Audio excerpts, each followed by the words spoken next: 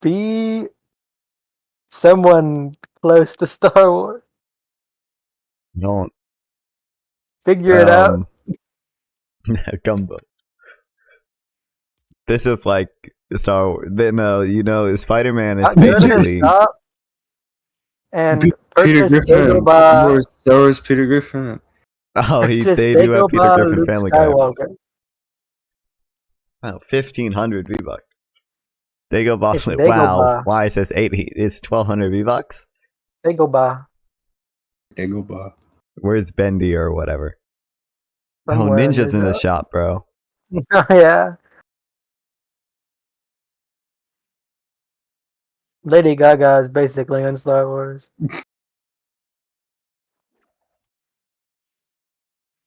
They're random basketball players. That's LeBron James. And LeBron James as a girl. Where's Bendy? I don't see Bendy. And also all the anime characters. Bendy's not real. He's the guy. Oh, I found him. Wait, no, this is Princess Fish. I want to buy Princess Fish. Not as much as Bendy. Oh, wait, dude. Oh, here is I forgot Bendy. I bought this guy. I don't think he's in Star Wars. No, but he's from a movie that probably has Star Wars in it somewhere. I think it does. Star Wars is Spider-Man from Star Wars? No. But he said it once. He did a Star Wars reference in He said Star one Wars. of the movies. He was like, "Hey, Mr. Stark, you ever seen that really old movie? Star Wars?" Oh, and then he did a Star Wars. Yeah. He did the Star Wars. He did the Star Wars. See, I'm pretty sure he said The Predator. No, that was the other No, he movie. said Star Wars. In Civil War, they did Star Wars. Okay, my bad. Yeah, Ant-Man. I remember now. Infinity War, they did Aliens, not Predator. Okay. The Predator was a boss in Chapter 2, Season 8. My bad, bro. I didn't play He gave you a stupid invisibility gauntlet, which sucked. Well, they added that again They later. did reskin it and to make it does the exact same. Guys, is Marshmallow in Star Wars? Marshmallow. It's The Rock in Star Wars? I don't think so. Spider-Man. Yeah. Relax. This guy's in Star Wars. I'm Darth Vader. That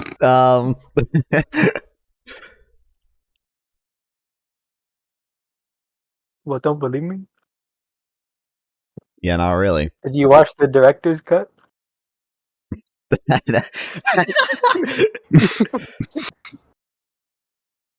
If I was a director, I would replace Darth Vader with Venom. Yeah. And instead of saying, "Luke, I'm your father," he would say, "We are Venom." Yes. I saw you got Star Wars. I mean, she got stars in her, but I'm just clicking stuff. He's Star Wars. No, he's not. I'm not gonna be an astronaut. You don't know, man. The Weeknd's in Star Wars. Is he? No. No. That would be crazy.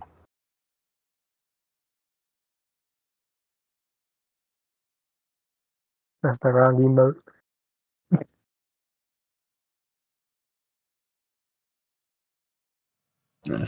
We love Logic. We love NF. Yeah, I don't. We love Eminem. I know one Logic song. It's You're copyrighted. not asking to name it. So it's muted for me. Because it's Logic. Yeah. Why he copyright his music? Hold on, I'm gonna look up a Logic song. He made "Sucker for Pain" from Suicide Squad, I apparently. love that movie. But 1,000 people made 2 songs in that movie, so I don't know how accurate that is.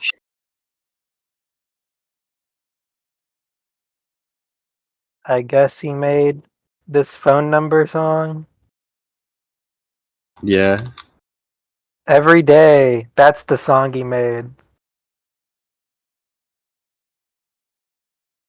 And I only know it because it was played during the Marshmello concert in 2018. This is coming from the guy who hadn't heard of Jid. Didn't know who Jid was till I told him about it. Okay. Jared, do you know who Jid is? Like Gideox? Nope. See, I don't know why you expect us to know who Jid is. JID. That sounds Spelled. familiar. Yeah, I got no clue. Name a song. He was in a Magic Jitty. Dragon. That doesn't Going tell over here. me. That's your own problem.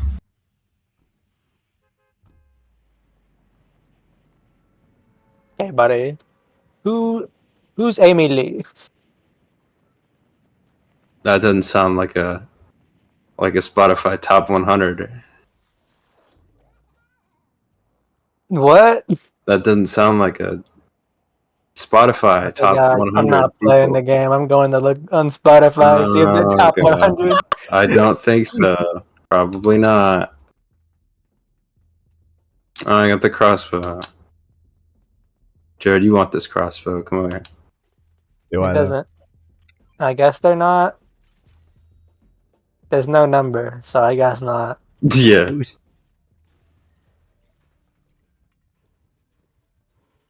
What did I have to do? Alright, jam here. What if I go to them by themselves, which is 14 million More less popular. monthly listeners?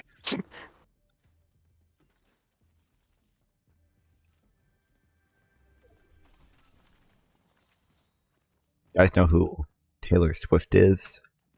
Yeah, man. Tell me. Who's the lady singer from Spirit Box? Tell me I that. don't know. What is? I don't know Spirit Box. Yeah, Wait, maybe I do. that's what I thought. They sound familiar. If only non-fun was good at games. Excuse me. I'm so awesome at Fortnite, dude. Never mind. I don't know who they are. Why are these still here? They've been here. I don't remember. Shit. You're running the place right now, man. Nah. Okay, you definitely were. Nah. You can't prove it. Make it Okay, better. awesome. I don't know if I want this crossbow. Give it to me. Oh wait, I can charge it. Wait, I can. Why can I emote together? What the heck? Yeah, I didn't know it did that when I bought it. Oh shit! Oh, we gotta head to Groom Gate. Now that you're here. So, are we gonna make it there before the bots kill the boss? I I'm don't driving know. there, There's though. bots. You. Hold on, there's an enemy. I missed. I gotta do damage while crouching. Guys, don't kill them. We gotta do damage while crouching. Okay, I guys, just you killed stun them. everybody. Boo! Boo! Yeah, you killed the last. Dude, one. you're That was throwing. you. That was you, man. Oh, I needed it too. No, never mind. Mine's damaged after Mantadine. You silly.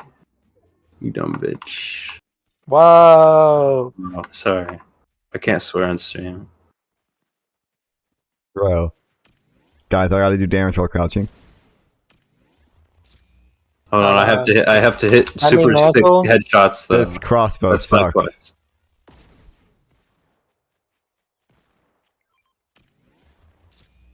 Perfect. Do you think it counts if they're crouched? The crossbow actually does a bunch of damage. You just have to hit them.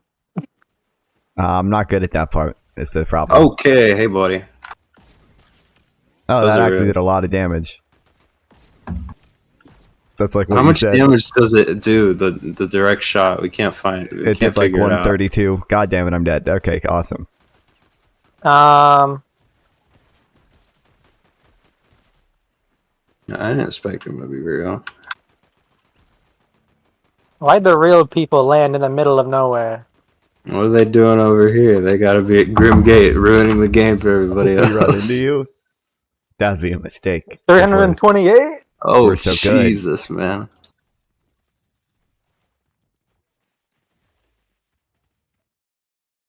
Hold on, I gotta swipe your status. What? Sodding? It be sodding.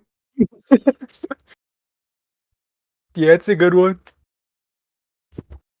I'm not. Gonna put that I'm gonna on. rename the stream It Be Sodding. Sodding stream. Guys, at 10 subs, we'll do a sodding stream. Do that. How much is sod? I don't think I can afford to buy sod with 10 subs. Sod your whole ass. Dude, 10 subs is like 20 bucks. I don't think I can.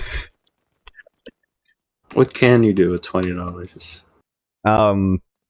Buy food. Gift myself more subs. Throw. I guess, yeah.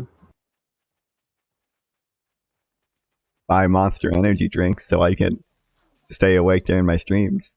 Yeah. Maybe like never normal sleeping schedule. Nah. No, but actually he's capitalizing on the timestamp because no one Exactly. streams on Twitch at 2 a.m. Bro, the No one's caffeine awake. helps me lock in, too. Like, I can drink my Monster and lock in, bro. Yeah. I'm in the map. What? What? Okay. Hey, you can jump out. Guys, I figured it out. You can jump out if the map's open. I was pinging. I was. Hmm. All right. I didn't believe him, so I opened the map and hit space, and I jumped out also. Well, my How much is a ping button is how also much my do you jump think a button, coffee maker because is? it's so Oh, simple. good one. Probably more than $20. I don't know if you want a Coffee $20 coffee maker? maker. Do your parents not have a coffee maker? They do, but I could have one in my room if I bought my own, which would be Yeah. awesome. Just move there. No, but they use it. They won't notice. I think they will. We do have a Keurig that nobody uses anymore. I was actually looking for it the other day and I couldn't find it. We might have thrown it away or something. Oh my God! There's nobody at Grim Gate. There's people landing. Oh. There's a lot of people here. Okay, right? but they're not Uh-oh. real because you landed first, right? I hope Um, not. I mean, yeah. Now I one shot him in the head. I can't find this person though. Oh, I found him. Okay, he was not real. Oh my God! You should have seen what it was like when we were playing. It was bad. It was awesome and playable. Exactly. So on top I of need- this game, exactly, this bro. place being the worst place in the game because someone can coffee's just so much go in the water cheaper. and run. There were also about 12 people landing here, and also teams landing at every other spot that you could land at around. But we're glad you're here, buddy. We really appreciate Yeah, your we value. need to the bot games. It is actually crazy how much of a difference it makes.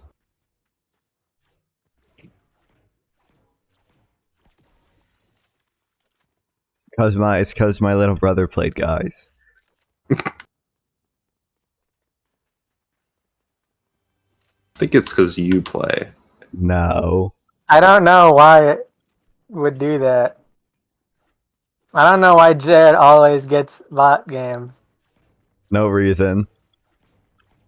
Well, I'm really I mean, good. we win, so I don't know why it doesn't like stop ever.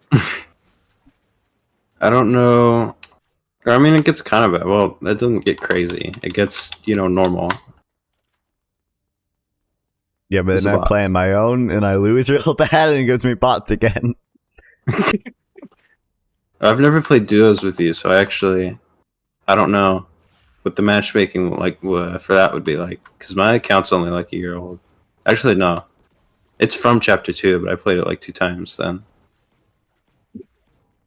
Doesn't Red Bull have the same amount of sugar as Coca-Cola? Dude, the monsters I drink have like 60 grams of sugar in them. Dead ass.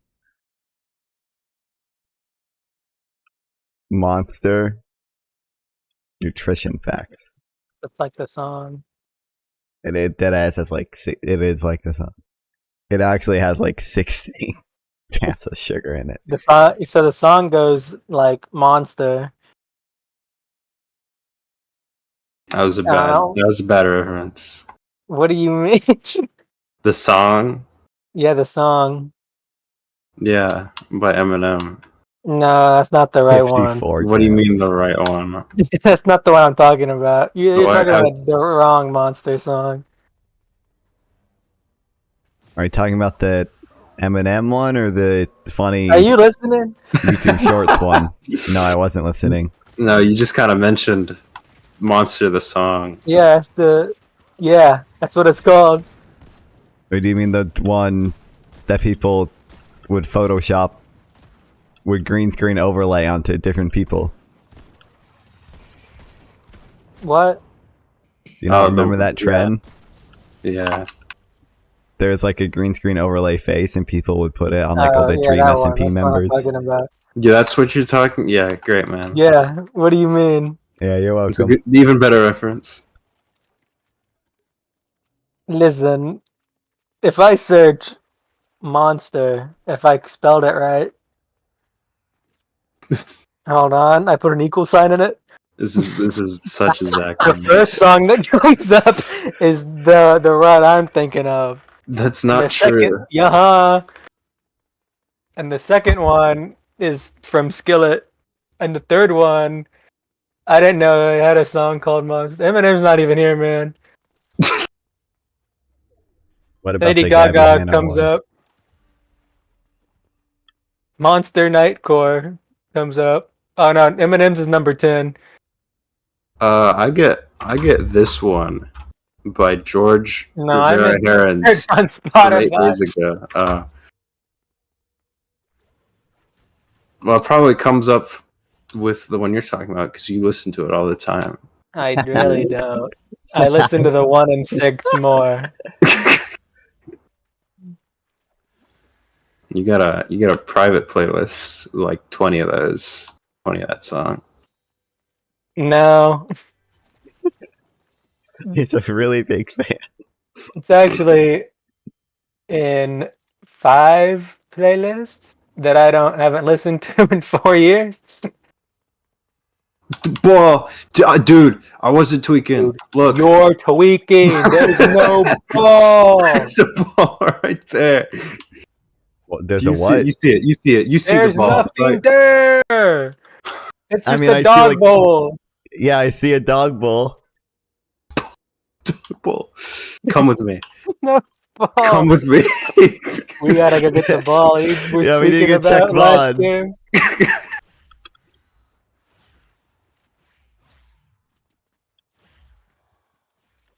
It's not in my head. It's not in my head. It's not in my Yeah, head. It's not in my head. tweak. I died, and he went. And he ran away, and then he's like, "Oh, There smoke! was I a gotta there was follow." a there was a There was a gas gas in the cloud air. that led me to And the then it ball. went to a ball, and there was nothing on the screen the entire time.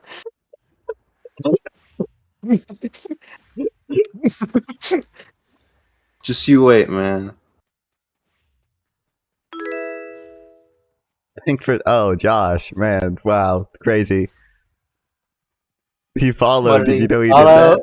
Dude, Oh no, You I just gotta got a new open his fan. stream. I was going to, but I don't have. I closed it already. Darn. That's not what I meant. But I mean, I Oh, wasn't well. gonna do that. Person. Okay, Hold on. person. Hold on, I got this. I'm killing them with water bending. Gas. Gas. Dude, literally Gas. right here. Gas. Jared's not gonna see it, but Gas. I gotta check out There's this gas. I gotta follow the gas. What's the gas? Ball. There's nothing on. There's nothing on the Tennis screen. ball. Tennis ball. There's no balls. Tennis What are you ball. guys doing? You guys. There's a tennis ball. There's nothing here. I gotta give him the ball back. you gotta go put the ball in the Oh door. my god. in There's nothing. I gotta give him the ball. He requires it. Alright, you have fun with that. I'm gonna auto walk and hope I don't die. Jared, maybe if you just listen to the gas, you'd open your eyes.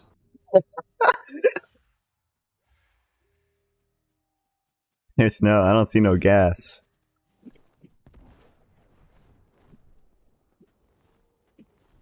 Open your ears so you can hear the gas. I see a thing that's opening. No. Then why is it going? Meh? Nope. Wrong thing. Are you tone deaf? What was that? That was nothing like the siren. It was exactly like the siren.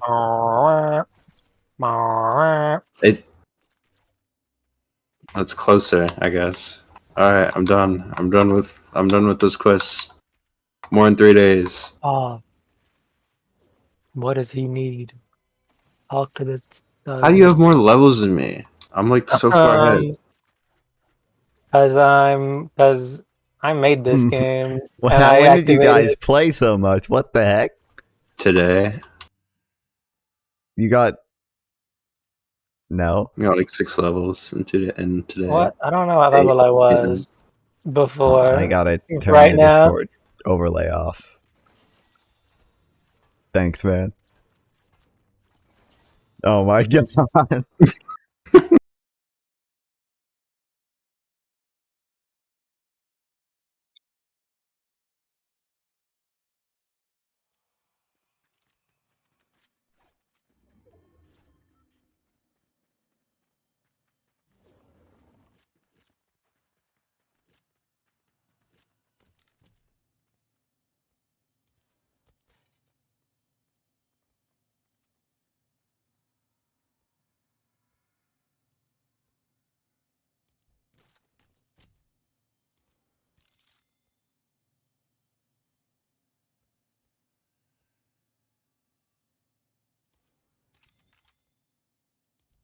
Where are you? Why are you like halfway in between? Me? Yeah. There's a fence in my auto walk. Cool. I can't run past it. Jared, using the wings is such a beta move. You should know this. Oh, okay. You're the lead. I'm gonna shoot you out of this guy. I mean, I'm just using them to get around. See, lucky for you, my Fortnite Zero Boot coaching sessions are like right now. Just like Venmo me. That's you. Wow, these bots Guys. are really. You didn't pick up the Star Wars gun. No, I didn't. I need to kill people with melee weapons. Hold on, there's a guy in the water I need to kill. God damn it. Shot him with my gun.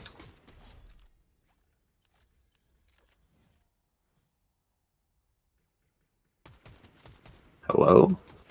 No, you're not real. He's mine. Stop it.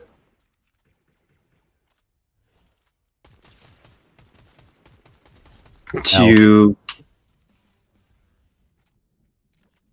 That'll cost you extra. Yeah, I'm not. I don't actually. I do have Venmo because my grandparents wanted to send me money for graduations, so I made a Venmo, and my mom told me to send it to them, and I never did. I forgot about it till now. She will join your group. Probably should, because then I could afford to buy Monster Energy. You know, I think the subs would be a better. This is an actual bot game. I'm enthralled. You don't know, bro. Please, give me this. Give me this. Oh my god, really? This stupid rock sucks. Thank you.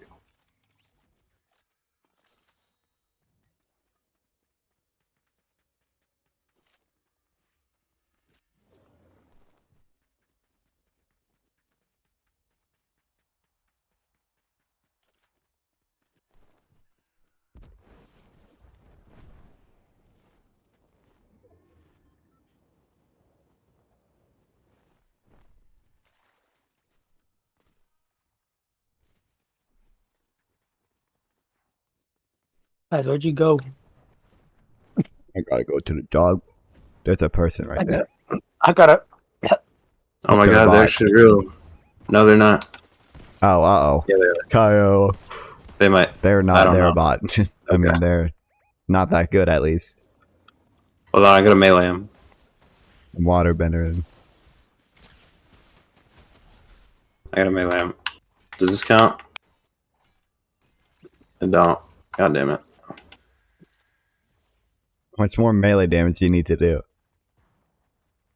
I need to kill them. Oh. They are bots. You're lying. Uh-oh. Okay, I had to reload. Oh my god! Uh-oh. What? Was that you? Maybe. I don't... Okay. Okay, well. Yeah. I wonder. Guys, I got free XP for destroying things. Cool. Oh shit. Also, the textures are phasing in and out of each other. Really? Thought you wasn't up. Yeah. Oh, these have crowns. Oh, they got crowds. Oh wait, guys, I'm not playing. Okay, one's down. They're not. I love your crown. I love your crown gamers, Jared. They are the best kind of crown gamers. Guys, I don't think they're real. That my They're full not, health. guys. They were not. What was wrong with them? Dude, that I don't was know like what a, you mean, man. They got me down to 4 health. that was so like a good. circus shoot. That was like a circus shooter, Jared. Do you see what they're doing? Just popping out from the sides. Slowly coming this It's way. banana, Jared. Banana. You Okay. took it. Nice. Okay.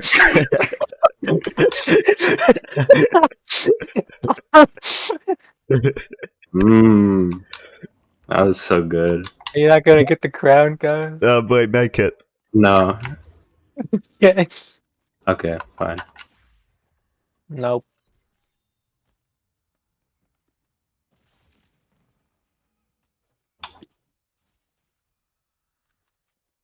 Oh shit, I need the bowcaster. I gotta purchase from someone. Relatable. Me when I live in America. Me when I buy consumer goods. No, that's in Fortnite actually. It's like a Fortnite thing. Is it though? I only buy in Fortnite. Hold on, I'm busy. I forgot. It's muted. What's a not silent emote? All of mine are silent except this one.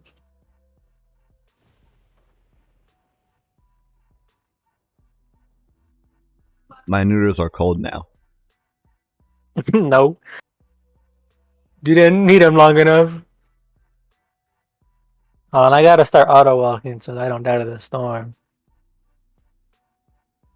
Yeah, hold on. Let me press the slow walk button. And then press equals. Okay. Yeah, maybe I should not walk slow. There's a rift here. No, that's gonna get eaten by the storm in 5 seconds. I think if you just got there, you'd be No, okay. I'm swimming. Where are these people at?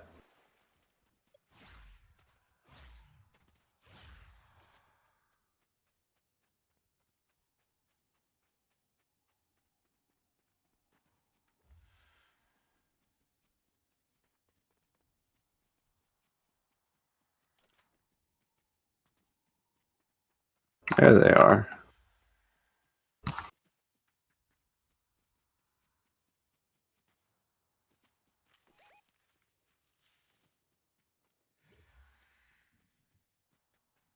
Are snipers still hard to find? For us most of the time, but it's not so bad. Okay, they've not taken my overshield out.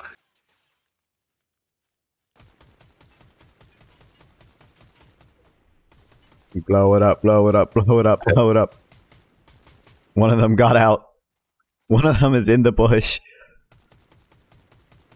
Oh, they Y'all left. got out? Oh my god, this thing sucks. There's one under the bridge. Because I can't use this stupid scope on this gun.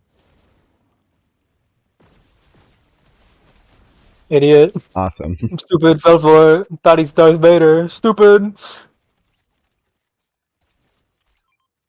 He hit me. Lightsaber, I gotta use this. Uh-oh, I'm being shot. Can I deflect with it? A little bit. I'm gonna stand out in the open, wait till they shoot me, and hope and see what it does.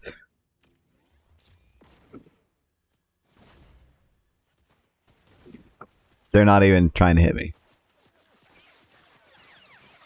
Oh, we have storm. Uh-oh. So I fell. Zach, get over here. No. I don't want to. We have heals.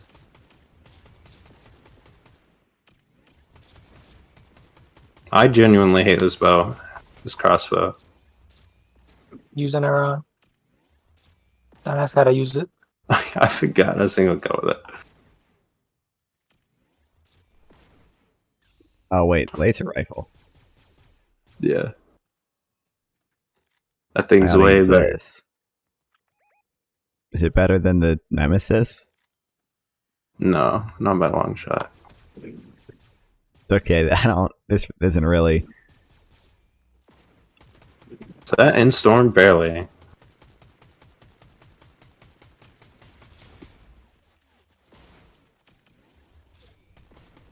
Okay, they're lucky bastards. Oh my god. They don't get their wall. I hit him. That guy has 50 health.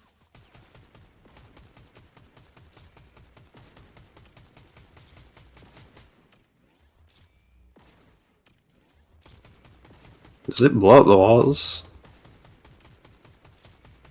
I do.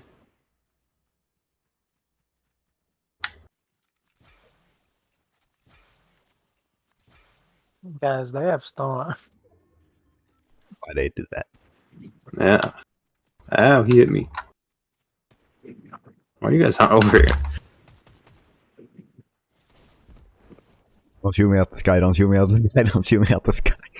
There's a lot of bullets going towards you. Nope. They hit me once. How do you hit me? There's some guy coming from our left, Kyle. They got Zach's skin. Zach, you traitor.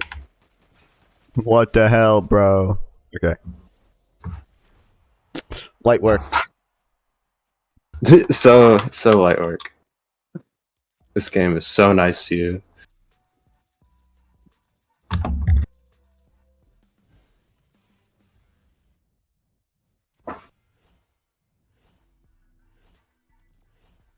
Easy game.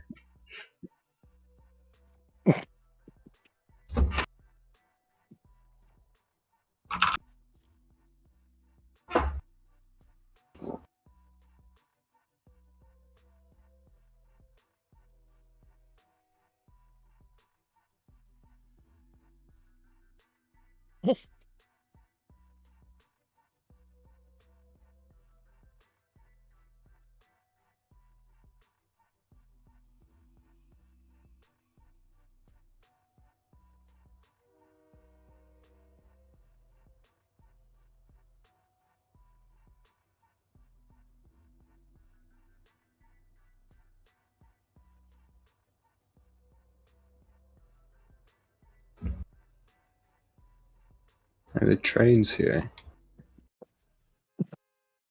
We stay in the train the whole game next this game. I just realized every loading screen is still the Fortnite Festival one. Or not. It's fine. Yeah, That's it tells me to go to the jam stage.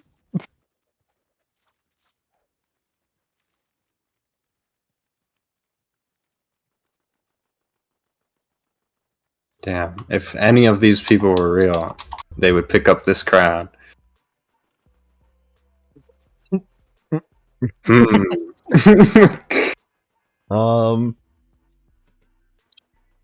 He sat down. He doesn't want your crown. Come here. No. I don't want it.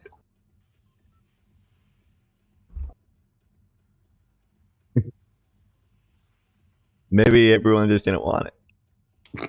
Maybe they all have you their were a own. bot. Yeah, they all have their own. This is a crown win only lobby. Why are there 5 new NPCs? Oh shit, we gotta go to the blue. Where's the blue? Oh, true. Where's the blue? I don't see the blue. What? Where's the blue? Where's the blue? It's supposed to be blue. Are you talking about? I see like a little blue thing over there. No, not that blue. The yellow thing. There it is. I don't see it. Oops. Hold on, where am I? Does this have something to do with the gas? Oh, hi, Hold on. Melanie. Melanie's here. I'm going here to get to the last 2 weapons. Okay. Oh yeah. Is that Guys, I'm not gonna make it to the blue. Go to the blue over there. Go to the blue and kill the Wait. stormtroopers so we get Chewbacca. You want me to go to the blue? Go get Chewbacca. Okay. He's I'm at the landing on blue. the train first, though. Okay. Which is going away from the blue. It'll wrap back around. It's yeah, it's to go around the whole map to do But, that, but Not the whole game. man, it took you a while to finish that sentence. It's like your Wi-Fi seems to be Huh? your Wi-Fi. What about it? I don't know if it's doing too well right now, man. What do you mean? I mean, you internet paused for like 10 seconds when you said that sentence.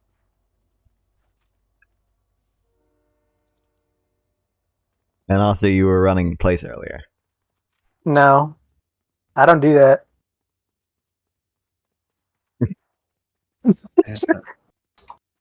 Prove it. You should have seen him in Genshin Impact. He was all over the place. No, that was you. That was you, bro. I have the better internet. That's not true. We have the same provider.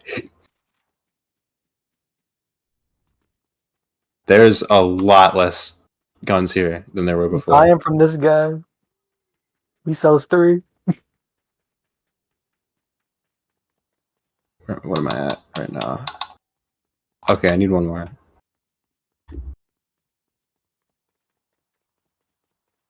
Why you throw it at his face? Rude. Guys, it's gonna take a while to get to the blue. Hold on, guys. I gotta go to the blue. You're not even that much further away than I am. I'm auto walking there.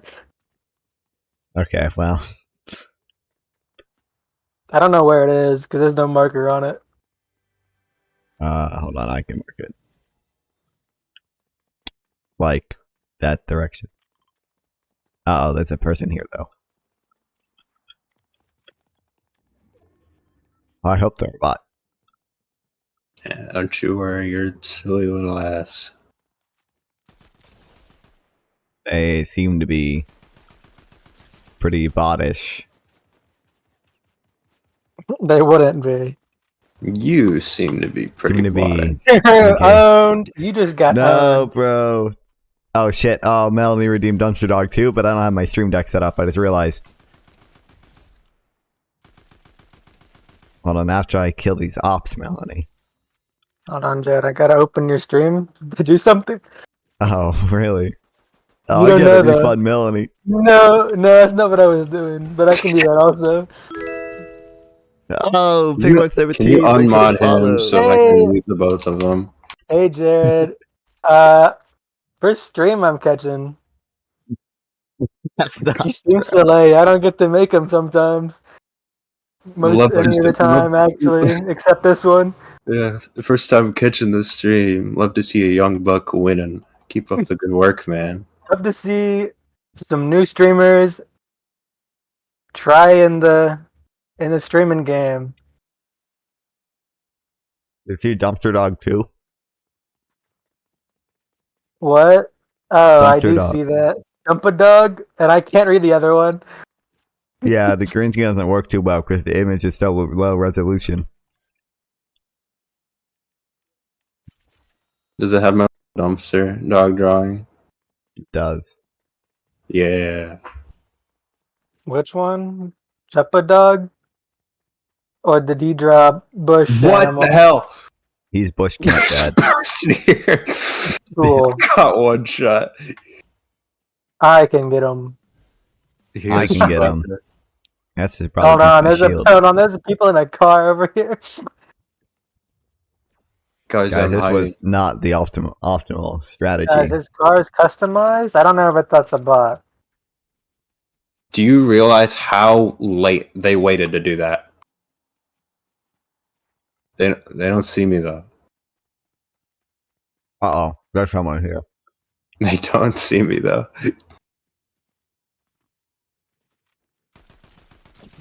Okay, they are a bot. Okay, they're auto-locking onto me from around the tray. Alright, guys, it's up to me! Jared, if they have Chewbacca. gotta reload. See, if you ended up the blue, that wouldn't have happened. Thank you, Poseidon.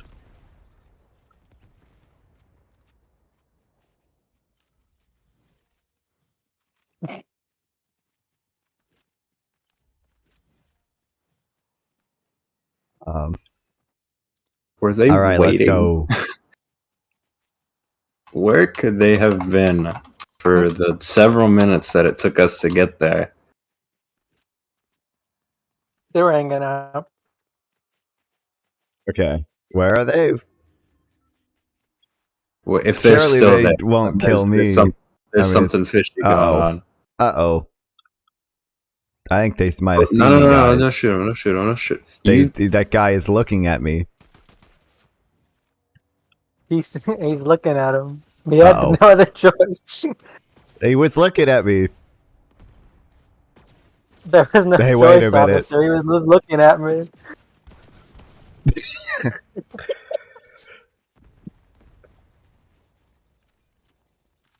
Are there 4 people on this team of 3? No, it's Chewbacca.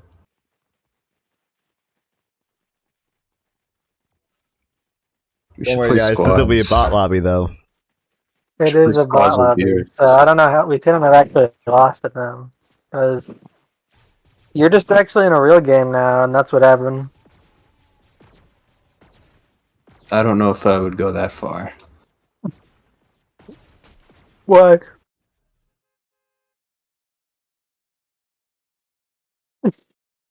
If you think about how many bots we see in our games, None of them. They're all real. yeah, How can That I is skip really forward bad. on little hype? but like not sarcastically. Just put it in 2 times speed, Melody. I don't. That is a really. I don't know why it does that. They shouldn't be able to do that. Jade, can you buy this skin when it comes out? This balloon guy? Can we have some subs right now, That's really chat? good. Let's get some dono exclamation point dono in the chat, so I can afford to buy this. None of my viewers like the Fortnite Here's gameplay, me. so they're not going to do that. But I'm pretty sure he's been in the shop like recently. I haven't seen them. Melanie's the only person watching a Fortnite gameplay. No, I'm watching because I had to fight Well. on 5. I mean, I followed you. Oh, that reminds me. No, never mind. We gotta go to blue.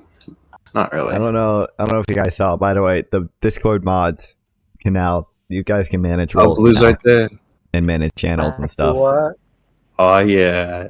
I'm not. Am I even a mod in your Discord? Yeah, No. I wasn't before. pretty sure you were. Wait, I don't think so. hold on.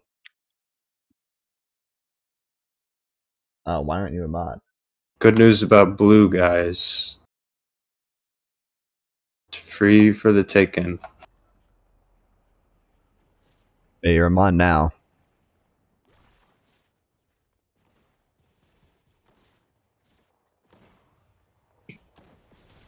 All right, we're gonna do a loyal check. So, the next few people to talk in stream chat will be exempt from a ban wave that we will be doing next Tuesday. I don't condone. I don't think that's gonna happen, guys. No, we're the mods though.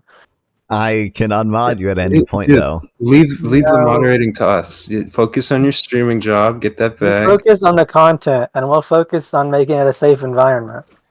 A safe Exactly. environment, right? So who are you? Yeah, So who are you planning on banning then? Giddy-ox. Okay, that makes sense. He's not in the Discord anymore. He got kicked because he kept fucking pinging him about when this stream is. Dude, he called me. I didn't answer for 30 minutes, and he called me on Discord, and I said, "Dude, what the fuck?" And he was like, "How would you feel if you messaged someone and they didn't respond for 35 minutes?" And That I'm would be like, terrible. Holy shit! I like this guy. He's dedicated.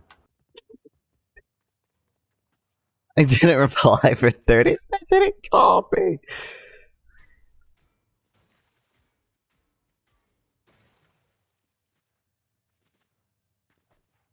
My game is lagging. Yeah, see, it's your fault all along. No. Here, we'll set up a system where if the viewers have any questions they want to ask you directly, we can give them a separate phone number. What's your mom's phone number? I don't know, actually. I know it starts with 336. That's all I know. Yeah, There's all a of them 4 in do. there Isn't that somewhere. Crazy. Got like a Oh, you 4 look like- somewhere. You look like Yoda. I have wanted to kill Yoda. Hello. He looks funny. Hold on, can you hear this? I can't hear What are anything you guys copyrighted. fighting for? He's leaving. Get him! Get him! Get him! Okay, man. Thanks. Yes. It worked. I don't know where he went. He's He's leaving. somewhere.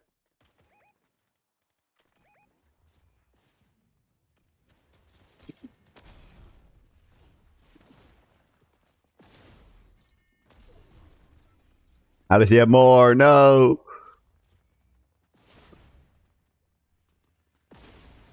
Uh-oh. Oh my god, behind me.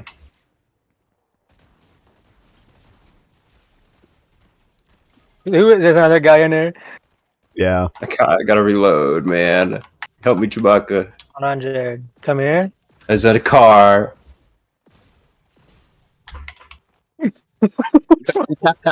No. Why would he do that? We were being funny.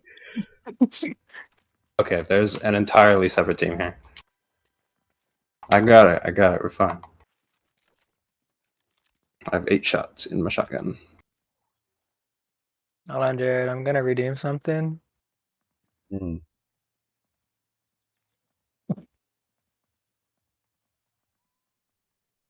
Vegeta reacts. Hold on, it's messed up again. That's not it. What if Bardock raced Kakarot? Hold on. Sometimes it autoplays stuff because it doesn't automatically loop, but it does automatically Can you play. play What If Goku Was Born with Ki or whatever that video said that was an hour long? So Thank God, damn man. Vegeta reacts. Can you turn the volume on for it? No. Oh, Melanie, thanks for the follow. Wow. Yo, it's their first time here. Not. Yeah, it is. How would it He's a not be? mod. No, For that guy, I have no ammo. that was auto modded us. Not a mod. Guys, I'm That popping doesn't off. even make sense. That's not how that works. Yeah, it automatically modded us. That's in its name.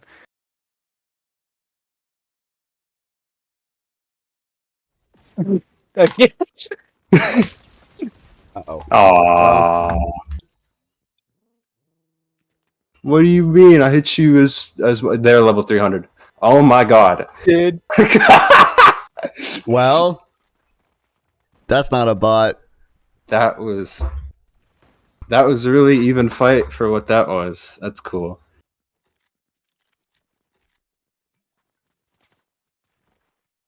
But even the 300s in your lobby, Jared, are just yeah, they normal weren't people. that good. This is crazy. Melanie, you're not new is the thing. What was that? What did you just do? Me? Did you see that? No, you did a crazy little slide thing. No, I'm watching Jared's stream, Okay. which is the gameplay of us. So I don't know how I didn't see it. Well, Vegeta is on most of the screen, but do the print walk. Yeah. I don't want to see you twerking, Kaker.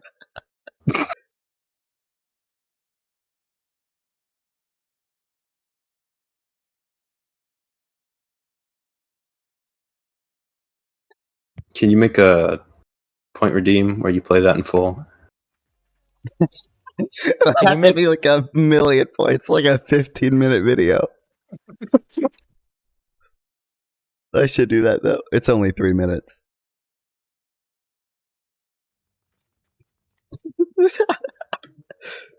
I should do that. 10,000 points. 10,000 isn't actually that much, but Yeah. Alright, well we did go to blue. We gotta go to blue again, though. Do we? No. Okay. Where's shadow briefings? All over the place. Yeah, The it's like- laptops. I know where a couple of them are. There's one here. I don't understand how you got 2 levels ahead of me. We've been the same level, and I was farther ahead in the quest than you were. Um, oh my god, oh, Vegeta reacts, really? just low or something. I was like 20 levels behind you or something. You got the boost, and I don't got the boost. I don't have a. I mean, even it's not here. Even you should have the boost. Everyone gets the boost every day. I didn't come with my Fortnite account. I won with the.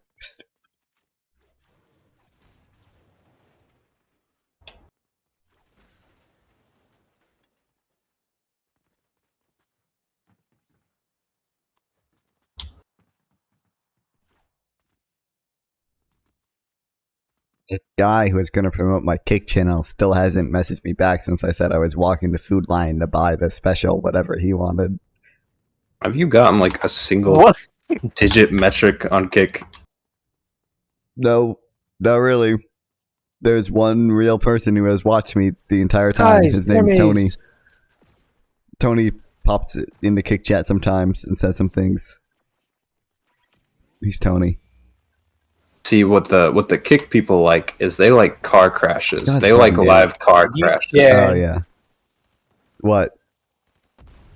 They're the person, right? Okay, they're not. They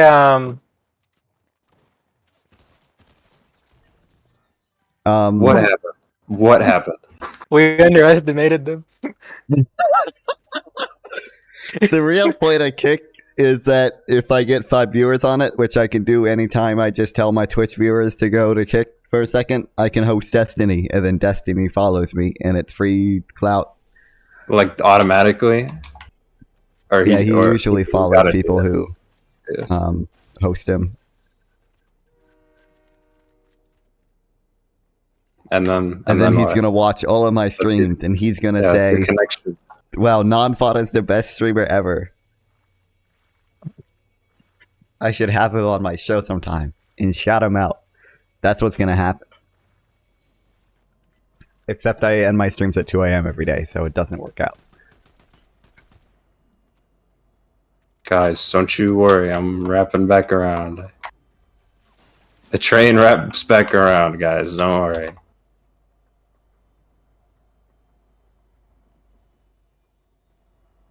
Might be a while. Yeah. You'll get there though. What's your status? What's my Wandering status? IRL. You are not wandering IRL He's right now. doing a lame default one and not Okay. it And be not side. it be sodding. What about Fine. Grumbling? Fine. God.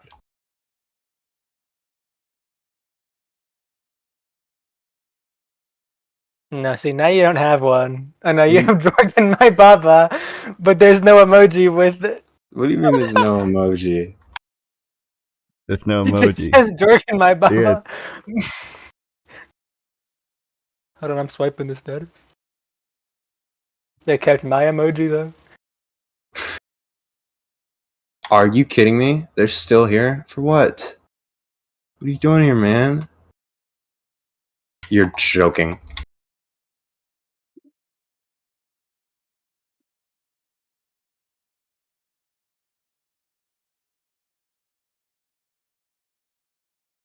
This is a joke.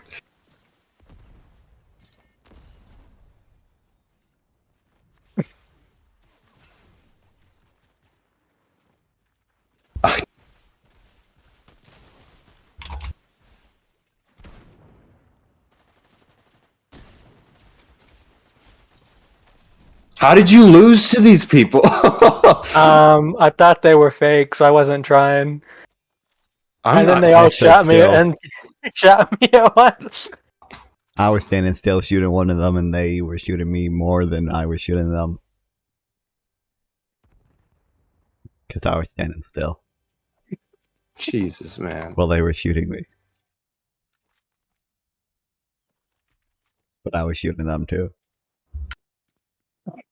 But they were shooting me a lot more than They had more bullets. and more people, more gun, more bullet. Not by this much. Well, they also have more people and more gun than me. You're crazy. I was more. No, but you're Those are trying. bullets. We Need weren't. more We weren't. bullets. We weren't trying. We were Bigger slowly walking weapon. towards them. Guys, I'm so washed. Hit one.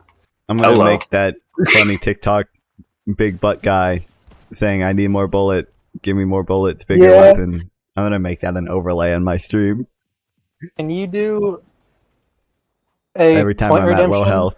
where you add the that glizzy guy that from the TikTok lives onto the stream? Yeah, There we go. What? I love the fucking. I don't remember what he called himself. He was awesome though when he did the double glizzy mode. Double glizzy 5,000 or whatever.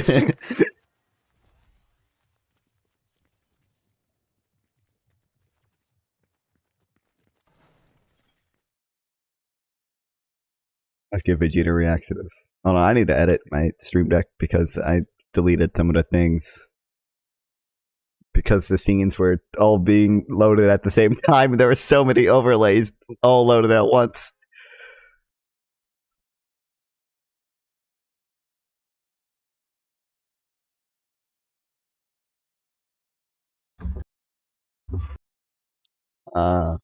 No one really redeems the Fred zone. Your So I'm gonna stream's put really the behind. present on this page. Is it that behind? For me, it is. I don't know if it's actually that behind. Shouldn't be that far behind. Twitch is usually I don't pretty know. good. We just got killed and Titus died in your stream over me. I think it's only me let me check. because it freezes when I tab out of it. Twitch is usually good. YouTube is not good ever. Oh, Vegeta's on the screen. Uh, If I pause No, it and it's hit play, it'll probably not fix that. it. It's look, not that that's crazy. It's a few seconds behind, maybe. Yeah, see, I unpaused it, or I paused it and unpaused it, and it fixed it Yeah, mine. because it was free. I am streaming 4 times, so you know. Well, I'm not watching 4 times. Well, I know, but I'm streaming to YouTube, YouTube Shorts, Twitch, and Kick.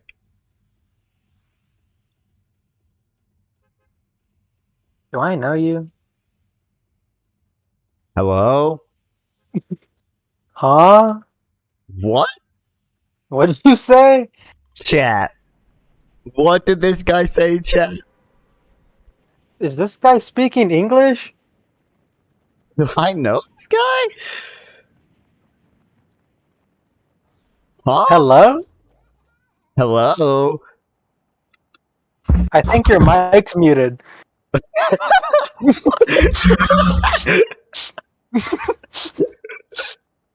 Hello? I don't speak that language. No hablo español. You clip that? Yeah, don't clip that. Melanie, clip that. Yo. I don't think Melanie knows how to clip. It's so complicated. You can't. You shouldn't even like begin to figure it out. It's not that hard. No, it is. Yeah.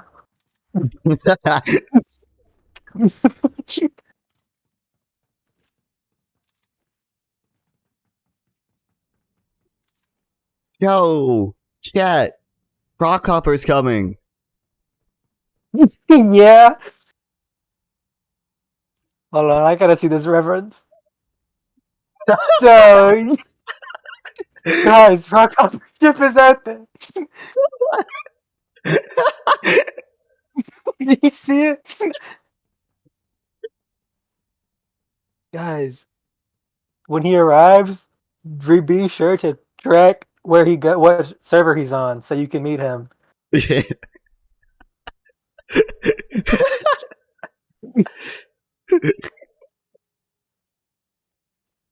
Melody, clip that too. That's the wrong emote. That's totally the wrong emote. Hold on. Give me a second. What's a Rock Hopper emote? Pretty sure there's a pirate emoji somewhere. There's so many emojis. Dude! You cannot shoot Rock Hopper like that. No! Guys, Now he's never gonna guys. come. Look! Rock Hopper!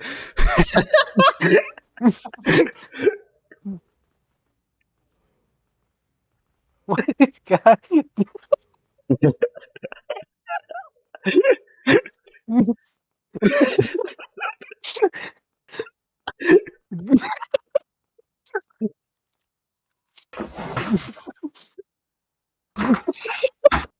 Sarcasm back.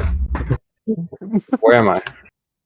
I think for a Fortnite, Epic Games employee sent a AI to your computer. Did he? You opened one chest and not the other.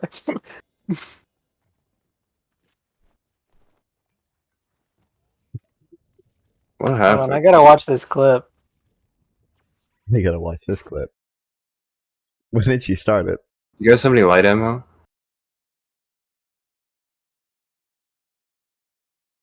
Speak that language. That is not available as the VOD has expired. No hablo español. No, Melanie, you weren't supposed to clip that. Oh, another clip. Another clip. Name the same thing. Guys, No, when he there's a two. arrives, Marlene clip far enough back. It didn't catch me saying the funny rock opera is coming.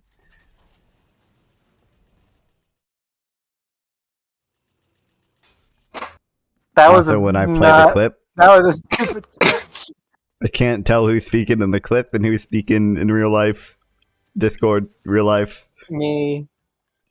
Hello. Hi. Hey guys. Hey guys, what's up? It's me, Non-Fun here. Welcome back to another Fortnite video.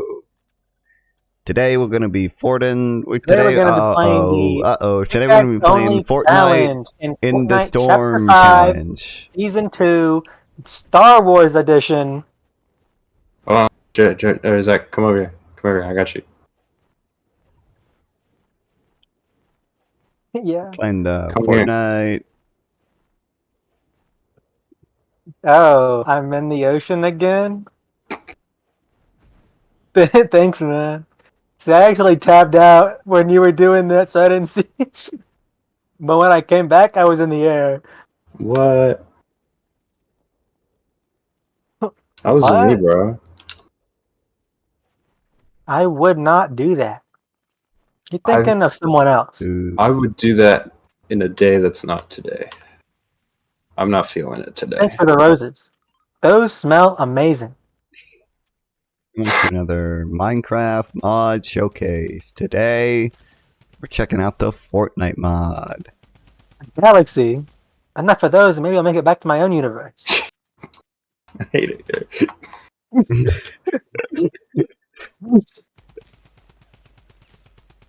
I don't know what else he says.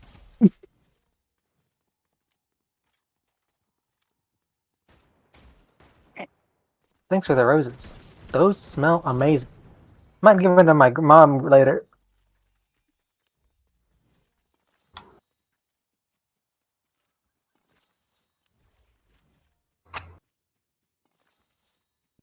Thanks for driving the car over here, not picking me up.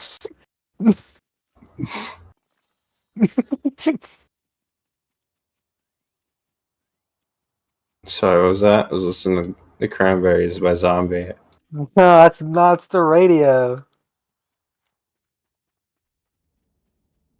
Oh, there's a bunker there in the way of my car. Oh, did you see that? It's not Did you see that? Did you see that 6-foot not bro? stupid.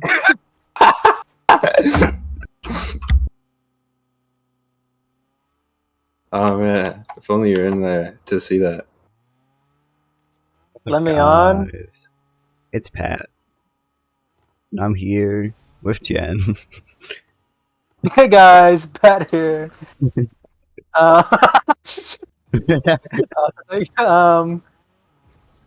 Jen, today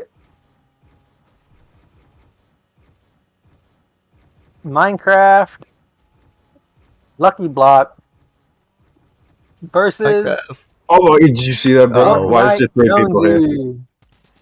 Never mind. It's fine. Today we're doing Lucky Block or Spawn Challenge. Battle Royale mode.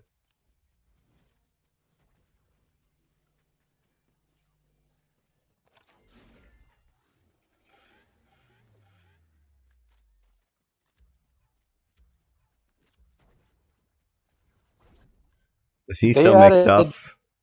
Who? Popular most. Didn't he? I don't know. Didn't he make a he new channel and he Started a said like, podcast, yeah, if he hit, I but I remember don't he know had like how a far goal that went. that was like, uh-oh, this company killed their game. Helldivers 2. I gotta add this to the stockpile for later. He really didn't. I know. That's what Ludwig said. You have to make a free account and link it to your Steam. That's all that they did. That's annoying, though. That What is was his? super What's his annoying. new channel? I don't remember. I remember Well, he had like a hold on, goal, hold on. like let's reach Hold like on. 10 million subscribers, and I it's like found it. no one. Popular MMOs Jesus podcast. Okay, so he hasn't uploaded in Okay, 5 so months. he made one video. No, he first. made First 8. IRL pod. Okay, I thought it was just his What? first podcast. No, that was his last video. The It's his latest first video is the real first one. IRL one. Okay. This popular MMO's life story. I brought a crazy girl on the podcast. She's at the other guy's house. It's really loud. Melanie, it's not 3 a.m. You're lying. Yeah, I was told. I think she left already. Dude, how is his audio quality so bad? And his video quality too. No, it's only 2 viewers.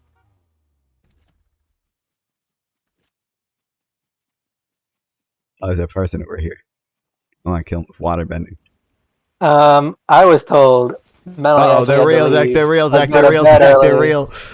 Hours ago. It's like No, they John wouldn't Wick. be real. Oh I don't no, have. there's. I don't Zach. have anything. You guys got pranked so hard. I died, and I told them where you were.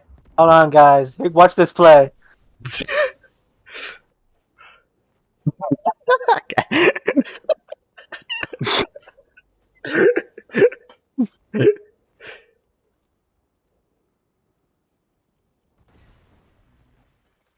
I didn't mean to break that. Now they think I'm gone. Hold on.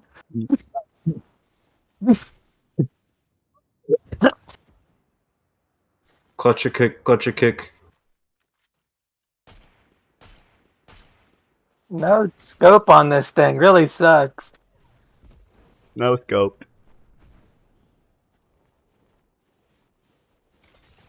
Okay, cool. Hey, I gave them that. They took that from Repeat me. what? Oh,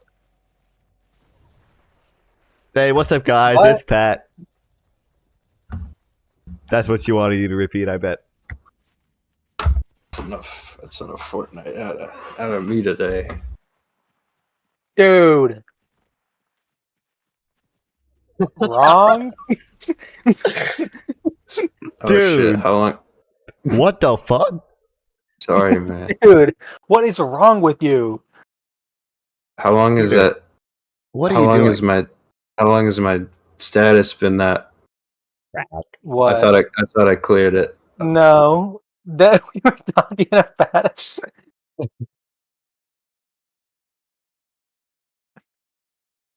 I go to Glider Slurp series. But she slurp on my series. Till I glide. She glide on my series till I no. She glide on my slurp till I series. I don't know. Yeah. Can you Okay, can you name something else? Oh, I got a really good query for you. On a scale of 1 to 5, how would you rate the following screen? Settings.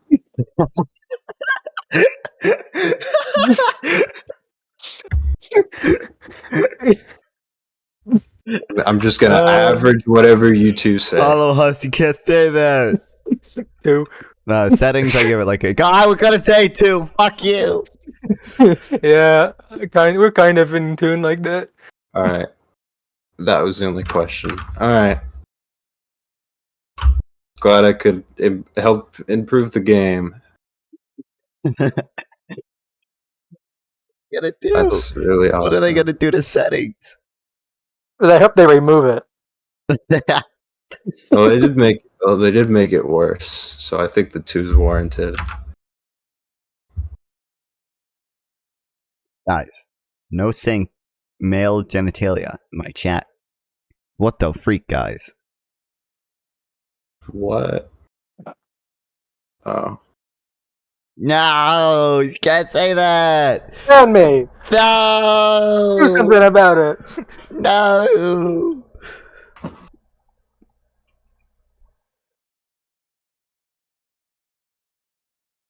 What Hold the on, freak? What was it? Yeah, the duck. What That's about the the duck duck? that makes you go to sleep. That's I'm wild, not gonna dude. do that. It's the duck that makes you go do something else. That's the duck that says The "Bye different duck. chat." Bye chat. I'm translating for him right now. I don't think chat said that. I'm gonna do it. He's gonna do it 2 more times. He says That was not two. he's gonna do it 1 more time. He's He a long says, quacker. That's not how numbers work.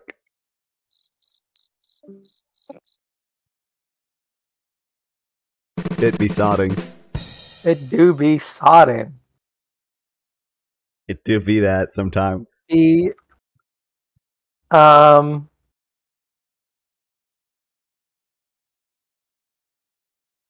don't know. Melanie, if you're still in chat, what did she do? Red zone. Why is Fred zone broken? That's an awesome overlay, man. It's the Fred zone, bro. That sucks. What do you mean it sucks? That's awesome, dude. It's so pixelated. Yeah, the picture of Frederick is really low quality. Hear me out. Hear me out. How to make it better. You make each and every fish also spin.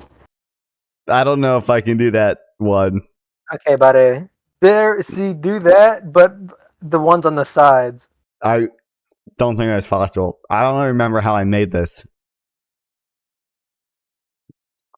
I think I uploaded it to some GIF maker website, and this is one of the default presets. That's the wrong button on the edit menu and kept it. This is the Fred zone, bro.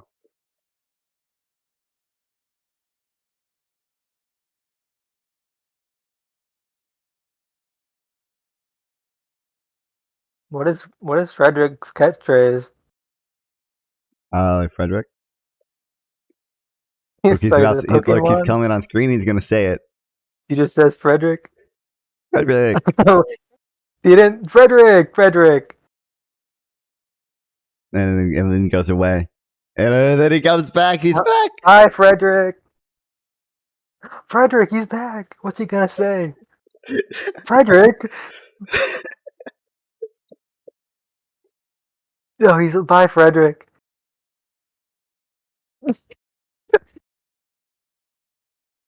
This is what Frederick does.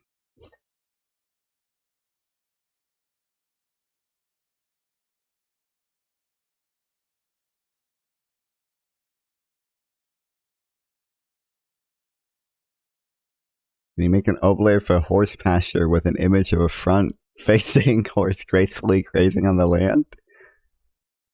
It wouldn't even an overlay. That's just a picture. What would the What would? where would the Fortnite horse- be? Where the horse hungry would would the a Fortnite? horse How? if it could eat?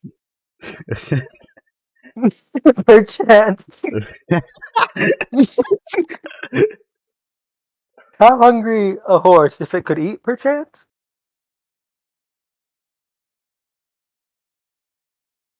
Guys, remember last night when I said I would make the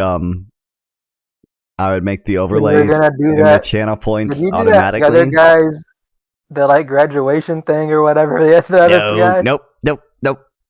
Because I'm working on my own stuff, and then when it comes time to work on my own stuff, I don't do it. I never made Cool shorts own like I stuff you're wanted to. working on right now.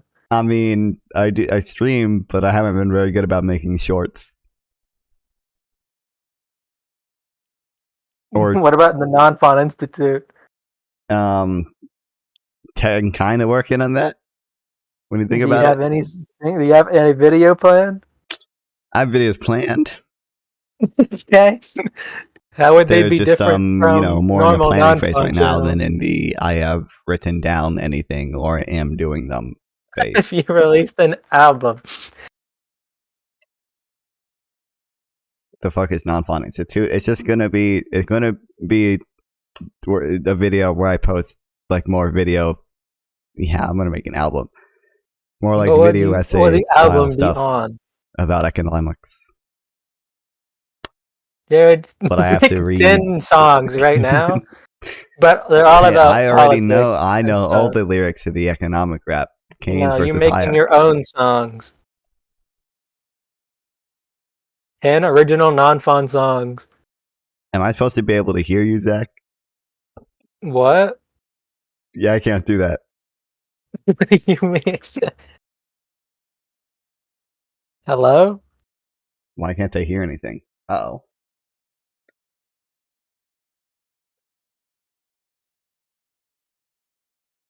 Hello? Hello?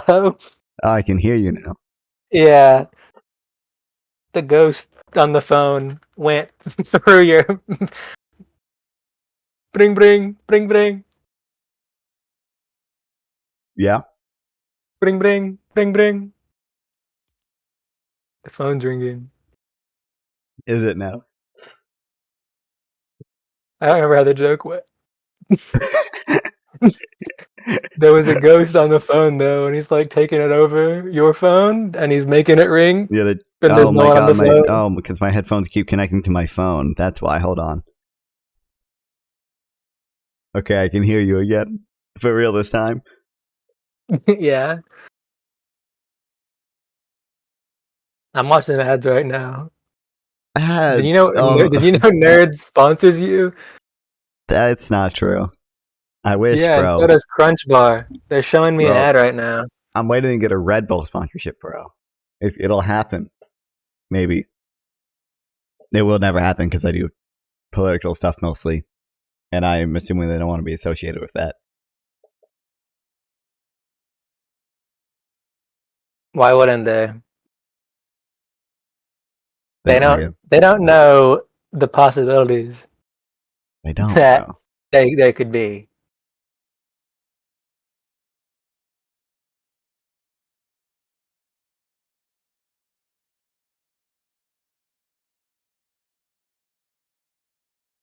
Well, I gotta film some reaction content now. Of what? Even boring stuff. That's Of this- right. Yeah. Oh, I only have What? Of 17 followers on Kick now because some of them were bots, allegedly. But I mean, I bet the people that came in here saying, DM me on Discord and I will grow your channel. Why would they be bots? I thought they were real.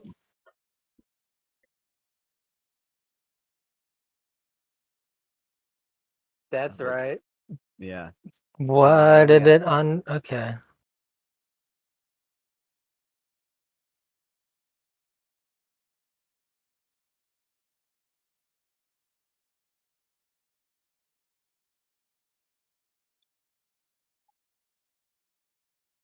Hello? Oh. Hello? Fixing my shit. Hello?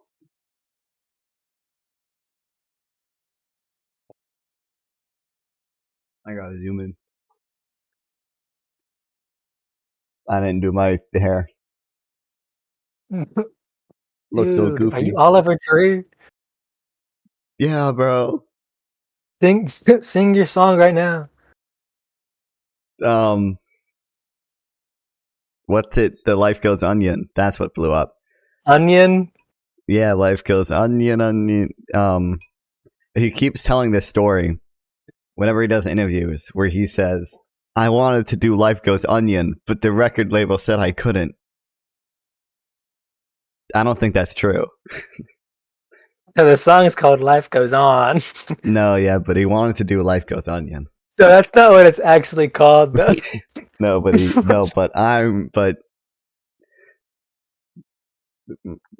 but he wanted to do Life Goes Onion.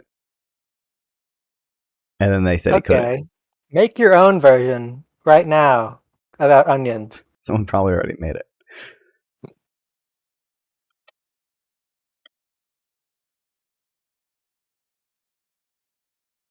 Yeah, someone made it.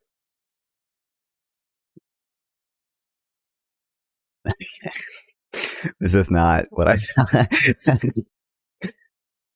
Life goes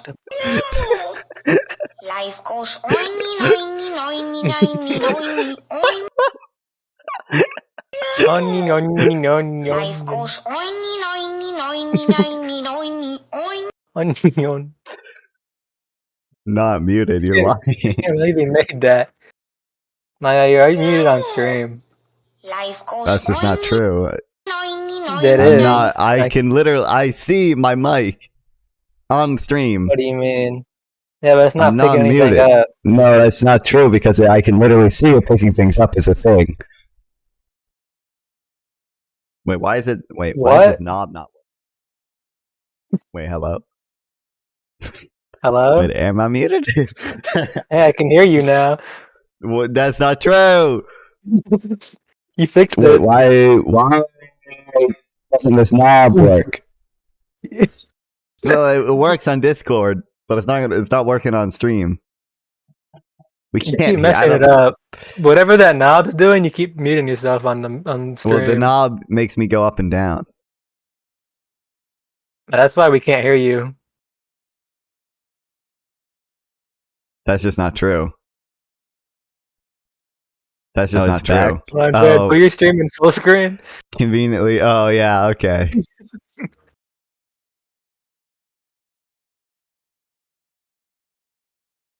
Yeah. Okay. Now do something funny that everyone does when they open their stream. It's not gonna work. You can't even like. Even if I wave my arm, like it's not gonna. Like you're barely gonna be able to see it. I can move my mouse a lot, and it'll.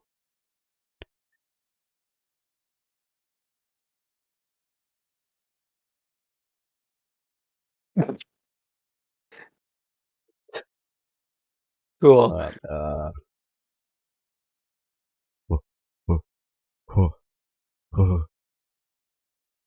What?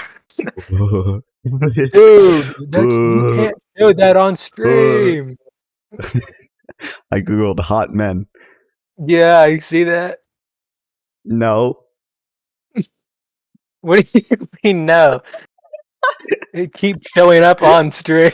It's showing up No. like 3 times. No.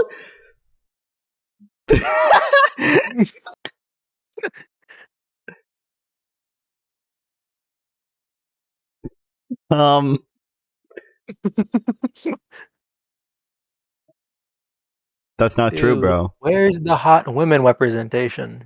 I'm worried if I look up hot woman, I'm gonna get This banned. Misogynist stream. No, that wouldn't happen. Why is my? I don't. I need my webcam to be better. My webcam's my phone, by the way. Put it through distortion. But is this too far zoomed out? I Mirror. feel like. That's not too far zoomed out, I guess. Yeah, distortion mirror. Remember when we And- laughed really hard at "Don't Hug Me, I'm Scared," but it's mirrored? No. I do. Okay. It was really funny. I'm gonna turn on Frederick, and it's gonna break everything. Turn on Frederick. Which one Fred is it? Zone. Fred Zone. Put on Fred Zone. I remember laughing at the Mario movie. And when you asked what I they were said at the nuts. pizza place. Yeah, Arnie's icy. But all I asked is what you said. I can't actually tell what overlays are on because That's my Streams pixelate. no. Um. It's getting worse. Mm. Oh, it's Penis on on screen. stream. Jared, did you not see it? I don't. One of the hot men is not safe for work. You actually cannot tell at this point. Well, you could earlier, and I'm gonna report your stream. I don't even think that's true. What do you mean? I mean, I'm looking. I just reopened the tab, and I'm looking at this, and I don't see any. I don't see any penises. This guy does not understand jokes, chat. This guy, chat, something's wrong with this guy. Make fun of this guy. No, bro. I'm a funny guy.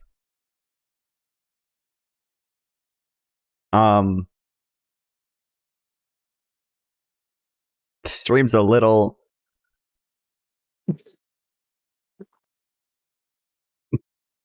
Can you put the rating on this tab, but like drag it around a little bit? The what? Whatever you're reading, or yeah, you're watching a video. Put the video in the middle of Fred Zone.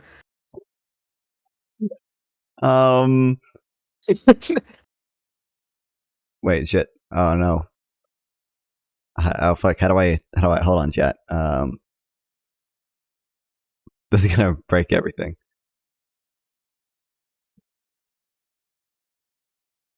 Yeah, because I want to open this Amazon tab without docking myself.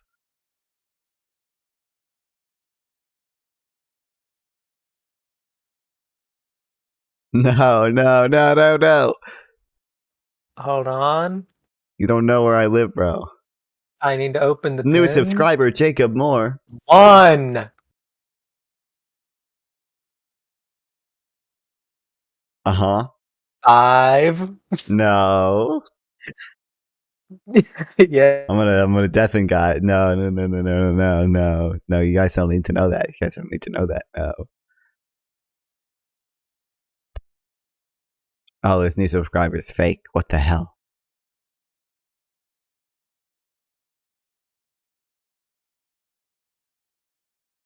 Got anything else to say, buddy? Look. No.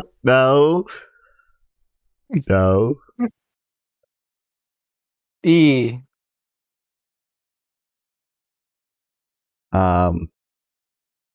Yeah, you were deafened, Embrace. so you didn't hear when I said the rest of it. Yeah. Okay, well, Yeah. I'm about to watch this, but before Yeah. I do, I don't know I'm what this is. it's like a debate that someone had. Mhm. I've heard Destiny does pretty well, and he did pretty good in the first 30 minutes in one of the Twitter clips I saw. Uh-huh. And it's kind of evidenced by the fact that before they released the debate, they released a reaction to some parts of it where the other guy did well. I should Uh-huh. react to Hasan reacting to it. Yeah. I should. Free view. I can upload it. Jared Nonfon dunks on Hasan epically owned. Do that. Watch me. It's gonna get so many views, bro. I'm waiting. Okay, well, I'm gonna go fix my hair. Actually, while I do that, you can entertain the chat. Okay. I trust you. Oh. Can I Alright, play go. copyrighted music on stream? No, you can't do that. Dang, I'm gonna do that anyway. God damn it. Oh, I gotta throw shit away. Okay, I'll be chat. What do you guys want to hear? Entertain them.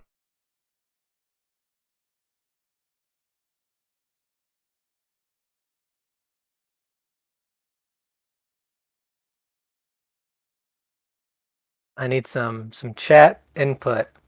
Anything. Okay. Um Let's find something.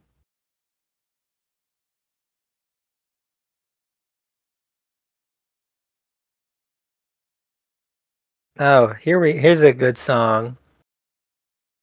There's an ad. Hold on.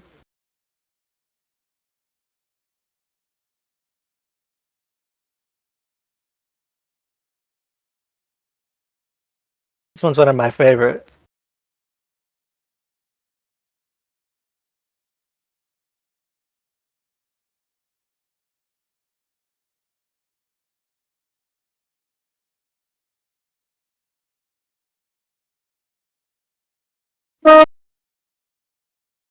Hold on, let's not. Hold on, chat. Technical difficulties.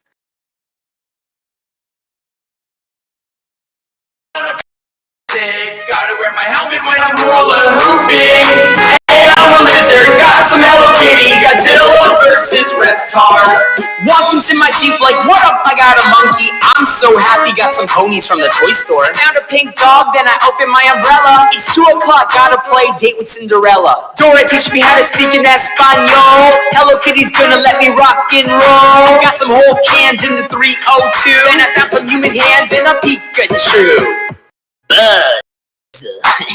Hey, Teenage Mutant Ninja Turtles! So I grabbed the bouncy ball and threw it over my head. Found a really angry bird and then I tried to steal Fred. These babies on the box make me really wanna cry. Or hit a golf ball straight into the sky. Riding through the aisles, getting dirty looks from guys. Buying new flip-flops, I think these are my size. Hello there, Sonic. They call me Spider-Man. I play with lightsabers and I live in Japan. I fly through the store on my belly like a penguin. A zebra tried to fight me, so I attacked him with a platypus. Then he came back and I blocked him with my shields. I know how to fight. I watch WWE. I hit my knee, playing in a sandbox, disguised as a turtle. He'll eat you. I'm on a pogo stick. Gotta wear my helmet when I'm hula hooping. I'm a lizard, got some Hello Kitty. Godzilla versus Reptar. I'm a pogo stick, gotta wear my helmet when I'm hula hooping. Hey, I'm a lizard, got some Hello Kitty, Godzilla versus Reptar. So I grabbed the baby bottle and I gave it to my cow. He's really extra soft and he knows how to meow. I'm riding on a train and it's taking me to Rome. I even named my tricycle Jerome. People call me Josh cause they think that's my name, but have you ever ate a sandwich while playing board games? One Direction is my life, and Barbie is my wife. Get over here, Ken, got $100 to spend. I'm at the toy store having a really fun time. I'm at the toy store having a really fun time. So was playing with Barbies, I really wanna go and eat KFC. Everybody's gonna come play with me at the toy store, I don't like to be alone. At the toy store, where are my friends? Where are my birds? I'm about to eat every single one of these eggs. My mom just texted me to buy her a burger. I'm at the toy store taking naps on the floor. I need new socks to put in my drawer. It's so empty. These socks are so hot. I want this and I want that. I am looking for a cowboy hat. If I were a princess, I'd buy this coupe. My mother really likes to drink turtle soup. I really like turtles, but come on, I ain't sipping that. When it rains, I turn into a house cat. And if I get angry, I'll name myself Pat. Cause we all know I'm secretly a vampire bat. I'm on a pogo stick. Gotta wear my helmet when I'm hula hooping. Hey, I'm a lizard. Got some Hello Kitty. Godzilla versus Reptar.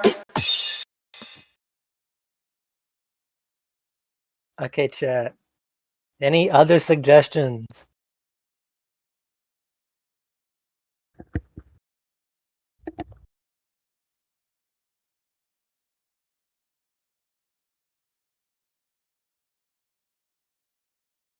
What does that say?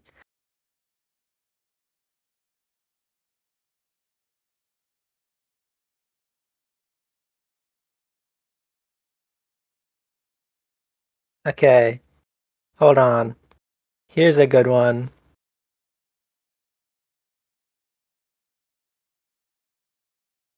That I bet no one's heard before.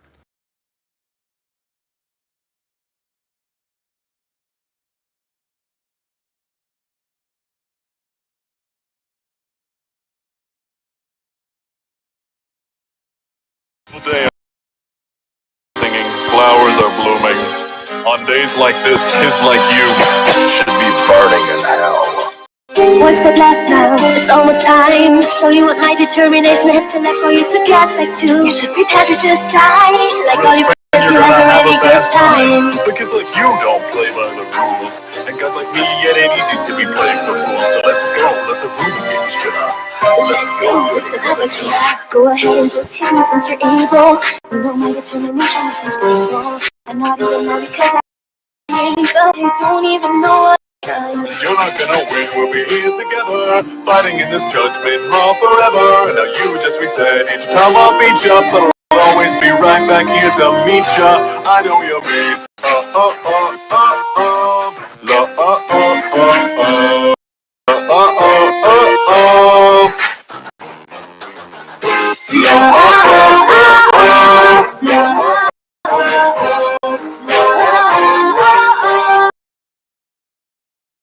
I know who you are.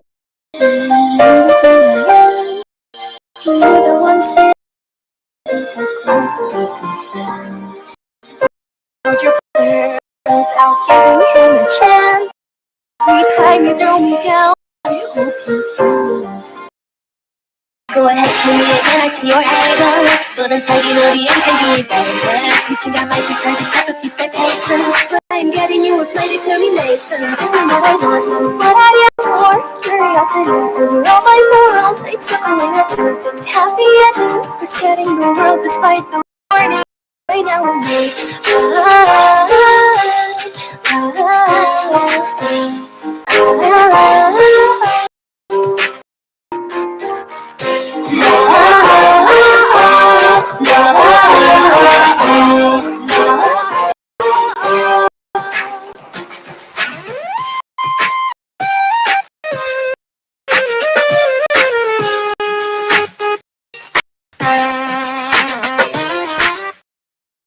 Okay, intermission chat. This song's a lot longer than I thought it was. We're gonna play something else.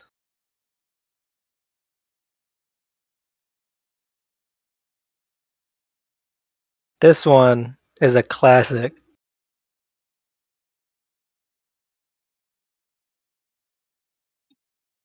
Oh my If- god. I'm back.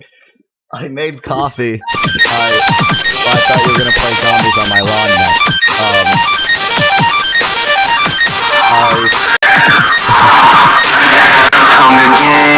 Games, I wanna win, I win it all. Okay, I wanna win all it's day.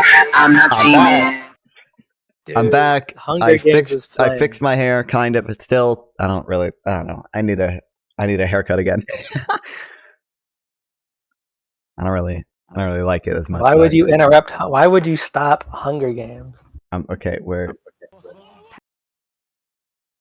I'm reacting to this. I'm doing okay. I'm doing politics now. Okay, but okay. What's going on, chat? Let me switch it to Vrood.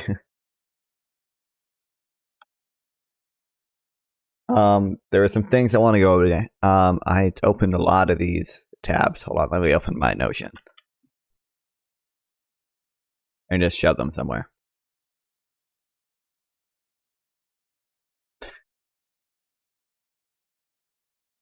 What's the date? 5-3. Well, it's gonna be 5-4 soon, I guess. But this, which I guess I have to open as this because my paywall thing didn't get around it. Other case for Joe Biden. That. This. This. This. Okay. Got all that. There are also some.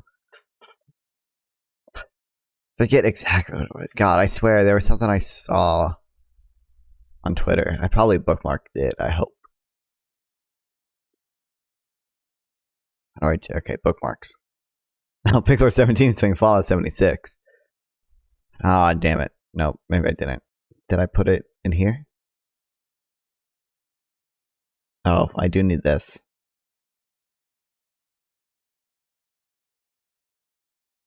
Okay. I might play Fallout 76 too. While reacting to this. I did see the first 30 minutes of this debate. I had pre-watched. I saw Destiny was doing pretty well. It seemed like. I don't think, because of like the nature of sort of this type of debate or whatever, like I don't think he was able to respond to all of Omar's points as in depth as he probably wanted to. And the same thing on Omar's side. It seems like it started off as like a pretty surface level conversation when it comes to like all these different topics. So no one was getting really pinned down on anything. But I wanna watch it, and we'll see. We'll see what Hasan. I want to know what Hasan says about one point of it. I feel like Destiny argued. The clip I saw on Twitter.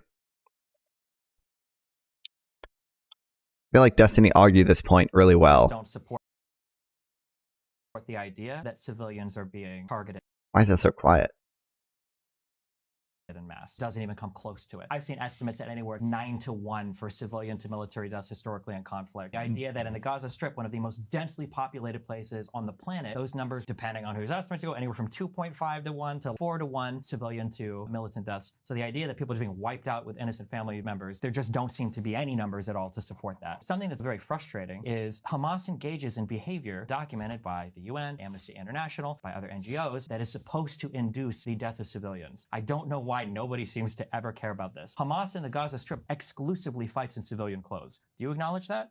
I was not familiar with that. You don't care. Hamas will fight from hospitals. Do you acknowledge that? They don't fight from hospitals. What happened with the most recent raid on Al-Shifa? Okay, so I'm going to address this. You're not, but so one of the frustrating things about asymmetrical warfare is as law of armed conflict evolved past the 90s, the collapse of the Soviet Union, states are having to do more and more fighting against non-state actors, which has posed a huge challenge to the ICJ and the ICC in terms of how you analyze this conflict. And the reason why it's such a challenge is because international law only works if it allows countries to effectively operate so that countries will want to follow it. So international law tries to balance law of armed conflict, two very delicate things. One is the protection of or-state combat peoples, people that shouldn't be killed ever. And then the other, a state's ability to conduct warfare. Because if you deprive either of these, if you don't protect civilians, everybody dies. And if you deprive a state of the ability to defend itself, nobody follows law of armed conflict. The issue with Hamas as an asymmetrical opponent is every single behavior that they engage in is meant to induce maximum civilian casualties. I want to know, once we get to this point in the debate, I want to know what Hasan's response to that is. Because before, all I've seen Hasan do is he says, at this point, anyone who thinks Israel isn't targeting civilians is stupid. And that's the only thing he said. He didn't actually defend his point at all. You're saying that Israel needs to allow Hamas to stay there, who's been breaking international law of armed conflict for 20 years? As opposed to Hamas allowing the Israeli government to stay there when they're breaking international law for even longer than that. It's not peace. Bro, I love the Nobody equivalence. wants peace. People want justice. Oops, it's just war. Gaza's unlivable anymore. Too bad it can't support Palestinian life. People are starving. It's just all an accident. It's crazy that the numbers are obvious, so poor for a country that could kill so many more people. They're doing things that no other country's done. And there's a reason, by the way, which you will never recognize, why all of the surrounding Arab states have abandoned the Palestinians too, because their history has been one of violence, that first they've been encouraged by the surrounding nations and used by them, and then now they've been abandoned once the other nations have used them That's up. a racist anti-Palestinian Racist? Happy Friday, everyone, or Thursday night if you're a premium subscriber, breakingpoints.com if you want to get the show. Blah, blah, blah. Are not debating for the first time. They debated in the past. Maybe some of you have watched that.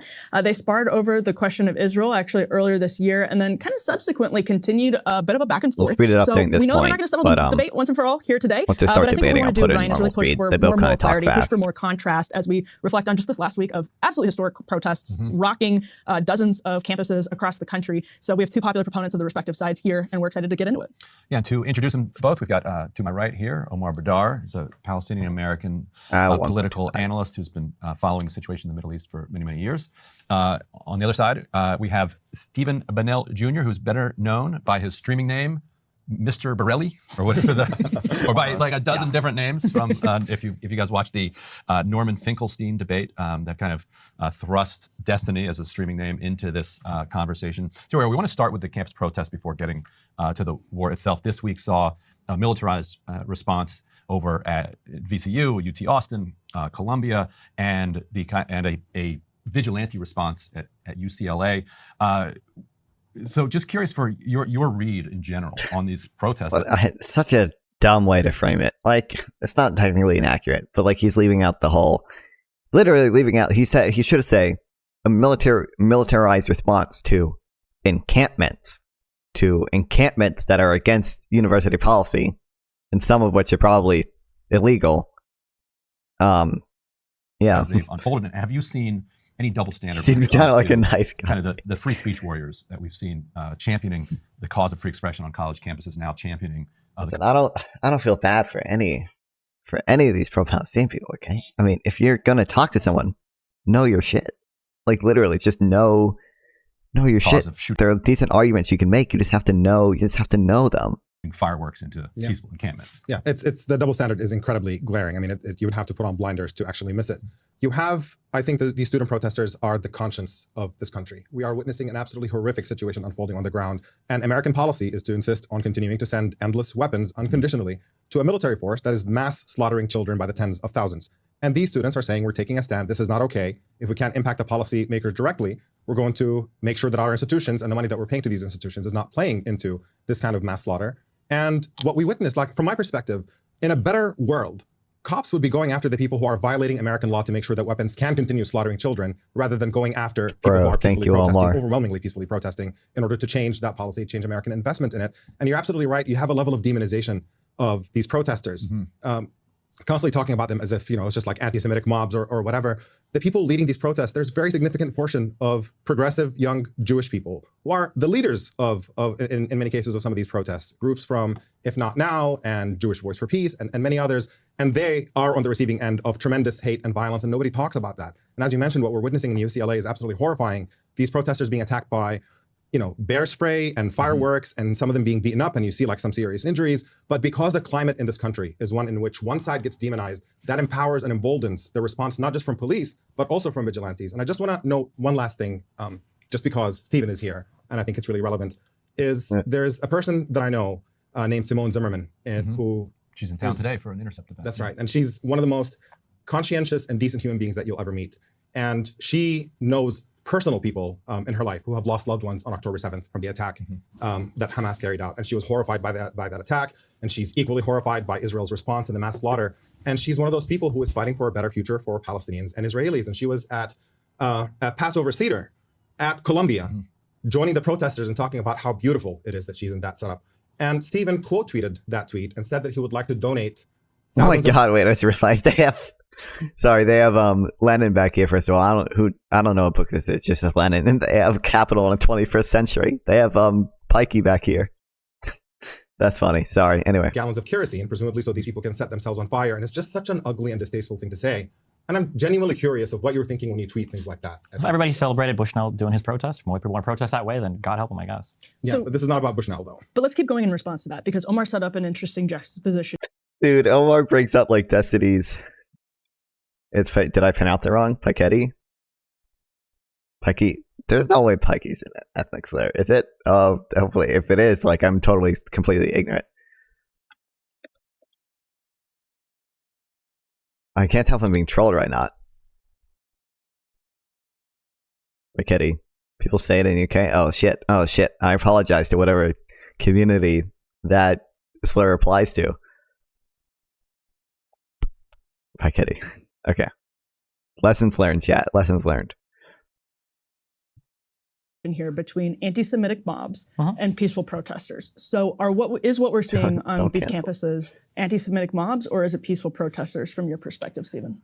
From my perspective, I mean, it really depends on which series of videos that you watch. I think from an American perspective, it really shouldn't matter if they're anti-Semitic mobs or if they're protesting foreign policy or whatever. In the United States, we don't have hate speech laws. You should be allowed to say really whatever you want in protest, assuming you're not violating any social or whatever the ordinances are. I know, like, for some college campuses, you're not allowed to block pathways, or you can't protest if they've got events planned for graduations or whatever. And as long as you're... Wait, I'm Irish, okay? I am Irish. I'm like 20% Irish or something, okay? So it's fine. We're chill, okay? disrupting the peace in a way where I'm like, not anti. I am Irish. where loudspeakers, I think, on college campuses. As long as you're following the laws, you'll be able to protest however you want. But if you are, say, what we saw from NYPD and LAPD actually last night, if you're violating laws, university rules even, with an encampment, if you broke into the hall like they did and have been barricaded up in there, what did you make of the NYPD response just at Columbia, for example? I like to wait till the dust settles on this because I hear so many different things about how students were all being peaceful. I've seen obviously the videos of like some of the stuff being broken into. I think that when it comes to an analysis of how to respond to these particular events, I think that the start and stop needs to be what are the rules and regulations in place, because a lot of people will jump in and start arguing, well, it's a public area so they can be wherever they want or do wherever they want without even understanding. Or sorry, I don't hate St. Patrick's Day. I don't hate St. Patrick's Day. Swear to God, I've seen socialists do this before. Because one time I saw that Piketty book on a Hasan stream, and I'm 99% sure they just have it because it's a widely recognized book talking about inequality that has the same name as Marx's book. Yeah. Do we really think Hasan has read Capital in the 21st Century? It kind of surprised me if he has, to be honest. I mean, maybe he's read parts of it. I haven't read it or anything, to be clear, but Understanding the rules and regulations in place. I think as a blanket rule, I don't know why this particular situation would need any kind of unique analysis. It would be the same as all protests. If you're in a private college, my understanding is they can remove you whenever they want. It's private property. If you're in a state-funded or public university, then there are certain areas that are supposed to remain open to the public, and they can't remove you unless you are not there in an ordinary manner if you're disrupting some other event. I don't see anything about these particular set of protests that would call for any type of unique analysis that escapes like that fundamental rule to protest in the United States. Yeah. And your fundamental rule then to quote tweet with the kerosene. I thought it was insane that you had delusional people, especially young children in the United States, that don't know any part of this conflict whatsoever, which is probably the vast majority of the people protesting it, that people are celebrating people setting themselves on fire. That is just unbelievable to me. You saw a guy do it in front of I think one of the New York City courthouses for the Trump stuff. You saw Trump rally, yeah. The Aaron Bushnell guy do it for who knows what reason. I guess because he thought the whole world wasn't already paying attention to this issue. And yeah, the idea of people ever celebrating themselves in a democratic first world country, setting themselves on fire for an issue that already has an unlimited amount of international attention, is unbelievably stupid to me. Yeah, but how does it relate to this particular instance? I mean, this is a bunch of Jewish students celebrating with pro-Palestinian students over Passover and talking about a climate in which they're coming together. Like, why did you decide to drag the Bushnell thing into this? That's the one. I think it's funny when people disingenuously load phrases like, "Oh, all the Jewish people are protesting with these people. There are so many Jewish people." That's not true. The last Pew Research thing I saw, I think, for 2023, shows that like 90% of people who are Jewish support the existence of Israel. So the idea that there's this huge group of Israeli who are all over the Jewish place. people. Yeah, this is not about the existence of Israel. There's no question about the fact that so many of these protest leaders. You know, my problem with them like debating this, right? Kind of fall out. Yeah, I need to do. Listen, we'll go on a Piketty arc at some point. All I've seen of it, I've seen a video of Paul Krugman do an interview about it. But my issue with them like debating this is it's not like, again, like Destiny mentioned, the student protesters I don't think they actually like have a good policy solution. Like some of them are arguing for a ceasefire. I'm sure some of them have actually, like some idea what they want to happen, but I think most of them don't. I think most of them just think Israel's doing a genocide and they want Israel to stop completely. And some of them, like, I mean, we've seen the signs, like, "Oh, we'll go back when Israel goes back," and it's like, what is that even referring to? First of all, because it could be referring to the entirety of Israel, or could be just be referring to like the settlements and the 67 border. And the occupied territories. Like, but it's impossible to know. Like, these students don't have a cohesive thing. They just think Israel's evil. Are in fact Jewish. These groups, they're not imaginary. They're not a figment of your imagination. You can actually go see them and Have you ever once had are market sufficient debates between two Nobel Prize winning economists? No, I haven't. Look at how large their gatherings are, how loud their voices have been. The people who are getting arrested in Congress, so many of them are progressive Jewish organizations that are leading this effort. This is not about some broader, what are the views of American Jews about the existence. They want divestment from Israel, but that's not the only thing they want, is the thing. By the way, thanks for first time chatter. Like it took them a while to even come up with a set of demands. Definitely be interested in this. 42 minutes. What is the person who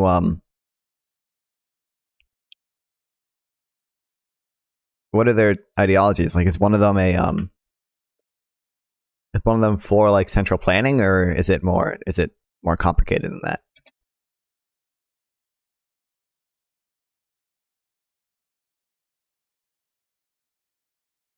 Of Israel. What are the protests about? The protests are about ending the slaughter of the children of Gaza. That's what the protests are about. Like? What do you mean? What does it look like? What is the end condition of the? It's not just ending the slaughter. It's also stopping the blockade. It's also reaching a just resolution to the Palestinian conflict. It's also probably the unlimited right of return of 6 million refugees. It's probably the dissolution of Israel as a Jewish majority state. It's probably the what all does that entail? You're conflating a ton of different things. A lot of these protesters have varying views about this. Some of them support a two-state solution. Some of them support a one-state solution. But what's bringing everybody together in this moment is a realization that what Israel is doing to Gaza is absolutely unconscionable. That you slaughter people at that scale, that Israel is clearly waging a war on the civilian population of Gaza. Oh wait, this reminds me. I need it's 11. I woke up so late today. I need to text my teacher about the Phillips curve because I think I'm starting to lean more anti-Phillips curve again. That's what these people are upset about, and they want it to come to an end. And the specific thing that they're protesting, and maybe we could actually find something to agree on here, because I've seen you describe yourself as kind of a moderate who tries to balance the extremists on each side here. So the specific thing the protesters are arguing for at all of these different campuses is opening up the books of basically the hedge funds that run their universities and divesting from firms that are either linked to the war in Gaza or linked to Israel more generally. Brown University reached an agreement with its protesters that they would abandon their encampment in exchange for a vote in October to divest from that.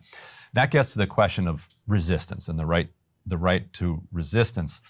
And so for years, it has been the kind of policy of the right here and a lot of the center here in the United States to make it illegal to try to ban people from participating in boycotts or divestment efforts or lobbying for sanctions against Israel.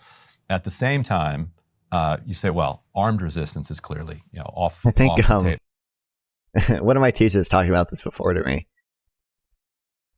because he's technically like U.S. law is U.S. Teachers are government employees technically, and he's not allowed to call for any BDS of Israel because he's a government employee. But some of these laws only apply to government employees, and some of them are they are calling them anti-BDS is accurate, I guess, but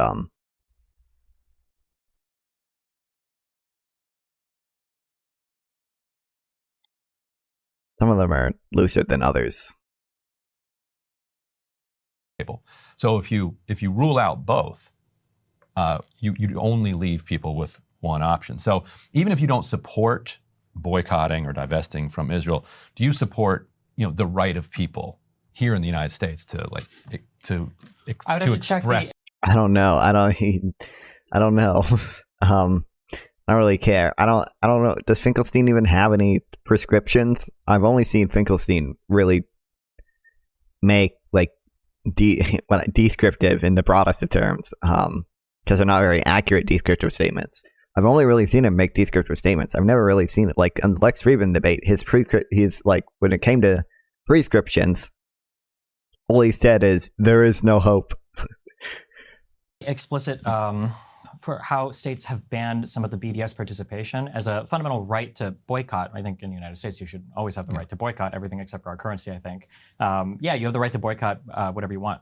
I don't know why that should ever be made illegal, but I know that there are particular things Look at that. BDS stuff that I think states look at, but of course, you should always have the right. I wish that the people that would talk about conditioning support for Israel, though, would also talk about conditioning support for Palestine, because they are some of the highest recipients of aid in the world per capita. The United States contributes a lot of that aid. It's interesting to me that it seems like we're always talking about how we need to condition aid to Israel. Congratulations, Congress just banned all funding of UNRWA. So. I have seen that. Yeah. Well, so actually, because Stephen raised an issue. They also I mean, that same bill gave them $9 billion in humanitarian aid, right? So that what's the kind of end goal of the protesters after BDS in the service of what? You know, what does that look like? It's a one-state solution where Jews are the minority. Well, so you said earlier that, you know, it sort of depends on whatever video you're looking at, that this is an anti-Semitic mob or peaceful protesters. And I think that's actually true. There's videos showing all kinds of different things, which is part of the issue of piecing together these stories. Sorry, I was looking up something. Let me read that message. They think they're being clever. They call it 3 tiers. They want the end of occupation. They want the right return. And we want equal rights for the Arabs in Israel. I think they're very clever because they know the result of implementing all 3 is what? What's the result? You know that what's going to be the result. There is no Israel. Yeah. That's Finkelstein, yeah. I mean, yeah. Justin just said. I'm copying him here, but yeah, like the end goal of all these things is a one-state solution where Jews are the minority. It means like the end. Listen, for as much as we talk about self-determination of Palestinians, it would mean the end to the right of self-determination of the Jews as a nation state, right? So if the one-state solution is kind of the ultimate goal of the people that are protesting for BDS, what is your, like, do you think they're fundamentally anti-Semitic? Do you think they're fundamentally, are they, from your perspective, just mistaken, misguided, or are they bigoted? I don't care. Trying to sort out like the difference between like anti-Semitism and anti-Zionism is almost impossible. And in practice, the two look almost identical sometimes. So the obsession of trying to figure out like what is the driving thing here between anti-Semitism versus anti-Zionism, I think in some cases it's good to find differences. So some people are discriminatory against poor people. Some people are discriminatory against certain races of people. And figuring out the difference here is really important. When it comes to anti-Semitism versus anti-Zionism in regards to Israel, I think that the talking points of somebody who's an anti-Zionist are indistinguishable from the talking points of somebody who is anti-Semitic. So I don't know. There are a lot of Israelis who don't support the Netanyahu policy.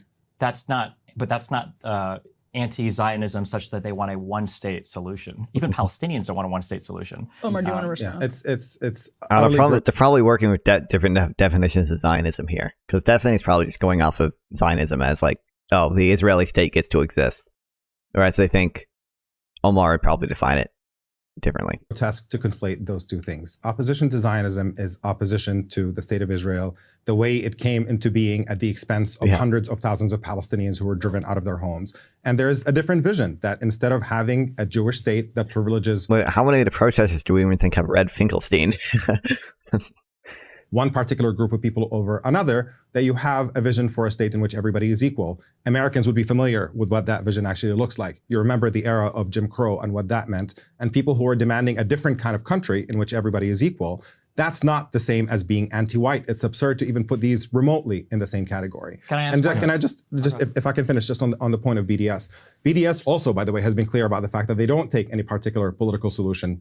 It does certainly happen that a lot of BDS activists do support a one-state solution, but that is not the position of BDS itself as a movement that is calling for boycotts and isolation.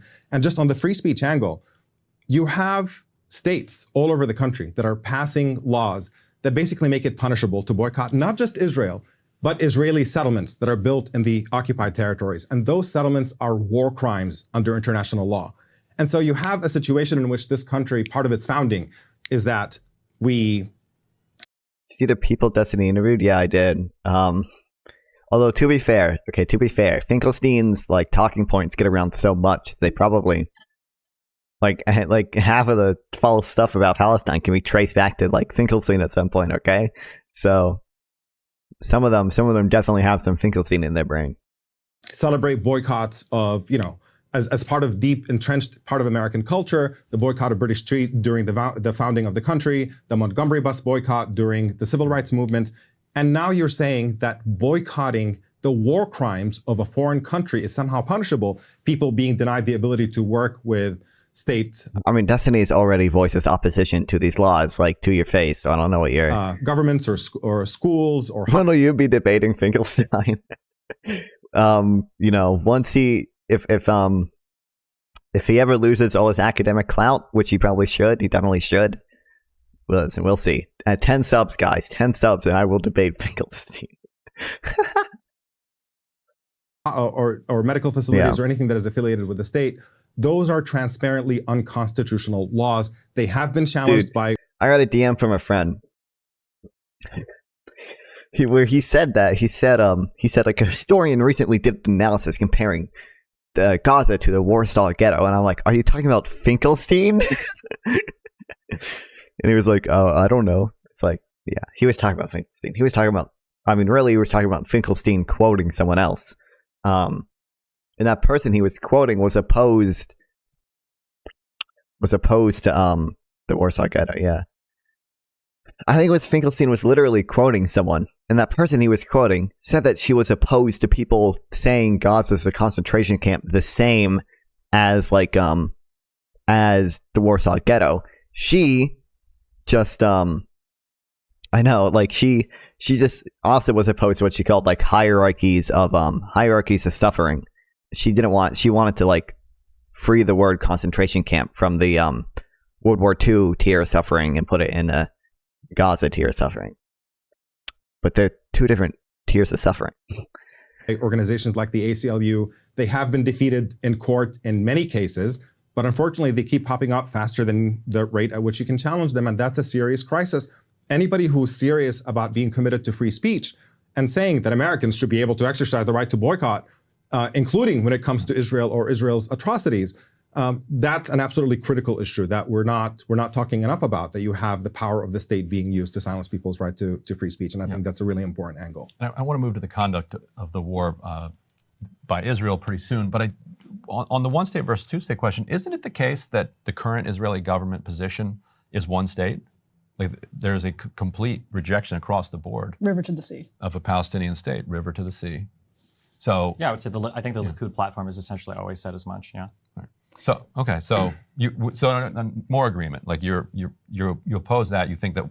I oppose it. He's in favor of the one state where the Jews live as a minority in that state. Yeah, no, just to be clear, the Netanyahu government and the Likud are in favor of a one state in which Jews are privileged over Palestinians, right, with Palestinians occupying multi-tiers. If you're a citizen of Israel, you have a certain amount of rights. If you're in the West Bank, you get this many rights. And if you're in Gaza, you're completely under siege and there's nothing that you can do. Which is every country. You've described every country. My vision of a one state. Usually have more rights than non-citizens. Yeah, well, in those countries, you don't permanently occupy those people and prevent them from having any rights and deny them citizenship as well. And that's the fundamental problem. Is that Israel's vision is Palestinians can never be free. They can't get their own state and they can't live as equals within Israel. So your status is just to be permanently occupied and helpless without rights. And that's a vision that I think is absolutely nobody who has a conscience can actually support. And my vision of a one state would be one in which everybody actually has equal rights and everybody can live equally, precisely the way that we live in the United States. Which is a really fun position to take in the West when we have like no stake in the game. I think it's fun to scream that at protests. I think it's fun to go on Twitter and do that. I think at the end of the day, that type of rhetoric is ultimately destructive to Palestinians because everybody knows that that's never happening. It's a pipe dream. Yeah, this is, I don't think people understand. I don't think the student protests understand, okay? Like even all the Arab states want like a two-state solution on the 67 border. Even the states that don't recognize Israel, like Saudi Arabia. Saudi Arabia conditions recognition of Israel on a two-state solution on the pre-67 borders. Iran isn't an Arab state, but Iran's the only exception to that, really.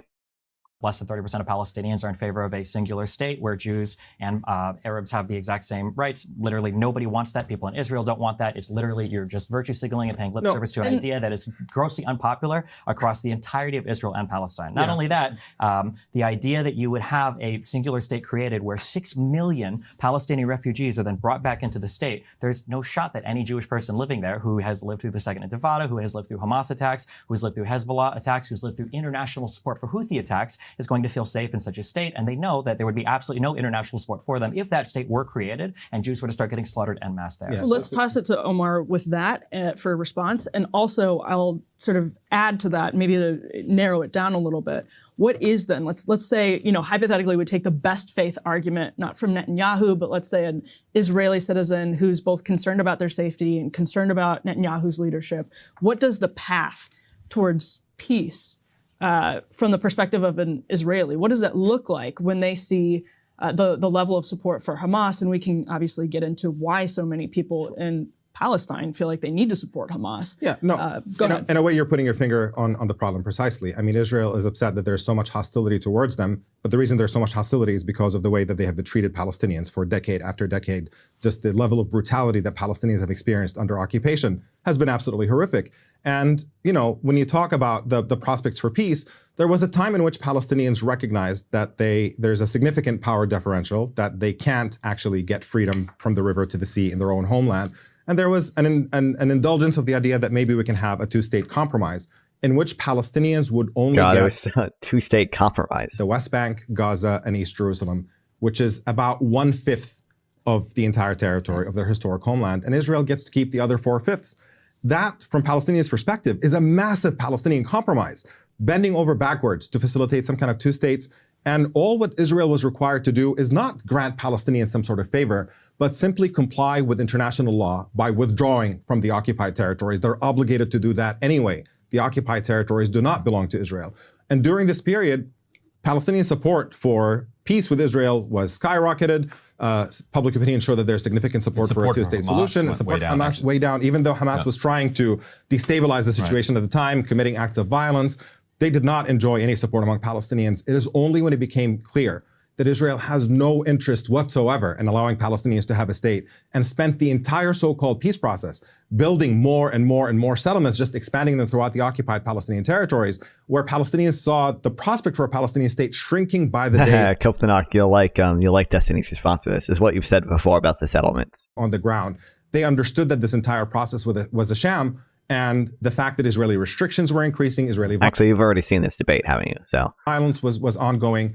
It became clear that this was not going to be a path in which Palestinians can get a real state. And that's when you got the shift in public opinion back in terms of supporting for armed resistance as the only way, because clearly Israel could not be talked into seeing Palestinians as equal human beings and granting them. But then what now? A shorter version maybe for Stephen to respond to is that the way to defeat Hamas is through peace, not war. What's wrong with that?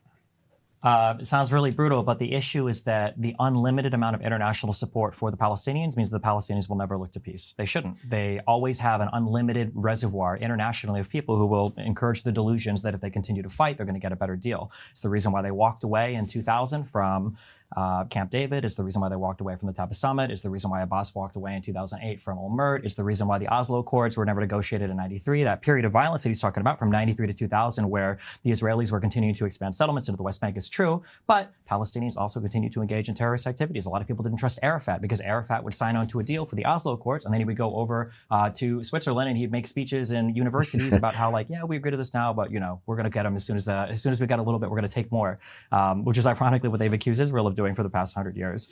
Man, she's thinking hard about this, bro.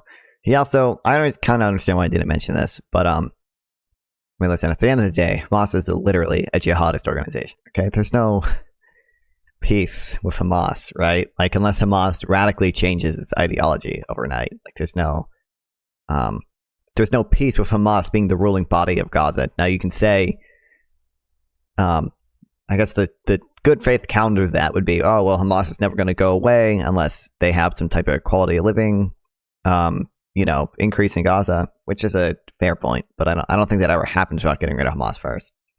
That's why the protesters make me mad. They're literally enabling this dumbest behavior. Yeah.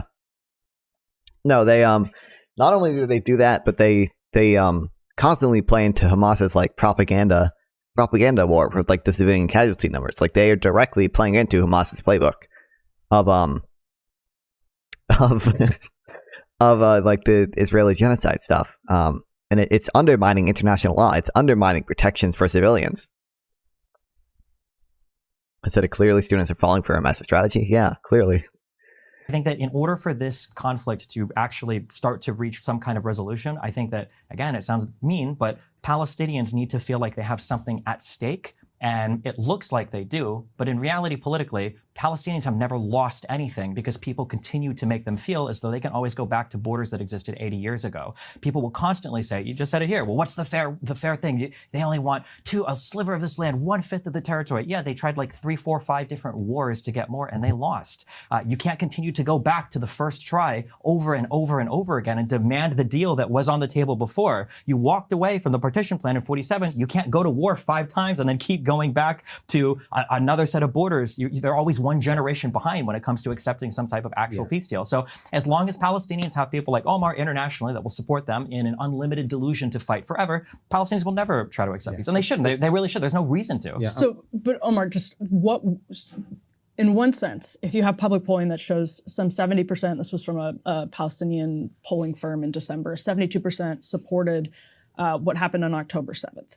So, and we can talk about why, and we will, I'm sure. So with all of that said, what now? What if if you were in charge of Israeli foreign policy in a hypothetical sense? And I think this will be a response to what Stephen just said. What happens now to get to a position where, to your point, there can you see how, be justice? Like I was talking about, they're not really, like, it's more like surface level than I would like it to be. They're not like dragging each other through the mud or pinning each other down at any point, because the moderators intervene a lot. I'm happy to address that, but I have to go back to a particular point. The idea that Palestinians are rejectionists because they have so much international support, I think, is just thoroughly absurd. Palestinians are paying an unbelievable cost every single day. Their lives are completely brutalized under occupation, and the idea that they see no cost to continuing to fighting on forever is just completely ridiculous. It's detached. I don't like this. The Gaza Strip is run by billionaires in Qatar, and the West Bank is run by a boss who hasn't held elections in years because his support is super low. From reality, it's as if you're unaware of what Palestinian conditions are under Israeli occupation. The reason. Yeah, exactly. It's also, I told you about this in Discord, but they it's so funny to me. Before they released the debate, they reacted to parts of it to like try to prime their audience to thinking like Omar did good or something. Which, I mean, I've only watched 30 minutes of it, and Omar's not doing like super bad or anything, but why they were willing to bend over backwards. I mean, if you look at the history of negotiations, you look at the Palestine papers that got leaked shortly after, I think back in the mid-2000s, it's obvious that Palestinians were bending over backwards to try to make that deal work. And Israel insisted on expanding more and more settlements. And yes, you can say that Palestinian violence was ongoing at the time, but so is Israeli violence. I mean, the attack that happened on the mosque in Hebron, where nearly 30 Palestinians were killed by a Jewish terrorist named Baruch Goldstein, that happened during the so-called peace process. Backfired so hard for them. You see the response? Yeah. Yes. And Israel responded by putting Palestinians in Hebron under curfew to prevent any possible retaliation. Those are the conditions, but nobody looks at that incident and says, oh, well, there was Israeli violence, therefore the Israelis, were not, that's the reason why they can't. All over Israeli history. There was a massacre in Hebron in 1929 where a bunch of Palestinian Arabs killed The point I'm making is that this is besides the point, that yes, we can point to individual atrocities, and that does not change the fact that throughout the peace process, if Israel were genuinely interested in allowing she's pondering hard, man, for a Palestinian state to exist, they would not have spent the entire so-called peace process taking up more and more and more of the West Bank. So it's the disingenuous nature of Israeli policy that's the reason why this is a problem. Now, to your point of what now? Yeah, I was going to say they are genuinely interested in a peace process, and you're in charge. Yeah. What do they do? Right now, we have a situation, right? There is a problem of the fact that the overwhelming majority of Palestinians support groups like Hamas. You have a majority of people in Israel, overwhelming majority, support the most vicious policies of the Netanyahu government and just carrying on, and they think that they're not. This is a Finkelstein meme that's coming up in Gaza and so on. They're not going far enough in Gaza. This is a Finkelstein meme moment where like Finkelstein did an interview and like he quoted like a poll that was like I don't know, 70%. I'm making up a number, but it was a majority of people. Oh, thanks, Search Fire Rabin. Quoted like a number that was like, oh, everyone thinks yeah, I think everyone's thinking, damn, Destiny got it right. Well, probably. Oh my god, what the fuck? Okay, whatever. She had to be trillionaire. Thanks, man. Dude, my Kick followers keep going down because the only people who follow me in Kick are literal bots, and then Kick removes them and it takes away my followers. I actually don't know for sure if it's worth streaming on Kick. Well, that's a lie because what I can do is I can host Destiny, and then Destiny usually follows the people that host him. Hold on, I'll go over it in a second. What was I talking about? Oh, this Finkelstein meme. Finkelstein was just quoting a poll that said 70% of Israelis don't think they're going far enough in Gaza, and they're seeing the same pictures we're seeing. They're seeing the dead children in Gaza. They want more dead children in Gaza. They don't think there's enough dead children in Gaza. It's like, that's obviously not what the Israelis were thinking. Like, obviously they were just thinking the war is going too slow. We need to get rid of Hamas now because they just attacked us, like violently, killed 1,200 people. That's obvious. They obviously do not want more dead children. But yeah, this is a literal Finkelstein meme. Fuck, I've told the story a little bit before. I used to have a channel called Hot Tubs ADHD where I'd have like hot tub streamers and like Subway surfers under them, and I hosted Destiny on that channel one time because I streamed it on Kick, and he followed it, but then he looked at it and was like, "Wait, what the fuck? This is a bot channel. No, I'm not following you." And he didn't unfollow, but he turned off notifications. So actually, I still had that channel on Kick. I still have a Kick channel that Destiny follows. And that it's important to know that hatred is a symptom of the conflict. Wait, maybe I should rename that one to non-fun and just start streaming out there. Not the cause of it. People get this stuff backwards. When you think of apartheid in South Africa, there was plenty of hostility. And we eventually had a reconciliation process between white and black people in South Africa, but only after apartheid fell. That's when you can have reconciliation. But the idea that you can try to work on how people feel about each other in the midst of one side occupying the... Hold on. I want it. Hopefully this clip still works. Vaccinated. Oh my god, Hot Tubs ADHD. Hello. That sounds like the best stream ever. Yes, I will follow you. Thank you. Hello there. It had 8 if you viewers. stay in the appropriate category that matches your content. Uh-oh. What is the appropriate category? No, wait, hold on. I'm not following you. You're not even a real channel. You're just a compilation channel. Fuck you. Try to bait me with this. That was awesome, dude. The other, controlling every aspect of their lives and brutalizing them day in and day out.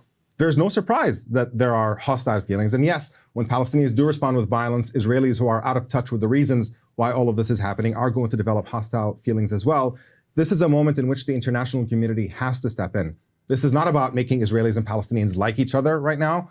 This is about making sure that one side does not get to dominate the other until the end of time. And the status quo leading up to October 7th is one in which Israel dominated every aspect of Palestinian life. So you can say, yes, both sides hate each other, but one side is in charge of everything. One side gets to decide whether they want to put the people of Gaza on a diet, as they were talking about, when they first imposed the siege on Gaza. Just Palestinians don't get to decide how much food Israelis get. They don't get to demolish Israeli homes at will whenever they feel like it. They don't get to humiliate Israelis at checkpoints day in and day out. So because there's a dynamic in which one side is imposing an illegal occupation over another people and taking over their land. Illegal occupation. And that has to come to an end, and you can bring it to an end through international pressure, primarily from the United States as the country that has the most leverage over Israel, to say not another penny until that occupation ends. And when that occupation comes to an end, we can talk about sorting out the exact specifics of how we get more conciliation. And I don't understand how people think the occupation could end first. Yeah, illegal occupant, you're a European descendant. I don't think the occupation itself is illegal. I think certain actions Israel does within the occupation, for example, the Golan Heights law was illegal, the East Jerusalem laws were illegal, the settlements are illegal, but that doesn't necessarily extend to making it's my people. It's not, I'm not Jewish or anything, but I don't think the occupation itself is illegal. I don't think it's strictly illegal under international law. Oh, sorry, I'm just checking your previous chat messages because you're not a first time chatter, but oh, you've been here before, yeah. Cooperation between Palestinians and Israelis.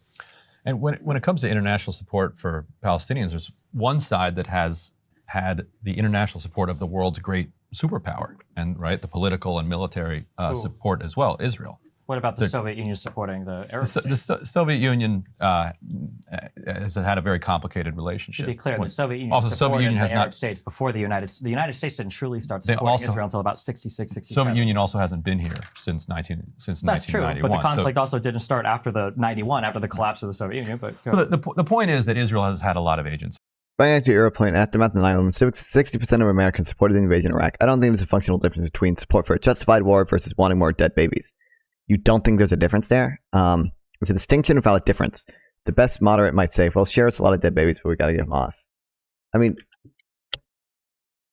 if they were obviously, Finkelstein was trying to say that their like intention. Yeah, European descent is supposed to be an insult.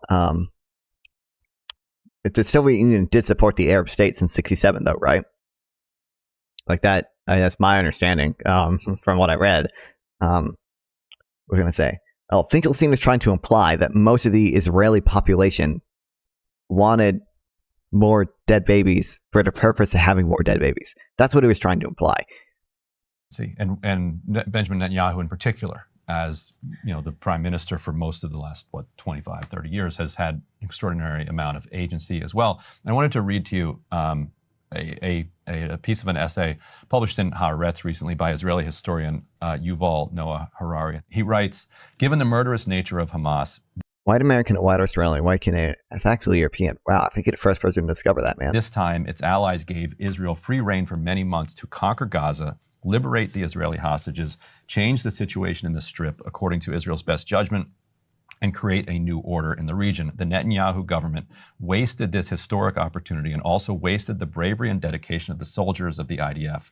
The Netanyahu government failed to exploit its battlefield victories to reach an agreement on the release of all the hostages and to advance an alternative political order in Gaza. Instead, it decided to knowingly inflict on Gaza an unnecessary humanitarian disaster, and in so doing, inflicted on Israel an unnecessary political disaster. One by one, our allies have become horrified by what is happening in Gaza, and one by one, they are calling for an immediate ceasefire and even for a weapons embargo on Israel. Even during the worst moments of October 7th, Hamas was nowhere near vanquishing Israel. But the ruinous policy of the Netanyahu government following October 7th has placed Israel in existential danger. So when I ask you, it seems like a pretty fundamental irony that if Israel had listened to critics like Omar and myself after October 7th, who warned against enacting violence just for the purposes of revenge and potentially for ethnic. I don't understand why they think it's just for the purpose of revenge.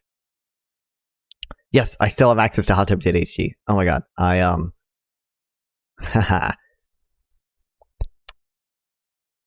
Destiny still follows this one. Hold on, Greater Jaswood. Oh shit, how do I see my followers?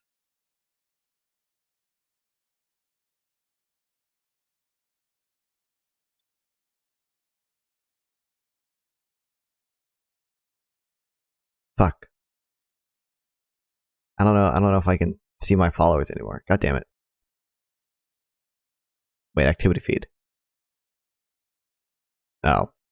Yeah, it's not there anymore. God damn it. Okay. Well, point is, he follows it. They would ironically and paradoxically be in a much stronger global strategic political position than they are now, where they're facing not just isolation, but charges before the ICJ and potentially before the ICC. So are they making a mistake in following kind of the more bellicose advice that they're getting from their so-called allies? That's a touching essay. Who was the alternative order politically besides Hamas that would have risen up in the Gaza Strip? If there was an alternative political order, I would love to hear it. Even in the West Bank, there's a reason why Abbas suspended elections 20 years ago. Even in the West Bank, Hamas enjoys pretty broad support. I mean, there are answers to this question, and it's not rhetorical. Do you want to take that? I mean, well, also, hold on, wait. Well, before he does, also to elaborate a bit on the military objectives, I think Hamas needs to go. I don't think that there's any future that happens where Israel can negotiate anything, whether it's peace or war, with Hamas remaining as the government in the Gaza Strip. I don't think any of the surrounding Arab states wanted Hamas to remain as the government in the Gaza Strip. It's a disaster. You've had a series of conflicts. In 2008, you had Kasled. 2014, you had Protective Edge. 2018, you had the response to the Great March of Return. And now in 2023, you had a massive attack on October 7th. The idea that you would just allow them to stay here after spending at least a year preparing for what was probably the single largest day of violence against Jews since the Holocaust, that's an untenable position. I don't think a single country or person in all of human history would be asked to keep a government like that in place. Can we pause for 1 second on the quote response to the Great March of Return? For people who don't know, the Great March of Return was a civil society-led Gaza initiative that was a nonviolent demonstration where every Friday people would meet and kind of march to the fence, symbolically gazing out at land that they had lost over the years. The IDF responded by killing a pretty significant amount of Palestinians, but also. I mean, I'm sure Destiny. I stopped watching at this point. I'm sure Destiny will probably respond to this pretty well. But Israel definitely did use excessive force. Like absolutely. Like the UN concluded as much, right? They concluded like out of the 200 people they shot, only one actually posed any threat. But at the same time, like they always leave out the part where like there were violent parts of the March of Return. Like there were violent parts of the March of Return. Aiming, I believe, tens of thousands to the point where the UN put out a report noting that it had become commonplace to see people walking around with one leg, missing a leg, missing an arm.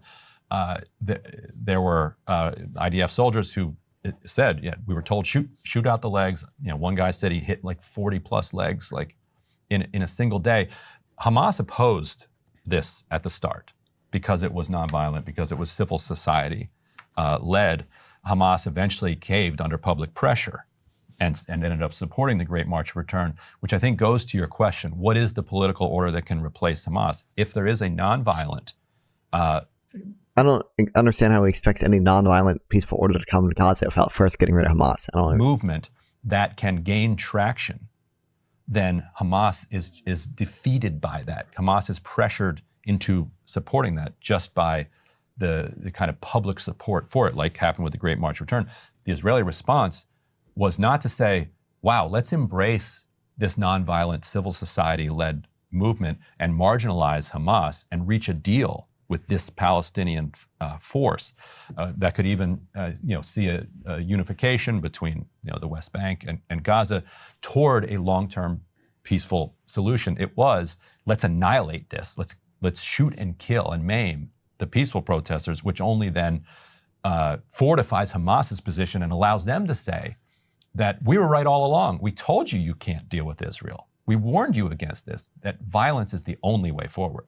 That was a fantastic retelling that is almost entirely fictional for the Great March of Return. It did start off as a generally peaceful protest. The idea behind the March of Return was returning to Israel. The UN has released a report where they've gone over a lot of the shootings.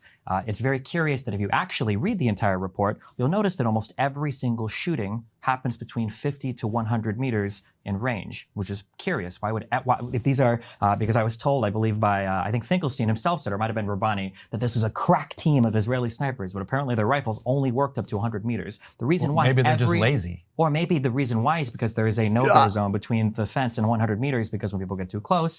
Excellent explanation there, Ryan Krim. Maybe they're just lazy. People try to cut the fence open. People try to break through, which is what was happening towards the end of the. They had no choice but to shoot all those unarmed people. It doesn't matter if you're armed or unarmed. If you're approaching an area that you're not supposed to be in, and then when people start to try to break through the fence, that's the rules of the border. If you try to cross any militarized border, you're probably going to get shot at. Also, towards the end of the Great March of Return, there were people that were throwing stones, that were sending over incendiary balloons, that were causing like fires to spread on the other side of the fence. All of this is documented even by the UN, and that was when the majority of the firing from the Israeli police happened. If you want to say that they shouldn't be shooting at people who were close to the fence because you don't like that policy or whatever, that's fine. But characterizing that as like just open firing into a bunch of innocent people that are standing there with the goal of just maiming people for no reason is the most unbelievable retelling of what happened towards the end of that event. It's exactly what happened, actually. They want to return to their homes in the areas around Gaza. True. Dude, I love this. I love their content like flip-flopping between. Well, it's not necessarily flip-flopping, but it's like 50% of population in Gaza are children. Most people living in Gaza, this is what I'm talking about. Where people say 50% of the population is children in Gaza, but at the same time, most of the population is somehow refugees from areas that they lost in 1949. Most of the population in Gaza is the Europeans colonized, yeah. So simultaneously, they didn't lose? What do you mean they didn't lose? They lost that territory. They were kicked out. That they lost it in a war. You can say they were kicked out, and that is true for some of them. But from their homes in 1949? Again, these people constantly, most were civilians. Dude, that's wild. I've read all this stuff, man. I haven't actually read all the stuff. I got it. Listen, at some point we'll lock in and read Benny Morris's book. Yes, you're delusional. What have I said that's wrong? All I said is that people like to flip-flop between half of the population is children and half the population are somehow refugees from 1949. Just to characterize it, just get a even more. I mean, except we actually define Palestinian refugee differently than all other refugees, because actually, if your family fled in 1949, then your descendants are forever Palestinian refugees. Complete picture. Israeli policy is people in Gaza have no right to go in and out of the cage that they've been placed into. They're under complete siege. The complete siege only started after the war started. Like, it's like, you can talk about the blockade. Blockade definitely has some arbitrary bad elements, but like, I don't know. I hate characterizing it as this because I don't know. Sample text is here right now, but as Sample text loves to point out, there's like 50,000 crossings a month or whatever, 40,000 crossings a month or whatever before COVID. Their economy is in shambles because Israel does not allow them to trade with the outside world. They can't have an airport because Israel doesn't feel like they are entitled to an airport. Can't have a seaport. When you look at the rates of unemployment, over 50% in Gaza at the time. And if those people who are trapped in this cage come a little too close to the border, then we open fire at them and kill them, even when they're unarmed, because that's border policy. It's more than 6,000 according to the UN, quote unquote. More than 6,000 unarmed demonstrators were shot by military snipers week after week at the protest sites by the separation fence. There's no denying that, yes, some people try to open up and some people send incendiary balloons over the border and so on. But by and large, when you look at it doesn't actually matter if they are unarmed. What matters is that they're approaching the fence. I think it's safe to assume the Palestinians knew, right, that if they approach that fence, like the Israelis had lethal weapons. I think it's safe to assume some level of intent there. If you're approaching someone with a lethal weapon, right? If you're approaching a border with guards in it that have lethal weapons, it's safe to assume that you're probably planning on doing something bad because you're knowingly approaching someone with lethal weapons. The case is, human rights organizations have been clear about the fact that people were targeted when they posed absolutely no threat to Israeli soldiers. So Israeli soldiers... Hey, Hamden, whatever. Every time we get a Palestinian chat, it reminds me that I gotta pin my Discord link.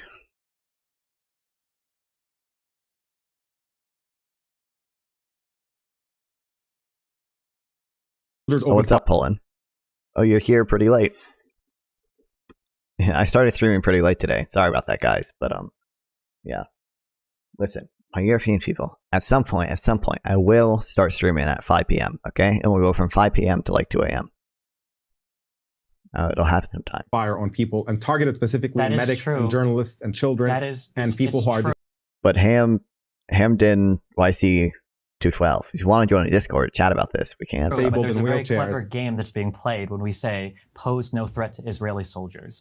There was one UN report that came out that analyzed it, that claimed that every single shooting except for one was unjustified. But the way that they got that is they didn't analyze that as an armed conflict. They analyzed that as a policing event. And when you analyze things internationally as a policing event, typically police aren't allowed to shoot or kill anybody unless they pose a direct threat to the individual. Yeah. Why would it be analyzed as an armed conflict if one side wasn't armed? Because Hamas was present. It is destiny. By the way, Twitch, I don't know if you reported anything.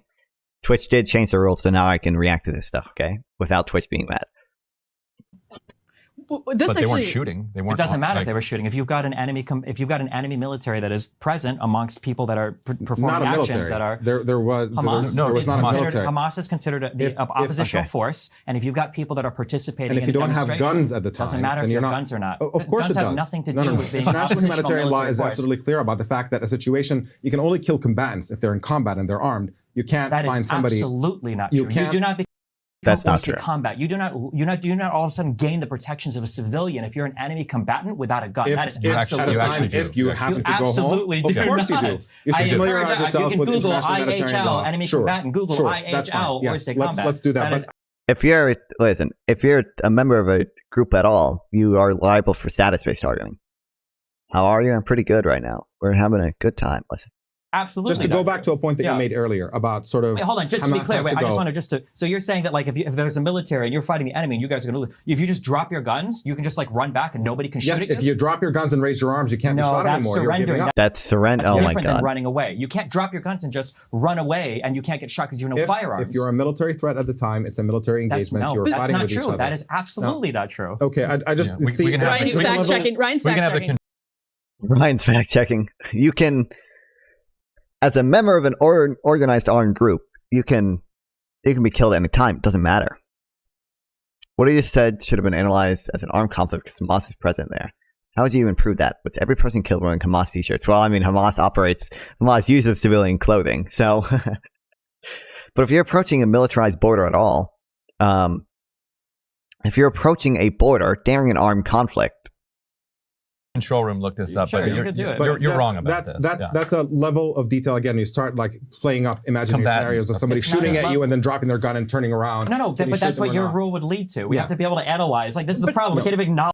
you could justify killing every Palestinian with that logic. If they're approaching a militarized border, do you think it's safe to assume that they have some level of intent to like violate? I mean, I don't want to say necessarily the law. Don't you think it's safe to assume some intent there? If they're willingly approaching someone with a lethal weapon on a militarized border? Like the basic realities of armed conflict. This brings up a really fundamental reality, actually, because Omar was talking about airports and the seaports, and I think we all agree it would be miserable to live in a territory that doesn't have an airport, doesn't have a seaport. The argument from Israel and supporters of Israel is that if you put an airport in Gaza, Hamas would immediately seize it and use it to use parts, use the technologies to kill Israelis. Yeah, and nobody asks if you have an airport in Israel, will the Israeli government use it to import weapons from the United States that they then use to kill Palestinians? So true. These are the exact same thing. Yep. Okay. Fuck, hold on. I'm trying to get my fucking Gmail to work. But yeah, it's absolutely a concern that Hamas would be more able to smuggle weapons if they had an airport, right? There's an inequality here that we never really acknowledge. And I don't think that's unfair. I just mean, so what is, like, now? What is the path to creating a Gaza that can have an airport? Do we think Hamas would use the airport and the seaport to bring in weapons? I have no doubt that they would, exactly in the same way the Israeli government imports weapons and commits massive atrocities. Their terrorism against Palestinians. What can people in Palestine do to create a situation where that's not, and what can people in Israel do, frankly, to create a situation that's different? No, and to Stephen's earlier point, that which we did not address, is like, he thinks the goal of removing Hamas from power is absolutely essential and you've got to do it. First, I want to point out that double standard is nobody says we have to get rid of the Israeli government. Because the Israeli government is infinitely better than Hamas. It's not even close. It's not. It's not. even close. Not by any Better measure. in what sense? I'm curious. Better in what sense? Better in that it's a democracy, better in that it responds to international global pressure, better in that their goal isn't the entire annihilation of a group of people. If you think that the role absolutely is their absolute intention is the absolute erasure of Palestinians. Then how is it the Palestinian population has exploded in the Gaza Strip over the past? Because they're doing it in slow motion. There's slow motion.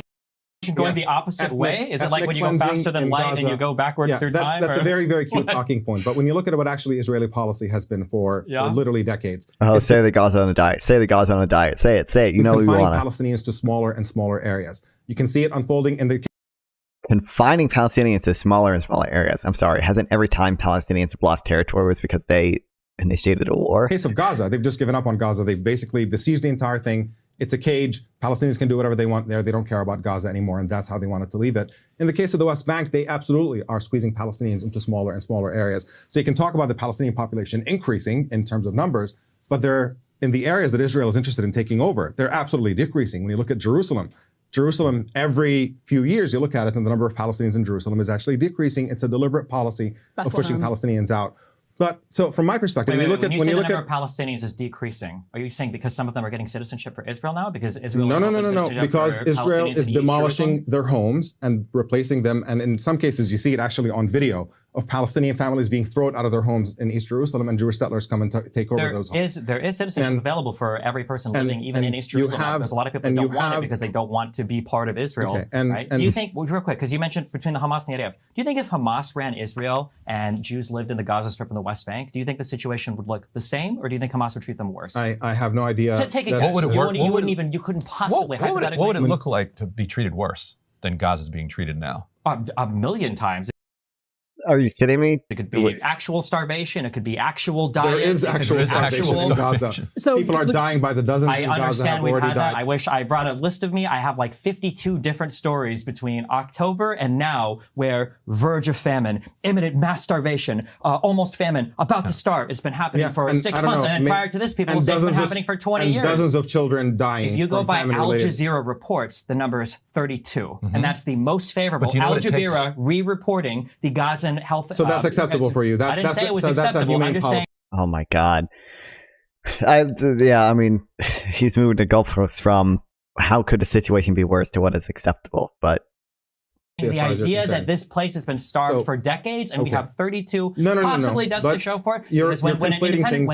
You're once again conflating I'm not things. conflating They anything. have I asked not you a been very simple starving question that you're not Gaza. going to answer, which is if Hamas ran Israel, do you think that the treatment would be I better, worse, I or don't about see the same? point of speculating about things that Because we you have said, no idea what because you it's said going to that be the like. IDF is worse than Hamas. Yes, in terms of the scale of the atrocities they're committed, So in there's terms no of question. okay, so there's in no that case, question do you agree about that it. the United States is worse than Hamas, and that basically every single large country is worse No, than no, Hamas no. because I of the think, scale I of the think, country? I think or? the genocidal campaign that Israel is currently engaged in Gaza is kind of unique. It's not commonplace for countries to engage in that level of violence. When you Let say me- that, but, yeah. does October So- 7th count as genocidal? Or Let me just. I just want to you're so note it good. is fascinating You're so good that we at won't saying answer so many that. things. No, I'm not and saying having me chase the ball into different Let directions. me just be very clear, and then you can answer everyone. Sure. Okay.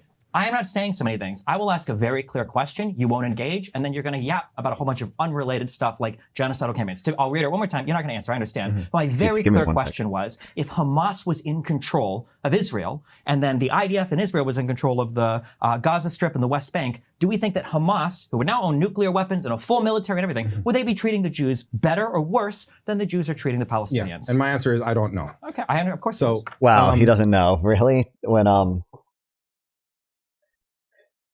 how does he not know? How is he totally unwilling to engage with that?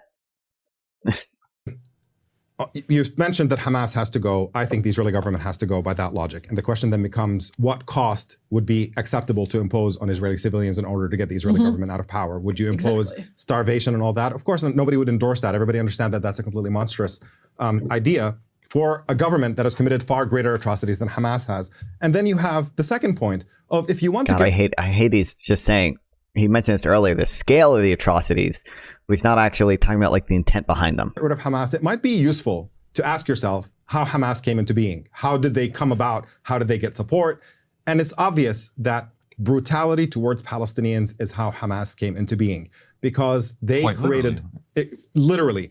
And it's you know, even if you want to leave out the part where Netanyahu was effectively indulging their existence as a means of dividing Palestinians. Israeli politicians have been quite explicit about the fact that they see this as a useful policy to prevent a Palestinian state from existing. But Hamas gained support as an alternative to the Palestinian Authority that was pliant, that was bending over backwards to try to accommodate Israel. And they said, no, we can get you freedom because we're going to fight. And that's how they gained power. And if your idea is to defeat Hamas and get them out of power by brutalizing Palestinians even more, that's just completely delusional. Even if you get rid of Hamas as an organization, whatever replaces it, whether they call themselves it doesn't make sense, but I don't see it. There's literally no way that the conditions in Gaza ever get better without first getting rid of Hamas, right? Because like literally the walls come down today, okay? Or sorry, not that the walls come down today, but the war ends today. The new blockade that would have to be in Gaza would have to be much more severe because it would have to try to prevent. It'd have to try to prevent them from building tunnels. Like the blockade would have to be more strict than it is now if the war ended today.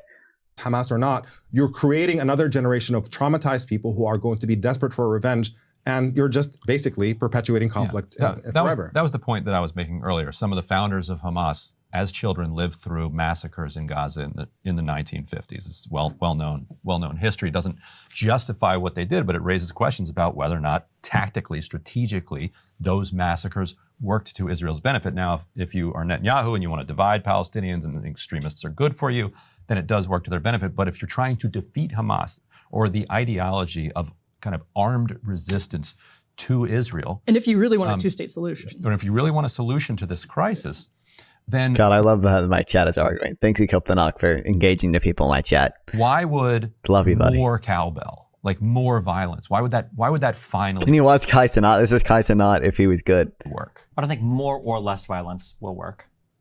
There has to We could be. try less. We've tried more. It's not less, hasn't. Of the entire history of the Palestinian people against Israel since 48 has been one of violence. Nonstop.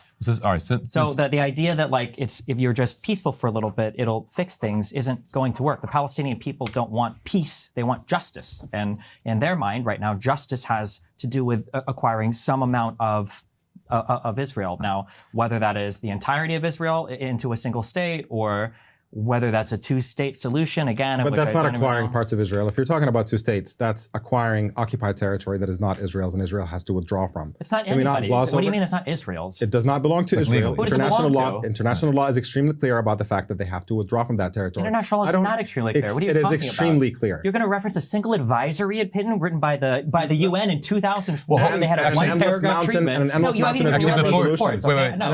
mountain of UN resolutions that make absolutely clear that Israel has no right to be in the occupied. All the UN, this is what makes me mad now, okay? Ever since reading that, like, I think it was the Minnesota Journal of Law article, all the resolutions actually don't support that Israel have to withdraw. They actually explicitly support the opposite. UN 242 ties Israeli withdrawal to lasting peace and Arab recognition of Israel. If the occupation is actually against international law, the way international law works, if you're doing something illegal, you have to immediately cease this. If the occupation was illegal in and of itself, Israel would have to immediately cease this regardless of Arab recognition. The fact that like UN 242 says it ties withdrawal to Arab recognition of Israel and a just and lasting peace implies that the occupation itself is legal and Israel is able to negotiate terms to end that occupation. That's what UN 242 implies. It pisses me off that nobody seems to know this. Territories. Yeah, and resolution. Before we get into the resolutions, since you raised the virtue of the Israeli government, I did want to ask if you had seen the Plus 972 article on the Lavender AI. Oh no, the Lavender. Oh no. Program. I imagine you saw this. Yeah, I read through it a bit. So let me read you a little portion of it. So the IDF used artificial intelligence to identify. I hope that they bring up. I hope they bring up the meme of like, oh, they killed them in their homes, cowardly. Yeah, again, as a member of an organized armed group, you're liable for status-based targeting. And secondly, so you can be killed in your home, in your sleep. That's legal, right? That's legal. It may not always be moral. It may not always be proportionate, but it's legal at least. And then secondly, they don't. This could be true. It could be not true. But it could be the case. They don't delve into this in the report. That the reason Israel chooses to strike these people in their homes is actually because it causes less collateral damage. Because Hamas, again, operates exclusively out of civilian infrastructure. So it's possible that there's a Hamas base in the basement of a building that has 50 people in it, but once that Hamas commander goes home, he's in a building with 5 people in it. So if we're talking about what the more proportionate response is here, it would be to blow up the building with 5 people in it and the Hamas commander. That'd be the more proportionate response. Hamas members. It used to be that you had to be, I think, colonel or above to be, specifically targeted by an airstrike, and there had to be some precautions taken to minimize the civilians that you might be around.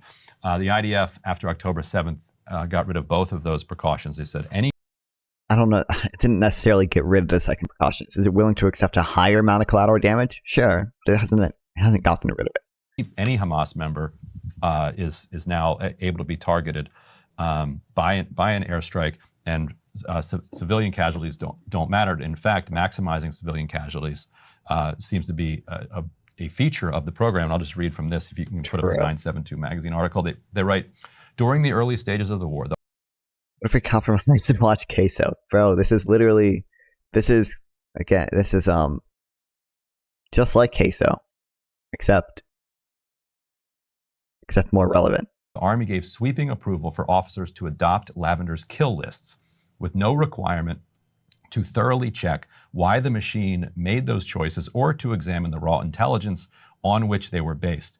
One source stated that human personnel often served only as a, quote, rubber stamp for the machine's decisions, adding that normally they would personally devote only about 20 seconds to each target before authorizing a bombing, just to make sure the Lavender-marked target is male.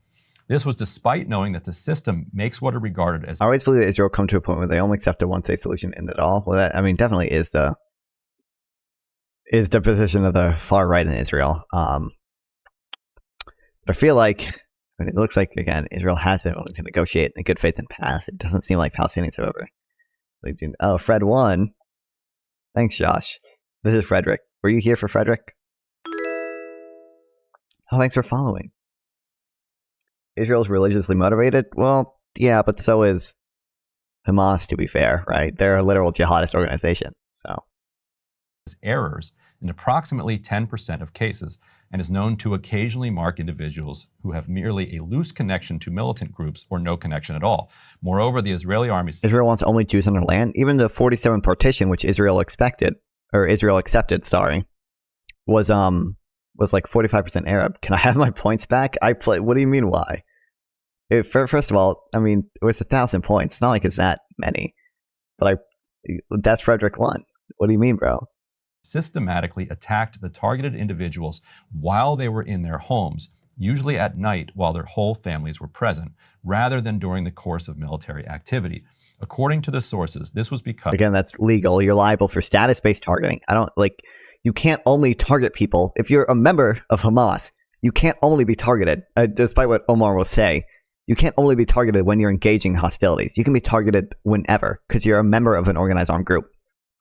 If you're a civilian, then you can only be targeted for such time that you are actively participating in hostilities. It's entirely possible, and we saw this even in the recent conflict.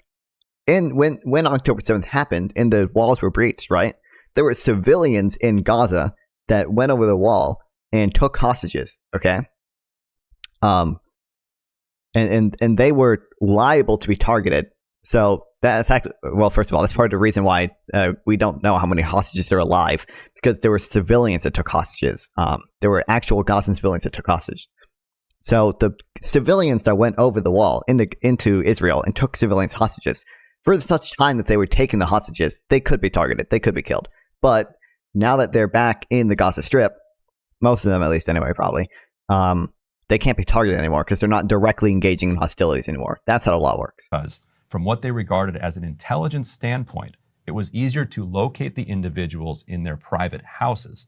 Additional automated systems, including one called Where's Daddy, also revealed here for the first time, were used specifically to track the targeted individuals and carry out bombings when they had entered their families' residences. And 972 argues that the reason that you've seen so many women and children killed is that they were... That's if you trust the Hamas. Identifying men, sometimes something like 10 to 20% of men in Gaza are named Mohammed. Like if you go through the Ministry of Health list of casualties, many of them have same last names because they're from the same family. So they're using AI to identify a particular man and then follow him to his home and then killing him with a bomb in his home. Oftentimes this is an apartment that doesn't just have his family sleeping there, but also has many other families sleeping there. Which is where the Where's Daddy name comes for that program. They wait for them to be with their families, and they think it's easier to bomb them in their homes rather than try to fight them in the field, and where they're more difficult to find. Well, so how could because in the field, so how could this be worse? Try to design a government that behaves in a worse way than this. The obvious counter is the numbers don't support the idea that civilians. Why is this shit fucked? Hold on, sorry. Are being targeted en masse. It doesn't even come close to it. I've seen estimates at anywhere it's like 9-to-1 for civilian to military deaths historically in conflict. And the idea that in the Gaza Strip, one of the most densely populated places on the planet, those numbers right now... Hold on, this is 47 minutes in. I want to see what Hasan says to this. ...are, depending on whose estimates go, anywhere from 2.5-to-1 to like 4-to-1 in terms of civilian to... Yo, Mr. B donated $1. Thank you, Josh. Or Ness, probably Josh. Let's fucking go, baby. I can't believe the real Mr. Beast is in my stream, bro. Thank you, Josh. I appreciate it, buddy. Well, it says for Texas Roadhouse. Could be Ness, I guess, but... I mean, sorry.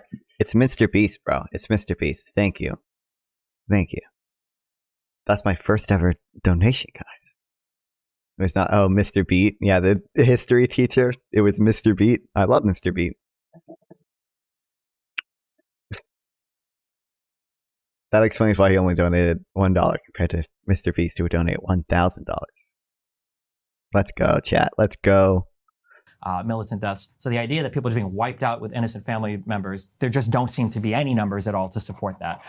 Something that's also very frustrating is Hamas engages in behavior that has been documented by the UN, by Amnesty International, by other NGOs, that is supposed to induce the death of civilians. I don't know why nobody seems to ever care about this. Hamas in the Gaza Strip exclusively fights in civilian clothes. Do you acknowledge that?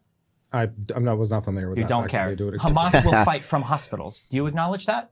They don't fight from hospitals. What happened with the most recent raid on Al-Shifa? Let me. Okay, so you've actually gone. No. You're not going to answer that question, is he? You're going to address it because you're not. But so let me just get my thing. Well, I mean, he said he doesn't think that they fight from hospitals. But he just said no. He doesn't think that. Yeah, but I just want to just for people listening, I guess.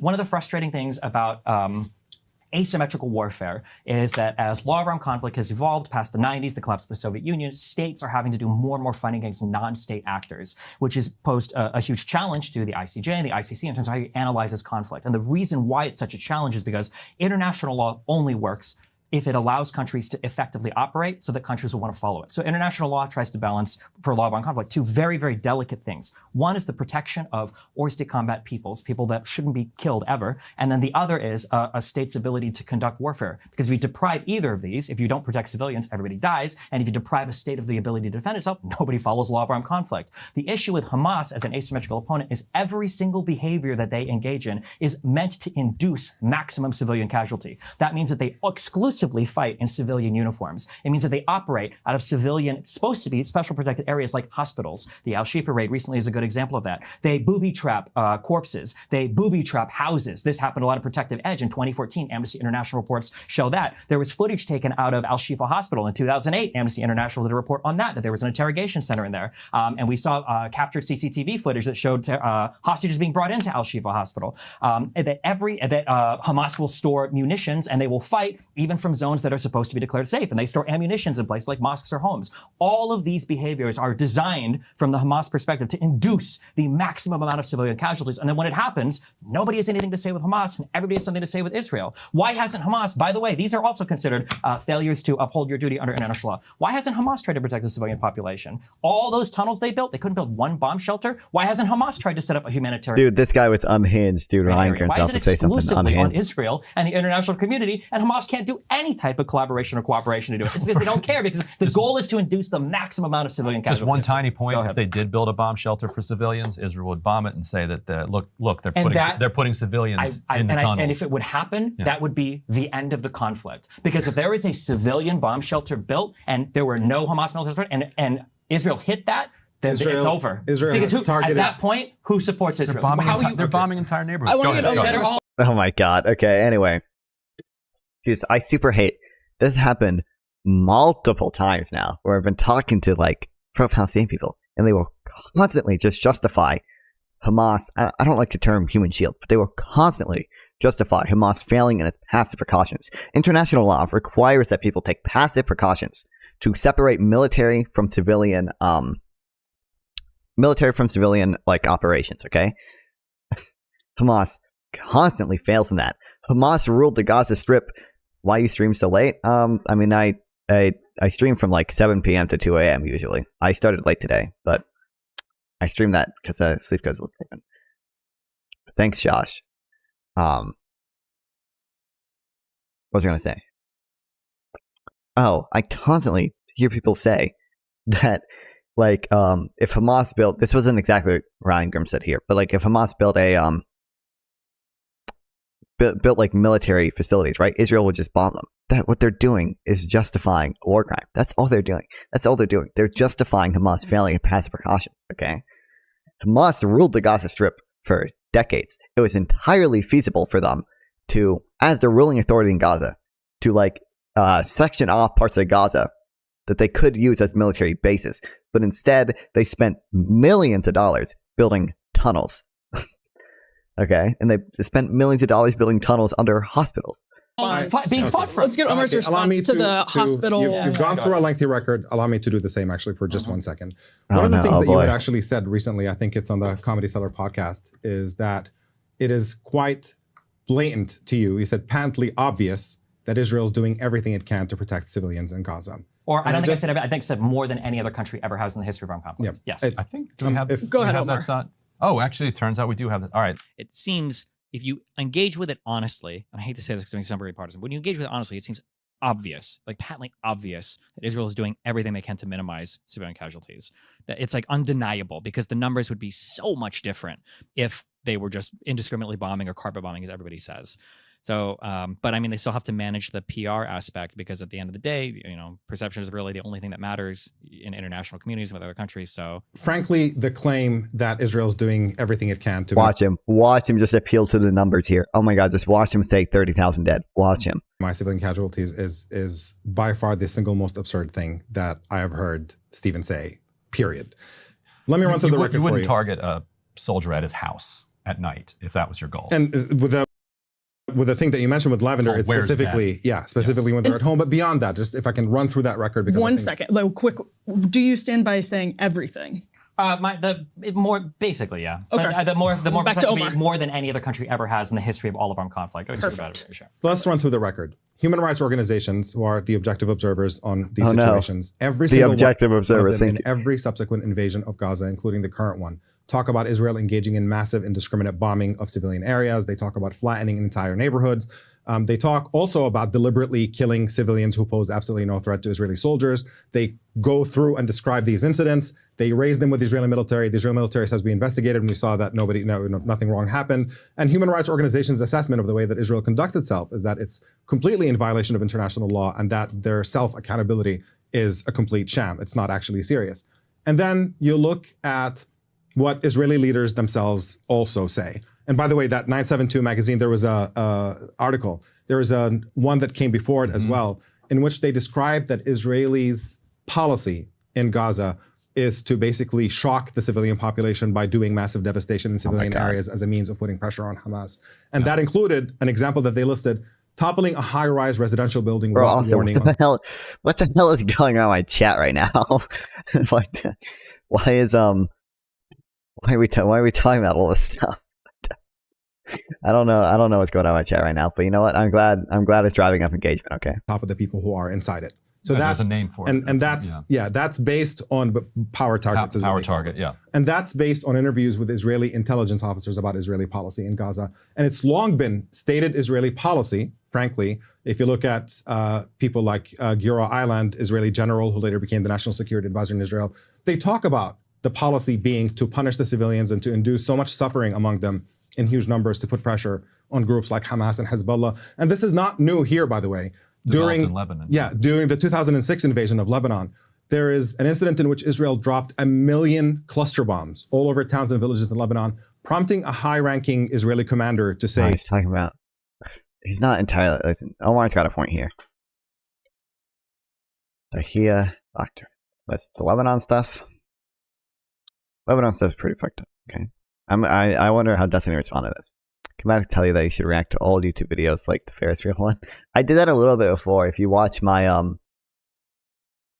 if you go to my YouTube channel, Josh, and look at one of my more recent videos. Where is it? Non-funds, wholesome reaction to becoming Twitch affiliate. At the end of this video, I react to some of my older videos.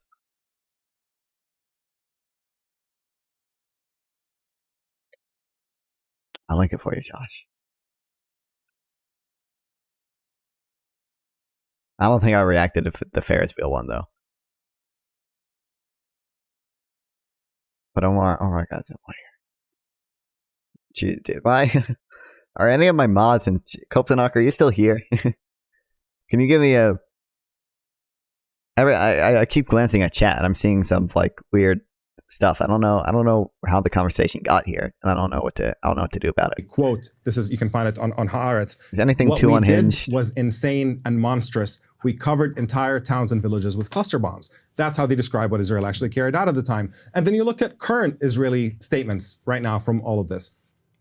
Benjamin Netanyahu has been quoted saying in Israeli press, again, talking about what the strategy is with Ron Dermer, And he said the strategy is to thin the population in Gaza down to a minimum. That's what he actually wants to do. He uses genocidal language like the Amalek, which is a quote from the Bible about murdering the children and babies The of your word enemies. Amalek appears outside the Hague. The idea that it's exclusively used to describe animals is not true. But and you have then Israeli soldiers themselves, so in case there's a misinterpretation of that, celebrating that they're going to kill Palestinians, Palestinian civilians. They're chanting about the Amalek and how we're going to destroy them. And you have people who are actually posting videos of themselves talking about we're killing them by the tens of thousands.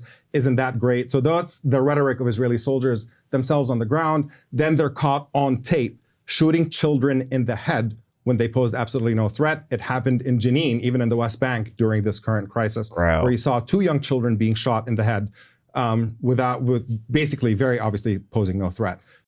I'm gonna watch this to fall asleep. The stream or the video? Oh, the video, yeah. You saw in Gaza a grandmother holding the hand of a young child while carrying a white flag, and they shoot her dead while the child is holding her hand, and the child freaks out and everybody else runs away. You have a pattern that is documented on video of these kinds of crimes. You have American doctors who visit. Oh, Josh doesn't warning Josh. About half of that video is one of my chatters, Ophelia, trying to solicit nudes to Zach and Kaio and me. At Gaza and talk about the horrors they see in hospital, how there's countless children who come in with single sniper bullet wounds to the head. They can't keep track of how many of these are coming in. And you have the president of the United States describing Bill the Gamer. I love Bill the Gamer, bro. Biden describing Israeli... I think that was Bill the Gamer, right? Bombings of Gaza as indiscriminate. The idea that you can look at this mountain of evidence between what human rights organizations are reporting, what is... Also, I'll say this on repeat, guys. Everyone, repeat after me, okay? You should all have it memorized by now.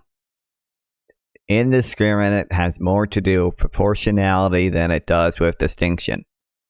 Israeli leaders are saying, what Israeli soldiers are posting of themselves, and what the American government's assessment of that bombing is, and to say they're doing everything they can to minimize civilian casualties is just so thoroughly dishonest on behalf of an apartheid government that is committing atrocities before all of us. It's just, it's mind-boggling. Steve, you honestly would have to be either naive to believe that or dishonest, and you just don't strike me as a naive guy. You're a very smart guy. I don't understand how you can actually say that. It's just funny because the entire you just did is completely destroyed by a single question. How do you explain the numbers? How do you explain the ratio of even what Hamas has claimed? I think it's 70% women and children. How do you explain that? Oh my God. So I haven't hold on, I'm sorry, because for children we're saying 18 and under, as opposed to the traditionally fighting age is what we would usually talk about in these conflicts. But everything when it comes to Palestinians are special rules. How can you have the gut to drop a nuclear bomb on civilians? Are we talking about Hiroshima in chat now? Destiny, dude, I hate. Dude, Destiny's goatee looks silly. Yeah, I don't want to. And his hair, when his hair gets bulky like this, okay, and he has this goatee, I don't. It looks goofy, okay.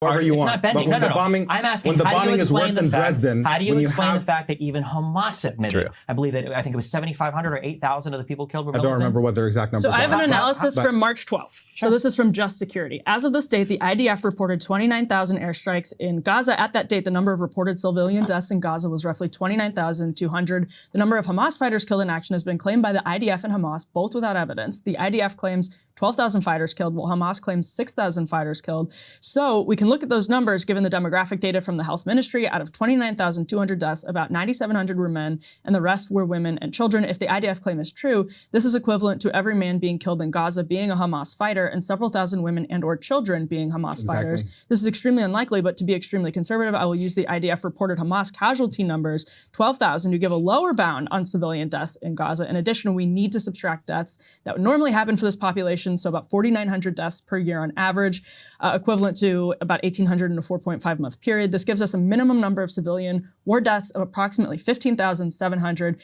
Based on 29,000 airstrikes, that leads to an average of 54 civilians killed per 100 attacks. And just lastly, this analysis goes on to say, despite the alarm over the high rate of civilian deaths in Raqqa, one finds the minimum equivalent in Gaza, 54 civilians killed in 100 attacks, is 8 times greater than the Air Wars-based estimate and 32 times greater than the DoD estimate. And recall that 52 number is a lower bound for the Gaza ratio. DoD estimate of this war? Higher than this. So, Stephen, do you dispute the validity of those numbers? What was the ratio of fighters on the lower bound? What was the ratio of fighters to civilians there? On Did it say Hamas claimed 6,000? 6,000. Yeah. So and the death toll at that time was how much? 29,200. There's about 9,000 men total. So 6,000, and it was 29,000 total deaths. Also, I don't know. Again, anything with the demographics. Okay, I would say it is relatively likely that Hamas is messing with the demographics of the people killed. It seems like there's evidence to support that. 29,200 total deaths, 9,700 were men. So if you're taking that's the Hamas reported number, you're at 1 militant to 4 civilians. And that's for the Hamas reported number. How can the ratio be so horrible if Israel is on a genocidal, indiscriminate campaign against Hamas? Yes, how can that possibly be the case? They're doing it. They're doing it in slow motion. And in slow motion to give plausible deniability that this is happening. I don't understand with people like these. Like, if we were to they're doing it in slow motion. People, I don't understand what evidence presented could ever convince them that it's not genocide. Then, like, even like let's say the ratio was 1-to-1. Is it still just genocide in slow motion? Let's say the ratio is like I don't know, 1 to 0.5. Is it still genocide in slow motion? I don't understand what evidence presented could ever change these people's minds. It's obvious. Look, they've destroyed 80% of the buildings. No, they haven't. He's doing the meme. No, first of all, even Hamas only claims that they destroyed. Even Hamas claims that they only destroyed 70%. But that number, I know where he's getting that number from. Fuck. How much of Gaza was destroyed? I know where he's getting that number from because we read these two things. He's getting that number from inaccurate satellite data and radar data, publicly available satellite data. First of all, he's conflating damaged to destroyed, okay? So the number was 70% damaged or destroyed, okay? Not destroyed. Secondly, he's getting that data from publicly available satellite data and radar information using a methodology that has never been used before. This methodology has never been used before, and they didn't do anything to test its accuracy. The UN has their own satellites with much higher resolutions. They did their own analysis. The conclusion was about 35% have been damaged or destroyed, okay? So, yeah, 35% damaged or destroyed. Nowhere close to 80%. Even Hamas claims 70%. That number is not true. They've displaced 90% of the population. Can you name any other conflict in which you displaced 90% of the civilian population? No, because usually they just destroyed them. You think in Dresden they told the civilians to flee? Do you think in the Tokyo firebombings they told the civilians to leave? For Nagasaki and Hiroshima, did we tell the civilians to leave? Can you Can you acknowledge that what you just said was incredibly fucking stupid? That they don't tell civilians to leave first. Normally they just kill them. Yeah. Because we knew. No, I need to hear an acknowledgement. Because he thinks that's such a clever line. Let me explain something to you. It's a forced evacuation. When they warn civilians, it's actually a forced evacuation order. Which is I'm going to acknowledge it. I'm going to acknowledge it. Yes, they told civilians to leave, and then they dropped massive 2,000 bombs. Oh my God! On the safe zones that they told the civilians to flee. Not how he doesn't know how safe zones work. I don't understand. These people actually don't. They don't understand how. Don't understand how anything works. Just because you tell civilians to leave an area doesn't mean every other area is a safe area. That's not how safe areas work. Okay. Safe areas, by the way, can't be created unilaterally, okay? They require two people to set them up. Because if Israel just declares a safe area, Hamas will just operate out of that safe area. As Hamas has repeatedly done before, as Hamas does in Jabalia, as Hamas does in literally every safe area ever created, okay? They can't be unilaterally created. They have to be agreed upon by both parties. Hamas has not done so. Israel has an obligation, Israel has a duty under international law to warn civilians of when they're about to strike, okay, to minimize casualties. That includes warning people to go to less dangerous areas. When the fighting was really intense in northern Gaza, they had to warn people to move to southern Gaza, okay? Doesn't mean all of southern Gaza is a safe area. That just means the fighting was going to be a lot more intense in northern Gaza. One safe zone. Why do Americans care so much about Israel? I wouldn't care about this if people weren't constantly posting misinformation about it. I don't have any stay. Listen, I don't even. Well, actually, I do kind of enjoy learning about the conflict. But like, I listen. If people in a post as much, is it your country? What do you mean? No, I'm not Jewish. I'm not Israeli. The only reason I do this is because people constantly fucking lie about it. Okay, I'm not religious. No, I'm an atheist. Okay. At the end of the day, I don't have any actual. No, I'm an atheist. I just said. I don't actually have any stake in Israel. I just don't like when people fucking lie. People constantly do that with this conflict. That's the thing I care about. If people didn't lie about it, we'd be reading economic stuff right now, okay? We've been stuck in Israel-Palestine for so long. I want to read more shit about economics, okay? I want to lock in on Keynesian economics. But I can't because people constantly keep fucking lying. That's not, the beach not. or whatever, There and have they been, haven't bombed there have been countless incidents of them dropping. Now you're just lying. I'm not. So I looked it up. We can look up all the data on all the safe zones. There's 4 hours of roads that they make safe per day where they guarantee travel. There's a New and then York there's Times a beach investigation. that they have not attacked. There's a New York Times investigation and there's an NBC investigation. Both of them document the fact that Israel is bombing safe zones where they tell civilians. If he'll just team. Oh, hold on. There we go. Okay.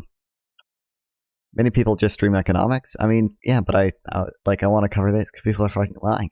People in my chat lie. And I want to be able to combat those lies because it's epic like that. Streamer wants to transition from talking Middle East blood fields to talking about math-based voodoo.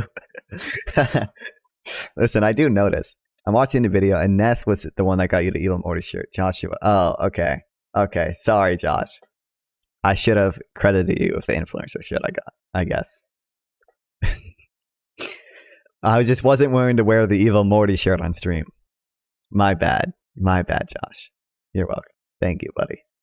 To flee. And Israel admitted this. Israel admitted this. Hold on. Israel admitted at CNN that intelligence indication that these places were safe houses for commanders of the Rafah Brigade of the Hamas terror organization. This was back in December about bombing areas that were supposed to be evacuation routes. Evacuation routes are not safe zones. There's been one official declared Shouldn't safe it be zone. safe? Shouldn't Hamas not operate from there? I mean, we're talking again. That's a good question. There's one zone. I wish I could remember. Is it It's Al Moa something. It's the beach west of. Yeah, there's one zone. They're actually expanding it ahead of the Rafah invasion. I know what he's talking about. He's talking about this zone right here. This zone was the only declared actual safe zone. Okay, and they're actually expanding it ahead of the Rafah invasion because they want civilians to go into the safe zone before the Rafah invasion, and they want humanitarian aid coming in. Yeah, and you can see there, they're building the pier there to allow more humanitarian aid in. Yeah. Khan Yunis or whatever.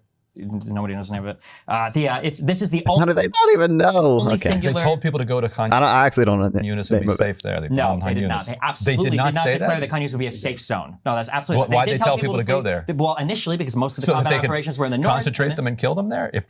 Oh my God! How is that as interpreted? What's happening? Jesus. There are arguments you can make. Listen, okay, these people just don't know. They just don't know. I don't understand how they don't know. I don't understand how you don't know. How you don't know this. How you don't know this. They have a duty to warn people. Why else would they say go there? No, it's called shaping operation. If you're a Palestinian citizen, so are we going to what see? Are we going to see 20, 30, 40, 50,000 deaths soon? Then are we about to see 100,000 Palestinians go up in smoke? That's what they're doing. They're herding them all to one city so they can blow them all up. Wait. But I thought we said they were going for plausible deniability. Now they're herding them to one giant kill zone and blowing them all up. Yes, and now they're going to tell them that it's time to relocate because we're going to invade Rafah and send them to places where there is no food, water, or shelter, and have them. Okay, so you watch the old videos. Now represent the PowerPoint and then show the video. I don't. What? I should now represent the PowerPoint and then show the video. What do you mean? Right now? I'm not doing that right now. And they're going to be on imminent starvation and death like they have been for the past 5 months. You know what PowerPoint? What PowerPoint? I don't. Do I? The one I made for the affiliate special, or add it to the list? It's going to be ongoing. We made so many PowerPoints, bro. Oh, do you mean the All About Me? I love the All About Me. I should do the All About Me. Killing rate, killing them by the tens of thousands and saying, oops, it's just war. Gaza's unlivable anymore. Too bad it can't support Palestinian life. People are starving. It's just all an accident. They're doing an accident. It's crazy that the numbers are so poor for a country that could kill so many more people. But they're doing things that no other country's done. Do you acknowledge that no other country does? The ultimate goal is to rid Gaza completely of Hamas. Yes, that is the goal. Thank you, Hunk Finn. Leaflets, phone calls to buildings, roof knocking sirens. Yes, you get it. No other country's human done rights that organizations, including. You're not going to answer that. Oh, I watched him talk about the roof knocking, nothing else, because the roof knocking arguably was illegal. Because in order for a warning to be legal, it has to be effective. And roof knocking is basically where they drop a smaller bomb in the corner of a roof of a building they're about to bomb in an attempt to get civilians to flee the area. The problem with this is people basically people basically had to guess whether the explosion they heard was like a roof knocking bomb or like a real bomb, and the attack was already done, and people didn't know. It just wasn't an effective warning. Warnings have to be effective for them to be legal. So the reason roof knocking is bad is because people just have to guess if it was a roof knock or not. That's why roof knocking is bad. Well, I shouldn't say bad, but like not an effective warning. I guess technically roof knocking would be better than not roof knocking, but The U.S. cleared Mosul you out. see- Other What? countries do it. Yeah. I mean, No, you we've keep down to that you level, literally though. And- interrupt But me. before we went into, You literally interrupt me to tell me I'm not going to answer because you're something not as I'm answering. trying You're to just answer. you're it. rambling. Go- okay, You're so- rambling okay, together. Omar, you were go ahead. saying, you were saying no country has done anything like roof knockings and leaflets and all that. And when you look at what human rights organizations say about these, they say they're completely pointless because there's nowhere for these civilians to go that is safe. So true. Thank you, Omar. Got to fall under complete control of the IDF in order to deny Hamas safe haven? Probably, yeah. It's going to have to be occupied for some can time. drop a leaflet. That's Unfortunately. it's a game, and right? And like the fact that people like you It's a game? Are you kidding me? The leaflets literally had instructions on where to go, on where to flee. Israel literally opened up safe corridors and allowed people to flee, and they did daily pauses and fighting to allow people to flee. It's not a game. fall for it. It's just kind of really embarrassing. You still have no "Hey, explanation guys," for the ratio, yes, for the 1 to 4 yes, on the yes, lower they tell civilians to flee because here we're going to be so nice and make sure that you don't die. And then when they flee, they kill them as they're fleeing, or they kill them. Oh wherever my they God. are. numbers are so It's just- it's- disproportionate. If you were a Palestinian, what would you do if you lived in Probably go North- south to the whatever the beach was. I wish I had the name of it right now. But there's been one singularly declared safe area, and it's that beach. Yeah. How many Palestinians do you want to crowd into that, whatever that small beach I guess is? at 1 point, however Yeah. many How million. many bathrooms are there? How much water is there? And I mean, are you you- add, you add I mean, on it's top of better- that. They're building the pier there to let more aid in. I'm But getting blown up by Yes. a bomb. If you want the war to stop, Yes. how about just have Hamas leave what if and you release the leave? hostages? Or Why not that? Israel could just stop bombing Gaza. Why and would go over Israel to stop else with- attacking and- enemy that committed the largest terror attack per capita in the history of the Yeah, entire and just- country? it's a ridiculous double standard. When Wait, you hold on, consider, wait. Yes. Hold on. You think it's reasonable to tell Israel, hey, Hamas, I know that you guys did a little bit of a large terrorism against us and have been, by the way, which is a violation of international law, indiscriminately launching rockets for decades from this law. And every single one of those is a violation of international law because those are by definition indiscriminate, which by definition This is- fail the distinction principle that is essential to law of armed conflict, Yeah, one of the you're- 3 prongs. you're operating- Wait. So you're Go saying on. that Israel needs to allow Hamas to stay there, who's been breaking international law of armed conflict for 20 years? As opposed to Hamas allowing the Israeli government to stay there when they're breaking international law for Bro, even longer thank than you. that. And I want to put a fine point Yeah, on that. Seriously, so you won't- honestly, I want to get an answer to that. Why is it that you think that the Israeli government, having committed all the atrocities that they Because committed, the Israeli get to- government is a democracy that can be reasoned with. Their neighbors have reasoned with them. People have signed peace agreements. and they're People also defending have themselves, reached right? agreements with them. The That- Palestinians have not. And there's a reason, yeah. by the way, which you will never recognize, why all of the surrounding Arab states have abandoned the Palestinians too, because their history has been one of violence, that first they've been encouraged by the surrounding nations Yeah. and used by them, and then now they've been abandoned once the other nations have used them That's up. a racist anti-Palestinian Racist? stereotype What happened in the talk. 70s? Yes, Why did the it is. Palestinians get kicked It out of is. Jordan in the It is. To 70s? explain it Why as did the well, Palestinians everybody assassinate the hates Jordanian Palestinians. king in 52 Yes, in Jerusalem? because the Why did the Palestinians- Palestinians get kicked out of Yeah, Lebanon? because- Why does Slow down, Egypt slow want to down. work with the Palestinians? Is There's he, a do reason you believe why. he's a racist, Omar? Yes. When he talks about Palestinians, nobody likes them and nobody wants them and nobody whatever. Yes, absolutely, that's a racist description. Why do they- I don't. It's the I don't same like. thing. Can I? Let me be Yeah. clear. This distinction between there's a category of people who are racist and a category of people who are not. I think that's a simplistic thing. What he just described is a racist stereotype. There's absolutely no question about I'm it. just fact. It's I don't history. want I'm to. sorry, I'm not- that's I don't want to offensive get to into you. who he It is. is to a lot of people that are pro-Palestinian. I understand that history is the most traumatizing If you don't part. understand that the Egyptian dictatorship is collaborating with Israel to suppress anything that is Muslim Brotherhood affiliated, and that's why the reason they're collaborating against Was Gaza. Nasser collaborating with the Israeli government when they locked all the Gazans in the Gaza Strip and didn't let any of them leave? Yeah. Okay. Yeah? Steve, you do this thing constantly. Where you bring up random anecdotes that are completely irrelevant. Random anecdotes? I'm sorry. I'm sorry. The reason why that wasn't random is Yeah. because you applied today that the dictatorship in Egypt. First of all, you said dictatorship, very loaded. Yes, Egypt's had a history of dictatorships. You're implying that It's they're a dictatorship. collaborating It is a dictatorship. with Israel And a in a particularly unique brutal way. one, if you you're wanna be you're clear acting like about they're it. collaborating with Israel in a unique way. And Steven. even from 48 to 67, when Egypt had control of the Gaza Strip, the Palestinians were still locked in the Gaza Strip. Let's be clear about. Just kidding. It let's wasn't be clear random. I about just brought something. that up All for a right, all right. particular reason. Let me be clear about something. Right now, this rhetoric, I'm gonna let it go for now. The idea I mean, it was a hoverboard, but yeah, I remember that. is looking at all the surrounding Arab governments who are collaborating with Israel. It's a sign that they hate Palestinians. When you do opinion polling in any of these countries, all of them, including in Saudi Arabia, the overwhelming majority of the population wants to cut off any talk. They want to isolate Israel diplomatically. They don't want to deal with them. the people of the region absolutely oppose what Israel is doing to Palestinians. And the fact that you can cite a handful of governments in the surrounding area who all effectively belong to the US orbit and operate under and get tremendous privilege and financial privilege and security privilege for collaborating with the United States, and to try to paint that as some sort of validation that they have anti-Palestinian sentiment, I think is completely ridiculous and ignorant of the dynamics that actually exist in the region, a region that I grew up in, by the way. What you have, Where? I grew up in Kuwait, Jordan, Yemen, Oman, and the United Arab Emirates, and I visited Palestine on multiple occasions. Gotcha. Wait, you grew up in Kuwait in what years? Was that when Arafat was supporting Saddam Hussein? I was born in Kuwait in 1982, and I lived there until that war. Okay. And yes, when Arafat made statements in support of Saddam Hussein, that became the reason why many mistake. Palestinians could not go back to Kuwait. Yeah, which was a really big deal too, which is also funny because those Oslo Accords, we point to Israel not being a good partner for peace. The only reason why those Oslo Accords were so horrible is because Arafat was desperately looking for a way back into Palestinian popularity after supporting Saddam Hussein when he expelled. Speaking of Oslo, yes, and you know what was also happening, and the reason why Oslo happened is because while Arafat was looking for a way to get validation as the leader of Palestinians and come back, Israel was dealing with the fact that there is a Palestinian uprising, the first Intifada, overwhelmingly nonviolent. I don't, Josh. Palestinians were doing civil disobedience, sometimes throwing rocks at soldiers, and Israel was brutalizing them for year after year. After they killed so many of them that the Israeli officials started being concerned about the optics of it. So they said, don't kill them, beat them up and break their arms instead. And what you ended up with... I'm so curious. And what you ended up with... I'm so much more And what you ended up with... Allow me to finish. Second. You have to let me finish my thought every now and then. Yeah. And what you ended up with... murder of the children. I understand. We get it. They started beating up Palestinian protesters and seeing them brutalizing them and breaking their bones on video, and that ended up being an even bigger disaster for Israel. And they did not know what to do with that civil uprising of people who wanted to be free from occupation. And so they struck a deal with Arafat and brought him in to suppress the Intifada on the fake and false promise that they might grant Palestinians a state.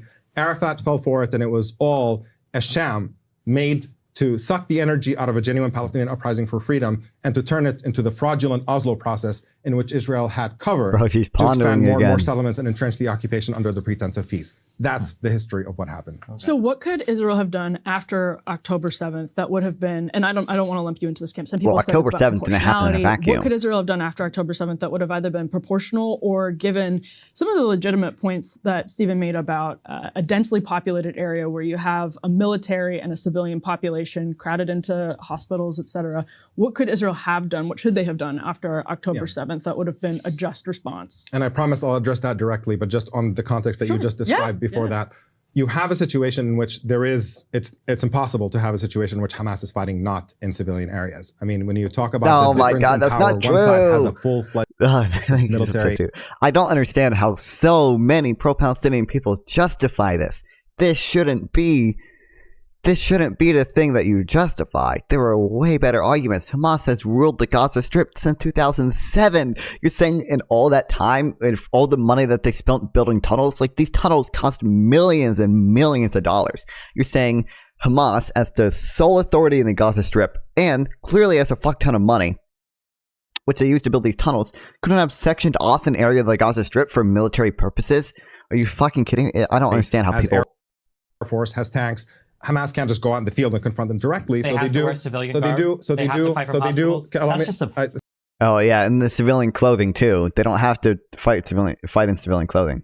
October 7th was to match it power cake. Thank you. You'd have to let me finish my sentence every now and then, Stephen. Seriously, like just try. Dude, I don't know anything about the conflict. I don't talk stupid stuff. That's my stance. True. In the words of Norman Finkelstein, try to have the self-possession. Listen, as much as I want to read about economics again, people just keep fucking lying. They keep dragging me into this shit. A little bit more. And in the style of Norman Finkelstein, be wrong about everything. Yeah, keep great. Going. Yeah. You have a situation in which the balance of power makes it so that those militants have to effectively use guerrilla tactics, and guerrilla tactics involve... These aren't guerrilla tactics. This is a failure in passive precautions. Hiding in civilian areas. That's how that actually that happens. And if you're really upset about that and you think that that's a real problem, by all means, arm Hamas the way you arm Israel, and then they can have military on military war, and we can spare the Palestinian civilians if you think that's really what's the underlying motivation. But of course, nobody would ever consider that. We only arm the criminals on one side with massive armaments. Now, on the question of what Israel should have done, there's two separate questions that often get conflated. There's the question of, is it a just war to begin with? And then there's the question of proportion. And you can imagine if people in Gaza were free and Israel was not controlling their lives and deciding how much food they get to eat and whether they can go and come back, and then some kind of attack happened, you might expect some kind of Israeli retaliation, and then the only conversation would be about proportionality. Are they doing it in a way that is defensible? And what they're currently doing is obviously not defensible, to be devastating the civilian population in order to thin that population, by the words of Israel's leader right now. There's no source for that, but by there's the way, which is it comes from the red line. It comes from Israeli press reporting on internal strategic conversations which has that never happen. been substantiated. So yes, Israeli media makes things up. When the population has always had a calorie surplus. Yeah, even the diet part. Calorie surplus. They literally have. That's why when the famine started, when all the people were moved, I believe it was UNRWA that made the statement that this is a region that has never experienced hunger before. That's what's so infuriating. And that's also why Finkelstein got mad, because if you try to cite, really, wait, these people are starving? By what metric? You can't find that's what's so infuriating, Stephen, is that you want to start counting calories and try to discover whether they have a surplus or not, when you're missing the fact that Israel getting to decide what food gets into Gaza is itself outrageous. Right. One people does not get to control whether another side gets to have cookies for their children, and you know or potato chips or sodas. You don't get to do that. That's a level of dominance and oppression that is unacceptable. But you're not capable of having it because you won't even admit why the blockade exists. So you don't even deserve to be in that. What do you want him to admit? What do you want him to admit? Why is there a blockade in Gaza? Yeah, you tell me. Why is there a blockade in Gaza? When you look at the fact that Israel is preventing cookies from going into Gaza, you know that it's not Why were cookies being prevented from going in? And what were potato custom chips. rockets fueled with? Yeah, with cookies? Yeah, with sugar and fertilizer. Yes, that's how they made the early rockets. The first generation that was so we're going to literally deny Palestinians in Gaza sugar because it might be used. You know what? First of all, they're allowed back in because they use more sophisticated rockets. But again, he's not going to admit it. I just want to be clear another time. Another thing you're not going to admit. Why does the blockade exist? It's literally just because of the evil Jews trying to kill the Amalekite. Hamas fighters breathe air too. Maybe Israel can restrict air from going into Gaza. So true. Thank you, Omar. What a brilliant point. Oh my God. Burden should be on Hamas, not to use. No, Palestinians have no agency. Rape is the language of the oppressed. You don't. They can't help themselves. Don't punish a civilian population. And I'm the racist one. To get at military ones. You don't punish civilian populations. Like indiscriminately shooting tens of thousands of rockets decade after decade into Israel, like what Hamas does. The scale of Israeli violence. I'm like, why does he keep mentioning the scale? The scale doesn't matter because Hamas obviously is less powerful than Israel. I don't understand why the scale matters.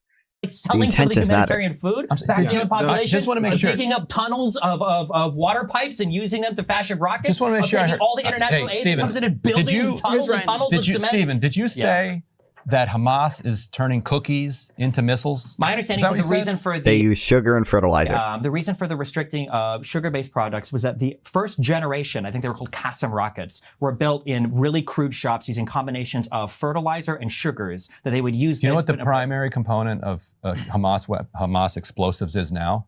I'm pretty sure now they use more sophisticated stuff, but I don't know. You tell me. Unexploded Israeli bombs, because they've dropped so many.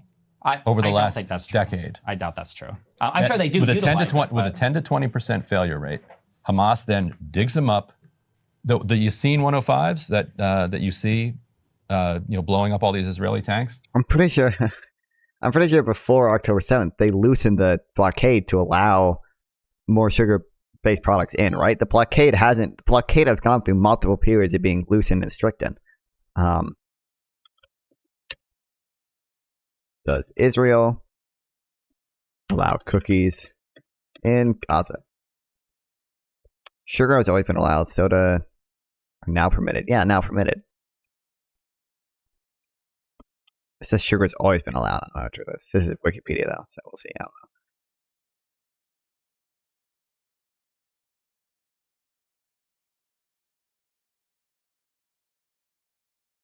know. Yeah, but they're now permitted. Oh, wait, this says they don't get cookies, though. Israel eased its 3-year blockade in Gaza Strip this week, allowing number of previously banned food items, including instant coffee, blah, blah, where's cookies?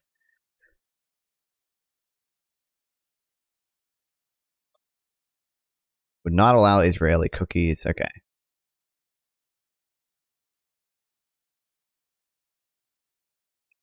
This says it doesn't allow cookies. What's Wikipedia say? Good entry into Palestinian setup. Soda, jam, spices, shaving cream, potato chip cookies. We're now permitted. Sorry.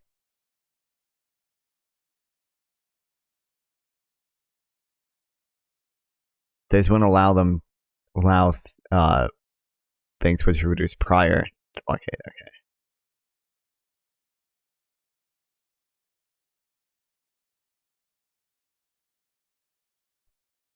Hamas said it would not allow. Wait, Hamas said it would not allow Israeli cookies in.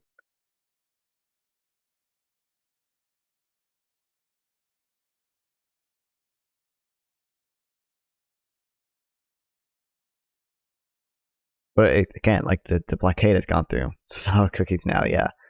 That's what the conflict comes down to, really. This is 2010. It doesn't have a list. But like,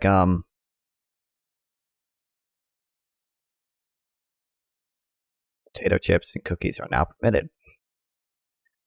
It's gone through, depending on how relations with Hamas have been, depending on like whether they're, you know, in a ceasefire or have a period of conflict, like there's been various easings of the blockade and tightening to the blockade.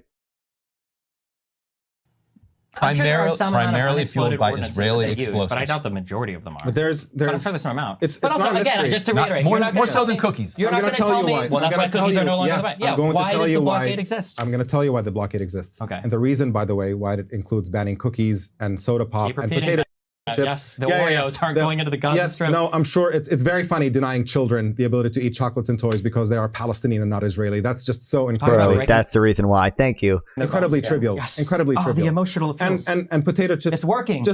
We're two more virtue signals away from free Palestinian people. Keep going. Yes. It's you trivializing. If it was the other way around, if Hamas was imposing a siege on Israel in which Israeli children were not allowed to do any of that stuff, you would not be sitting here making light of it. It would not be trivial to you. Dude, I think that's in the Hamas charter. I think Article 1 of the Hamas charter is please let cookies into the Gaza Strip. Please do it. Because you understand that Israelis are human beings and their children deserve to eat potato chips. Jewish people, sorry, hold on. How many Jewish people live in Arab countries around the world?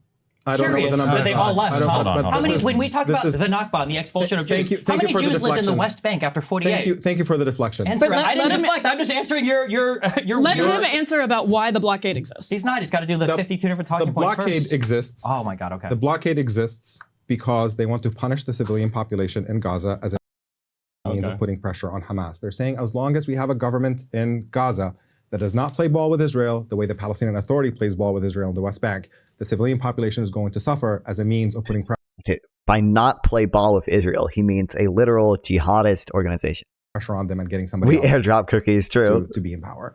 The evidence for that is overwhelming. Children's toys were not allowed in at the beginning of the blockade. And when Israel came under intense pressure after the flotilla incident, a bunch of activists tried to basically force medicines to be delivered into Gaza. So on the flotilla incident, there were 2 of 5 of the ships were empty, and they were aggressive ships that were designed to fight against the IDF when they landed. You realize that footage is available. There's 100-some people on the deck with chairs throwing Israeli soldiers overboard. And makeshift weapons and everything too. Makeshift weapons. Wow. Yeah, I know. Well, that was how did they not know this? I guess. Oh my God. How did they not know this? Like, where are they getting the information from where they don't know this? Oh my God. Yeah, this is well documented. You can go and look it up. You can go see the videos and all the photos that the IDF took of all the bars that they cut from the ship's railing, and they were hitting Israeli soldiers with them. I think 1 or 2 Israeli soldiers were even had gunshot wounds, which means that someone on board had a firearm. I don't understand how did they not know this? You should at least know it. Oh my God. Yes, because they were inspecting the boats, but those were not peaceful activist ships. And if you read any of the reports, if you open more than a Finkelstein book and read what actually happened or watch any of the footage that actually happened, were on that flotilla. Were they part of the fighters or what? Were they? Listen to yourself. Listen to myself. What? You can watch the videos. There were people who, fought back when Israel boarded their ship in an. There were people who fought back. That is a absurd representation of what happened. Act of piracy in international waters. Why did Israel border the ship? Because they don't want ships to get to Gaza. Wait, by the way, he said piracy in international waters. He said Israel's doing piracy in international waters. After the UN did an investigation into the Gaza flotilla raid, that investigation concluded that Israel did have the right to board their ships. I don't know how he doesn't know that. It wasn't piracy. The UN literally said, Israel had a right to board those ships. Like that's what the UN. That's the conclusion of the UN investigation. It did say Israel used excessive force once it was on the ships, but concluded that Israel had the right to blockade Gaza and that Israel had the right to board the ships. That the UN concluded that. I don't know how the fuck he doesn't know that. There you go, because there's a blockade and because they announced you need to stop. They don't get to impose that blockade. They absolutely do. No more than Hamas gets. The UN literally did an investigation and concluded that The UN concluded that the blockade was legal. UN concludes blockade legal after flotilla raid. This was after, though, because they did go back on it later, but the initial investigation concluded it was legal. Disputing a conclusion reached by a separate UN probe into Israel's Gaza-bound,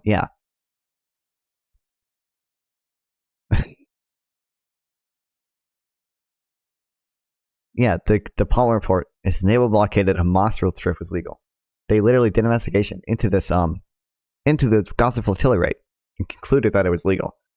Again, I mean, this mentions another UN body later said it wasn't legal, a separate UN probe, or a separate UN body.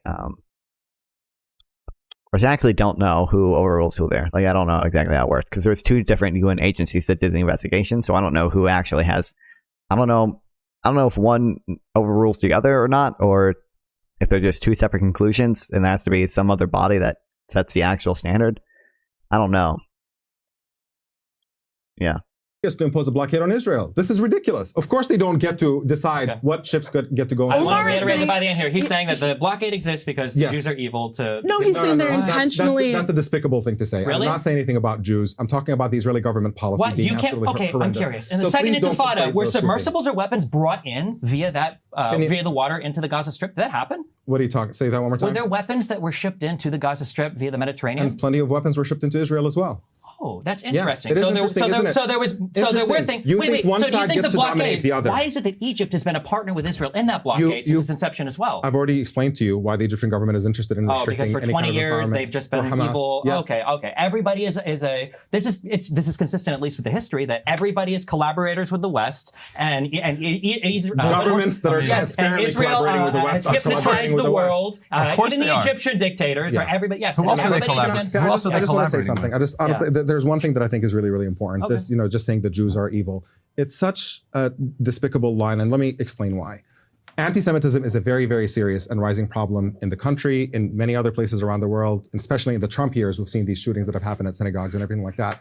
Not in the Middle East, though, 'cause it's always been at 100%. And you have a situation in which Israel's defenders constantly try to conflate those things, is that you ignore the fact that there is a significant portion of the progressive young American Jewish population that is opposed to Israeli policies. And every time you criticize Israeli policy, people say, oh, you're attacking Jews. And that's exactly what you just did. And it's not just harmful to people like me who get smeared by that accusation, completely baseless and really ugly and detestable. It's probably more but true it's than also, we know, I think. But yeah. Of Omar? Thank you. Probably, yeah, I think so. Thank you for that, Be my that wonderful assumption. speculation. But it's also actually harmful to Jewish communities themselves that are trying to protect themselves from anti-Semitism, to constantly trivialize that charge, that you throw it around at anybody who is critical of Israeli policy, anybody who thinks that Palestinians are human beings who deserve to have rights. You water that charge down so much when you let it around that real anti-Semites get more room to breathe and operate, because that charge doesn't mean anything. So even if you enjoy smearing people like me and people who defend Palestinians, that's fine. But if you have any part of you that actually cares about Jewish people in this country, I would strongly advise you to stop throwing that smear around at people. Because I'm good. Okay. I'll do my Thank virtue you. signal since you did yours. Thank you, Omar. I got asked an interesting question on my way up here from the, is it Max? Mac, producer Mac. Not Mac. Yeah. Not Max, Mac. We might call him he Max asked me now. why I was so interested in this conflict. And one of the things that I think is so sad is, I think of all the things that I've ever looked at my entire life, this is one where you can pick and choose facts from one side, and you can build the most compelling anti-Palestinian argument, or you can build the most compelling anti-Israeli argument. And I don't think I've ever seen anything where you can have such a one-sided telling of the history as I have for this particular conflict. I think the really sad thing here is that I think that there are really good criticisms that can be made of Israel. I think that there are really good criticisms you can make of their past policy. And I think that the story of the Palestinian is an incredibly empathetic one. I think that there are reasons why you could support violence in 47, violence in 48, wars in 67. I think you can support all of these things from a really empathetic, understanding place. But the issue is that both sides are so invested in telling their story and making money and making videos and making whatever off of their particular side of things that you never will ever like me, chat, like me. have that conversation. So Sub right now. 6 out of 10 subs, and now 10 subs at Elevate. That's So For instance, this is why identifying root causes Actually, wait, I can't do that on Twitch. He's still banned. is so important.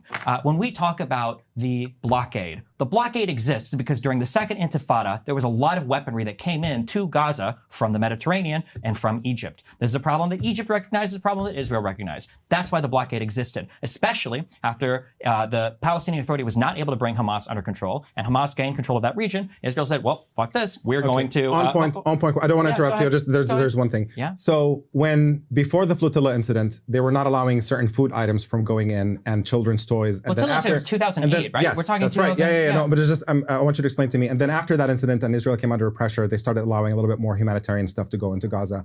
Is that because Hamas stopped being a threat to Israel, or is that because those humanitarian goods are actually not a threat and Israel did not give a shit about them anyway, apart from wanting to punish the My civilian guess would be it's population? probably because the Israeli restrictions were too much. And they probably could have calmed the fuck down. Right now, Israel is in the position that it's in because Israel thinks that they can maintain an indefinite status quo and more or less slowly annex the West Bank. That's Israel's goal. The problem with this conflict has always been that Israel wants to fight forever because the longer they fight, the more of the West Bank they get to annex. The only reason the Abraham Accords happened was because it was to stave off annexation of the West Bank. And the problem is that while Israel wants to continue fighting to gain more and more, people like you have deluded Palestinians into thinking that they fight, they can gain more and more too. Only one side, for what it's worth, only so one side, just, Palestine, whatever that means, okay? Only one What does side it in mean this to you? conflict. What does it mean to you? Palestinian? There were a lot of Yes. people that became Palestinian after, depending on what the conflict is. So I don't know what that means. I don't really care that much. The idea that both sides can continue to fight only serves one side, and that's the Israeli side. The longer the Palestinians continue to fight, the more the Israelis are going to gain, because the reality is the Arab states around them are bored. They don't want to fight. The leadership doesn't want to fight anymore. They're not going to. They did at one point, which is, I think, the most tragic thing, is that Palestinians were a tool of the surrounding Arab states to fight with Israel, and that's the most they ever cared about. You're so close to understanding it. You're That's so why close. if you go to these surrounding countries and you ask, that's crazy. There are so many Palestinian refugees here. I wonder why they don't ever take any of them in as actual citizens. And the reason why is because in the Arab states, you're not allowed to. They don't give citizenship to those people because they use them as a tool to fight with Israel. And that's why they're not even allowed to do it. They're banned from actually giving citizenship to any of these Palestinians. So even the whole refugee crisis is inflated more than it should be. But the issue is that when you look at these sides and you go to criticize the policies, okay? I bring it back to the blockade. That blockade existed because weapons were coming in to the Gaza Strip via the ocean, via the land routes. So if that's the reason why the blockade came in, I think that you can make an incredibly powerful argument that, listen, Netanyahu, if you want to destroy Hamas, that's fine. But one of the conditions of eliminating Hamas has to be the lifting of the blockade. Because with Hamas gone, your justification for the blockade is completely and totally non-existent. In my world. In your world, the blockade never leaves because the only reason it's there is to punish Palestinian citizens. So if you're constantly screaming at a government, hey, you need to take this blockade away. I always agree to that point. If Israel gets rid of Hamas, the blockade has to go. But that's a good point. I didn't realize that before. Yeah, in his world, the blockade still has justification for being there because apparently the only point of the blockade is to collectively punish Palestinian civilians. You just hate Palestinians. Well, why would they ever remove it? There's absolutely no desire to. There's no reason to. Why would they? But if the argument is, well, we said that the blockade existed because weapons were going into a hostile administration. Well, now that hostile administration is gone and we allowed you to remove it at great cost, both to infrastructure and civilian life, well, now we can say, hey, they're gone. You have to lift the blockade now. There's no justification for it. So if we have a real analysis of what's going on, we can levy legitimate criticisms. We can look for legitimate solutions. But if the arguments are delusional, that Israel is here indiscriminately murdering tons of people because they're evil or because they hate Jews or they hate Palestinians or hate Arabs or whatever, or they're racist or Islamophobic, there's no solution to be had because in your world, the hatred runs so deep that it's intractable. Crystal's lipstick just fell over. That's all it was. Nobody panic. So it's funny. Some bits of that narrative actually were kind of close to reality, but just let me fix a couple of things for you. First of all, if you're saying that a precondition for lifting the siege is that Hamas has to not be in power anymore, you have that backwards. The occupation of Gaza existed before Hamas was created. Oh my God. The occupation created Hamas. Wait, when was the blockade? The blockade wasn't since the occupation. Yeah, I mean, the occupation itself needed to end. They replaced the occupation with the siege. That's what they did. And no, the blockade started in 2005. Yes. So they withdrew. It's been occupied since 48. It remains No, Gaza has been occupied since 1967. Gaza's been occupied since 1948. What are you talking about? Israel took over Gaza in 1967. Who took over it in 1948? The Egyptians did. Yes. So it was occupied by the Egyptians. See, this is the... I know you don't like to talk about that because it's not convenient, but that's true. It wasn't a Palestinian state prior to 67. Who cares? The point is... Who cares? What do you mean, who Palestinians cares? had a state government for one... Oh my God, if Israel If Israel occupied it, he definitely would care. Okay, Gaza cookie treat. This shouldn't need to be said, but clowns show at OmniLiberal's argument that Israel banned the import of cookies for Gaza for security reasons. Supposedly, sugar would be extracted from cookies and then used by the Hamas to build rockets. Is completely discredited by the historical record. Why? Because Israel did not ban the import of sugar into the Strip during its food blockade from 2007 to 2010. Israel did at various times ban the import of lentils, tea, coffee, cookies, blah, blah, blah, as well as milk products. The BBC reported in 2012 that Israel's government officials acknowledged that food restrictions were partially intended to put pressure on Hamas by making the lives of people in Gaza difficult. Israeli government officials acknowledge. I think this goes back to what he said earlier. Like, there's been comments made from Israeli officials to like media outlets, but I think Destiny's point was, which I don't know if I totally agree with, was that it's never like been substantiated with like actual policy. Motive security doesn't know what creditless readers believe, but a collective punishment scheme. But he's talking about the blockade started in 2007. Oh, this says 2007.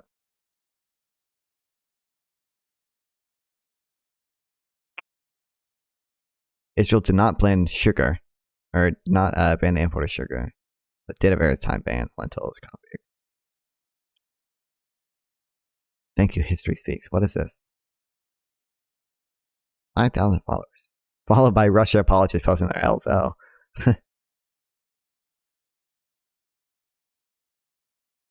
Israel doctor dies for 4 months at attention. Totally normal. Nothing to see here.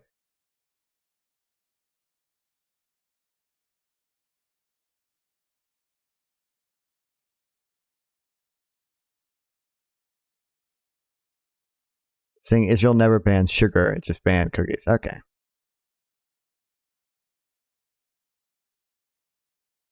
One year that was recalled to Cairo and immediately disbanded. And it became a training ground for Fedayeen. What do you mean? Let me then call for an end to the Egyptian occupation of Gaza too. Oh wait, it ended. Great. So now let's talk about the Israeli occupation of Gaza. It started in 1967. It has continued, and all Israel did is withdraw settlers out of Gaza and replace that settlers on the ground with an occupation from the outside. That's why nearly every international organization still considers Gaza occupied, even after they withdrew settlers and placed it under occupation. According to just about every UN agency, the EU, just the list goes on human rights organizations as well. And so the idea then that you need something to change and that Israel would lift the siege in Gaza, frankly, if Netanyahu came and said to Hamas, if you agree to no longer be in power, we're going to let Gaza be completely. You can have an airport, you can have a seaport, you can just like have the population. Wait, I'm sorry. Wait, I missed what And he so said. the idea then that you need something to change and that Israel would lift the siege in Gaza, frankly, if Netanyahu came and said to Hamas, if you agree to no longer be in power, we're going to let Gaza be completely. You can have an airport, you can have a seaport, you can just like have the population live. I suspect Hamas might actually be up for that. In fact, okay. They would consider it a feather on their cap. They can say, see, we've delivered something for you. But if they're no longer in power anymore, how would they deliver something to who? It doesn't matter. They're not in power anymore. I don't know why the fuck you think Hamas would ever agree to that. Okay. Absolutely not. They won't even agree to a permanent ceasefire. Why would you think that? In exchange for Israel ending the devastation of Gaza. They've offered it 1,000,000 times to release all the hostages. Oh my God. They've offered it repeatedly. And Dave, it's kind of funny. Let me to be clear. You're saying that if Israel said they would end the blockade, that Hamas would step down as leadership? If they were to leave Gaza, absolutely. I think that would actually happen. Are you sure that the claim isn't that they need to have a 10-year truce or that they need to recognize a two-state solution where the refugees are brought back? This is them as a governing body early on, when they were signaling that they're actually interested in moderating. Khaled Mishal, the head of Hamas, in the late wrote 2000s. This was before they attempted to coup Abbas's Palestinian Authority, the PLO in the West Bank. I remember this. Right before the attempted coup. You don't know what you're talking about. It's so incredible. There was an attempt actually at driving Hamas out of power that they then flipped and pushed the Palestinian Authority out as part of a plot that is documented. I think it was Vanity Fair. That's true, but you're talking about 2005 when there was going to be international support for Fatah. But Hamas tried to coup the Palestinian Authority in the West Bank a few years later right after they announced their unity government. It's great that you've done some reading and you can throw out random factoids, but please listen to it sucks when the history. I actually don't know. I don't know about I'm not saying Destiny's wrong or anything. I just haven't heard of the Hamas trying to coup the PA later. Hold on. Hamas tried to coup PA after 2005. That's what it said, right? Yes, but then Hamas tried to coup the Palestinian Authority in the West Bank a few years later, right after they announced their unity government. It's great that you've done some reading and you can throw out random factoids, but please. I know it sucks when the history I know, but just please try to listen to what I'm saying to you, so you can actually understand. Okay. Go back to the broken bones. Yeah. Yes. Okay. I'm not trying to throw up random facts that I've read. I'm trying to explain something to you, and I really hope that you would actually just make an effort to listen to what I'm describing. Okay. There was an effort by Hamas at the time to try to moderate. And Khaled Mishal wrote a piece in the Washington Post here in the US talking about how, we don't like the idea of a two-state solution, but if we put it to a referendum and Palestinians want it, we'll accept it and whatever. Like there's all kinds of stuff, signs. And what Israel did is put a suffocating blockade on Gaza and said, you have to renounce violence, even though Israel does not renounce violence. They said you have to recognize Israel, even though Israel does not recognize Palestine. And they said you have to stick by all previous agreements, even though Israel was obviously not sticking to any agreements they had made with Palestinians in terms of just hold on. Clearly, I've read Noam Chomsky too. I know exactly what he's drawing from. He's drawing from Noam Chomsky here. I've literally read this book. It's obviously just the equivalence is unreal. At every opportunity. And so Hamas said, no, those are not acceptable demands. And that's how we ended up being stuck in this situation where Hamas's refusal to accept whatever Israel wants to mete out to them is the reason why that blockade got entrenched and intensed and became more and more punishing as a means of trying to place more political pressure on Hamas.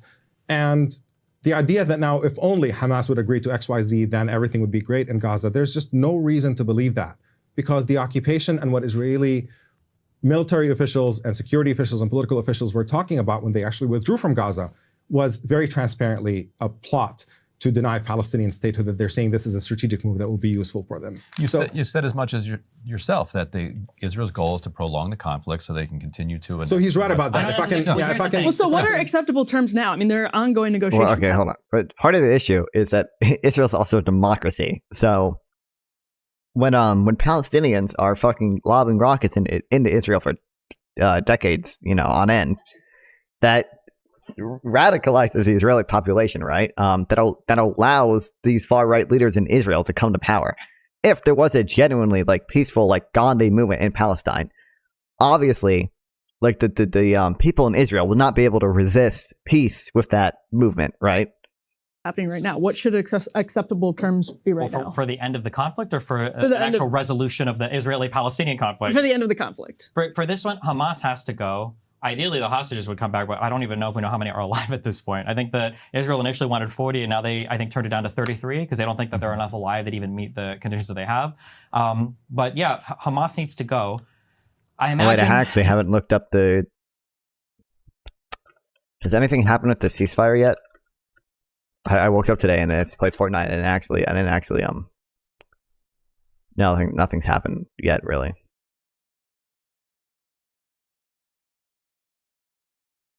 Yeah, I just woke up and played Fortnite today, and I didn't look up if any new ceasefire developments happened. But my understanding is Israel still wants to go into Rafah, right? Mm-hmm. I think they've reiterated as much.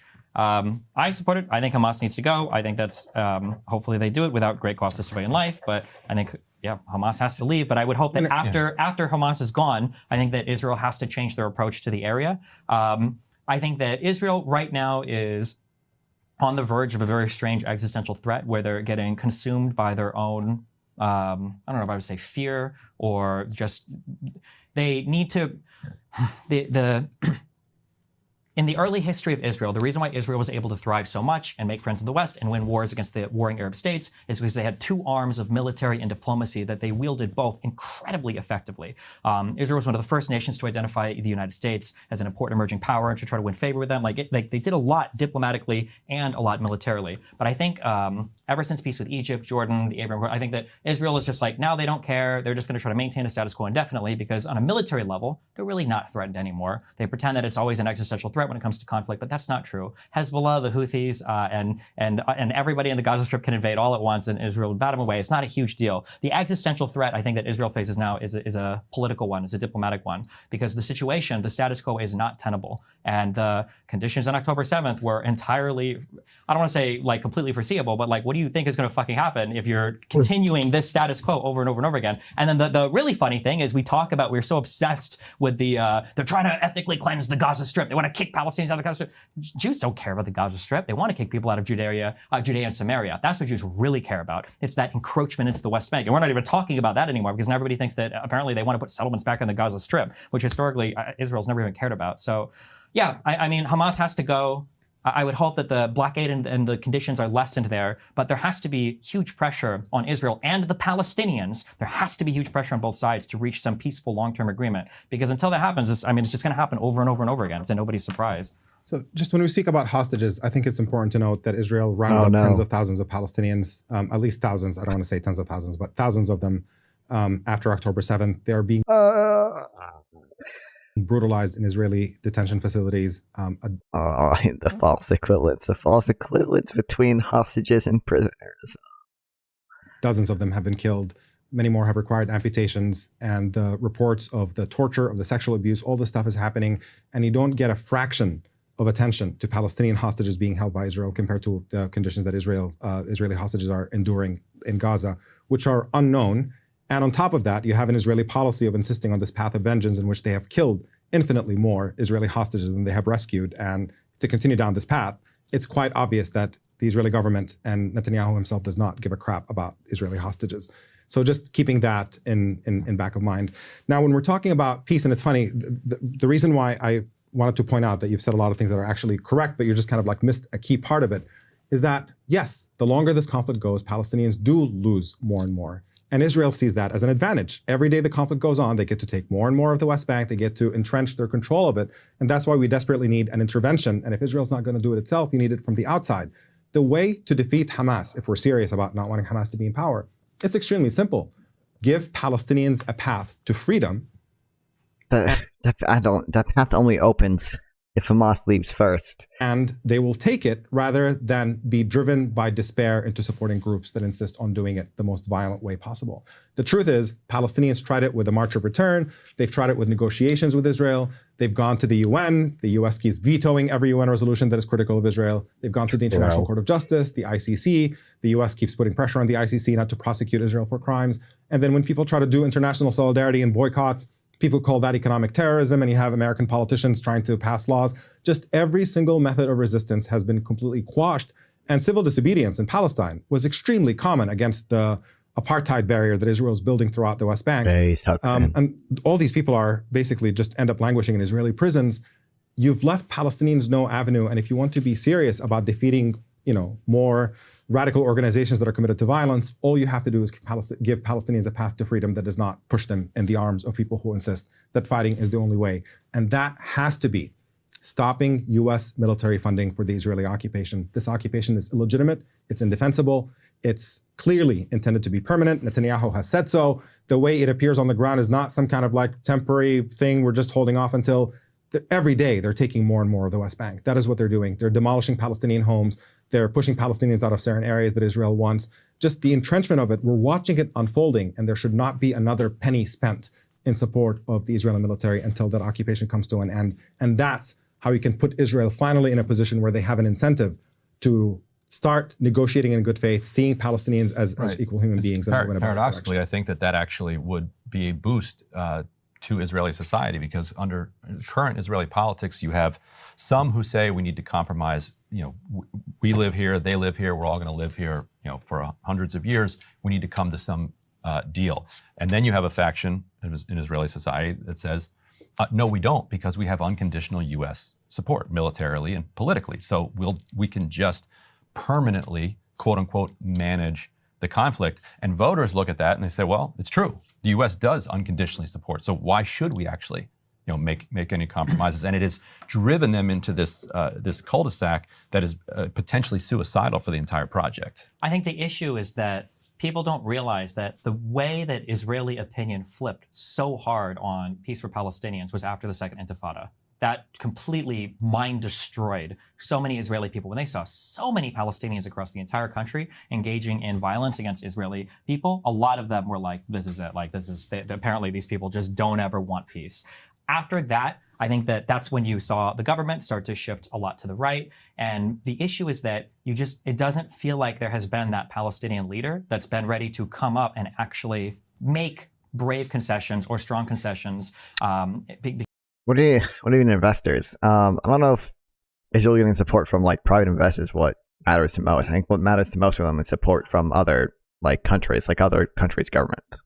Because every deal with which theoretically could change, because like the U.S. is a democracy. If everyone was pro-Palestinian overnight, then our position would change, right? the Palestinian feels like a concession was not all of Even Israel. despite all the AIPAC I just don't money. think Palestinians. All of the occupied territories, just to be technical. Which occupied ones? The West Bank, Gaza, and East Jerusalem, the internationally recognized occupied territories that Israel has to withdraw from. That's what Arafat has said, and that's what Abbas has said. I'm a fan of neither of these men, but they're not the obstacle to peace. They made it very clear that they would accept a deal if Israel actually ended the occupation Arafat in has Israel. never accepted a deal. Of course he has. No deal. There are no deals on the table. There are no deals left on the table where the Palestinians we would just have accepted this. I happen to be familiar with a private conversation between Bill Clinton and somebody that I know, and private conversation between. Oh, thank God he can pull out this private conversation that nobody's ever heard of before between Bill Clinton and some guy he knows. Advocate, in which Bill Clinton said that Arafat just kept saying 22% is my offer, and Bill Clinton had no idea what he was talking about. And true, but even if you 100% defeat Hamas, this leaves 100,000 Palestinians that openly voted in support of Hamas will continue far after they're gone. There are videos of young Palestinians around the age of 69 talking about how every Jew needs to be killed, and that's the only answer. Just defeating Hamas will solve nothing. Well, defeating Hamas opens the pathway to de-radicalization, right? Like, there's no way the Palestinian population gets de-radicalized without Hamas going first. It's what I would say, right?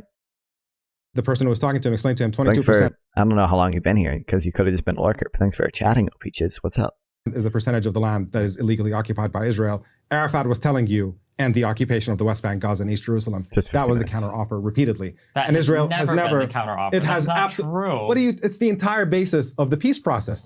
I'm not totally familiar with all the peace process stuff. I'm familiar with a lot of the international law stuff. That's why earlier when they were talking about the human shield stuff, I was pretty good with that. I was pretty good with knowing the international law around that, and how Omar apparently doesn't know the international law around that. But this stuff, I just have to trust destiny on, unfortunately. That was not in 2000. No, absolutely not. They just Arafat in the late 80s recognized Israel, so he effectively conceded Israel on 78% of historic Palestine as legally defined. Recognized, yes. Yes, and Israel then, if you wanted to call his bluff, all you had to do was end the occupation and see what happens. But Israel didn't. Israel entrenched the occupation. That's the pattern. And you're also missing something about the regional dynamic. You're talking about the Abraham Accords and all of that. Just to be clear, the entire Arab world, first it was Saudi Arabia, put on the table something called the Arab Peace Initiative, effectively end the occupation, it'll get recognition from us. Nope. And then what was the huge part? What was the huge part of the Arab Peace Initiative they're not bringing up there? You tell me which part. It was the infinite right of return for every single Palestinian refugee. That's the Arab Peace Initiative? You're confused about the negotiate that. With Orthodox Church and with synagogue next to Muslim church, I'm an atheist, but I think it's beautiful. I mean, I definitely listen. It'll always be sad to me. I love Iran's what's it called? Iran. I'm gonna look up Iran architecture.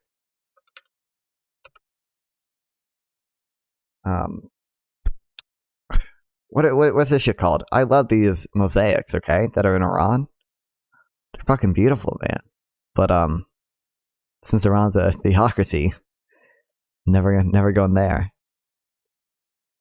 You know, some of these old temples and shit. I think are they mosaics, I guess? Is that what they're called? Look at this shit, man. Bro, imagine going here when you're on LSD. That's what I want to do. I want to go to Iran and walk around the Persian mosaics with LSD. Look at this shit, man. Dude, what the fuck, bro? Are you kidding me?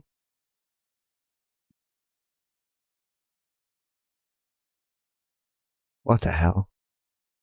Is this where the Ayatollah lives or something? What is this? Oldest historical monument in Tehran. Look at this shit, man. Oh, it's just maps.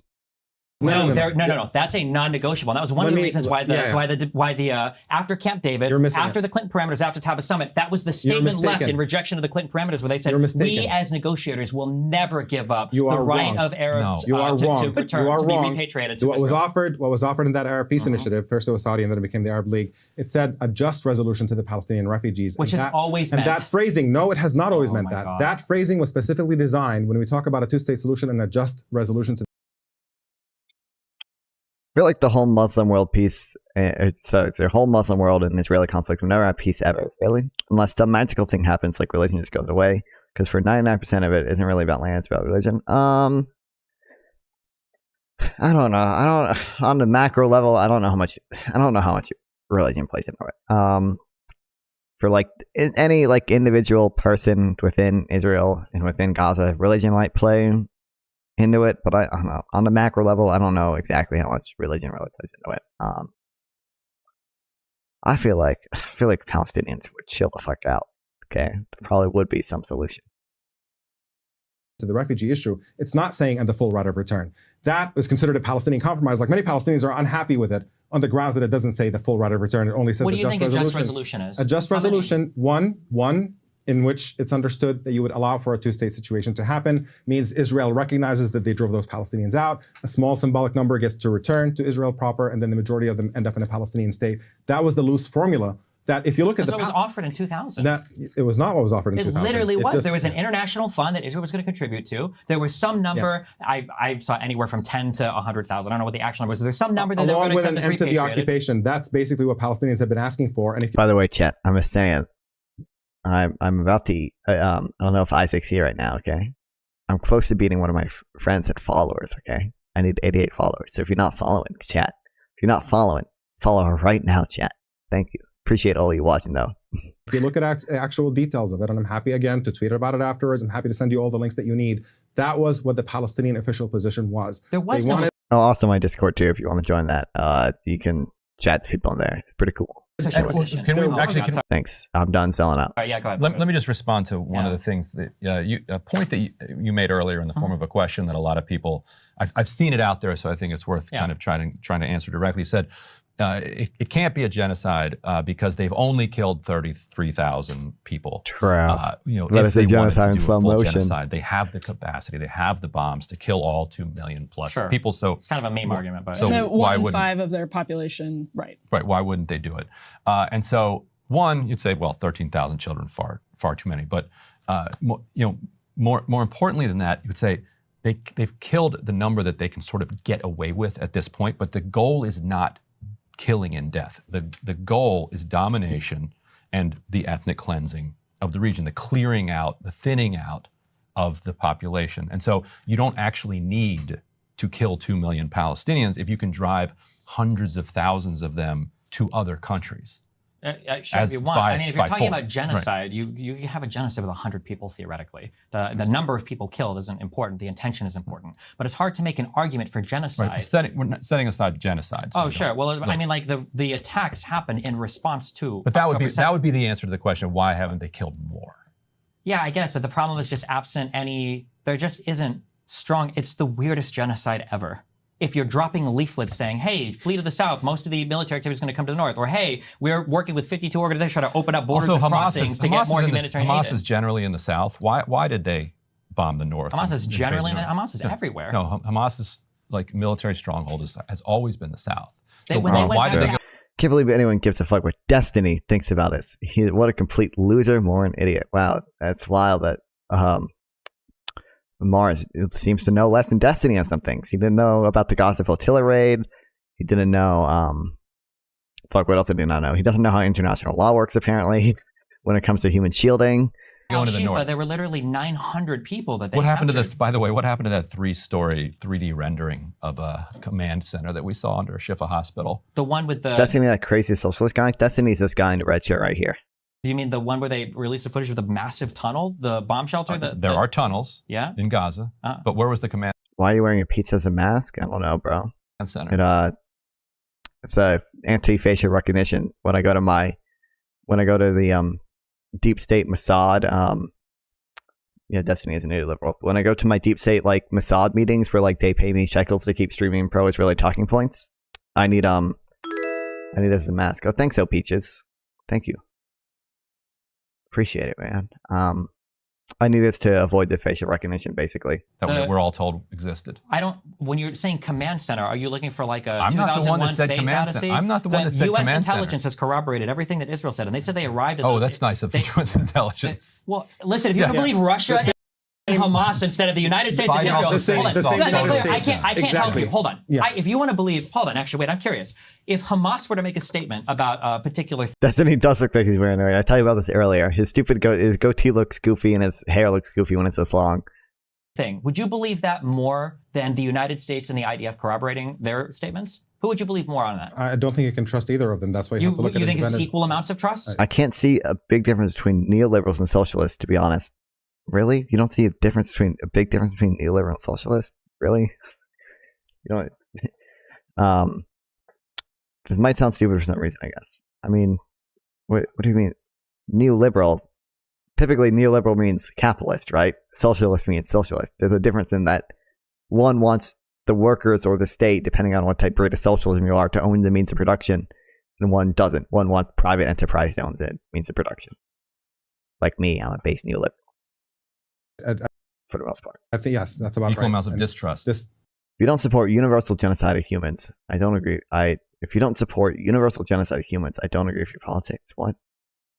That's an unbelievably stupid statement. Because so we're believing we have the same. It's generous. Wait, hold on. I'm Israel. curious. Who do you trust then for third-party verification? on Human rights organizations report that re-report things from the IDF and from Hamas. You realize they that, look right? and they do independent investigations No, as they well, and they do comparisons. Of course they do. They're independent investigators. Yeah. Have you ever read how they actually come up with the numbers? They'll call a hospital and say, "What's your list of people that are dead?" And then they look at the register and they go, "Oh, well, it seems like the names exist," and then they write it. That's it. It's the same thing that you do with I thought polling. and neoliberals are population people who are against capitalism. We got confused on. I thought classical liberals were more capitalist.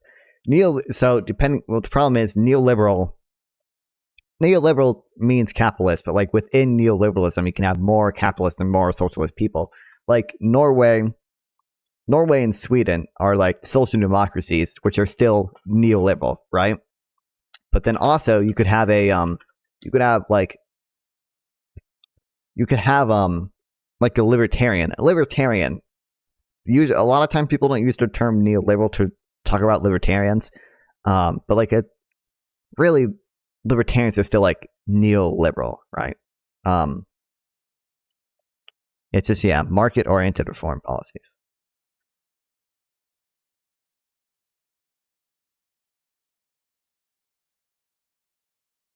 Oh, it's just stupid. Who gives a fuck with political systems? You just personally want to be rich as hell. True. That is exactly what I want. Thank you. And stuff. You take samples, and based on that, you extrapolate. You can't go and investigate every single last thing that happens. Doing sample work and all of that would be interesting. That's not what they do. Yeah. If you read how these NGOs and they conclude their methodology on the reports. You can read it. They'll say, they'll say, this has been third-party investigated. Hamas says 10,000, but also these guys actually third-party verified. And then when you read their methodology, they say, we contacted the Gaza Health Ministry, and they told us this. Like, oh, and you know what's really interesting is that every time the human rights organizations try to go in and investigate, Hamas says we welcome a full investigation. The government tries to block human rights organizations. Sorry, I missed what he said. Like, and you know what's interesting? And you know what's really interesting is that every time the human rights organizations try to go in and investigate, Hamas says we welcome a full investigation. The Israeli government tries to block human rights organizations. They welcome a full investigation. This is when Amnesty International go down and interview people, and they say some of them were kind of nervous to talk to us. Why hasn't Hamas opened any archives so that we can externally validate what's going on in that country? The amount of nonsense you spew is just incredible. What did I just say that was nonsense? Hamas has reported on multiple occasions that they have basically verified the credibility of the people who are talking to them, that they are talking to because they have been willing to criticize Hamas and say we disagree with Hamas is doing, we disagree with the firing of rockets, they are brutal, they are repressive. So they talk to Palestinians who are perfectly willing to criticize Hamas for being terrible, but then they say, but it's not true that they were hiding in our house. The United States is a terrorist organization. Agree or disagree? Terrorist, I mean, there's no like great definition of terrorism. I mean, we've definitely done some things which could be counted as like terrorist activities. Like we funded the Contras in Nicaragua, right? Like that was an act of state-sponsored terrorism, right? But I don't know if that makes us a terrorist organization at all.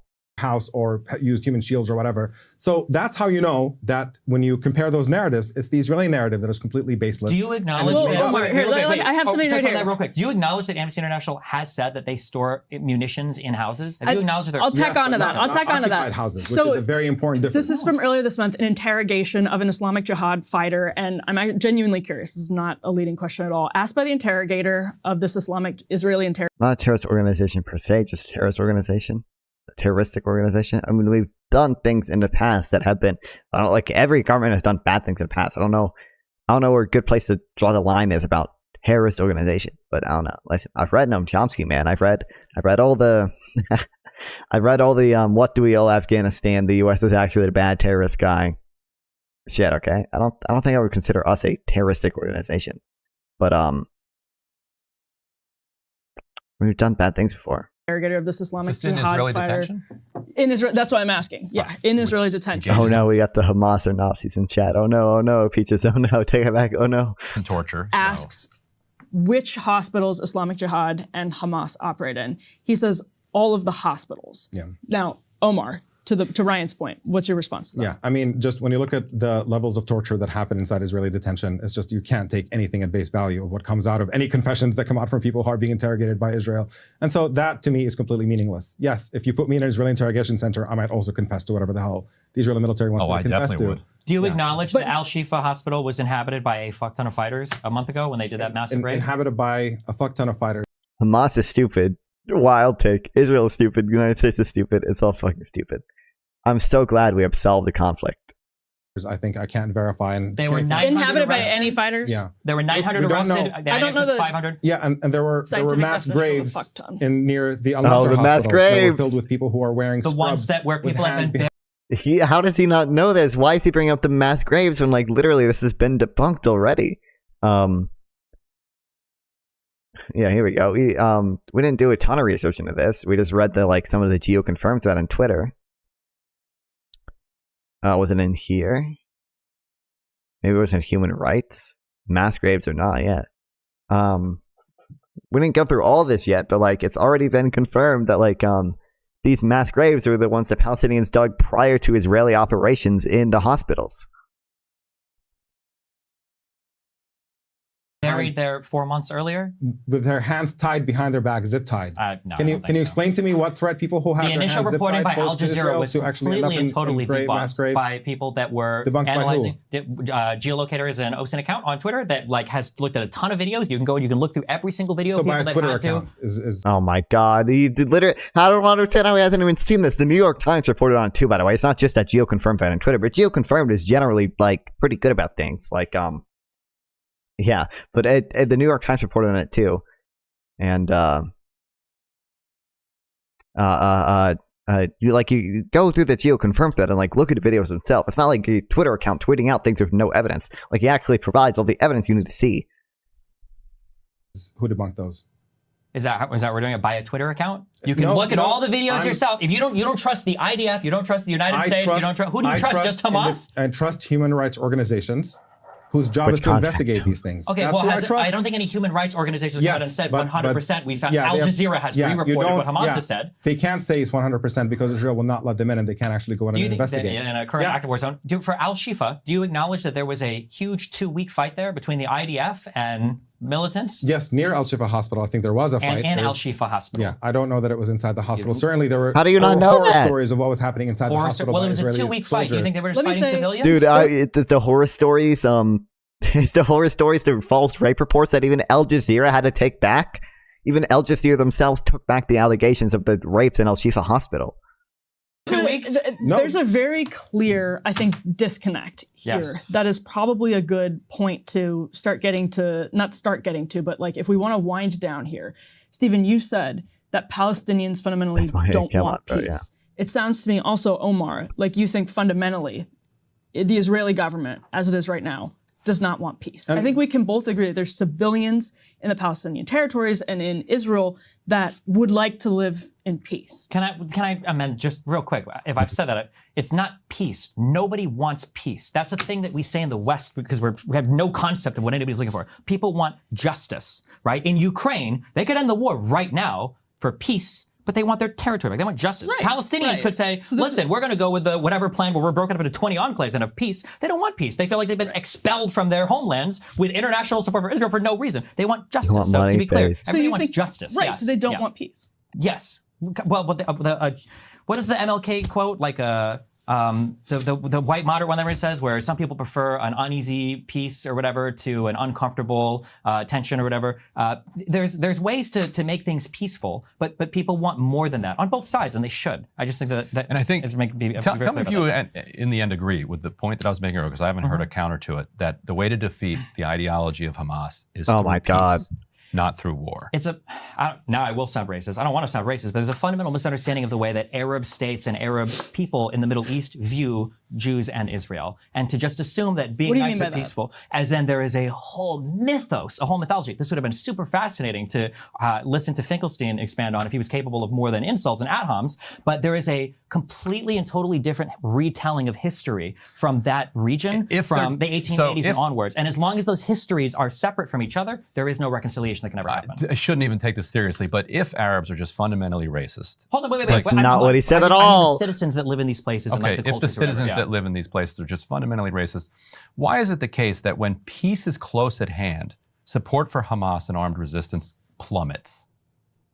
Well, because I think that if they're people, fundamentally just opposed, well, and I'm just saying they're rabid, fundamentally, violent when they animals. look at Israel and the Jewish people there, the view from a lot of Arabs is. But why does their view change when peace gets Because it's closer? what- Wouldn't it well- be the opposite if they fundamentally just want to fight with Israel? It's not that they fundamentally just want to. Hold on. it's- Wouldn't they Yeah. actually How much you want to bet this is one of the clips they put in the preview? be more bloodthirsty as peace approached? Yet opinion polls consistently show that support for armed resistance plummets as peace becomes more possible. That is the reverse of what would happen if they were Sure. fundamentally Yes. a violent, so there's racist two things. So people. one, you said it correct earlier that even though countries have foreign peace, a lot of the Arabs in these countries still don't like Israel and still don't like the Jews. So that's one thing that even through peace, that opinion has remained consistent. You said that is true. They're chomping at the bit to normalize with Israel. The what?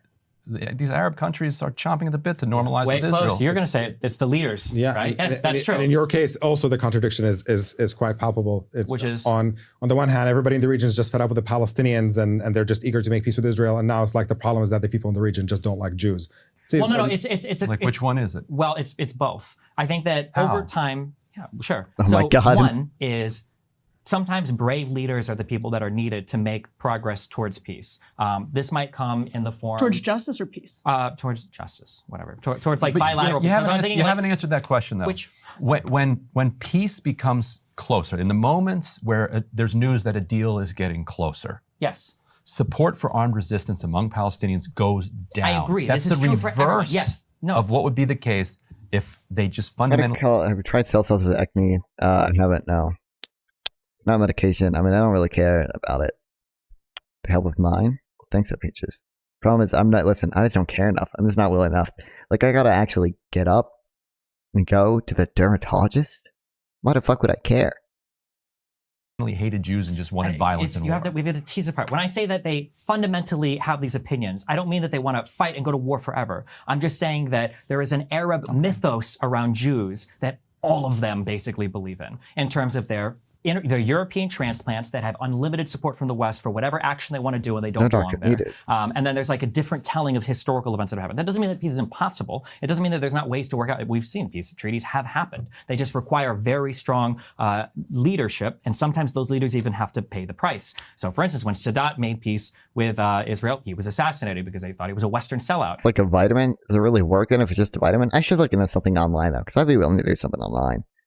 And it happened to the Israeli leader as well, who was also assassinated by a far right Zionist for that peace deal. So peace is possible. It takes really strong, brave leadership to do it. Arafat was never that leader. You should feel that, especially coming from Kuwait. I'm not a fan of Arafat, yeah, but so Arafat was never that leader. And Abbas isn't that leader But either. he certainly was not a Let's- rejectionist as far as. Here's the what I want to do. I want to toss to Omar for closing thoughts, and then we'll go back to you, Stephen. Sure. Omar. All right.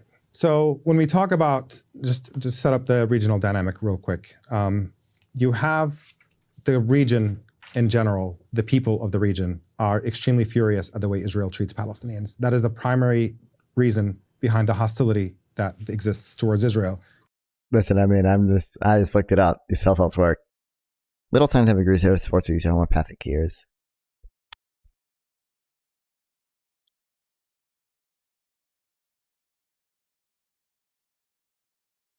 I don't know, cell salts. Aren't they literally homeopathy stuff? Like I just don't trust them as much as I would like medicine. Like actual real medicine. Real medicine. Is because people see day in and day out on their TV sets what is happening, unlike in the United States where you can barely see that kind of thing on mainstream media. Al Jazeera does broadcast what Israel is doing to Palestinians, and they get a very, very clear and accurate view of what Palestinians are suffering under.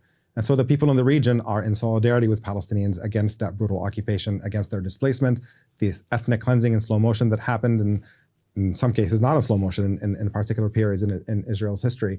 And they see this fundamental injustice day in and day out on that level of... Listen. They don't have to be an idiot just because they don't fully understand one thing. I don't think they're an idiot. I just think there's not much evidence to support that homeopathic medicine is nearly as effective as real medicine. Racism, and they're enraged by it. But you also have a lot of governments in the region that are US clients. They're on the US team in the blue sense of the word. True. And this is uncomfortable for them. They want this conflict to end because they would rather be on better terms with Israel and the United States. They want that dynamic to end.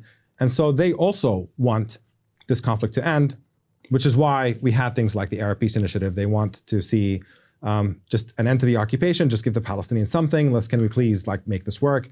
And Israel faced that with complete and total rejection over and over again, because you have the political end of this, the political spectrum within Israel right now is just completely off the charts. Yes, you have some super progressive marginal leftists in Israel. You've got the Palestinians. Hold on, I'm missing what he's saying because you have the political. I don't think Steve Jobs died because of homeopathy. I think he died. I'm pretty sure he died basically in spite of it. I'm pretty sure he did homeopathy, but he also did conventional medicine. Didn't he literally buy homes in multiple areas to try to get an organ donation? Hold on, I just want to Steve Jobs organ donation. Didn't he this is conventional, this isn't homeopathy.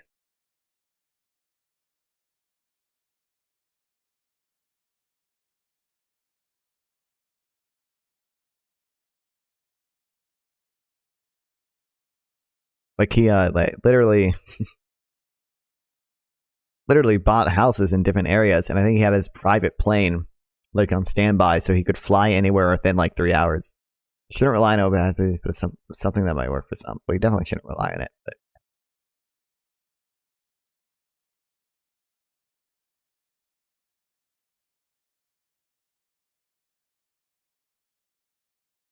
Steve Jobs.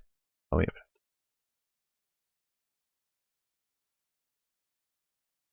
But I'm pretty sure he tried regular medicine too. He just because I don't he was rich, he had no money to throw at it, so he was just throwing money at any possible thing that could probably fix it, that he thought might fix his cancer. So part of that was homeopathy, but part of it was also conventional medicine. Oh wait, no, he refused surgery after diagnosis for 9 months, favoring instead direct treatments and alternative methods. Or dietary treatments. Oh, okay. I didn't want my body to be open. Didn't want to be violated. I mean, that's not necessarily because of homeopathy. Just he just wanted to avoid surgery, which is understandable, I guess.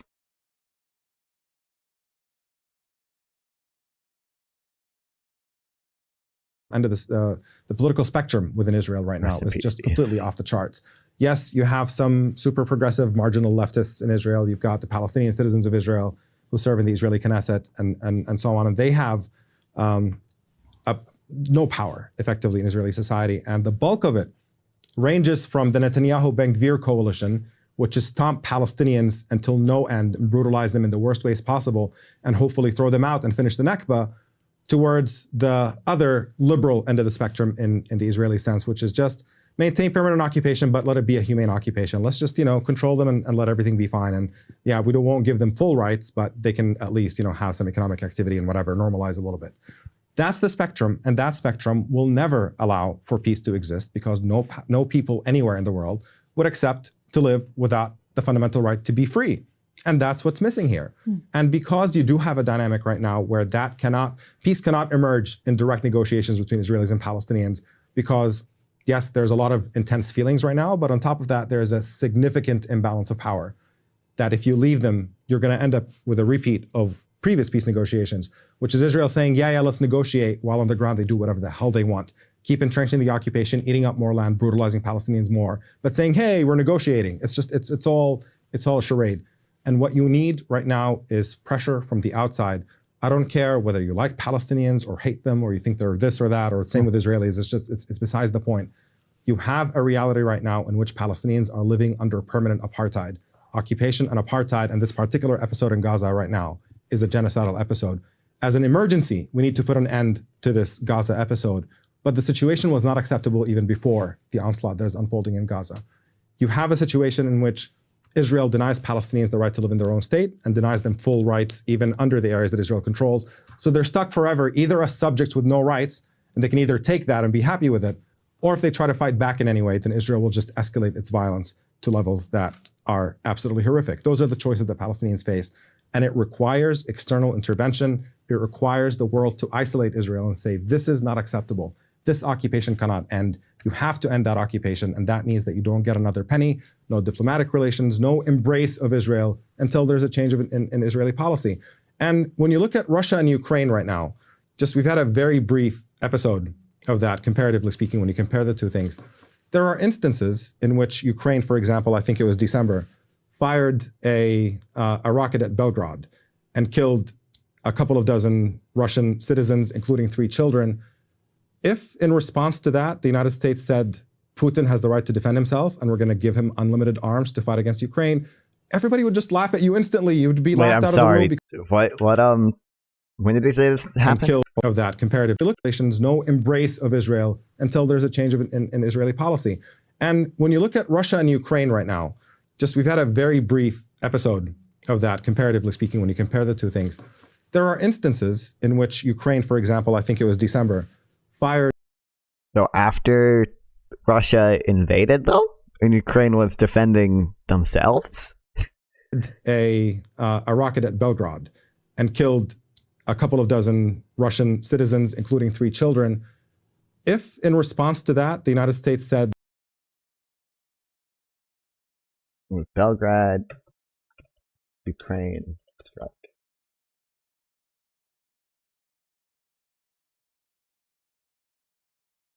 Let's talk about this.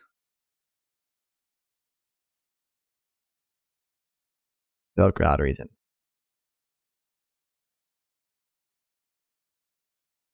Daily attack by Ukrainian artillery. Russia invaded Ukraine in February 2022. He's leaving out this weird part here, where Ukraine is actually the one defending itself and Russia is the aggressor. It's really funny that he's leaving that out. Just like he tends to leave out that Hamas is the one who invaded Israel on October 7th. And Israel is the one defending itself. Funny that he's doing that.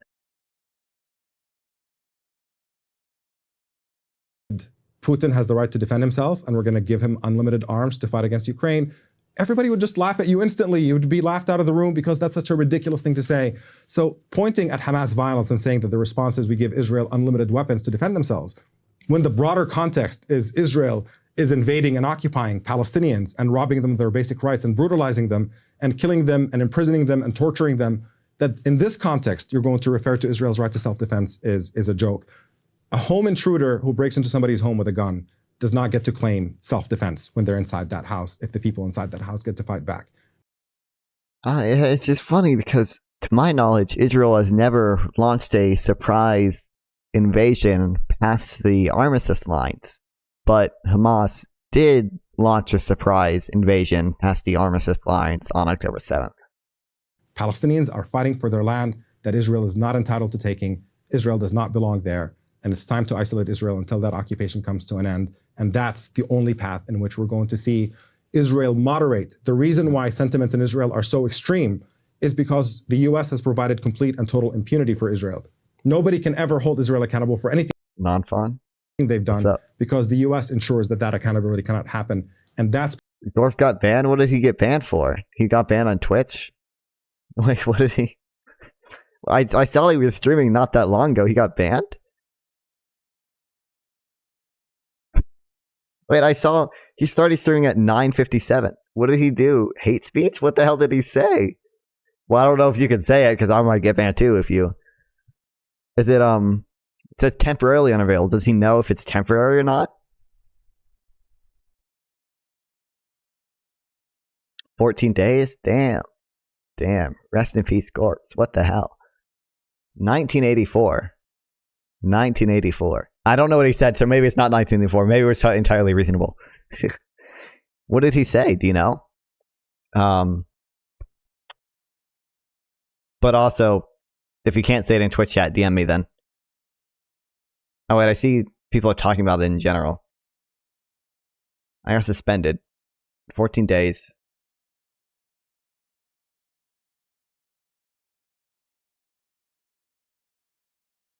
I wasn't given an actual specific. Oh, okay.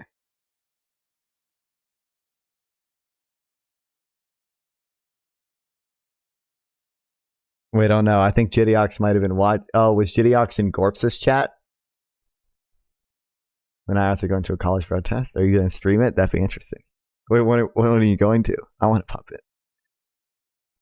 Oh no, Jidiox. Oh no, Jidiox moved over to Gorps. Oh no. Oh no, I'm fine with Jidiox moving over to Gorps, man. Oh no. Oh, Gorps is gonna, because Jidiox is pro-Israel though.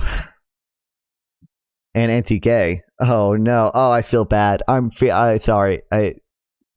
I'm sorry that that Gorps, I guess, has to deal with Jidiox now. Oh, I feel so bad for him. Oh man.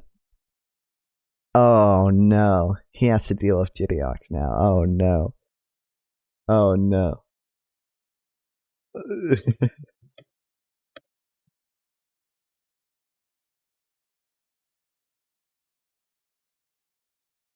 I feel myself.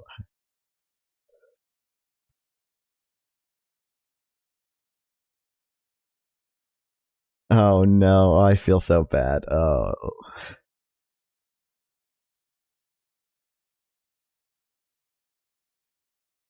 Oh no.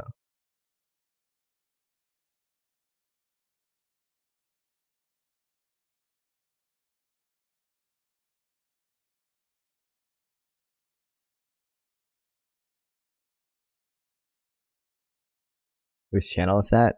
Someone named Gorps. I don't know. You're from Kicks. I don't know if you're familiar with the Twitch vlogs, but yeah. What's up? Oh no, I can't believe. Oh no. Yeah, what's Gorps doing? Oh, okay. What's up? My account on Twitch got nuked? Oh, okay. Well, Gorps just got nuked too for 14 days. What did he... I'm so curious what he did. What did... I mean... Oh, thanks for following, man. By the way, you probably want to upgrade your camera? I mean, since when?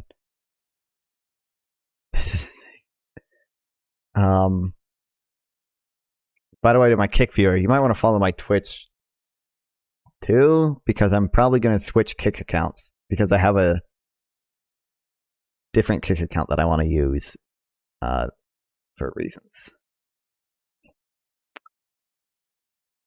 Oh no, I can't believe. I don't know. Hold on, I think it's been 3 days. I can invite Jidiox back to my server. Wait, if you watch Gorps, can you tell me, has there been a person named Jidiox in his chat? Because he came from me.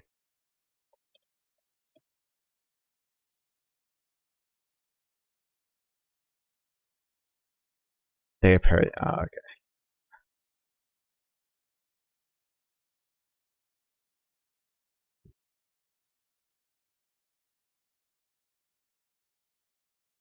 Precisely why we've seen the Israeli spectrum move to an extreme. And in response to that brutal extreme that is imposed on top of Palestinians, you're seeing more extreme views also occurring among. Why is still people giving Destiny a platform? What is the expertise exactly? I mean, I don't know. He seems to know more than Omar on like international law stuff already in this debate. Like Palestinians, the corrective is incredibly obvious. And more about the flotilla raid, and more about a little of the history. And is impossible to miss if you're being intellectually honest and understand what's actually unfolding. Yeah, so your last word, wouldn't cutting off U.S. military aid and blanket unconditional political support push Israel toward a compromise? I don't think we have blanket unconditional support for Israel. I think if they were to do certain things, I think they would lose.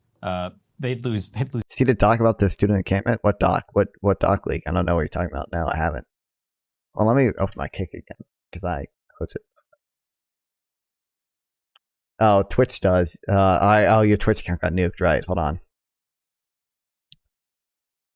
Yeah, I mean, you can join my Discord. You can do ! Discord in the chat and send me the link over there.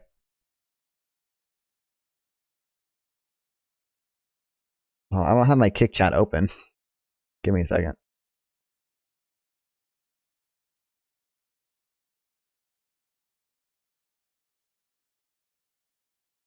Sorry, people don't watch a kick up.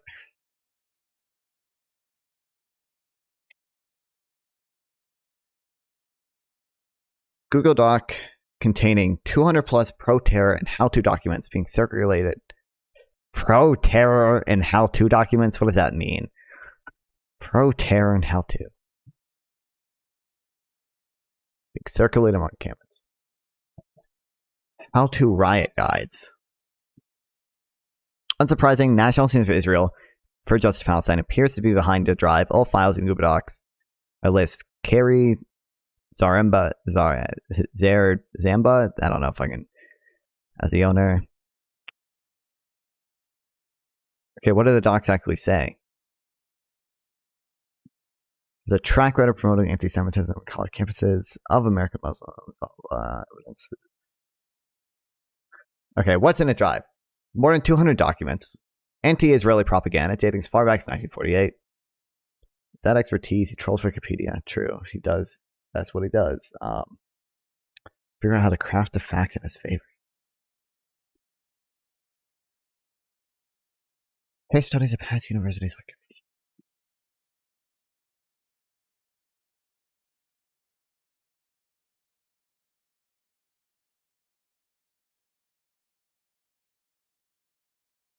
Oh, so I just feel bad. I'm seeing Jitty Oxes. Oh no. Okay.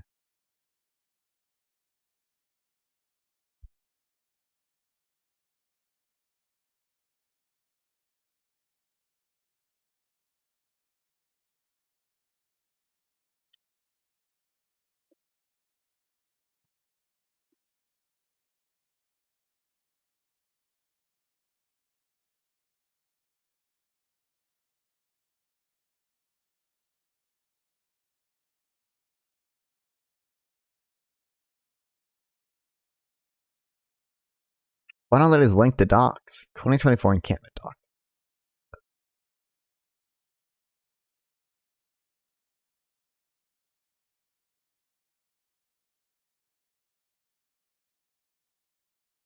Okay, well, we'll look into this later.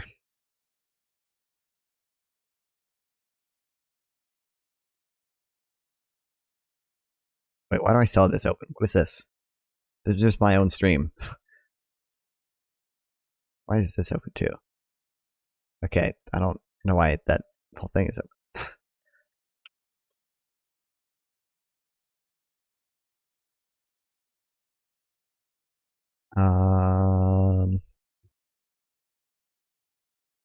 Fuck, where is my, is it?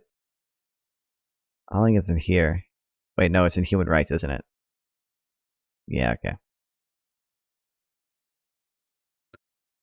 Let me put it under free speech, the student protest thing. Okay. Also, this should be red because it's not done yet. Also, this isn't done either. All right. Lose internal support pretty quickly. A lot of the people that you like to quote, Haratzer B'Salem, are literally hosted in Israel. These are Israeli organizations. Just one thing before my final statement. Do you think that October 7th was justified, the attack? And do you think civilians were targeted on that day? I mean, if you separate it out, the part where they attacked Israeli military could be construed as an act of resistance, sure, but the part where they attack civilians is completely unjustifiable. Of course, they attack civilians. Of course, that's completely indefensible. So I think that's pretty straightforward. Okay. I think that Well, the thank you, I think that the bare minimum. I think that the big issue when this conflict is talked about is that it feels like people only ever want to tell one side of the story. That we can't have a conversation on why does the blockade exist? We can't have a conversation on what does Hamas do to induce civilian death, because Hamas wants civilians to die in Palestine more than Israelis do. Why can't we have a conversation about why? I know you're going to get the last word. Do you mind if I interject on this point? Interject all you want. Go ahead. Human rights organizations have also, and by the way, it was officially Israeli policy to use Palestinian civilians as human shields. Oh my God, the human shields meme again. For Which many they've years. been arguing they have the legal right to do. Yeah, they were arguing for it. The Israeli Supreme Court banned it. I mean, Yep. to do it. The Israeli Supreme crazy. Yeah, The Israeli hang on. Supreme Court, yeah. I'm giving some context. Just I think it just hear me out. This is a thought that I'm going to piece together that I think will be useful for you to think about a little bit. Sure. It was official policy. There was a case in which a Palestinian got killed because they do home raids in which the first person knocking on the door is the Palestinian, with the Israelis like standing behind them with the guns to try to get somebody to come out and cooperate and whatever, and they don't want to be shot at. And when the Israeli Supreme Court tried to ban it, the Israeli military establishment was furious. Said this is a really important method of combat. It protects the soldiers' lives. You can't ban it. And Israel basically disregarded what the military establishment said. It was Shaul Mofaz, who was the defense minister at Israel at the time all of this was happening. I think it was in 2005. And even though the Supreme Court officially banned it, human rights organizations keep catching Israel engaging in acts of holding Palestinians as human shields in Gaza and the West Bank. Last couple weeks. Yes, it happened, and you see it like there's footage sometimes of holding a Palestinian with a gun over his shoulder. That doesn't even make sense. Hamas and hang just on, killed them. Well, hang on, which is the point you're making my point. Yes, very quickly. If the Israeli military thinks holding Palestinian civilians in front of them when they're fighting with Hamas saves the Israeli soldiers' lives, it tells you that they don't believe their own lies about Hamas wanting Palestinian civilians to die, because it would not be useful if that's what they believe. I don't think I saved it. I think there's a post I saw on r/Palestine of like supposed evidence of Israel using human shields. It was literally 3 pictures. 3 pictures of this IDF soldiers close to someone in the Gaza Strip. It doesn't actually show them using human shields, and it's like a long. Yeah, here it is. I found it. This is the evidence he's talking about. Like, we have no clue. Like, these 3 pictures are it. We have no clue what's going on here. 4 pictures, sorry. And then there's a whole ass long video. I thought what this video was going to show was actually something bad. I thought the IDF was going to like fucking take this person and like kidnap them. But that doesn't happen. Like, nothing happens. It's just this guy walking. I thought it was going to be like an actual bad video. I was like, holy fuck, this is about to it's about to like make me rethink my position or something. But like 4 pictures where we literally don't know what's happening. Like, if they were literally holding their gun over them, and we saw Hamas militants on the other side, but like we literally don't know what's happening here.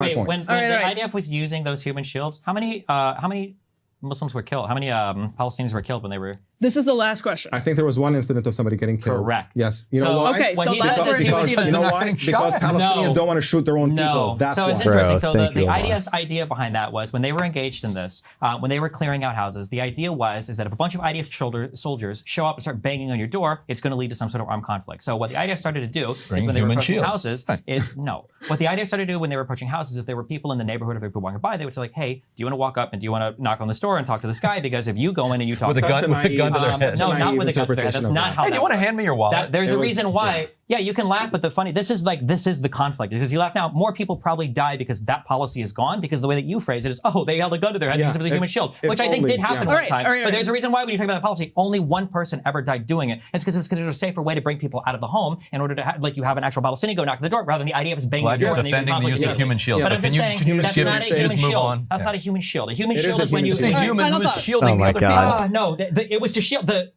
The IDF doesn't need shields from the Palestinians of the West Bank. So the IDF. So the Israeli military thinks it's human shields, but you don't. The Supreme Court ruled against it because they felt like the ability for them to truly consent, the Palestinians to truly consent to knocking on a door, was compromised. Yeah. First it was non-consensual. Eventually Israel said, okay, fine, we'll do only voluntary. I want to give you time, because Omar got a good chunk of time to give final thoughts, so I want to make sure that you get this. Yeah, I got you. Yeah, so there's just a refusal on one side, well, really on both sides. We don't have any crazy ultra-Zionists here, except I guess maybe me. me. But generally, there's a refusal on both sides to acknowledge the truths of the other side. With the blockade, the reason why the blockade exists is because Israel is evil. Hamas doesn't actually do anything to induce civilians to be killed.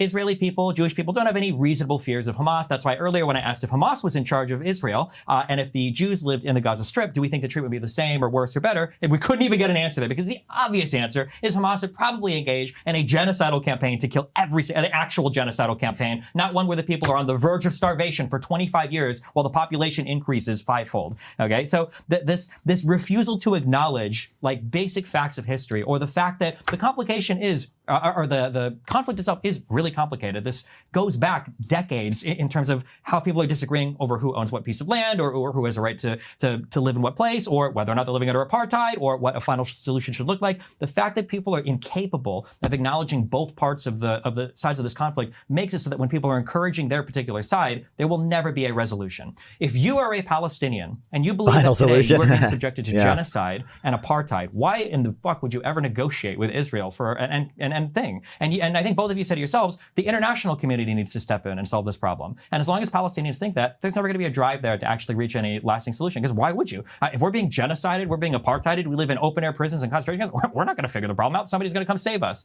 And as long as that is the mentality that is given to the Palestinian people, they will continue to fight. They should keep negotiating with their oppressors. Or they could, yeah, where are all of the, and this is funny too, you can see so many maps. A minute. Yeah, you can see so many maps that are published from negotiations between Palestinian negotiators and Israeli negotiators. All of them are from the Israeli side. There has never been a deal on the table where Palestinians said, because international law entitles Palestinians to all the West Bank and all the Gaza. This is what we want, and then Israel didn't accept. It's never been the case that that was it. Your kick link is dead, by the way. Oh yeah, it probably is, because I renamed my a channel because I want to use a different kick channel that I had before, because this channel already has more like progress in it. Okay, well, know the real reason? It's because Destiny follows that channel.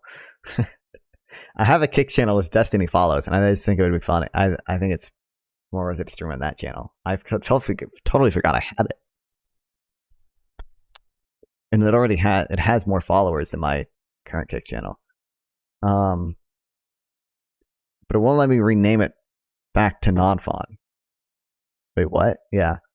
So basically, I had this channel that I ran on Kick. Hot Tubs ADHD. Fuck, I just had the hold on, let me find it. I just had the clip of Destiny following it. Basically what I would do is I just had like Hot Tub streamers videos with like Subway Surfers in the background. And one time I hosted Destiny with it and he followed me. But here's the clip. Oh my god, Hot Tubs ADHD. Hello. That sounds like the best stream ever. Yes, I will follow you. Thank you. Hello there. We would appreciate if you stay in the appropriate category that matches your... They got mad at me because I kept having my category as Hot Tubs, but they wanted it to be in Watch Party because it wasn't actually my content. Uh-oh. He got mad at me. What is the appropriate category?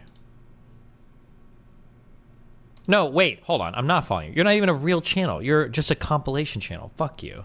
Why did I do it? It made me $200. Bait me with this? Like over the course of a month. But then it got like really annoying to run. He didn't actually unfollow me. He just turned notifications off. It's a compilation channel. Fuck you. Try to bait me with this? It's awesome, bro. It was brilliant. It was brilliant. I still have that channel on Kick. And I want to stream on that channel. But now I have like a viewer on Kick. They recognize the negotiators Israel. have been horrible. Kushner's talked about a bus. They recognize Israel. I don't know what more you want. Every single person They've has talked recognized about Israel. Arafat, about a bus. The negotiations just can never be made because there is no negotiating on the Palestinian side. And that's what we see today internationally. Yeah, that it's just an encouragement to keep fighting and fighting and fighting until eventually you're one state from river to sea. So we started this by saying we were not going to solve the problem, and I think that proved to be correct. Yeah, that was a lot. We did not solve the problem, but what we did say we wanted to do was bring some more clarity about the contrast on both sides. And I do think, Ryan, that we saw a lot of contrast and a lot more clarity in the contrast just by fleshing some of this out. Destiny fan is a strong word. I mean, I don't hate him, obviously. Like, I watch his stuff sometimes. Sure, we'll say it. I'm a Destiny fan, guys. I don't know. I mean, I enjoy a lot of his content. I don't think he's as insane as people say he is, but So sincerely, interesting.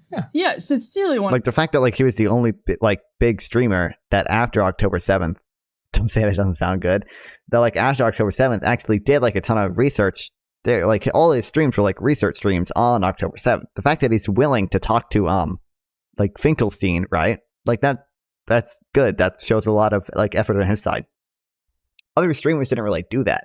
Like Hasan didn't like actually, as far as I know, Hasan didn't like start doing like the same type of research streams that Destiny did. And like, I don't know if Hasan would be willing to talk to Benny Morris. I don't think Hasan would be willing to talk to Benny Morris. to thank both of you because this is not always an easy thing to do, and we all He was pretty rude to Finkelstein. Finkelstein was insanely rude to him. are still here. So, on that note, Ryan, any final thoughts? No final thoughts. I'll just leave it at that because if I say anything, it's just going to Right, kick the exploding. hornet's nest right back up, and we've all got things we got to do, right? That's right. So breakingpoints.com to subscribe. We will be here, remember now, on Fridays in addition to Wednesdays. Thank you, Stephen. Thank you, Omar. Hey guys, if you like that video, go to breakingpoints.com, become a premium subscriber, and help us build the best independent media organization on the planet. Wow. Okay. So I'm so curious. I didn't actually watch. I thought it was like insane that they posted like clips of it reacting to it before they actually released the debate. So This was a little wild to me, but I didn't actually watch it. I do want to see. There were a few things Destiny said. I just want to see Hasan's reaction to. Oh, did he not watch all of it? How much of it did he watch? It was only 57 minutes long. Not really receiving any kind of scrutiny. Even they recognize, I suspect, that saying cookies can be used for rocket fuel is an unhinged thing to say. Israel believes that they're using cookies to make rockets is going to make you look like an idiot, right? To the broadest population. They're going to be like, what are you saying? That's insane. Ironic also because like Israel itself will then allow cookies in because they obviously. Okay, hold on. Where? But he not. I don't know if he. It's a full. Doesn't upload in here in 4 months. Okay, Podcast.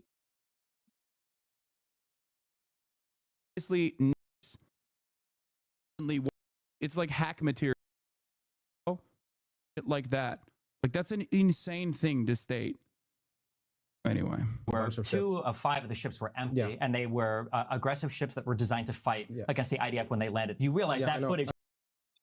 Did you see Asman Hasan debate? Did they actually debate? I saw they had like a little quick Twitter spat on the encampments. I saw like literally they had like 2 tweets going back and forth. That's all I saw. Anyway, where 2 of 5 of the ships. I don't know how far he is in this. And they were aggressive ships that were designed to fight. It was 2 hours, but they actually debated.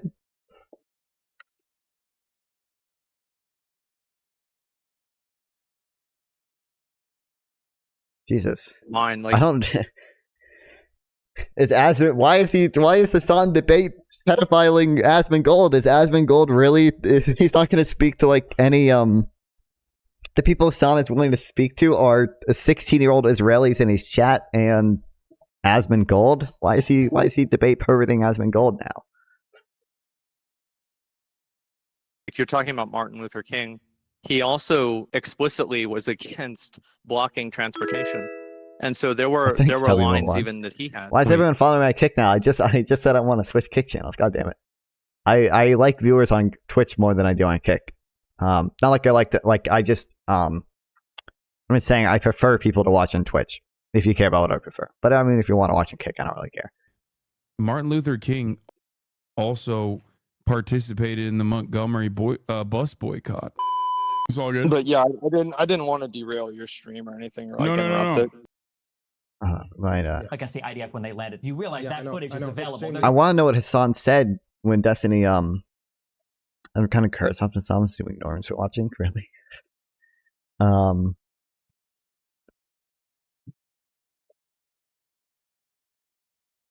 to know what Hasan said to like Destiny pointing out like the ratio. Oh, he doesn't actually go over it here. Hold on.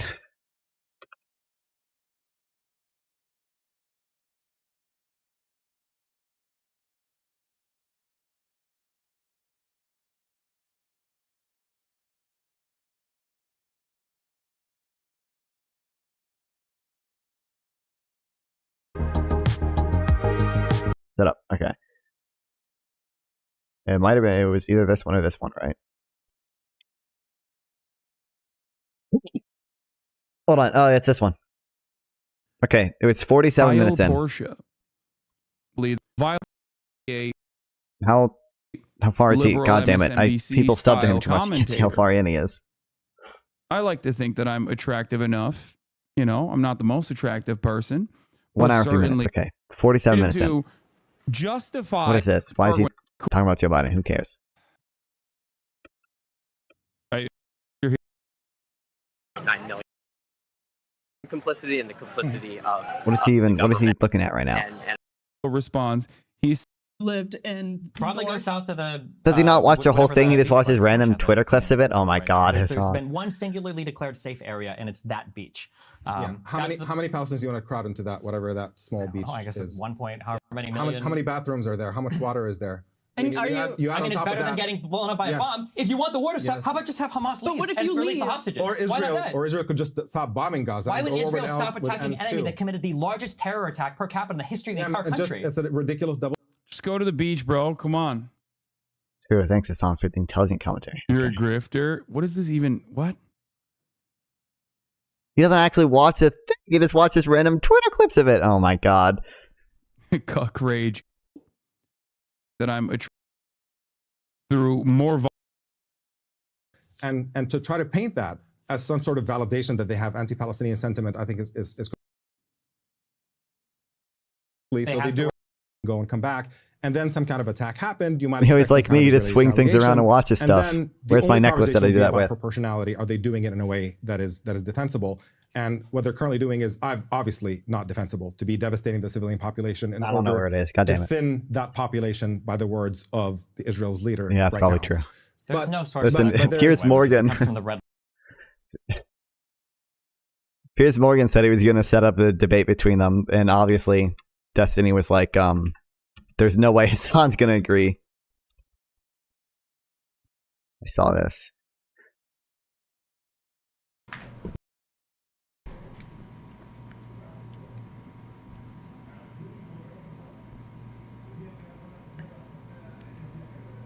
They said, "Hi, would you be interested in debating Hasan Piker on either Tuesday or Thursday next week?"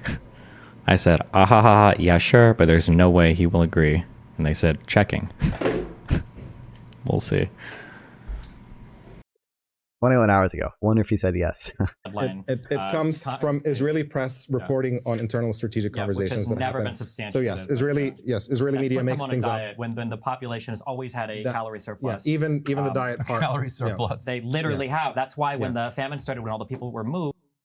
We watched this part. This is the part that this was like the part that Hey, we. why? How does he? What that's about? On America.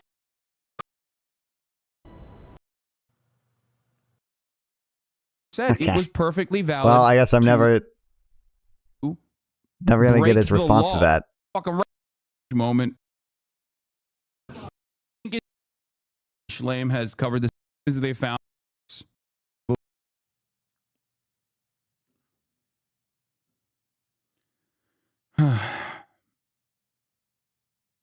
Yeah, he's just watching Twitter clips. It's too Why did emotional people to have this face. dumbass on their program? What is the point exactly Because you're referring to? He's one. The ratio is like the maximum number. But even if you like fully accept like the worst possible numbers, the worst ratio you can get of civilians killed to militants killed in Gaza is like 1 to 4. When historically, it's been more like 1 to 9 in like past military conflicts. And I'm referring to this specific clip. Man, I wish you watched this Twitter clip.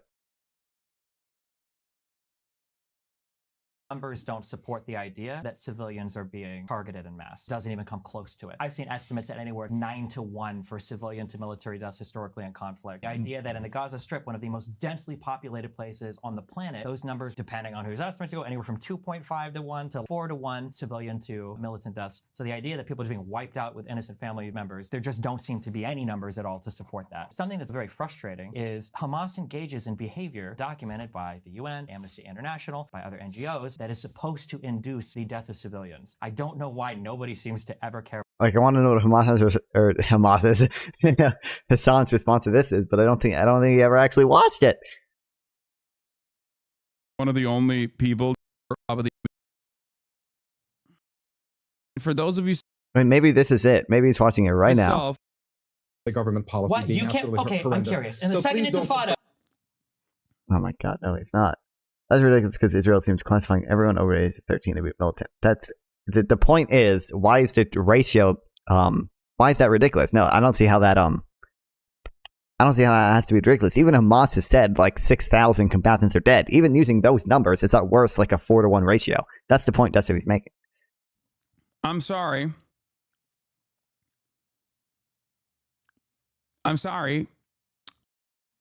Of objective, independently verifiable or discoverable morality or anything like that. You're not trying to build anything. You're just trying to break. And now he's just watching random Twitter. I think that now he just has to poison the well against that's Destiny. why people despise you. You started to like treat yourself very independently. You started to treat people pretty transactionally. He's saying that he gambles, like, with time. He's just like, oh, I think she will be But good you know what later. they did, And then just like... It's like an investment, yeah. I mean, that's true, but I think they mentioned this in the debate. The point is that depending on the numbers you use, I think Israel claims to have killed like 12,000 or whatever, and Hamas claims that like only 12,000 adult men have died. So the point of that is 6 to 40K. It's not 40K. At the time it was I think the numbers they were talking about was 29,000 because they were talking about it at a specific point in time. That was the numbers they provided. The amount of civilians dead when Hamas provided the 6,000 number, I think was 29,000. They said, but it was at worst like a 4-to-1 ratio. Crypto Mel. You can count on other people's self-interest. Exactly, But yeah. if you love them and they love you, that doesn't count for shit. Yeah, 100%. Agreeable. A.M.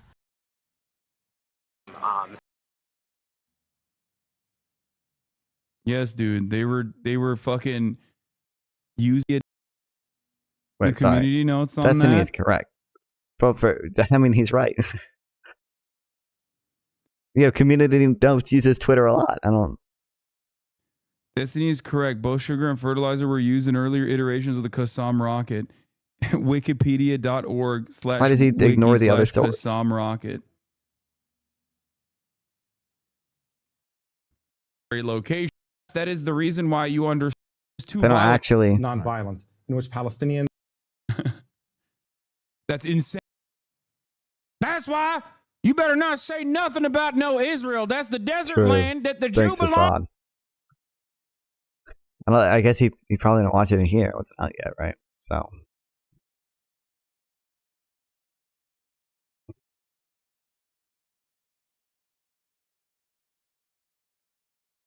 Remember how bad Hasan is.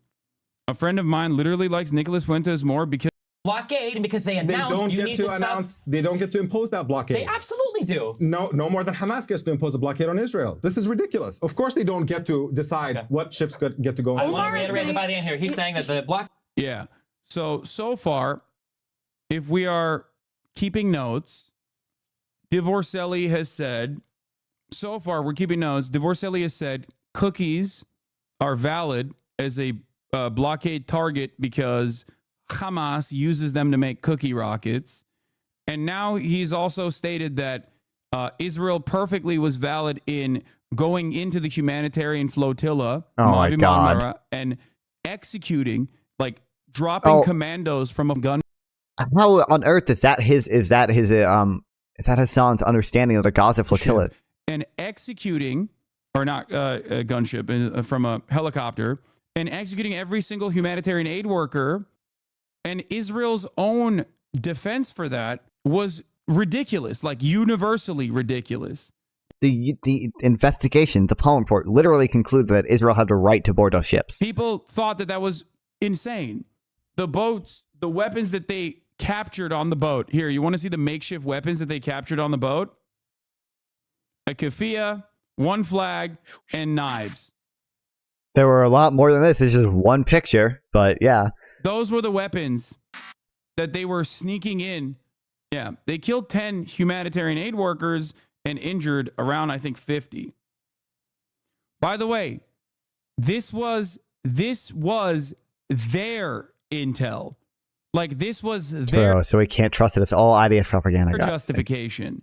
Now, Oh, sorry. I mean, we still don't know what the IDF classifies militants in this way. I don't really know about the Hamas number, but what entity in Hamas is going to 6K number? They said it during the debate.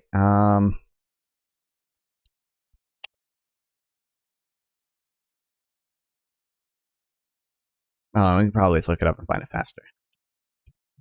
Hamas claims 6K militants dead. Times Israel. Hamas official says some 6,000 operatives killed in Gaza fighting. A Hamas official based in Qatar tells Reuters news agency that a group estimated has lost 6,000 fighters, about half the 12,000 Israel citizens killed.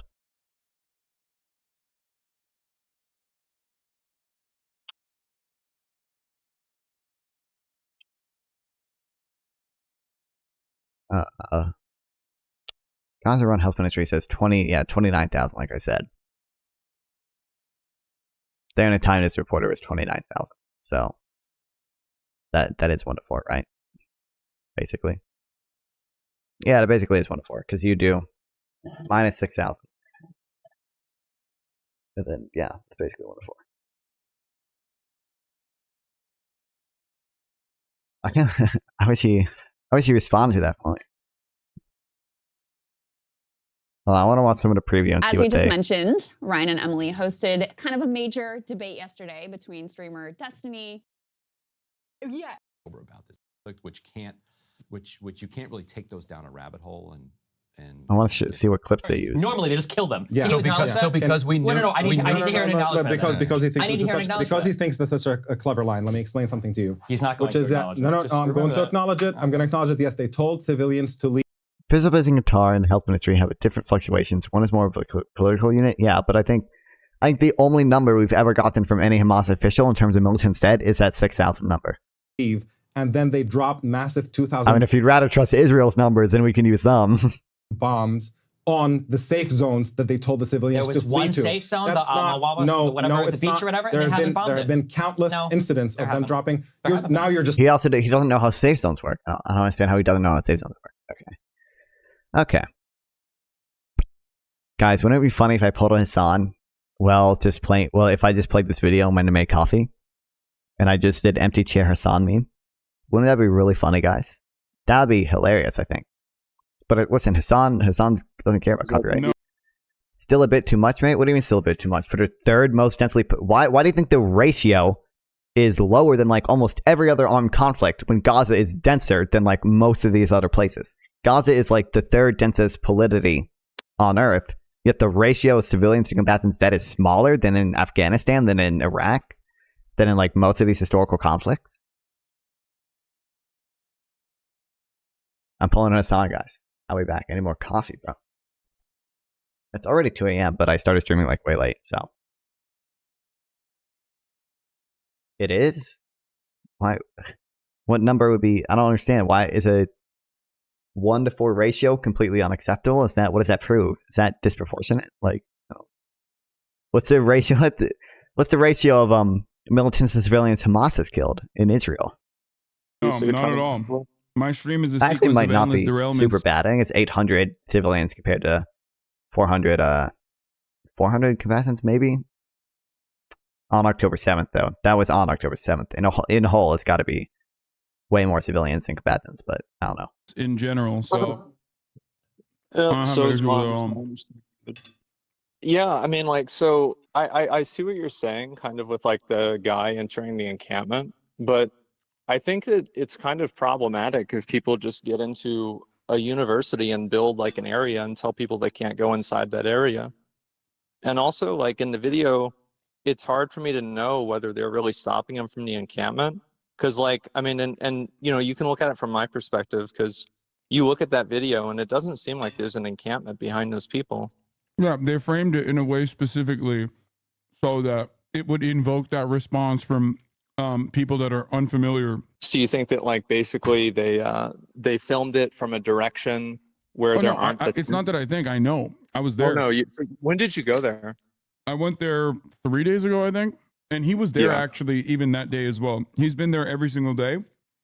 So he's one of these broccoli-haired Zoomers that runs around and is like trying to use American foreign policy and active conflict to basically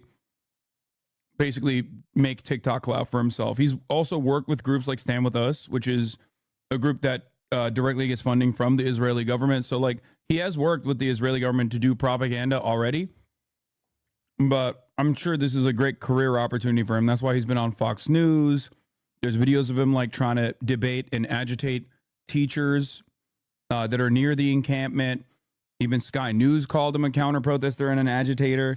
Like he's like a known figure. This is not a random guy. That's also the reason why he is, at least for UCLA campus, he's the only video of like anyone even claiming that students are blocking people from going to campus, because he's deliberately going up to the encampment in an effort to try to get into the encampment to start fights. When I was there, a bunch of Zionist counter protesters tried to do that as well. And the students were incredibly well organized, and they just set up a human chain to, like, they don't even like physically apprehend or remove people. They basically just body block them as though they are there, having a picnic. Oh yeah, no, I saw that, and I think it was like 2 nights ago, not last night whenever all this stuff got removed, but the night before. I mean, it was pretty obvious that like the Israeli or like Zionist or anti-Palestinian ones were the aggressors, and I think that that's a bad thing. I mean, I don't think that the guy is in the wrong though for being a counter protester or even for being an agitator. Really, it depends on how you define the word, because I mean, that's his freedom of speech, and I feel like that's what's fair, in the same way that it's fair for those other people to go and protest for Palestine. Yeah, but the difference is, first of all, bear mace or mace in general is illegal to bring to protest, and he's like flashing it. There's another video of the students, literally, he walks up to them when they're gearing up for the cops to show up. Yeah. And the students say, "We are peaceful. We're peacefully protesting against."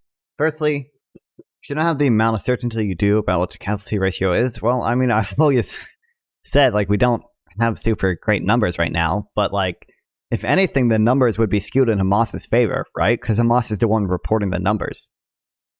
So if anything, those numbers are skewed in Hamas's favor.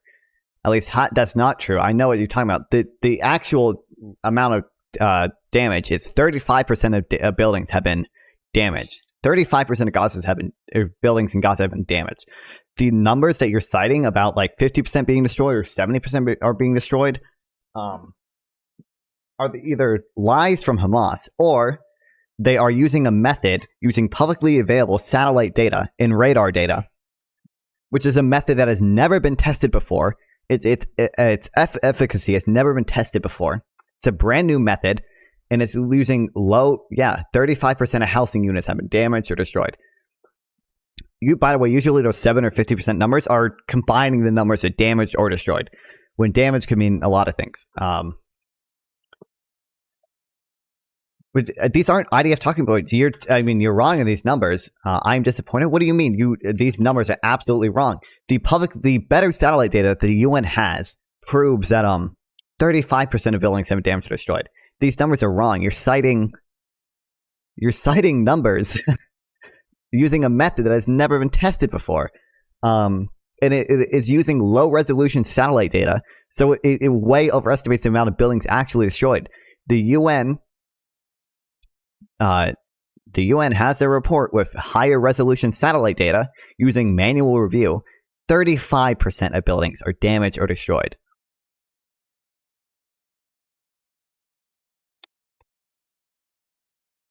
Oh, sorry. 35% have been damaged. 31% has been, or 31,000 more have been destroyed. Oh, wait, no. The 35% damaged or destroyed. No, I was right in the first place, yeah. Yeah, literally half of these are moderately damaged.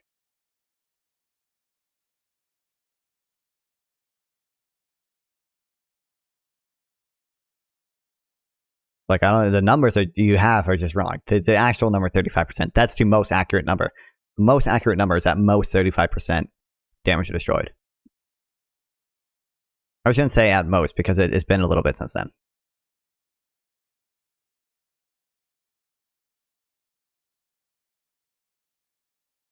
Individual number throwing out referring to housing units. This is talking about housing units, I'm pretty sure.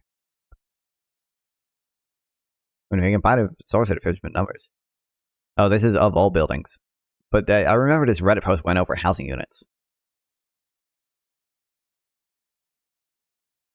62% of homes. So housing units might be 62% damaged or destroyed. But your claim was that half of Gaza was under rubble. The level of destruction is immense, whatever source you use. 35% of buildings damaged for a war like this, I don't think is that high. No, absolutely not. I think that's a totally reasonable number of buildings damaged. In a war like this, where the enemy combatants are engaging in asymmetric warfare and literally only use civilian infrastructure and a tunnel. I'm sorry, but when the enemy combatant is building tunnels under buildings, when the enemy combatant is living is building basements from which they operate out of, basements in apartment buildings, when they operate out of tunnels and basements, 35% in a super densely populated area is absolutely reasonable, and I would further say absolutely indicates that Israel is trying to minimize destruction. If they were trying to maximize destruction, it would be way, way higher than 35%. I'm sorry. Like, I don't know what to tell you. With different ethical standard. What would be an acceptable amount destroyed in a war like this, where Hamas literally operates out of tunnels and basements? Against the Israeli genocide here, like, we see your bear mace. Oh, by the way, wait, I need to see the initial video of this, because like, regardless of whether or not the Zionist guy was like agitating people, doesn't he still have a right to go wherever in the university? Like protesters can't block him. You're wrong about their policy. I mean that I would say that the fact that the number of buildings damaged in Gaza is 35% in a war like this probably means they're trying to minimize destruction to civilian objects. Probably means they're trying to remain proportional. I would guess. And now link the shit about power targets. Do it. I know you wanna. So see, again, Hamas operates exclusively out of civilian infrastructure, where civilians exist. Again, Hamas doesn't have military bases. They operate out of these places. It's a super densely populated area. I don't know how you don't understand this. Yeah, I would say that indicate the fact that it's that like 35% in total. Your initial claim, by the way, was I think 50% of Gaza is under rubble, and now you're talking about housing units. Which housing units, according to the World Bank. But I actually don't know how good the World Bank data is. I don't know what satellite data they're using. They might be using the same bad satellite data that the other people are using.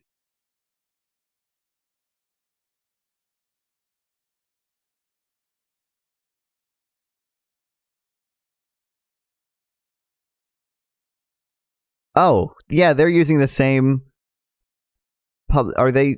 I think this is the bad satellite data, so they're probably overestimating this.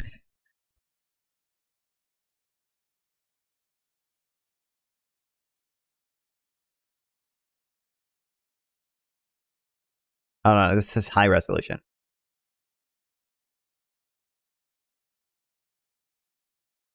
Do they mention the UN ITAR? They mention it in a citation down here.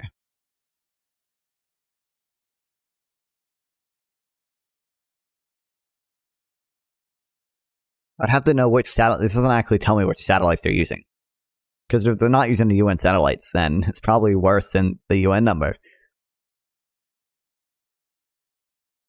I wonder if this says anything about housing.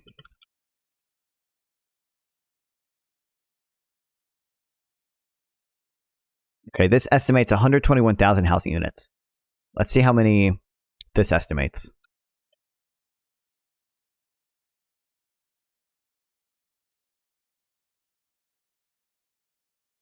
Does it actually provide a number?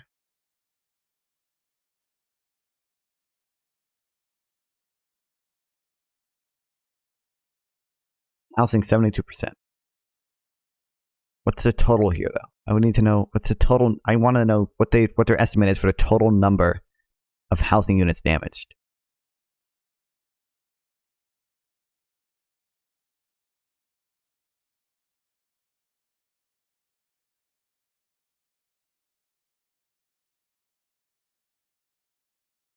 They don't actually provide a number. Oh wait, yeah, 290,000 housing. Oh wait, okay, wait, 62%. No, they're saying 290,000 are destroyed, which means they're probably using the worst satellite data.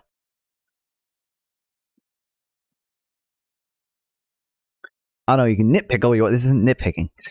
But I still think the basic comparison hardly makes any sense. If you want to make an equivalency, you have to look at more than just one parameter. What equivalency are you talking about?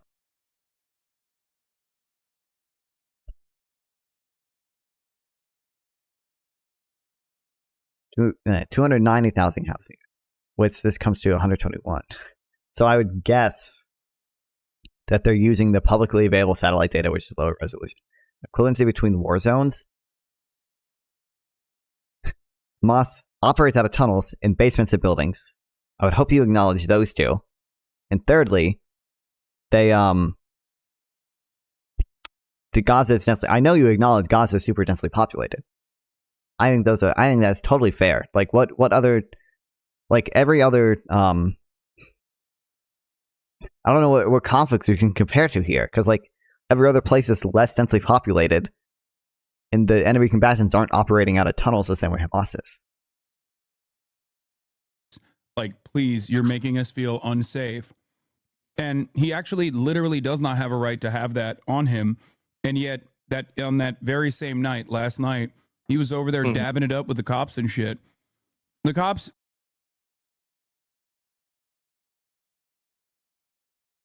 Notification. I hope someone. Oh, wow. Hold on. Let me try to find the Asmongold tree, because I want to watch the original video.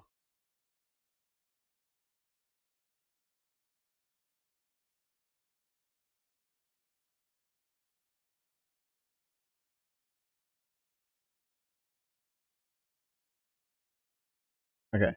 Because I want to see, like, regardless of whether or not he was agitating people, I don't think, like, if he goes to that college, I don't know if he, I'm assuming, it says student, so I'm assuming he goes to that college. They don't have a right to block him. I have my ID right here. Oh, yeah, okay, so he's a student. I'm being blocked off, not by the security guard, but by you two. You three. Oh, look, they're making their burger while I'm going this way. Excuse me. This is what they do. Everybody, look at this. Look at this. I'm a UCLA student. I deserve to go here. We pay tuition. This is our school. Like, I think regardless of whether or not he was being an agitator earlier, like, they don't have a right to stop him from going wherever on campus, right? Like, I think it's bad either way, like, regardless of what he did. This is Zionist agitator counter-protest routinely trying to enter the encampment. Dogs and harm student trying to enter the encampment? They can't stop him from entering the encampment either. That's not illegal either. He has a right to be at the... Well, the encampment doesn't have a right to be there, but he has just a right... just as much right to be in the encampment as he does the other places. Or as he does the other students in the encampment.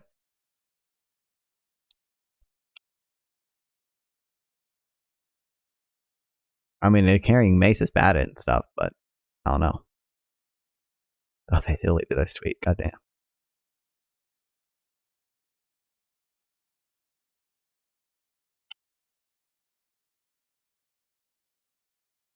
Oh, what? Did I close it? What the fuck?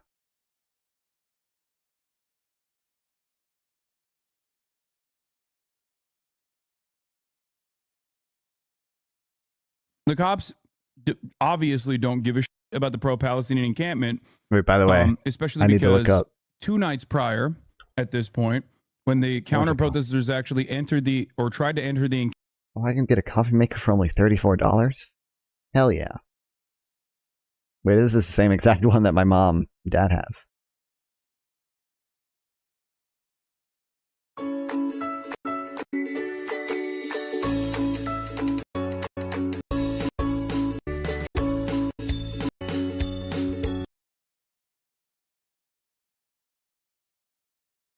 Might have to invest in a coffee maker, but I like Monsters so much more than coffee, guys.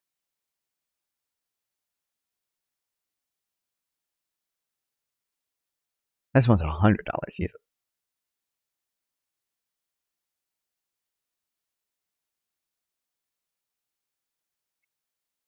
I guess I don't. Fuck. I'd have to go upstairs to get water though from the sink. I don't have water down here.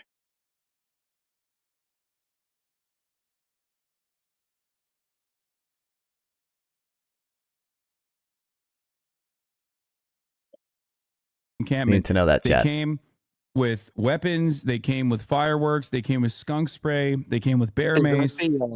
That was like the day that because they were chanting the "Where were you?" Was this the "Where were you" moment? I don't know what do you mean? Where were you? moment? Oh, yeah. I guess you were sleeping. Like last night, whenever it happened, like a lot of the protesters were like chanting at the cops. Oh, and they yeah. were saying like, "Where were you?" Yeah, yeah. Okay, so like we're talking about the same thing, right? So the night prior, the reason why they were chanting "Where were Yeah. you?" last night to the cops is probably because the night prior, Zionist counter protesters actually stormed the camp and beat the shit out of some of the Palestinian students, like or pro-Palestinian students, with like wood pallets. With 2x4s. I watched it happen. I watched it happen live. It was disgusting. Like I was kind of disappointed that the police didn't arrest any of them. Yeah, the And police came. got The police there, they actually stopped came. them. They did. Yeah, and they stood by for an hour and 30 minutes in single file line formation while these guys were beating the I haven't seen it. I haven't seen that. I have no clue if what he's saying is here is true or out not. of, and these guys aren't even students. Like you can see it in the video. They're like, these guys are like adults. They're older. You know what I mean? They're Well, I mean, like to be older than the fair, students too. there's also the protesters that are Palestinians that were identified as being older as well. Yeah, so yeah. it's, No, it's hard I to know. really I'm know who saying- is and yeah.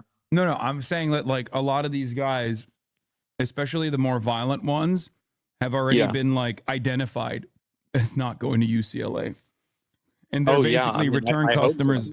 And they're basically return customers at this point. It was a big point of contention with the students too, because UCLA was like, "Oh, we are going to take administrative action against the counter protesters for being violent," and the students were frustrated with that because they were like, "How the f- are you going to do anything as an administration to someone who's not a student?" Because a lot of the counter protesters Or were not really, students. how much of this do I Like, they care were known about? right University, and you can correct me if I'm wrong about I this.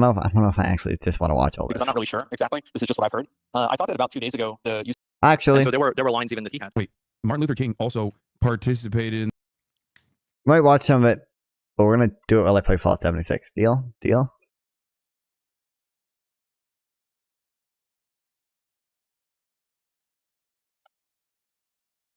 Or capture. There we go. Or mace in general is illegal to bring to protest, and he's like flashing it. There's another video of the students. Literally, he walks up to them when they're gearing up for the cops to show up. Yeah. And the students say, "We are peaceful. We're peacefully protesting against the Israeli genocide here. Like, we see your bear mace. Like, please, you're making us feel unsafe." And he actually literally does not have a right to have that on him. And yet, that on that very same night, last night, he was over there dabbing it up with the cops and shit. The cops obviously don't give a shit about the pro-Palestinian encampment, especially because how much of 2 this we nights watch? prior, at this point, when the counter protesters actually entered the Yeah, but the word peaceful is funny because God damn it, I love Fallout 76 so much, guys. Like I understand, like I don't know if I necessarily consider it violent just to set up an encampment, but yeah, I mean it's obviously a little weird that he's referring to it as like strictly peaceful. But then I think the counter protesters did probably move too far with what they did, because I think it is true that they launched fireworks into the encampment, which they're obviously not allowed to do. The problem is, like, hey, listen, if these were any other two people other than Asmongold and Hasan, we might actually stand a chance of learning what the facts are. But I'm assuming after this, we'll actually have to like watch the video ourselves and determine it. Because I doubt that they are ever gonna like actually pull up a video and like watch the video or anything. or tried to enter the encampment. They came with weapons. They came with fireworks. They came with skunk spray. They came with bear mace. That was like the day that because they were chanting the "Where were you?" Was this the "Where were you" moment? I don't know what do you mean? Where were you? Yeah. I guess you were sleeping. Like last night, whenever it Okay, this happened, is about like a where we lot of the stopped watching. protesters were like chanting at the cops. Oh, and they yeah. were saying like, "Where were you?" Yeah. Okay. So like we're talking about the same thing, right?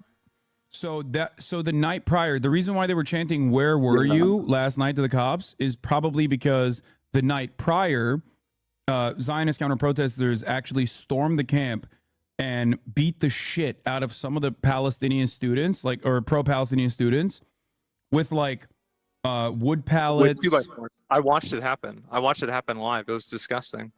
Like I was kind of disappointed that the police didn't arrest any of them. Yeah, the police came. The police actually came. They did. Yeah, and they stood by for an hour and 30 minutes in single file line formation while these guys were beating the shit out of, and these guys aren't even students. Like you can see it in the video. They're like, these guys are like adults. They're older. You know what I mean? They're like older. Do we really know they're not students? God, I wish they would ever actually play the fucking video. Palestinians that were identified as being older as well. Yeah, so yeah. It's hard to I know. really I'm know saying. Yeah. No, I'm saying that like a lot of these guys, especially the more violent ones, have already been like identified as not going to UCLA, and they're basically return customers. God, by the way, I just realized I wasn't streaming on YouTube Shorts this entire time. I never actually hit the go live button on YouTube Shorts, just on Twitch and Kick and everything else. Yeah, god damn it. God damn it. They're basically return customers at this point. It was a big point of contention with the students too, because UCLA was like, "Oh, we are going to take administrative action against the counter protesters for being violent," and the students were frustrated with that because they were like, "How the are you going to do anything as an administration to someone who's not a student?" Because a lot of the counter protesters were not students. Like there were known right-wing figures and stuff like that amongst the counter protesters. Anyway, so the reason why the students were frustrated, understandably, is because they've demonstrated great messaging discipline so far. They are very, they're as limited in their disruption as possible. And historically speaking, campus-wide protests such as this one is infinitely more disruptive than what the pro-Palestinian encampment looked like. I mean, we're talking in 1968, they were taking literally students would go in during the civil rights movement with guns and take deans hostage. In 1968 in Colombia, they took a dean hostage for like days. Yeah, I know about that. Yeah, they would literally just like shut off access for a dean from like leaving their room. They'd be like, "No, you're not leaving." So historically speaking, people on the right side of history that we understand we're on the right side of history have taken way more radical and way more disruptive approaches to protest. So all things considered, both in the Columbia University, where they overtook Hamilton Hall again, just like they had done time and time again at Columbia specifically. That hall has a historical significance for student protesters. And also especially at UCLA, where the encampment was like okay, I'm just super. Can we all acknowledge there's a difference between protest to desegregate a university and protest about a conflict on the other side of the world? I would hope that we could acknowledge there's at least some difference here. And I would also hope that we could acknowledge it probably was not justified to actually take people hostage. The encampments were maybe arguably more justified, but like actually taking people hostage, I don't know if that was, I don't know, guys. A little iffy.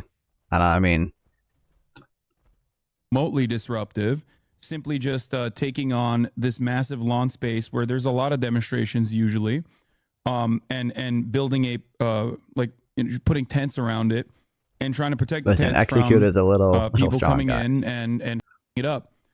There are videos of counter protesters breaking into the encampment in spite of the human wall, the human shield.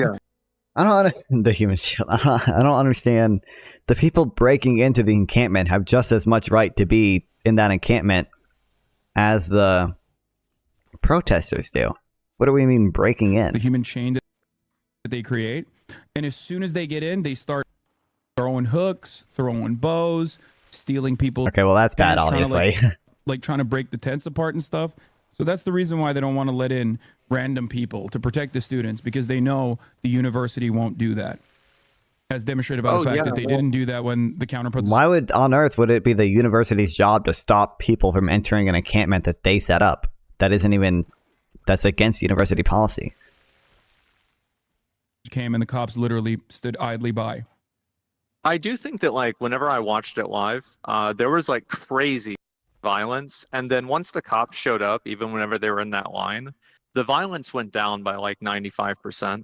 But I think that you're totally right that the counter protesters were like the agitators. They 100% were, and they were being violent. And to me, it was disappointing that I think the police didn't arrest more of them, because it was pretty obvious that the pro-Palestinian ones were the ones that were the victims in that situation. Yeah, but they ended up arresting only the Palestinian, like the pro-Palestinian side.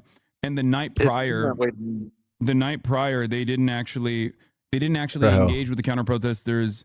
Until until they were setting off protesters were fireworks pretty and violent launching them last directly in the night. encampment.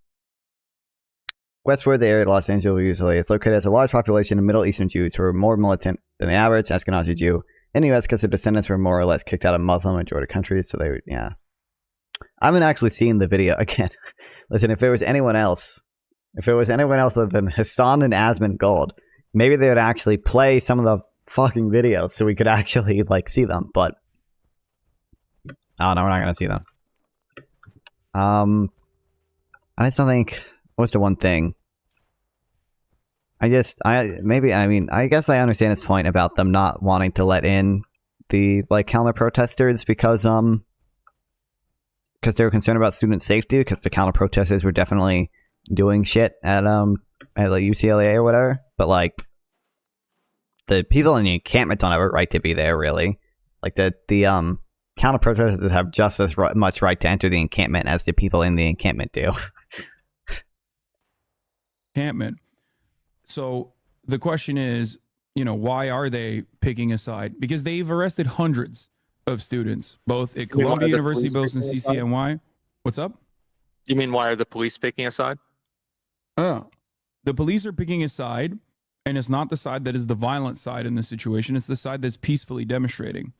In my opinion, a direct violation of First Amendment rights. I don't even personally believe that protesters are supposed to, protests are going to be disruptive.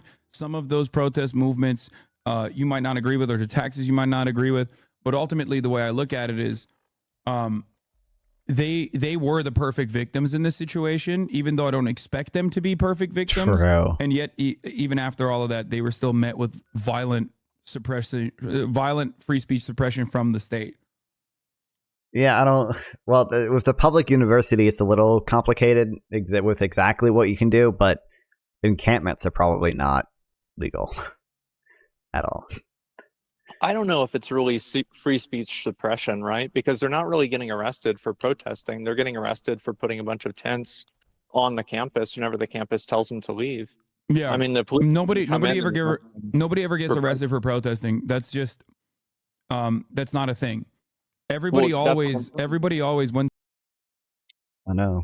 What's this? Most destructive of centuries is just not true. 35% of damage or things, buildings damaged doesn't seem to be most destructive in history. Okay.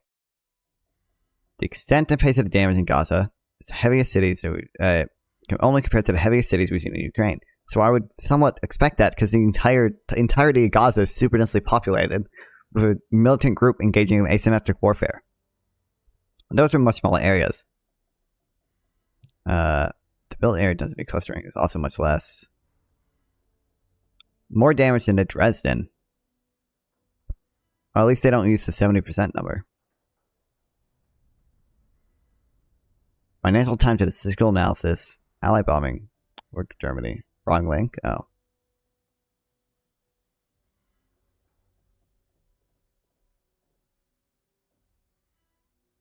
Oh no, what the fuck is this? 972 article. Again, like, the thing I'm going to point to is that number, the at most 1-to-4 ratio, just doesn't support any notion that Israel's like engaging in these types of mass bombing campaigns. Expanded authorization for bombing non-military targets. The loosening. I understand that they loosened the. Israel has loosened the requirements for collateral damage, but I would expect them to do that in this type of warfare. Like, if some of it maybe you'd have to like point to specific examples. The way using numbers Why is it completely illogical?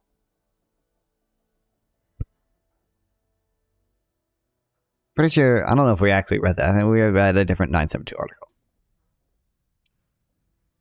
Yeah, power targets. It's mentioned power targets again.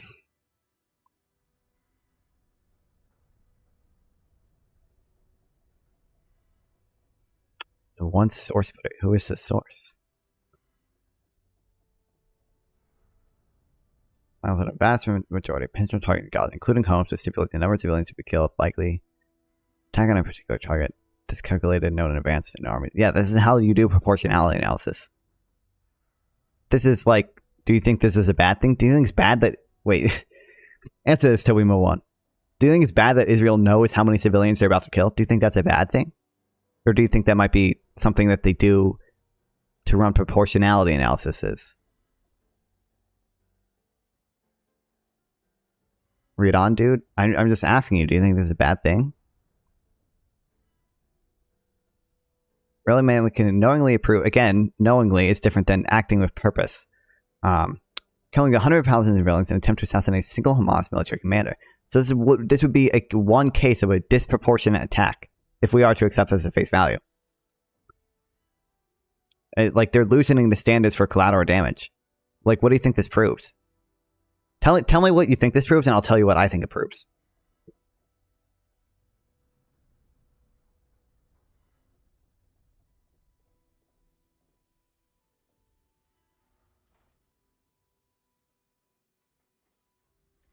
Nothing happens in accident, said another story. When a 3-year-old girl was killed in Gaza, it's because someone in the army decided it wasn't a big deal for her to be killed. This is how proportionality works.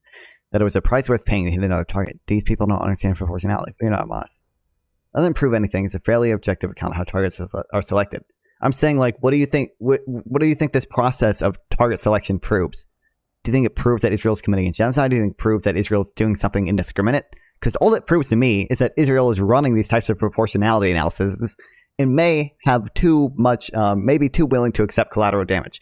That's the only thing that this could possibly prove. The only thing that this could prove is that Israel's maybe too lenient on collateral damage. Fundamentally indiscriminate. Bro, do you not understand what indiscriminate means? Indiscriminate means indiscriminate has more to do with proportionality.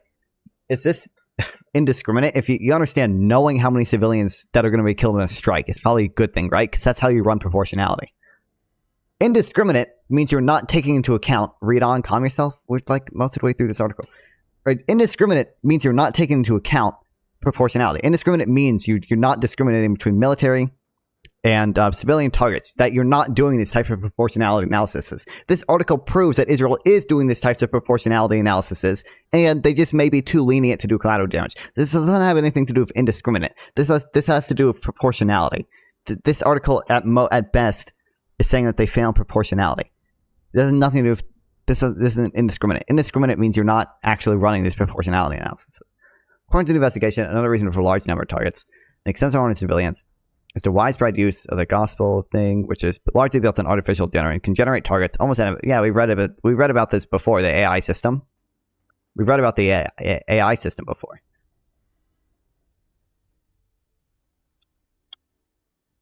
Allows the army to carry out strikes in residential homes where a single Hamas member lives on a mass scale, even when those are junior Hamas operatives. Again, as a member of an organized armed group, you're liable for status-based targeting. Hamas members can be killed in their sleep in their private homes. That is perfectly legal. It may not always be proportional, but you'd have to point to an attack where you think the amount of collateral damage was disproportionate. Like if there's a specific strike where it's minimizing civilian casualties, they still have to approve these strikes. Do you understand? What was I going to say? Oh, like Israel still is running this proportionality. What do you mean? Yes, they still have to approve. It's marking targets. These like strikes on the houses still have to be approved. There are tens of thousands of them. Yes, they're targets. Not all targets are immediately struck. There's no approval process. Read on. We read about this targeting system before. An excuse to cause destruction.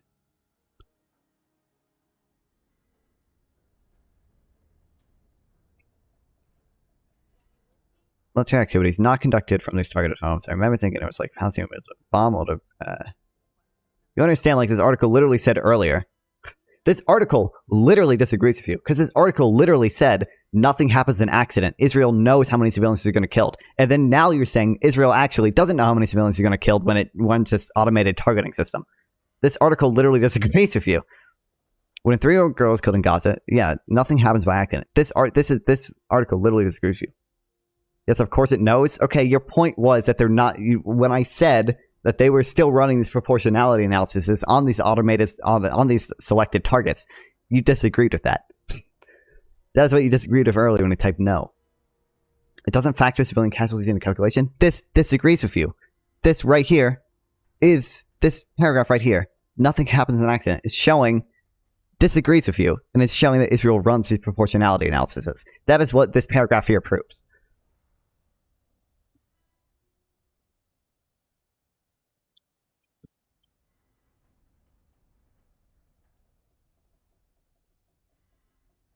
And again, like, why would the ratio be so low?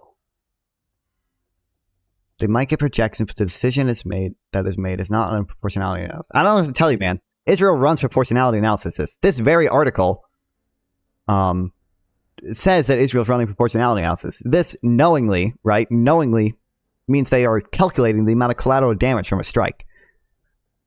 Or do we do we disagree with that? Like, you know, Israel still has its mag corps that it consults before it does airstrikes.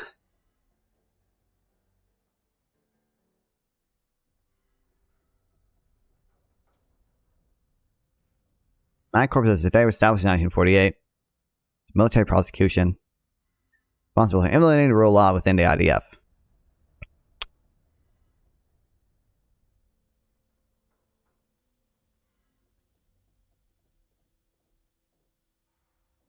How many bombs were dropped? I don't know the number now. But a lot. What does that prove?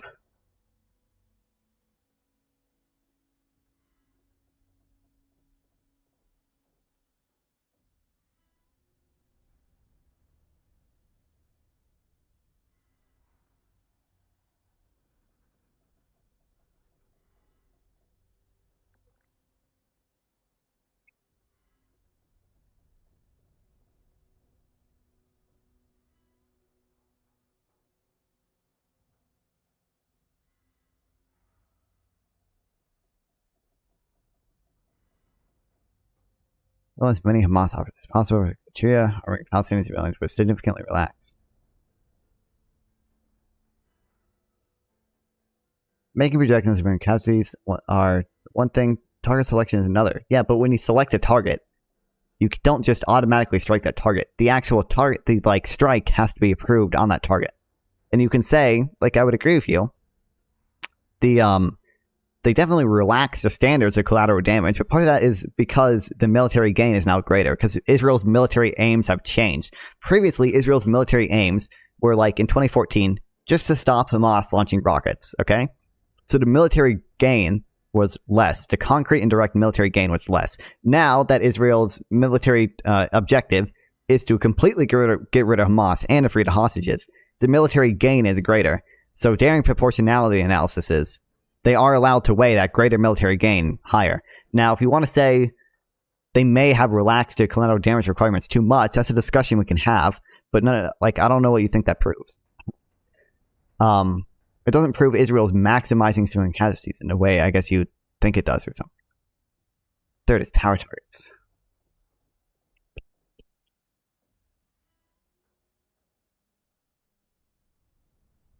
There's no standard for minimizing civilian casualties in calculations because proportionality was not a consideration explicitly stated by IDF officials. You understand, this disagrees with you here. This article that you sent disagrees with you.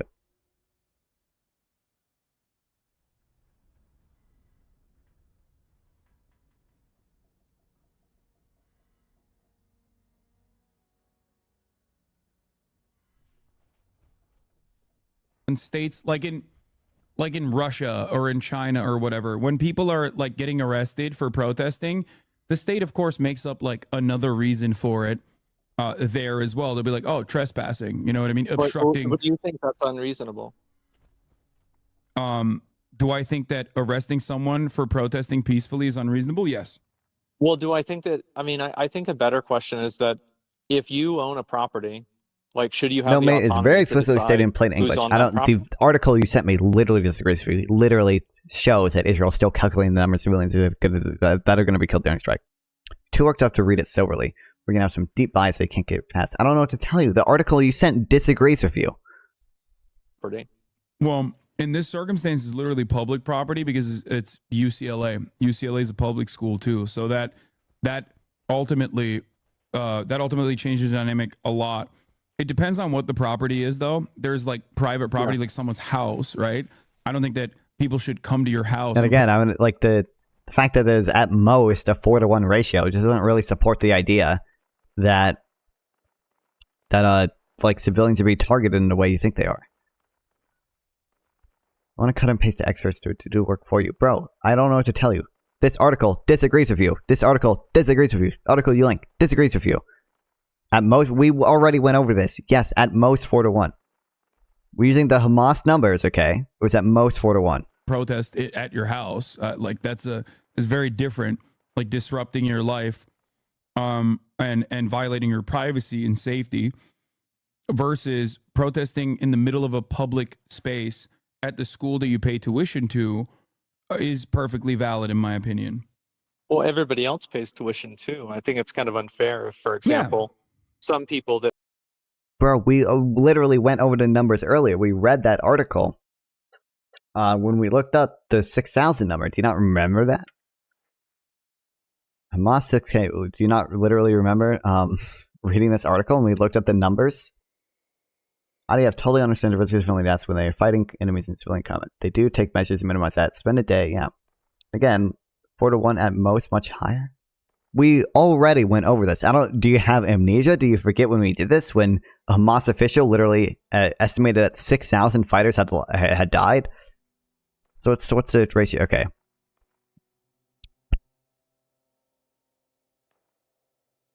$28,000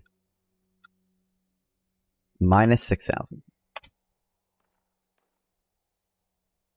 Okay, ratio calculator.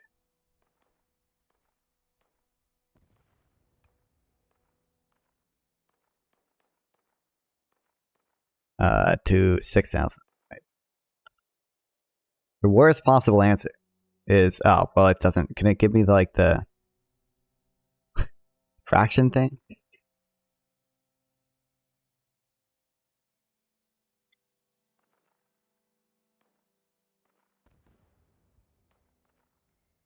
That's basically 4-to-1. Not quite 4-to-1.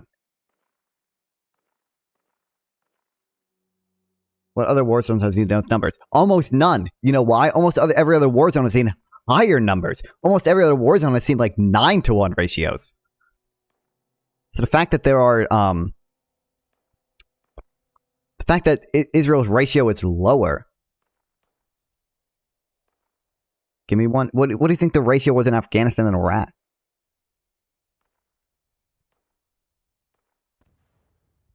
Hold on, we've taken notes in this before. I don't have to give you time. I have my own notes. We've taken this before.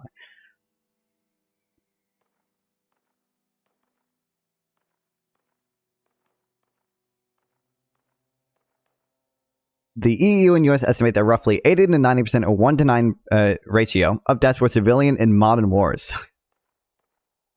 I don't know what to tell you, but usually it's like 80 or 90% of deaths are civilian.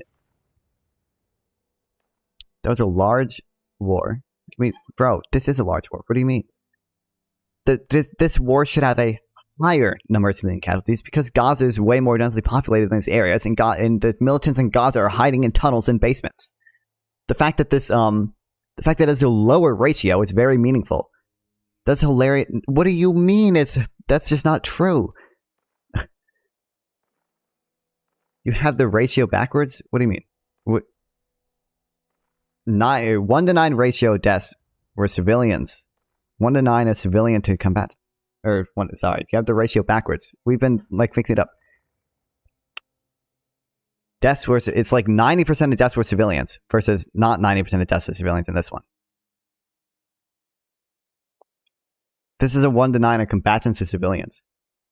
Bro, this is combatants to civilians. You see here, the EU and US estimate they're roughly 80 to 90% were civilians. This is, we flip-flop the ratio things.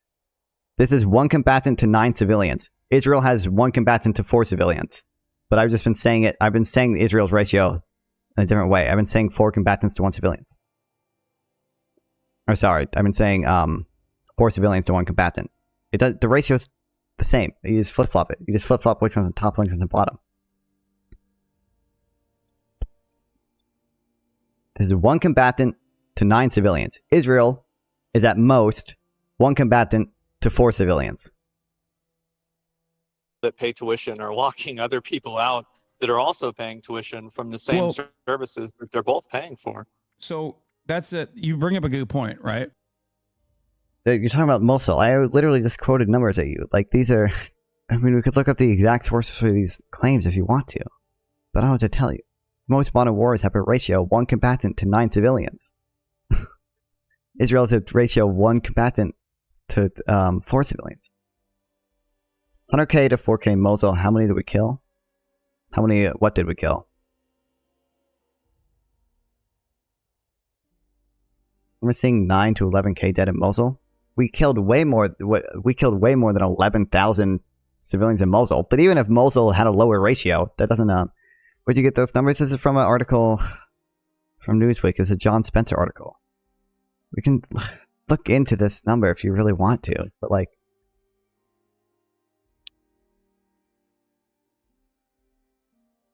oh, wait, I didn't copy the whole thing.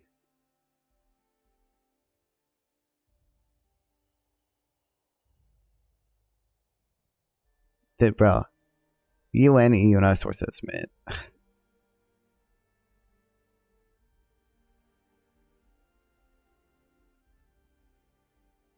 Hidden in academic educations. Yeah, I don't know. I don't know what to tell you, man.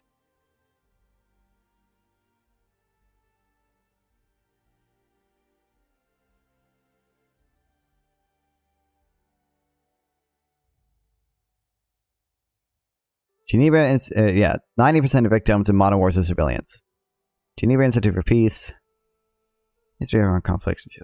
Like, I don't know what to tell you. It provides 4 different sources here. Oops.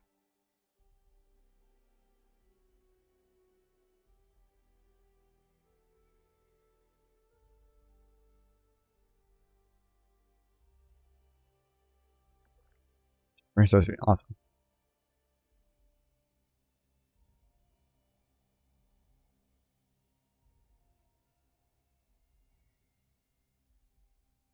I don't know. Most modern wars, again, like these numbers were accurate. I don't know what to tell you. Have a ratio of 1 combatant to 9 civilians. Israel's ratio is about 1 combatant to 4 civilians at most 2, which is wild.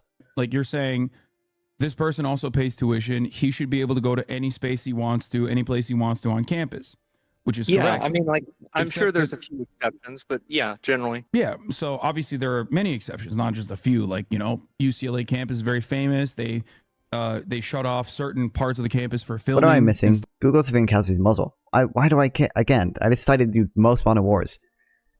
It's not anywhere near 100k. Bro, wait, we have notes in this too. Give me a second.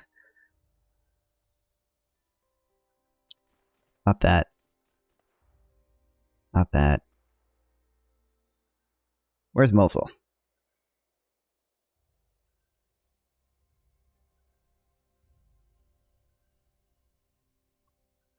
Roughly 100k civilians died compared to 4,000 ISIS fighters.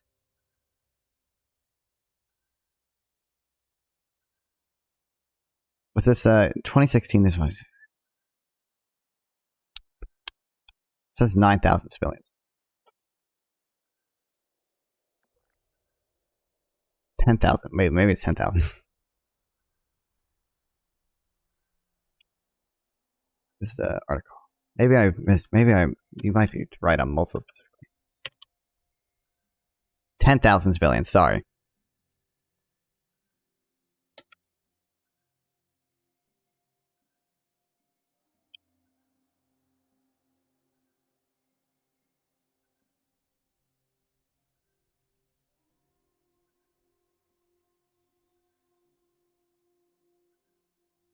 stuff like that all the time. The difference here is that this is a When I kill about our people, I don't know. 3K, what you're responsible for? Oh, why do we care about Mosul? I literally just showed you the death in most modern wars is like in 90% civilians. Third account is out of a box. Oh shit, Nikki, thanks for the raid.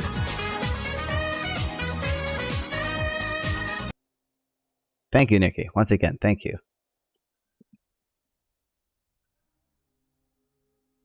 Welcome, everybody. Because you get to detail... Bro, I don't understand. Do you accept that Gaza is, one, more dense than other areas, than, like, most other modern wars, and B, Gaza has militants with hiding in tunnels and basements? If you accept those two things, the fact that the ratio is less than most other wars... I'm walking you through this step by step. Keep going. What? I don't understand. I don't understand what you want from me. The fact is, the ratio is less than almost all the modern wars, my man. No matter what shit you do to try to get around that, that's just true.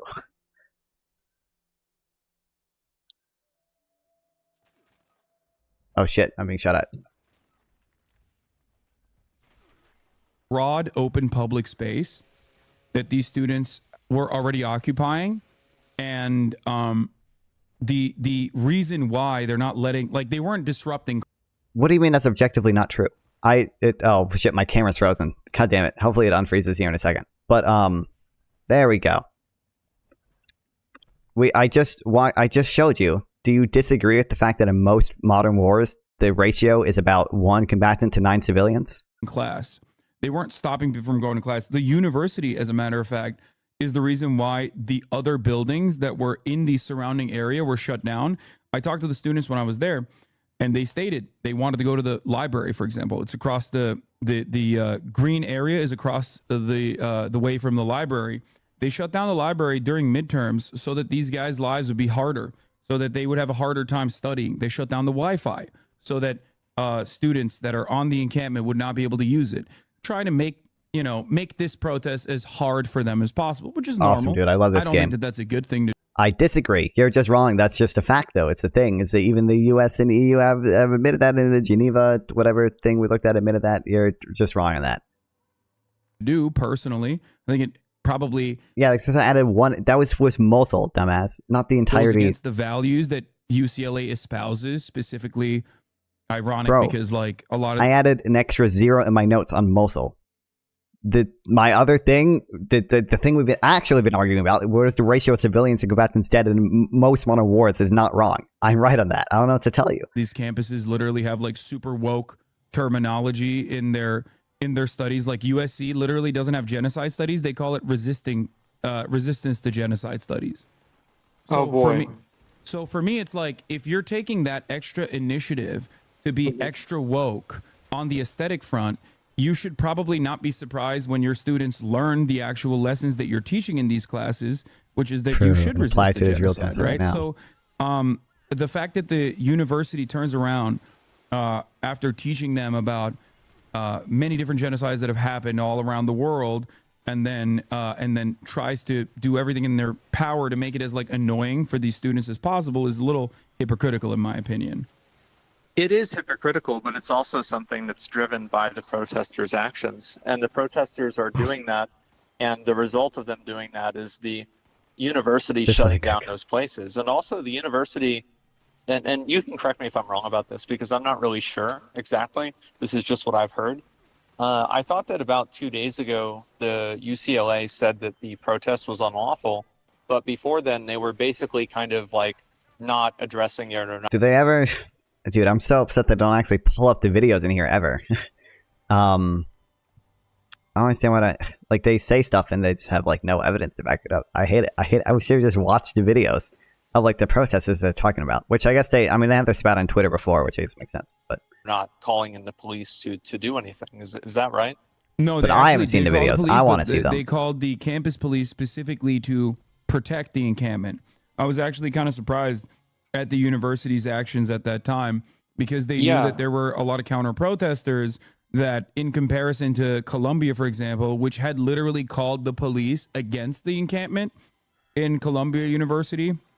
Yeah, I saw that. The UCLA campus actually had sent police to line up around with their backs to the encampment. Now, that's not just symbolism. That actually means something, right? When you send cops, bike cops. I mean, if the university is allowing it, then really that's the end result. I mean, they're the ones that make that decision. It seems confusing to me that, you know, based off of the logic that like they're trying to shut down the or the library or the Wi-Fi, but they're also like having police come in and protect them. My game's at 30 it seems very FPS. confusing. Like, what are their goals here? What are they trying to do? Well, ultimately, their goal is to get the students to shut up and go away and stop bothering the administration to make these moves about divestment. I don't know if you're familiar with the goals of the student protests were, and every campus is different, but like specifically the UCLA one I can speak to is the divest. Yeah, it's the divest from UCLA. The UC system across the board is a massive endowment. Abolish policing on campus. That might be a little, I don't know, it depends exactly what they mean by that, because I mean, I don't know, I understand why they might be bad at the police for this specific protest, but abolish policing on campus. I would understand why a university might not necessarily want to do that. How do I do my Mothman emote? There we go. And that endowment basically works like a mutual fund, you know, and they're investing in a lot of corporations, and the students want to have financial transparency in what corporations the university endowments are going to, like what corporations they're investing in, which is perfectly valid, perfectly reasonable demands to make. As a matter of fact, a lot of companies have done this. A lot of people have done this successfully, demanding that people divest from oil and gas companies for like environmental activism. You know what I mean? Oh yeah, it's been going on a lot. And just for the record, like I totally support them protesting against that. Even if I agree or disagree with it, it's their right to protest against that. The only concern that I have is whenever it shuts down other students' ability to learn or get an education, or for people to use the facilities in the way that they're intended to. Yeah. Whenever you talk about the actual like intent of the protesters, I totally support them. Absolutely. Or even the counter protesters, because that's freedom of speech. I think that, you know, if you don't have that, I mean, you don't have anything. Yeah, as long as they're not, long as they're not trying to like directly agitate, disrupt, and like harm the students, because there's also a completely separate dynamic here. You hate doxing, right? Like I assume, of course, we all do. So, would it shock you if I were to tell you that there are active organizations that collaborate, sometimes with the Israeli government, sometimes independently, that are tasked with doxing students deliberately, and even putting their faces on just so we're clear around the campus, and driving those trucks around the campus with their massive. There's the reverse canary mission. It's like a documented list of like all these people. The 90% ratio is objectively wrong. It's not this. It's just not true. There are 4 different sources we looked at. If you actually look closely at the numbers, would come from. The casualty numbers are not deaths. That's only. That's the only way it can be 9 to 1. If you go into the details, the ratio is more equivalent to war zones. It's not smaller. Equivalent urban. Bro. Okay. Maybe we can have this conversation later when you come back then. But the number was 90% of deaths are civilian. I don't know what to tell you. That's the number that seems like everyone has agreed upon. 80 to 90% of deaths in modern wars are civilians. I don't know how you can disagree with that, really. But well, let's go to Kanye West. I guess this isn't doxing, but it's a little unhinged, isn't it? Look, bro, I don't know what to tell you. You're just not, though.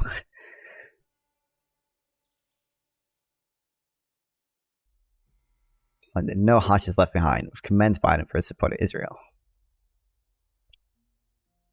Billboards basically saying like this student, their name, and be like, this is an anti-Semite. Oh yeah, I mean, I would instantly believe that. I mean, absolutely, and I'm sure that there are people on the other side to do the same thing.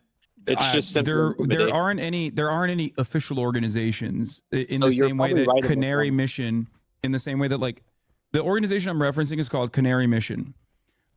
There's a couple other official organizations as well. some of them are American organizations. They literally directly will be like, "Oh, are you at a pro-Palestinian protest? You're a anti-Semite," and then they plaster their faces. They literally try to stop. Well, them you got from, that like a week ago, right, or 2 weeks ago? Yeah, stop anti-Semitism.org Anti-Semite of the called me an week, Hasan. anti-Semite of the week. Yeah, But I mean, that's remember. What's up? Well, it's ridiculous. What's the appeal of Fallout 76? It's the best Fallout game ever made, and it's the best live service game ever made. Objectively, I'm right. I'm so right. It's so fun. I love it so much. Basically, you log in every day, and you do quests and events to get gold bullion. Well, at the same time, you have to take over, you have to farm materials. And then that gold bullion lets you buy better stuff. So then you can get more gold bullion faster and get materials faster to. It's fun, dude. Listen, it's so fun. It's yeah, and then there is the main quest line, but I haven't even done the main quest line yet, even though I'm level 150 almost. Ridiculous. It's absolutely ridiculous. And this is kind of the problem that I have, and I think that really, to me, it's pretty obvious that being against Israel doesn't mean that you hate Jews, right? Of course, and there are plenty of Jews who are against Israel as well, especially at those protests. Well, there's even some that are protesting in Israel, as far as I know. Yeah. So, yeah, no, I understand that, and It's so worth it, dude. I think that's problematic too. I don't agree with that either. It's, in my opinion, I think it's intimidation, but it's also like a misrepresentation. And they also fixed So yeah, I think some of that's the bad in the bugs. same way that Maybe not else. I most also of don't them, think that but people some of who are them pushing have been back fixed. against these people, like the actual protesters that are making the encampments and everything like that. I don't think that they're fascist. Like I have people calling me a fascist, for example, which I think is really kind of overboard. And I mean, I think also I think some of those guys are Oh, go ahead. fascists, for the record. I do. Thank you, Hasan. And I bet some of the people that are against Israel are anti-Semites. Absolutely. Yeah, but I mean, ultimately, no. I don't disagree with you. I think there's there's definitely anti-Semitism in the pro-Palestinian movement as well. But the broader, you have to look at the broadest defense of the movement. Yeah, since release of the show. Right. Like, what does the movement signify? Fallout 76 actually reached its peak concurrent players on Steam after the show An release. easier time calling those who defend Israel fascist is because Zionism is predicated on the idea that Israel has to be a Jewish supremacist ethno-state that literally has a certain percentage of Jews inside of Israel. This is a demographic concern unlike any other. Here in the United States of America, if we were to say America has to be a nation that is 75%, Irish, English, and German, white, everyone would understandably go, that's insane. That's just white supremacy. But Zionism is that exact same principle, is that exact same concept, but for very valid historical reasons, it has been able to shelter itself as a defensive posture, as though it is a defensive ethno-state. The valid reasons, of course, being the Holocaust and within the context of like World War II and like everything that happened. Yeah, so I understand that, and I mean I'm not really a pro-Israel guy at all, honestly. I don't really give a shit about them. It's not my fight to fight. Thank you, It's not Asmongold. my It is problem. actually. I mean, listen, Well, it is. I mean, that's a good point. Yeah, no, I know We what you're do saying. we do spend a shit ton of I tax wish it dollars wasn't. to defend Israel. We gave $26 Yeah, billion I wish to it Israel wasn't. just this past week. I think Asmongold probably is trying to say he has no actual stake in the thing, which Hasan doesn't really have a stake in Israel either. But I mean, yeah, I think it's a waste of money. It's absolutely a waste of money. I wouldn't want to support that, especially not whenever they're doing things and whenever they're doing, like bombing these people over in Gaza and Yeah. shit. Like, of course not. Yeah, why would I want to support that? Yeah, no, It's just- absolutely. Which is why I think the protest that these students are engaging in is like not only perfectly valid, but I think their methods are above and beyond. Like there are rarely ever going to be protests where like you have a hard time finding a single person that doesn't say something wrong, or a single person that doesn't get and ahead it's like, get ahead of you're themselves. totally right. I mean, you can't color an entire like movement based off of like the like the most like extreme examples, extremist or like the most bad actors, right? The same as like, you know, yeah, I'm sure there are anti-Semites that are Palestinian, you know, pro-Palestinian, but that's not the majority of them. That's there are also people who are trying to co-opt. Like there's always like a bunch of charlatans on Twitter who are actually neo-Nazis, like openly, but then they'll be like, oh yeah, or, how about them Jews? Like they'll try to like sneak in to be like, oh yeah, we love Palestine, right? When in fact you look, you know, a couple tweets down and they're enemy is my friend. Yeah. Yeah.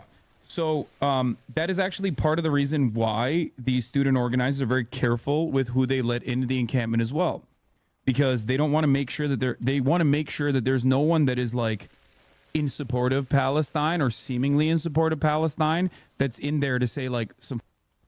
And they do a very good job with that too. If someone Nazi shit, yeah, and that's smart for them to do. Yeah, so that's the other reason why they don't let everyone into the encampment. Yeah, I mean, I can kind of understand that, but I think that it's also really determined based off of the university. Like the truth is that the university should have the final say on whether the encampment like that should exist or not. And I think that really if the university is okay with it, then of course the encampment should exist because they're the ones that determine what the rules are there. But I think if the university doesn't want the encampment, I don't think that the students have the right to make an encampment there. I think that's unfair. I mean, I think that ultimately, especially like protests will always be disruptive, obviously, but if protests they have to be this disruptive though, buddy, are only determined by how lawful they are, you can write a law to make any protest illegal, which Americans kind of have, as a matter of fact. I don't know if it would shock you to find out if I were to tell you that in your state, in Texas, if you want to work for the Texas state, if you want to work for the BDS city, laws. You have to actually sign a law that says you will never engage in boycotting or demanding divestment or demanding sanctions on the state. Yeah, the BDS laws are cringe. I will. I don't know how anyone really defends the BDS laws. Yeah. Israel. Did you know this? That's a direct violation of First Amendment rights. A direct violation. Well, how did that even happen? AIPAC wrote the legislation. This was legislation that actually two Jewish prominent members of Congress were very much against, as a matter of fact. Bernie Sanders and Dianne Feinstein have openly criticized this for obvious First Amendment violation boundaries. Yeah, I've never heard of that before. Yeah, like I heard there's like some anti-Semitism bill that was happening today. I haven't read about it yet, but I didn't know there was something that was going on that was already on the books, man. That's crazy. Yeah. Well, would it shock you to find out that there's actually 35 other states, many of them red states, as a matter of fact, that claim that they care about First Amendment and no restriction on free speech? Ironic, because Texas Governor Greg Abbott actually said, "Thank you, Greg Abbott." You know, in Texas college campuses, even outsiders can come to campus and demonstrate to the best of their ability. It was 2021, I think. 2019. He wrote wrote a little bit later or earlier, yeah. Yeah, he signed legislation into law, which he has personally violated himself by using the government. So free speech. Are you talking about the recent one? Yeah. So no matter what happens, like the idea that like every single protest has to go through like a permits process is obviously, I think, a little bit ridiculous, because like it is there, that permit process. Wait, hold on, I got distracted because I opened Twitter on my second monitor. Why are people so upset about the Helldivers 2 PSN account things not happening? Removing it from Steam, removing access from Steam players unless they make a PSN account and link it months after release is absurd. Review changed to negative and filed a refund. Why are they? Is this really that big of a deal? People are saying just make a PSN account, bro. If you've been playing Helldivers 2 and did not live in one of the listed countries, you cannot make a PSN account. Choosing a country to live choosing a country you do not live in is a violation of Sony's TOS and could lead to account suspension.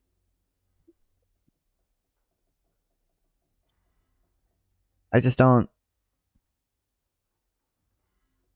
It's like so many other games require like you have a PSN account. Like it's a little like cringe or whatever. Like, but is it really that big of a deal, man? What is it? When he says removing access, that can mean two things. Okay, it just does it just mean you can't play the like when you open a game, it just tells you to make a PSN account, or does it mean that like actually,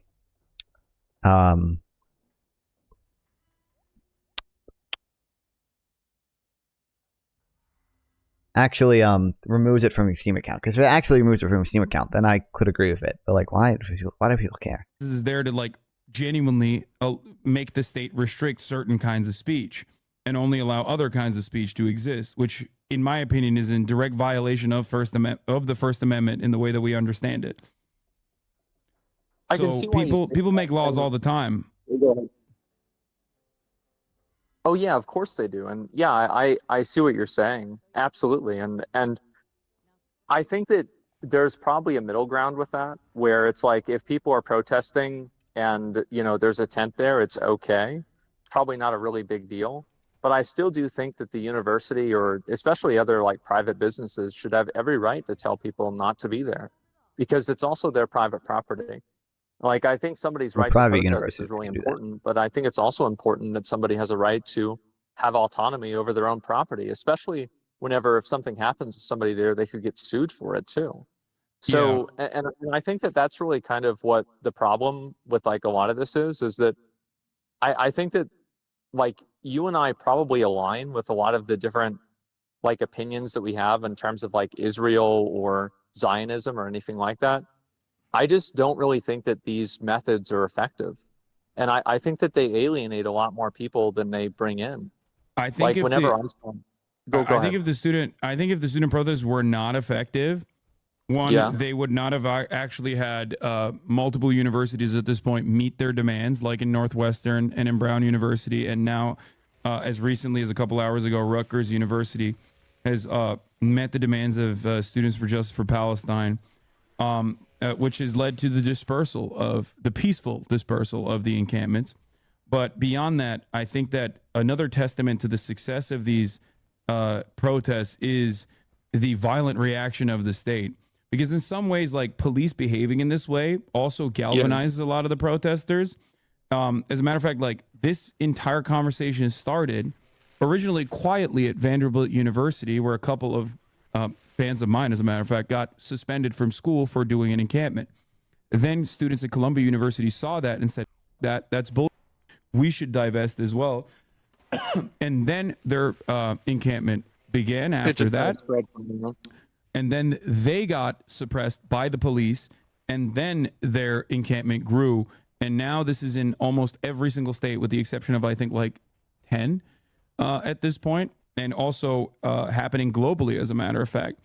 So in a way, they were profoundly successful. So successful that you know a lot more. You know a lot more about this than I do. So I'm kind of curious. So you're talking about like how Brown University and a lot of these other universities successfully, the students have had their demands met. And so whenever you say that, oh, okay. Well, the ones that have, did they ever like have the police remove the encampments? Because like I think if the university is allowing it to happen, then I feel like the protest is totally justified. It's completely fine. No, there was police presence on all the campuses as well, and the police actually said that they would be interested in violently dispersing the encampments even at Rutgers University, but the administration looked at the demands and found them to be reasonable. See, the thing is, there's two ways to always deal with conflict management, no matter what. You either escalate, you either use the violent arm of the state to violently apprehend students, break apart the encampments, use pepper spray, tear gas, and rubber bullets that, cops literally shot some of the members of my community in the face with last night. And I mean, to be fair, whenever I watched, because I watched the whole thing happen, I didn't really see a lot of the police officers shooting people that weren't shooting fire extinguishers at them. Like I'm sorry, but I think if you shoot if you are spraying a fire extinguisher at a police officer, I think they have every right to shoot you with a rubber bullet. You shouldn't be doing that. It's disgusting. Well, I don't know if it would shock you to find out, but rubber bullets are not supposed to be directed directly at protesters. It's supposed to be a less than lethal apprehension method or riot control method. And when they actually do shoot someone in the face, that's what it was supposed to be. Riot at the time when police were shooting rubber bullets, it's definitely edged on riot, right? Like this was like the conflict had already escalated beyond just a simple protest. There were literally counter protesters and protesters like firing fireworks at each other, and like you said, spraying fire extinguishers at cops, right? So I don't. Doesn't that kind of teeter on the edge of riot? they can kill them. To the people, like And obviously they're not supposed to be shot in the face, but against fire extinguishers, what they're supposed to do is shoot it on the ground. These guys were directly aiming it at the faces of students. And also, it wasn't just no wait, I gotta it push wasn't them. just students that were holding fire extinguishers. It was pretty much anyone and everyone. It was it was basically a kill zone. You can kill people with rubber bullets, by the way. That's why they call it less than lethal. Yeah, no, you definitely can, but I'm not going to tell the police officers they're wrong for defending themselves against somebody who's blowing a fire extinguisher at them. I think that's ridiculous. I think that they should have every right to defend themselves against that. Like, do you think the students have a right to defend themselves? They weren't being attacked. Wait, they weren't being shot. No, the cops were at that point. The cops were apprehending them. They were arresting them on site. Yeah, because they were. Yeah. I'm sorry. The state has a monopoly on violence. No, you don't. If a police is arresting you, you don't have a right to resist that. No, that's how the monopoly on violence works. It's because they were breaking the law, and the university wanted them off the campus. Yeah, and they have every right to ask them to leave the campus. They didn't do it, and of course the cops would have to remove them. Let me ask you this way: do you think it's do you find it to be a just and proportionate response to unarmed students? And many of them, almost all of them, were unarmed, and the ones that had, I guess, fire extinguishers is few. Do you think it's an appropriate response to violently, in full riot gear, violently apprehend and assault students because has anyone here seen the videos? Can anyone give me a link to the videos?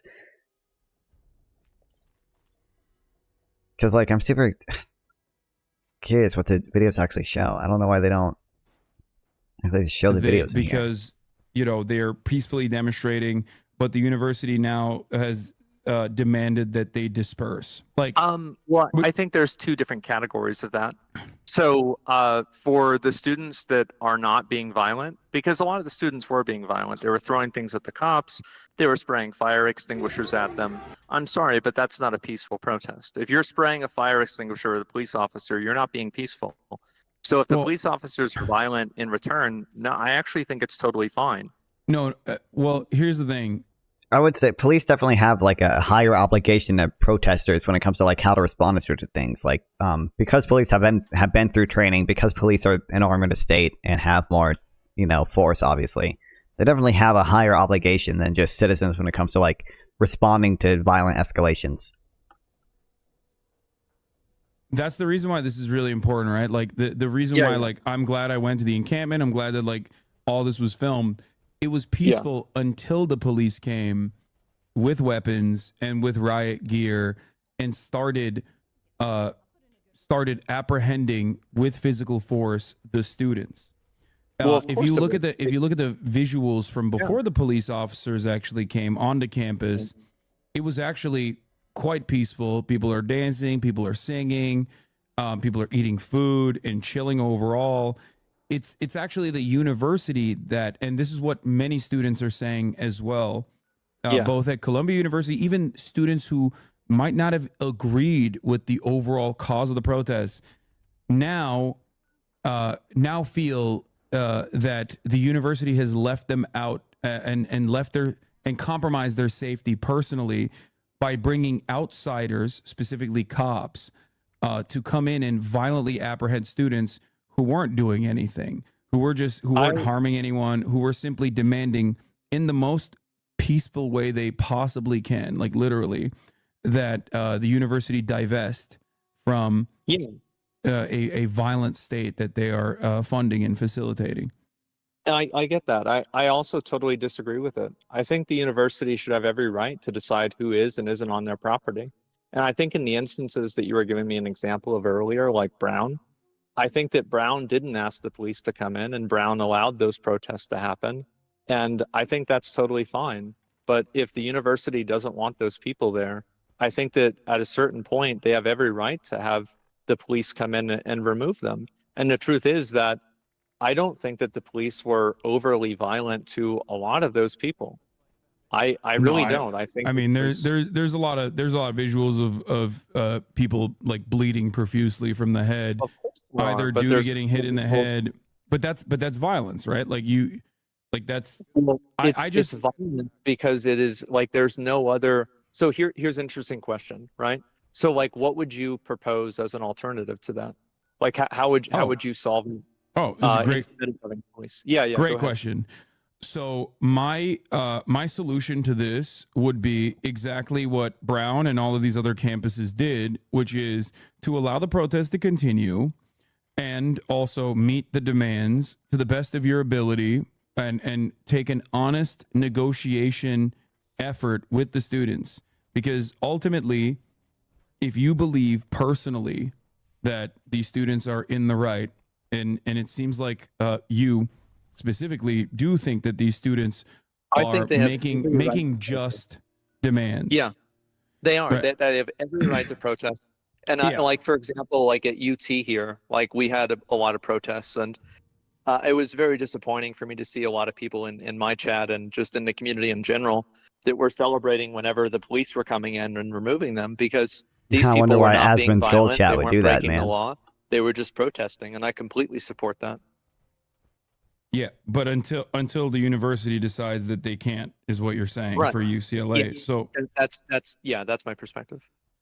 So if the UT University of Texas Austin administration saying like we don't want these protests on campus, leading to a police response would be just then, but you because I you're think in a, go ahead.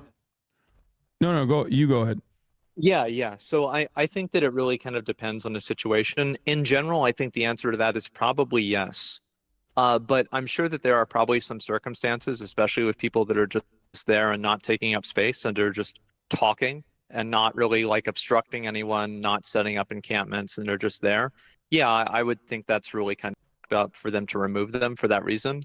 But in the context of what happened at UCLA, I don't think that it was fucked up, because it had been going on for multiple days, and like it doesn't, like, I mean, let's be real, who really gives a fuck about the pavement and everything? But they are graffitiing everything, and they're destroying a lot of things. Like I see windows getting knocked out in multiple different places. I don't think there were any windows knocked out of UCLA. You might be confusing that with Columbia, and the only Oh, I windows think that were you could knocked be out. right. That's what I was saying in multiple places. Yeah. Oh yeah. Okay, No, so Columbia University, they broke into Hamilton Hall to take it over, which is, again, I will defend that as well. I have defended that. I think that's perfectly valid. Because I don't it's know, man. trespassing. It's Say trespassing, what? right? Yeah, well, it's not just trespassing. It's like breaking, like you're assume, breaking yeah, the it's more than windows to just trespass, trespassing. right? Yeah. It's one thing like, oh, we just walked So in. material But if you material break damage the to windows, facilities. that's different. Yeah, material damage to facilities is like is an injustice, is what you're saying here in this situation. Which you might have that opinion. Yeah, it absolutely is. Yeah, it absolutely okay, is.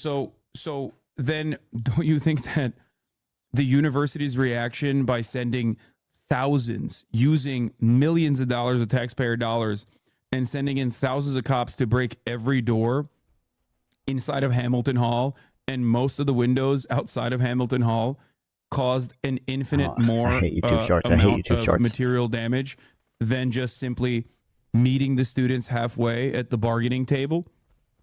I completely agree with it. And the reason why is because it's their property to damage, and they have every right to do that. And the law has to be upheld to a degree. But doesn't that mean that like the university kind of doesn't give a shit about the material harm in that circumstance?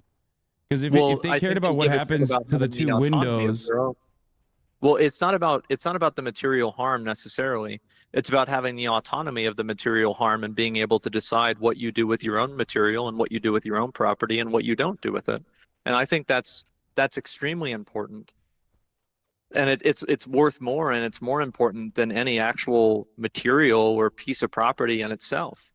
It's the essence that somebody has their own autonomy to decide what they do with what they own. Because one of the things that they also did at Columbia was falsely claim that like these students were actually harming and being anti-Semitic and like scaring Jewish students, even though ironically Jewish students were overrepresented in those arrested in the first sweep. So once again, it's the university that is claiming that police action must be met, like police action must occur upon these students far away. because they have made up a fake reason, a bullshit reason really, that these students are somehow scaring the student population and threatening them when no such evidence existed for that, only to cause far greater harm to the student population because then they violently assaulted and arrested hundreds of students. So it's like it's a bit of a I'm cutting my nose to spite my face situation, don't you think? But it's their fate. Come on, but I actually think this quest might be bugged because it's not showing on my map where the signal is. Hold on, it might actually be bugged. But they fixed the game, guys. They fixed it. That's why Fallout 76 is so good now. Because it is well, the it students. really is because it's their right, it's their business or not business, I guess you could say. But It it's is a their business. university. No, universities are a business for sure. Yeah, no, I think that in some cases you're probably right. And I think also like a lot of the people that were being violently arrested, I think it takes two to tango in a lot of cases. And I think a lot of these people are being violently arrested, but they're also not complying with what the police are wanting. They're actively breaking the law. And I don't think that's something like, how do you like, so you bring up a really good point. Question, like, well, like, yeah, how do you deal with a person that is actively resisting you and won't obey the law? Because I feel like you have to restrain them somehow, don't you? So you actually bring up a really good point that I love this conversation. This is not a gotcha at all. Have you ever been arrested? No, I have not. Okay, so I have. I've been pulled over. I've been like detained, but I've never been arrested. Yeah, so I have. And this is not, I promise you, it's not a gotcha at all. The reason why I'm bringing this up is because, so resisting arrest is what is known as like a tack-on charge. Because cops, oftentimes, I'm sure you've seen like body camera footage. Well, they'll be like, "Oh, stop resisting," while they literally have like their knee on the neck of a suspect already. Oh, yeah. You know what I mean? That's on the It's ground, disgusting. and it's technically a bullshit charge. And here's why: because technically a getting bullshit handcuffed charge. physically, like physical restriction, physical apprehension, is actually done in such a way that your body cannot contort in that way. So your body naturally reacts when your arms are behind your back and you're being placed in handcuffs. So it's actually one of those laws that is basically designed because it's the physical natural response to you being apprehended. So many times, in many instances, like it's basically there so that it gives cops just cause to say, well, we're using force because you're forcibly resisting. When in fact, many people who are being arrested. I mean, maybe. I don't know. Maybe this point here might not be entirely wrong, but like that's not like the sole purpose of it, right? Like there are legitimate cases where you could be resisting arrest, right? In a lot of circumstances, it's just maybe this is how it gets used. It maybe gets used unjustly a lot of times. In the way that you and I would understand it, like punching a cop or you know what I mean, like or like not complying. But in many circumstances, there actually are simply trying to comply. In many body camera footage, we see that too, where they're like, I'm not resisting, and they just keep saying stop resisting. It's because your body is physically moving in that way naturally.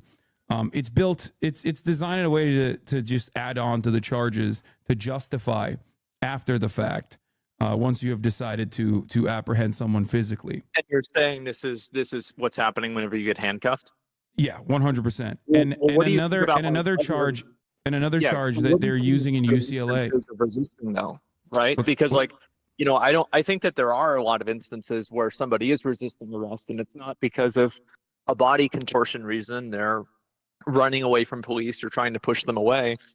I mean, you can't have that. I mean, I'll grant you the handcuff thing, sure. I mean, I think that there are a lot of cases where like cops are unnecessarily violent and they escalate the situation in a way that they shouldn't, and I think that's bad, absolutely. I'll give you another perspective that is also even crazier than that. Are you ready for this? It's gonna blow your even mind. crazier. In Germany, it is How do we care about technically Germany right now? not illegal to try to escape prison. Did you know this? No, I didn't know that. Because everyone has a fundamental under the desire for German freedom. understanding of human law, they believe that obviously all men want freedom. So it is a perfectly natural and perfectly valid response to being apprehended and being put in prison. So technically, when you do try to escape prison in Germany, if you do actually escape prison in Germany, the only charges they will add on is if you are escaping with the state's clothes. Like if you're wearing prisoner garb, they will say effectively stealing. Yeah, like in America, if you obviously try to escape prison, like that's a charge in and of itself. In Germany, they don't even have that. They don't consider that to be an additional offense to add on to your record, because they consider that to be the natural predisposition of humans, that they want to be free. It's just the reason why I brought it up is because like a lot of laws are designed around the culture and whatever our material conditions are, whatever we want the criminal justice system to do.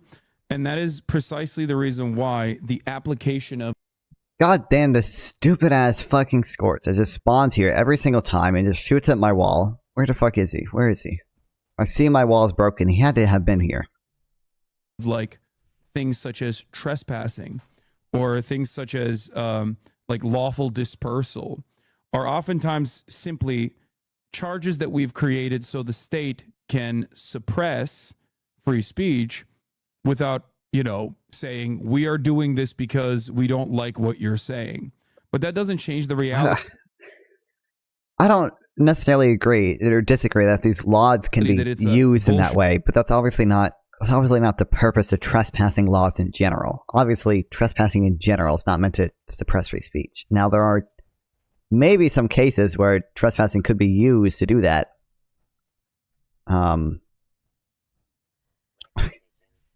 There we go. Oh, he's here now. He's here now, guys. But that's obviously not the purpose of these laws in general. Charge a tack-on charge or a charge that they're using specifically to actually violently suppress free speech. I don't agree with that. I don't, because like there are a lot of instances where they're trying to arrest somebody and the person is actively trying to fight them and stop them from arresting them. Like, how can you have a world where that's acceptable? Like, wouldn't that massively endanger the lives of every single police officer? It depends on which country we're talking about, I guess. But well, like in the US, right? I mean, like, yeah, I mean, whatever Germany does is what they're going to do. But it's like, I can't see a world where being able to resist arrest is like not going to lead to massive risks of violence against police officers. It's the application of the law. I think that there should be probably a higher standard for things such as this, because obviously, like, as long as it's not violent, as long as it's not like genuinely causing harm to others, I think that a trespass. But the encampment is causing harm to others, especially right? because it is public land.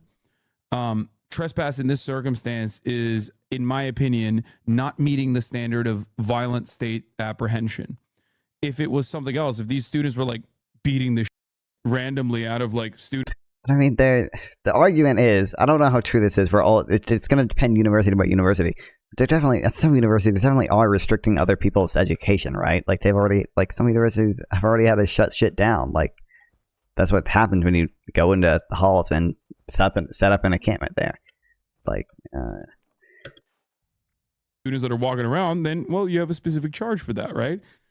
Yeah, I think that trespass is just a bullshit one to use in this circumstance, especially after the vice chancellor, hours prior to the sweep, actually went and sat down with the students. And in are you that talking conversation, about in UCLA? Yeah, and Okay. and the vice chancellor made it seem as though they were doing this to protect the students. They were claiming that they wanted police presence there to protect the students.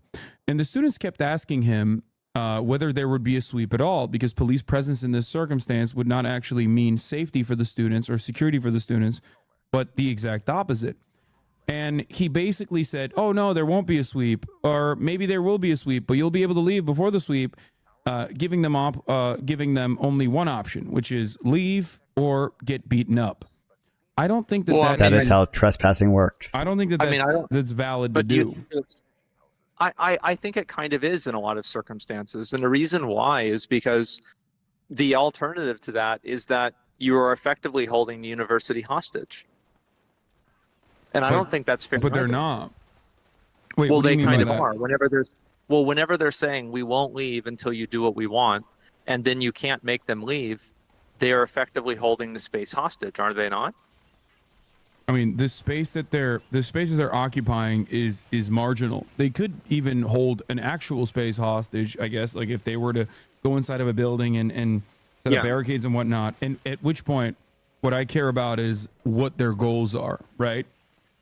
Because all matter of protest is inevitably going to be disruptive. This one wasn't. That's why I think it's like truly unconscionable, the reaction from the university.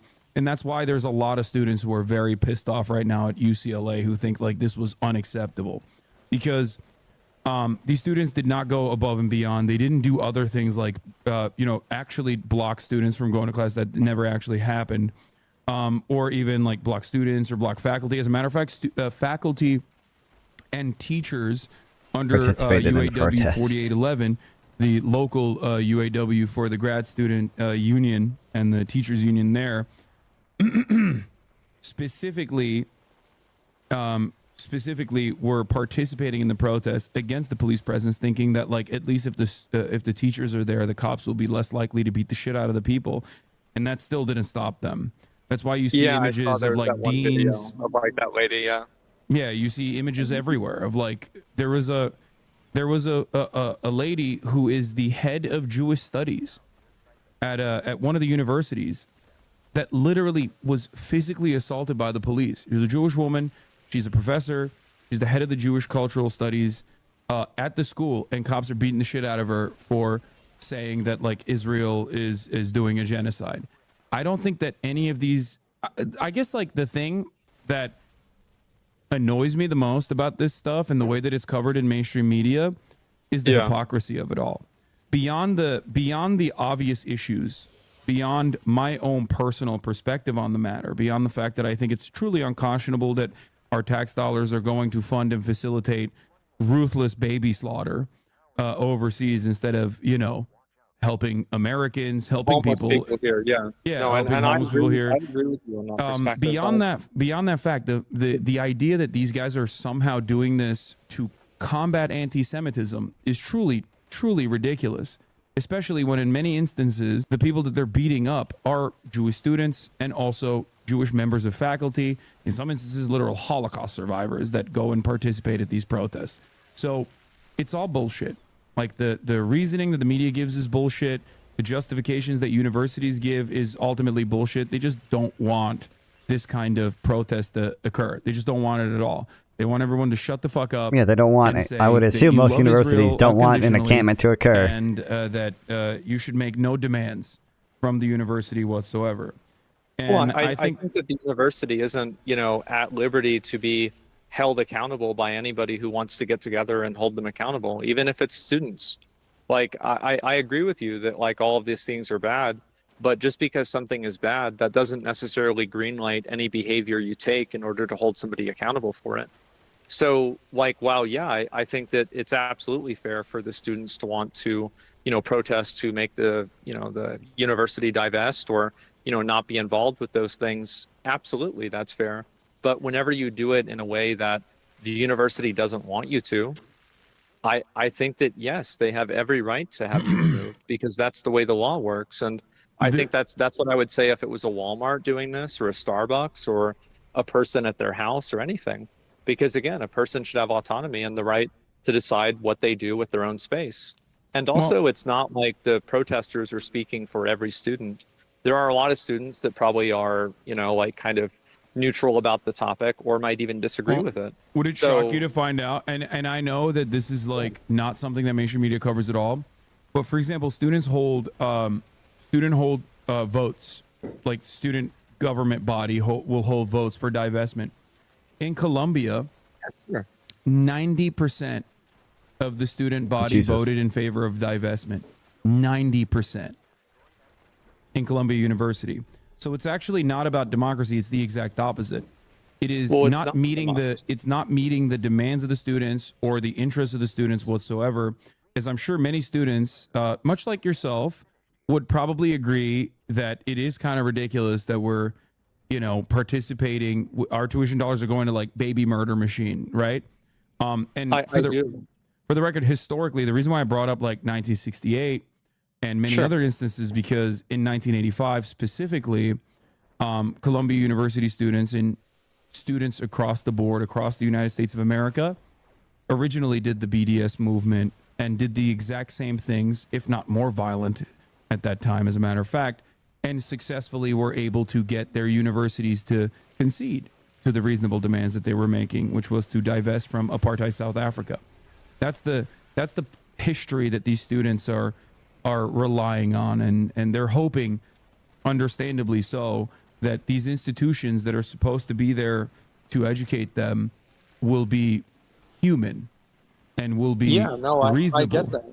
Well, they're trying to get the institutions to come to the table. And my point of view is that I don't think the institutions should be made to come to the table. I think that you should have every right to try to get them to do it.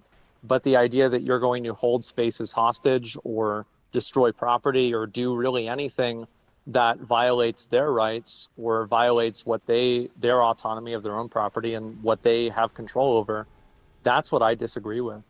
But I don't have a problem with people being angry about it. And also, like, anybody can, like, people don't have to go to that school. They're choosing to go to that school. And the student votes are not a university is not a democratic republic. It's not a democracy. So the student votes matter, and I think that I think it should be. Like, if you were to ask them, they would say that they are a place for learning where they do care about their students' interests and stuff, and they wouldn't. Like, if you were to ask them, they would disagree with that statement, I think.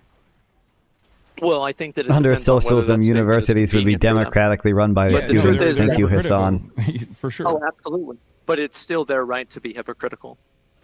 And I think this is like kind of two different conversations, and we could be talking a bit past each other, but I think that really they should have the final say in whether they do this or not do it. But I do agree with you in essence that what they're doing is hypocritical, and I also think that it's bad. I think that they're wrong.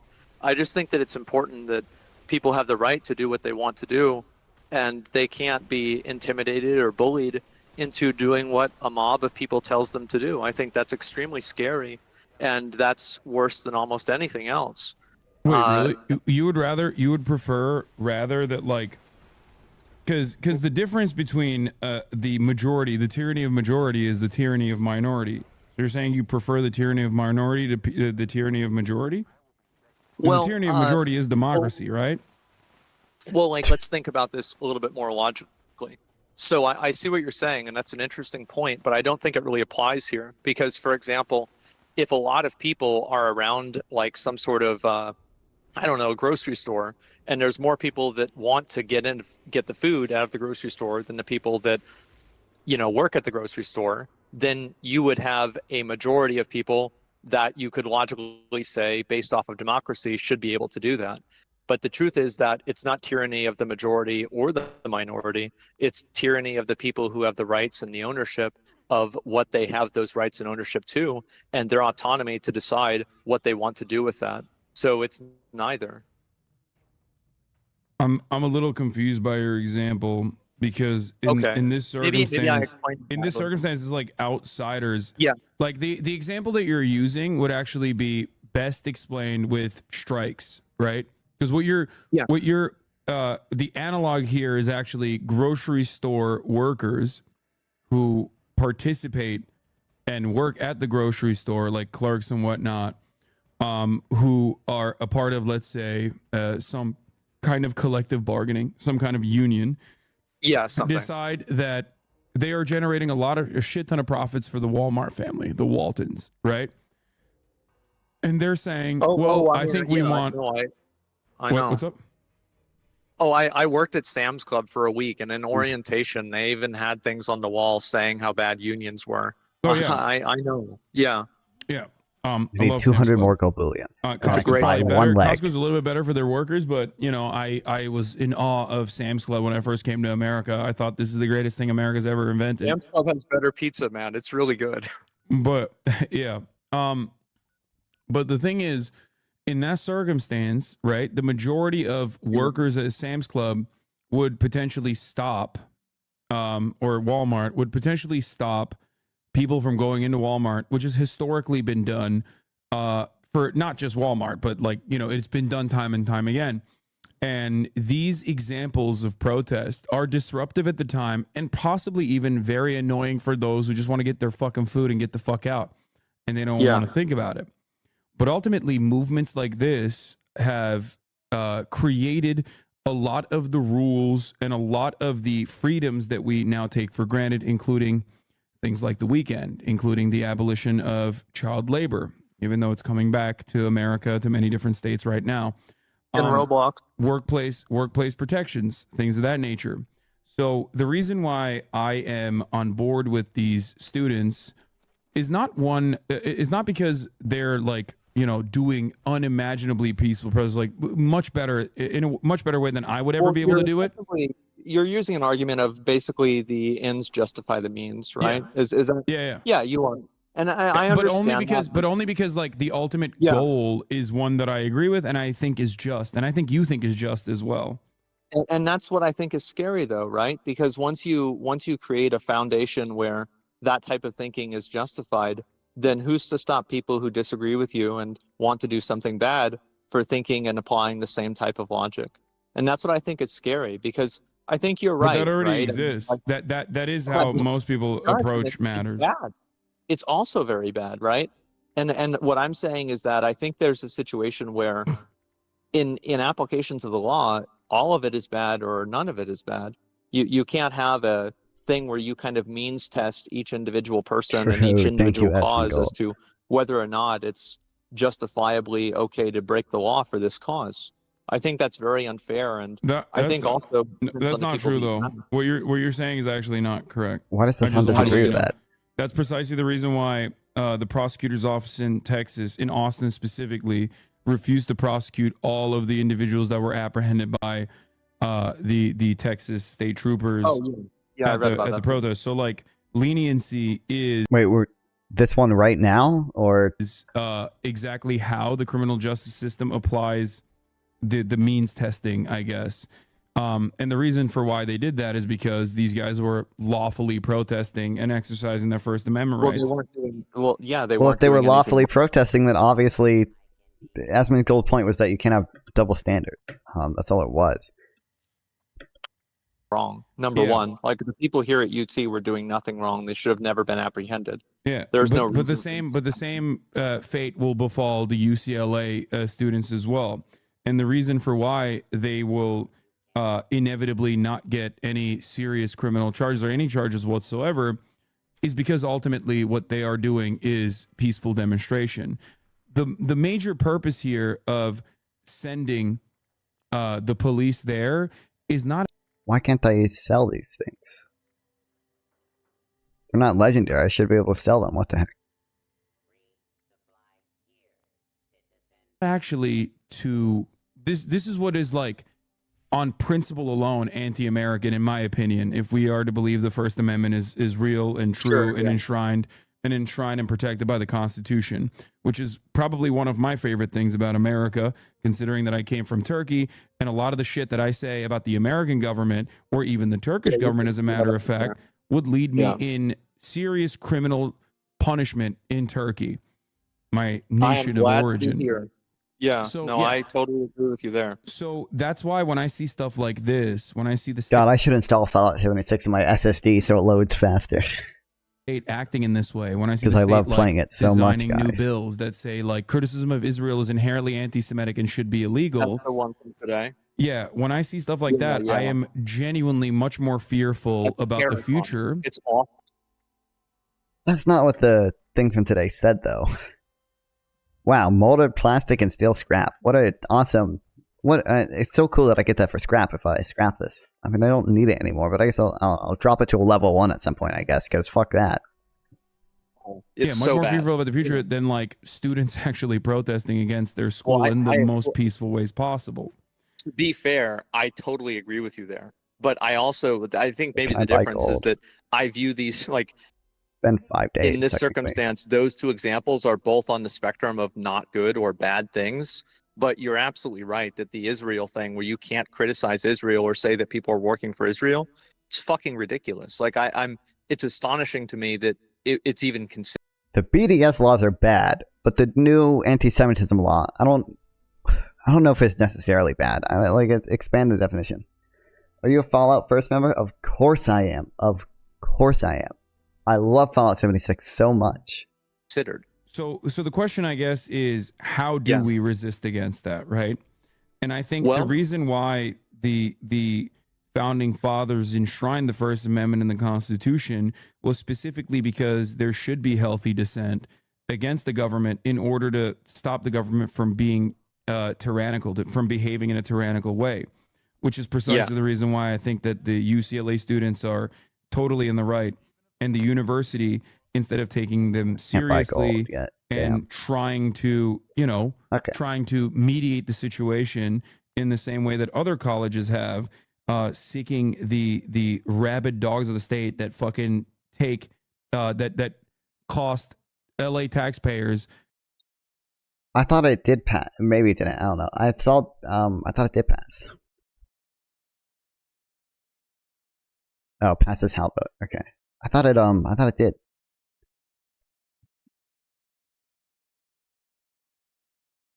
Oh, well, I guess maybe not. Okay. Yeah, no, it still has to go to that Senate.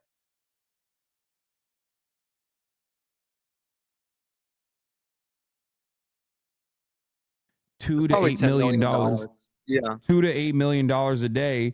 When, let me tell you, okay, if you get your fucking shit stolen out here, they're gonna be like, lol, okay, write a report, okay, and give it to your fucking insurance. It is sure. It's the entitlement. Oh wait, this is in North Carolina, which is where I live. I want to see what's the actual definition of anti-Semitism. With this bill.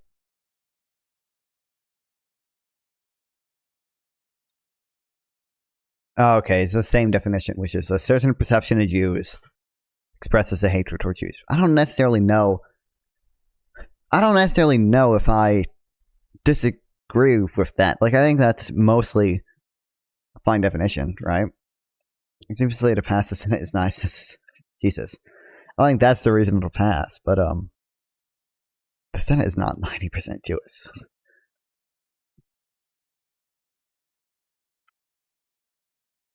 According to that handbook's anti-Semitic question the legitimacy of the country of Israel to accuse Jewish people of mass atrocity and genocide. I obviously don't agree with that. Like, I think you should be able to accuse Israel of genocide. I don't think it's anti-Semitic to accuse Israel of genocide. But I don't necessarily know if the definition of that would encompass genocide, or it would encompass accusing Israel of genocide. I don't necessarily know. Like, I don't know. I don't think any U.S. court would ever say, "Oh, criticism with this new definition, accusing Israel of genocide is hatred towards the Jews." I don't necessarily think it would do that. I don't think, at least.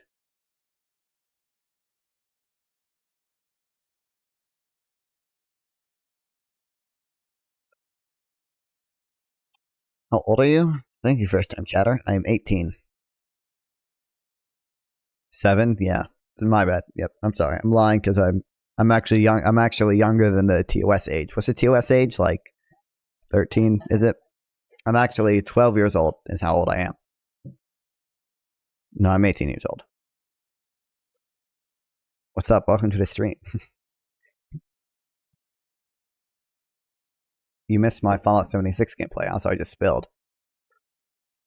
Oh, hey, Buddy Guy Streams. What's this? Enjoy your weekend. Hope you have a great stream. Much love. Thanks, man. I can't tell if that's a bot or not because Kick is infested of bots, so I actually cannot tell if that's a bot. It could not. It could be a bot,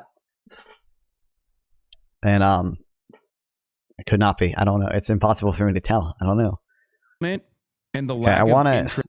There's still an hour left and 30 minutes left. Bits. I don't know if I want to watch all an hour 30 minutes of this. Because there's some stuff I want to read. Explains it. Explains what? Sorry. The explains it. I'm assuming you mean that explains it. Good luck on your journey in politics. If this confuses you, what confuses me? Interest in actually doing your job that really frustrates me about especially Los Angeles Police Department.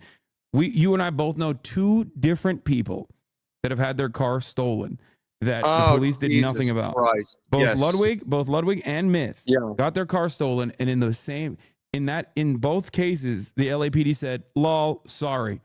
But then they have the capacity to fucking send thousands of Los Angeles Sheriff Department dudes rocking like tactical gear, riot gear, to beat the shit out of like otherwise peaceful protesters that are 18 years old. These are like queer Like me. anthropology students that are sitting in a fucking protest. They're a bunch of hippies, and they're getting brutally taken down by like 45-year-old dick. Do we have preferences, chat? Do we want to read stuff, or do we want to watch the rest of this?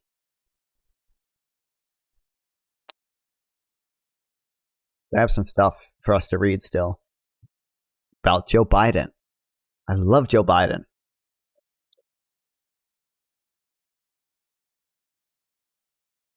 We can come back to this later. We don't have to completely stop watching it. We can come back to it later.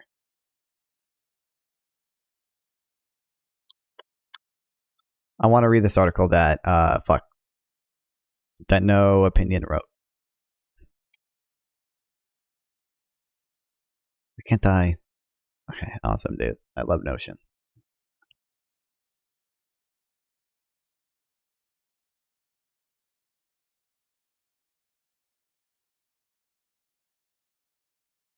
The positive case for Joe Biden. It's not just about being anti-Trump. I want to read this. I don't know if people are more interested in this whatever Hasan thing, then we can do that. But no one's voicing an opinion in chat. So I say we come back to this later. And right now we do this.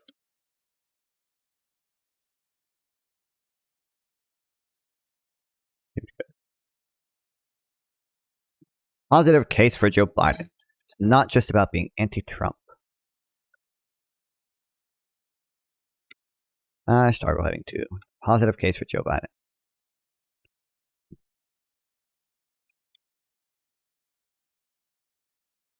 It's politics seasons in America, so I'm going to write a bit about politics.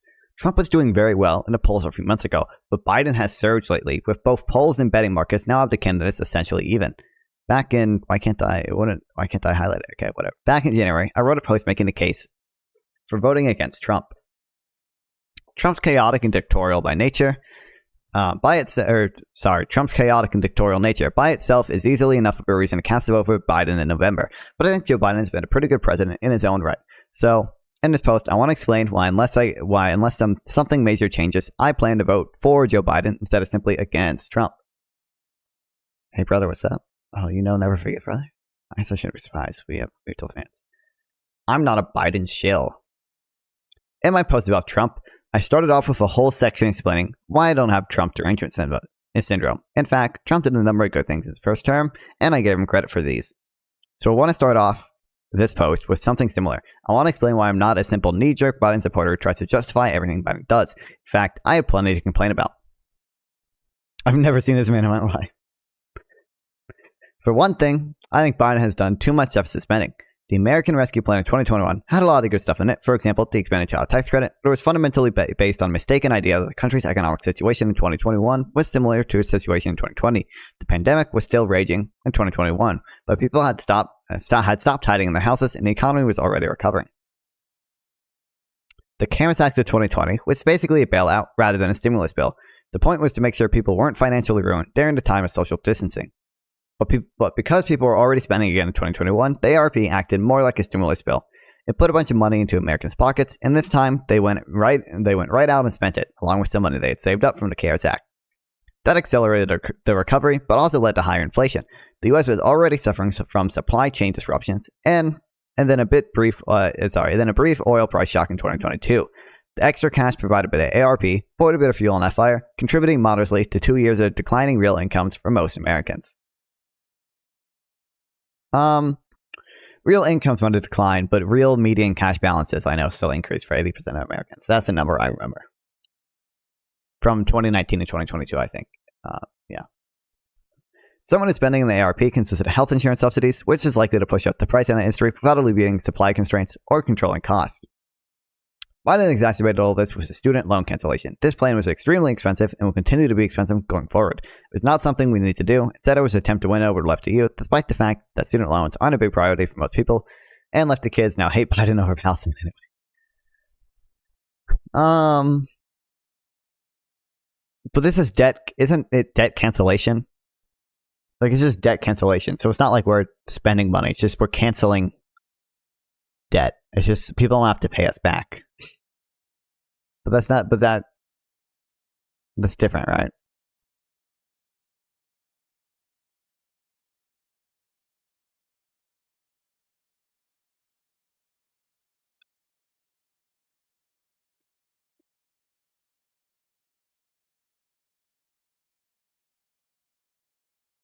But it's isn't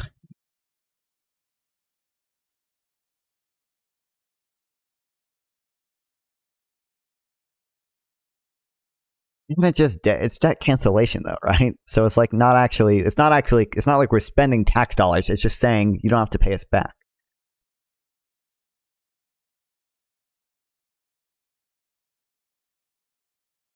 Am I wrong on that?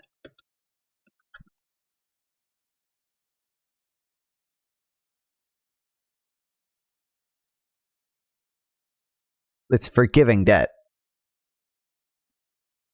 Maybe I'm just being stupid here, but I wouldn't consider like spending $50,000 the same as forgiving $50,000 of debt. I don't consider that's the same thing. Because we're not actually spending money, right? Am I being stupid there? I wouldn't consider that the actual same like cost. I mean, I guess we obviously like it's a loan, so we loan them the money. We're not getting it back, but like I don't.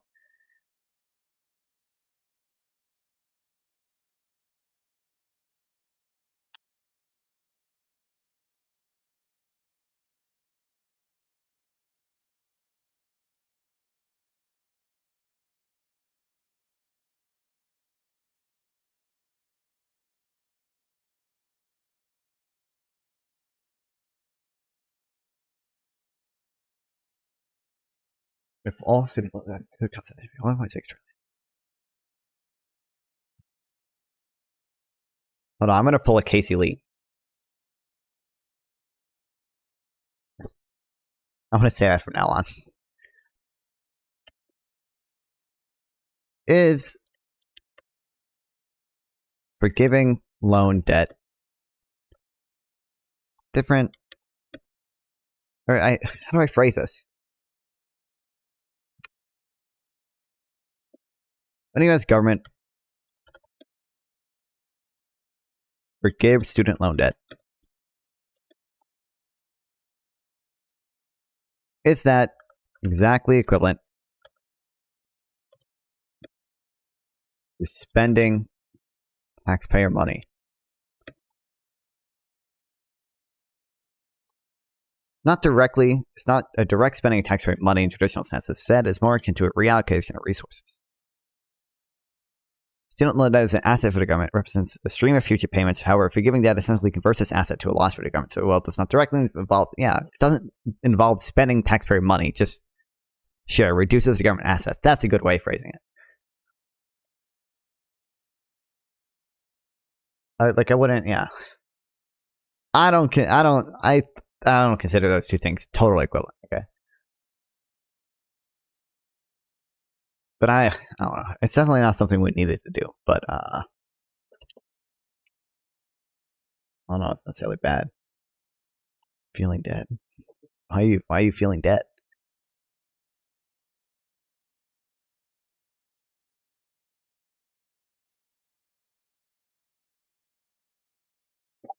Jesus.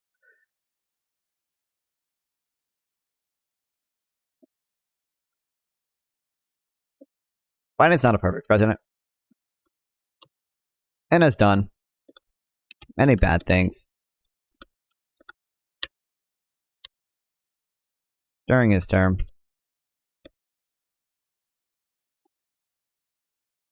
Student loan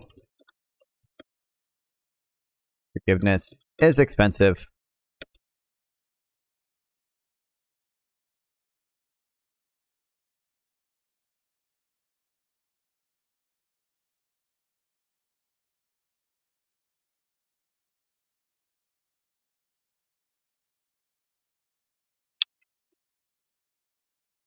Not super necessary.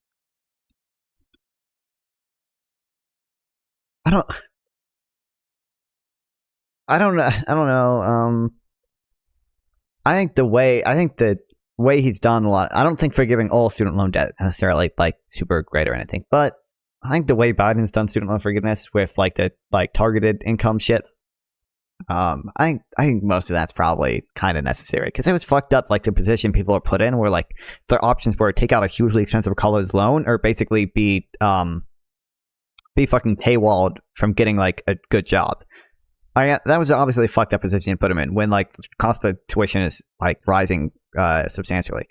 The number of jobs requiring a bachelor was also like rising substantially. I don't like that was obviously a fucked up situation I like put him in, and this is like a chance that we have to like sort of rectify that. So I think like most of the student loan forgiveness that he's done so far is probably fine, probably pretty good for like the people. Yeah.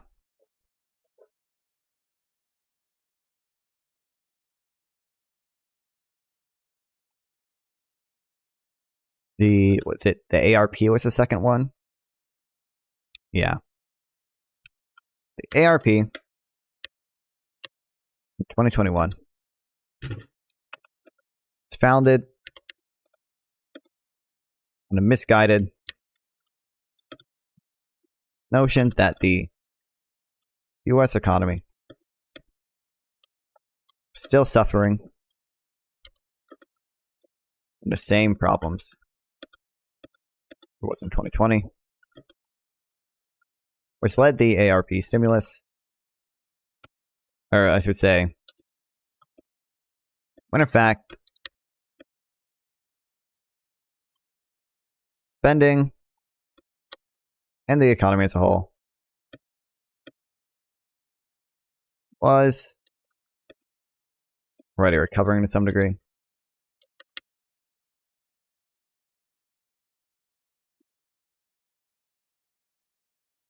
This led ARP to act more like a stimulus bill, which accelerated inflation. Does the government have our best interest at heart? I mean, we elect our government, right? They feel bad. People are in debt, so they forgave them, so they can work and pay taxes to the war machine. Maybe they do really like us. True. I don't know. The government is not one cohesive thing, though. It's a problem.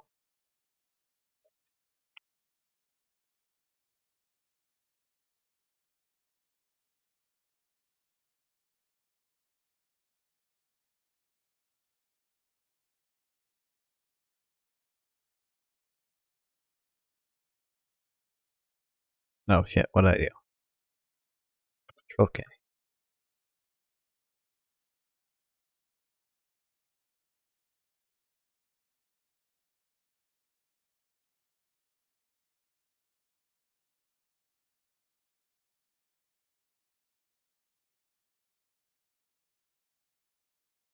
You, Destiny? What do you mean? Destiny's not even on the screen right now anywhere. Is he still in the title? He's not still in the title, is he? No, he's not even in the title anymore. Reacted to Destiny like a while ago, like at the very beginning of the stream. I'm fucking with you? Okay.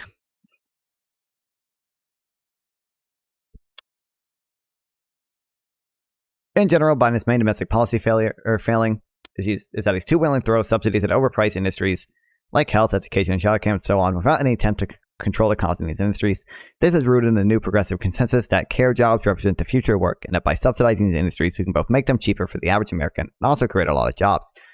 But without measures to increase supply and improve efficiency, this pushes prices up. In an era of high interest rates, it's not clear the government can afford the extra debt.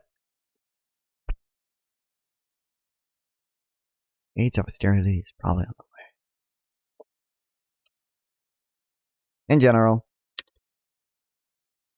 and it has been too willing to deficit spend and demand subsidies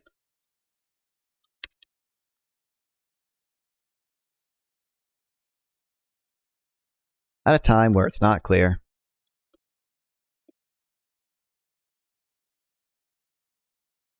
government can afford the debt.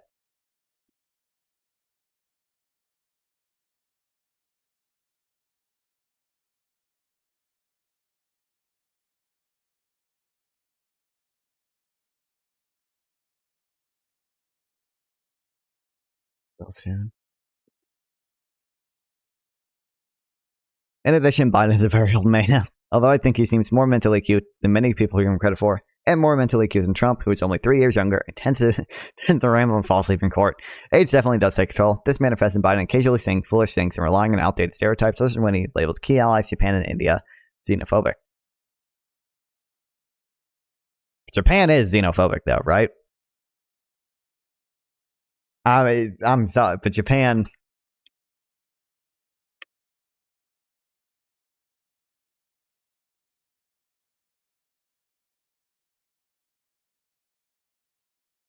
$3.4 million, record high. I'm pretty sure Japan is pretty xenophobic in general.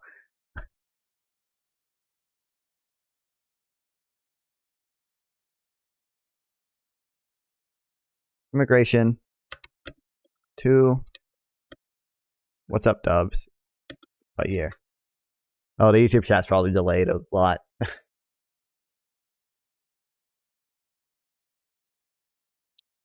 I'm pretty sure Japan is pretty xenophobic. Oh, wait, hold on. I just realized I have to fix the short thing. There we go. What is xenophobic? Xenophobic means anti-immigrant, basically. You don't let you're immigrant phobic. Okay, I mean, it's been expanding, definitely. But what is this? I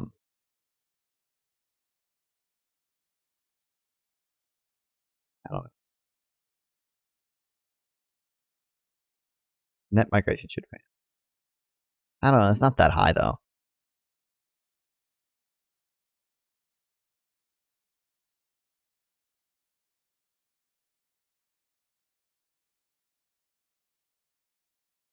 That's Japan, except immigrants.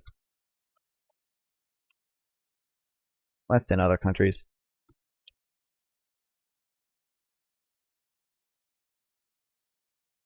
By far the low. Well, this is refugee, not just refugee. I want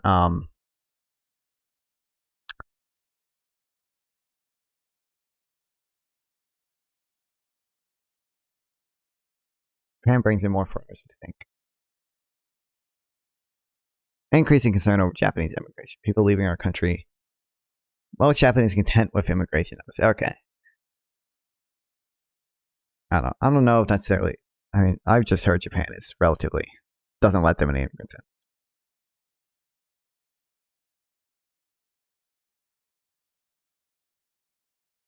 Also, Biden's age probably means less centralized leadership and economic policy, so I'm no Biden shield. There's plenty that could be improved about his presidency, and above all, and the above is by no means an exhaustive list, but the positives strong that way. The negatives, so let's talk about those.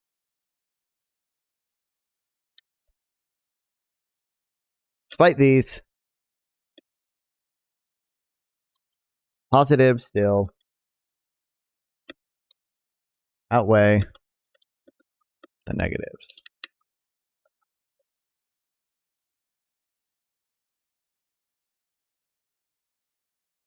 Sorry, wait, I'm tired.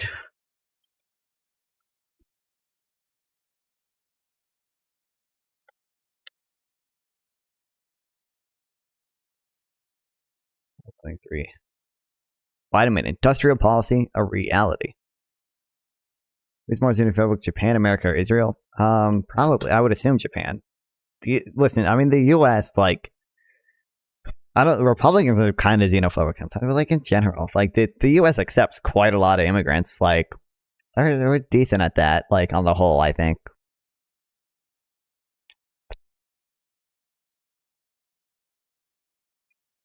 And Israel, I mean, literally has no right of return. So. Does that I don't know if we're counting that though, because like Israel's founded on this right of return. Like I don't know.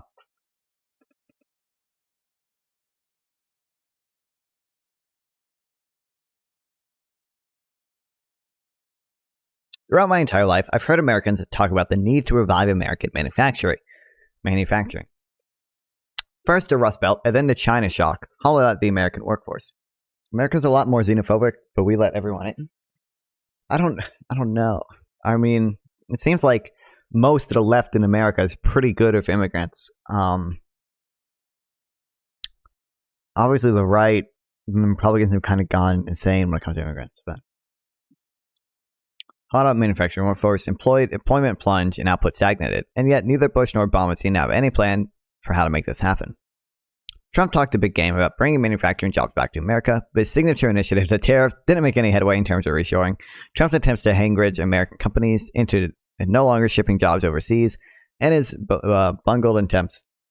Got no issue with legal immigrants? Yeah, I mean, bungled attempts to get Foxconn to build a factory in rural Wisconsin were even less effective. There was no perceptible increase in factory construction, manufacturing output, and employment.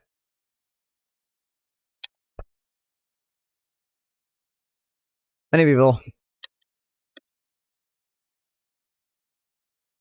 including Trump,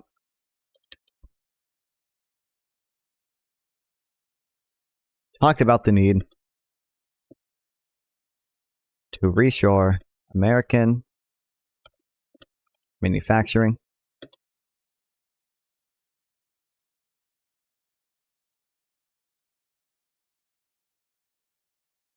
But Biden has been the only one to make this a reality.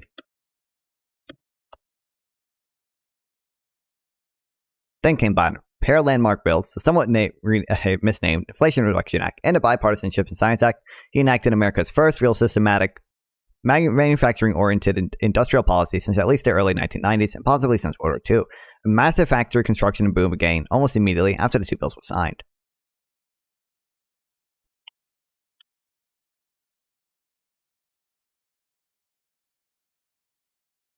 Both the Inflation Reduction Act and the CHIPS Act led to a huge boom.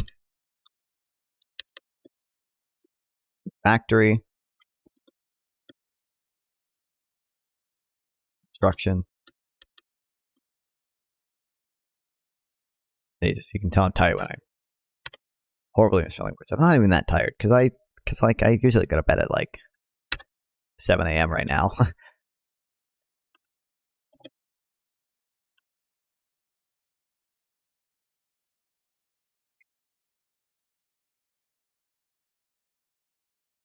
Note that this graph is adjusted for the cost of new industrial building construction.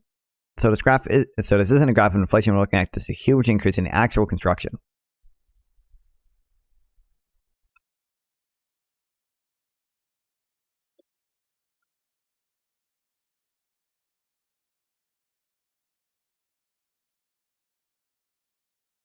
You can also see the big jump in construction employment in non-residential sector, despite the commercial real estate bust.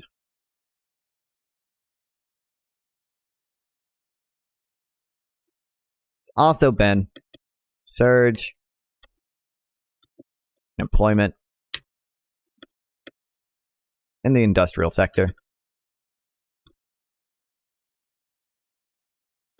non-residential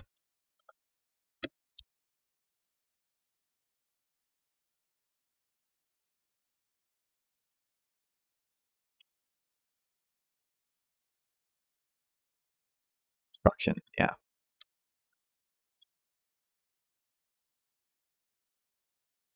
Despite the recent commercial real estate bust.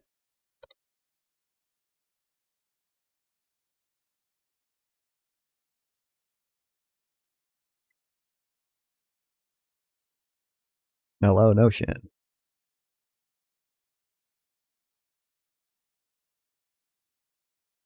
Why won't it let me do this? I hate this so much. Just let me click and drag it. Below it, create a new bar down here. I can fucking put bullet points under it. What kind of factories are being built? The new spending is mostly in chips and batteries. New spending. Mostly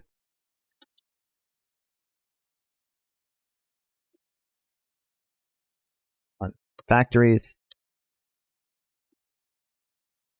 Hold on. Factories for chips and batteries. The exact same thing happens throughout history. One country goes to shit. The people flee to every other country. These people will be happier before letting you in. Who needs enemies with fellow man like this? I don't know. Well, so actually, some of it's definitely because Central American countries are kind of falling apart right now. I don't know if that's always true though. But baby. So clearly, this is a result of Biden's big two bills. The U.S., which so often finds itself unable to build anything, is actually building something. Children watching a movie, bro. That's awesome, dude.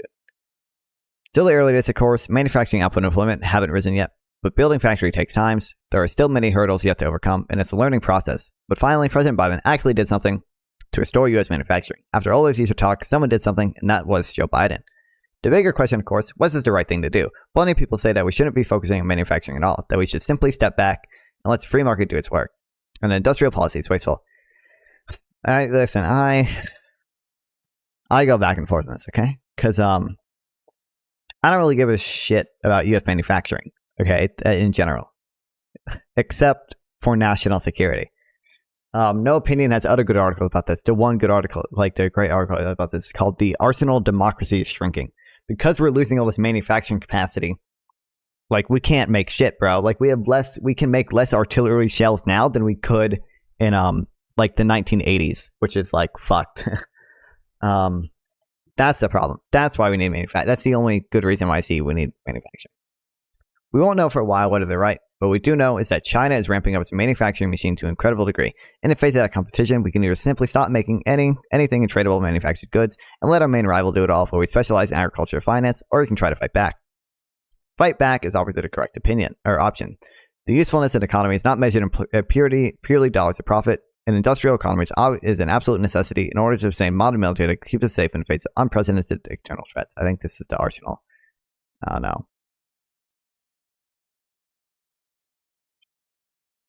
Yeah.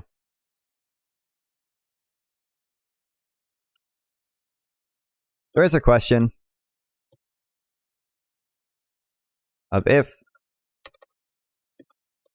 this is the right thing to do.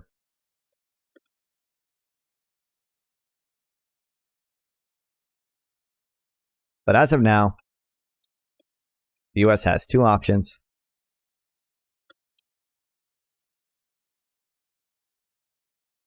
Do nothing and let our main rival, China,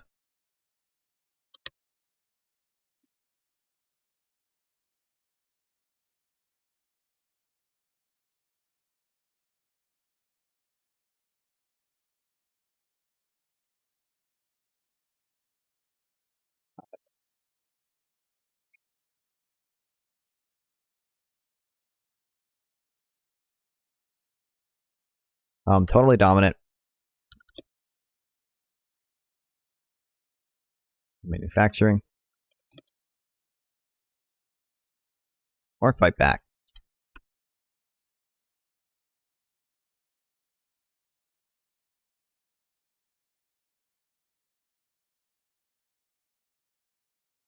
Maintaining an industrial base. It's a necessity. 4. Maintaining a strong modern military. After all, the Allies won War II. By outproducing the Axis.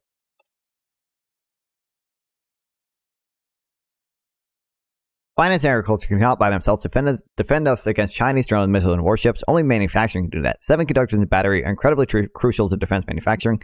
Chips are essentially essential for every military device, especially precision weapons, and batteries powered many of the drones that are taking over the battlefield. And of course, batteries are essential for fighting climate change too. In other words, Biden picked the exact right industry to support, and our success or failure in supporting these industries will yield priceless insights for future efforts in other industries like drones, ships, etc.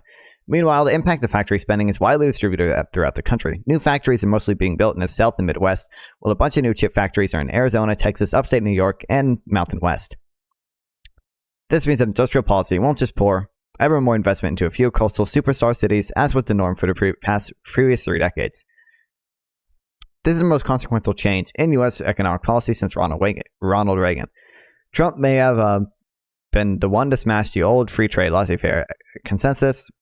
Biden is the first to start building something new in its place. Biden is mostly good on foreign policy.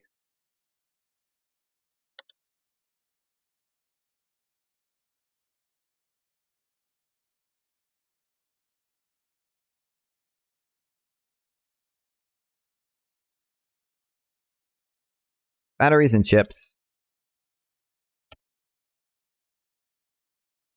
are essential for modern militaries.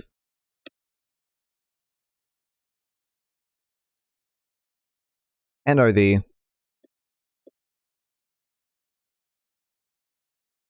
exact right goods support. This manufacturing, this construction boom.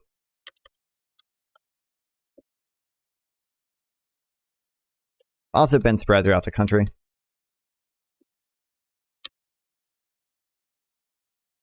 Not just focused in a few coastal superstar cities.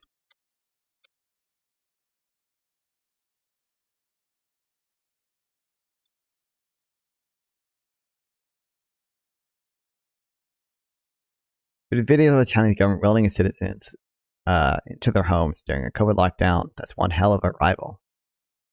I mean, what do you mean? Like, they are generally a rival when it comes to global foreign policy.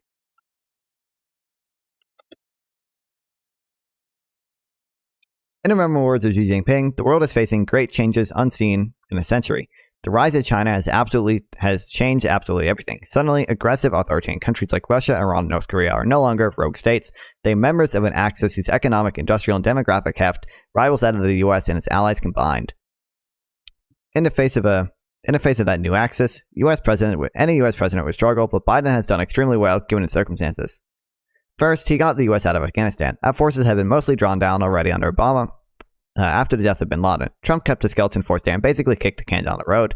Biden knew that being enmeshed in a forever war had little hope of transforming Afghanistan into a stable country, much less a livable democracy, was crippling the U.S.'s ability to respond to much more important threats. Therefore, he did the right thing and withdrew. The withdrawal was executed well, with the only U.S. casualties being the 13 victims of ISIS bombing. The only real blemish on the whole operation was the U.S. refusal to admit more Afghan translators and other collaborators as refugees. Biden is facing unprecedented threats on the new Axis. Did the right thing by withdrawing from the Forever War in Afghanistan that had no hope of ever succeeding, and drew resources away from more important threats.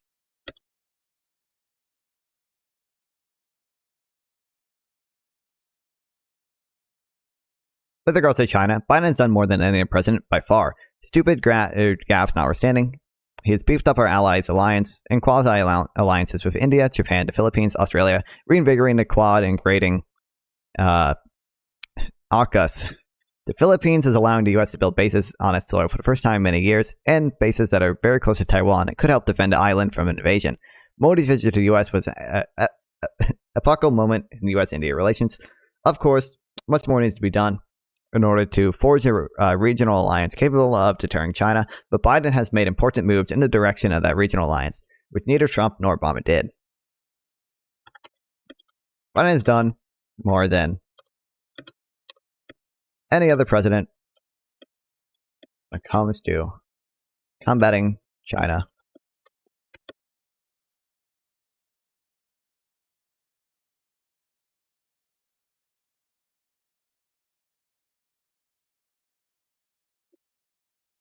Strengthen ties with Pacific allies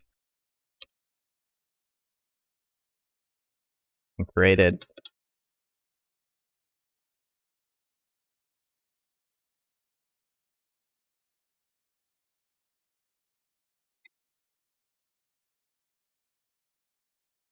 AUKUS.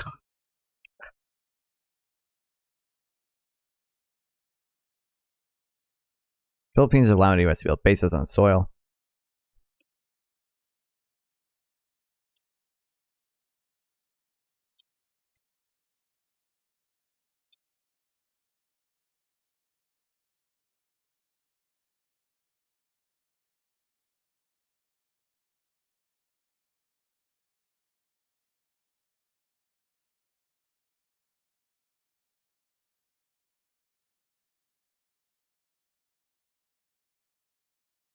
Modi, Indian Prime Minister Modi, even visited the U.S. Why is it bold?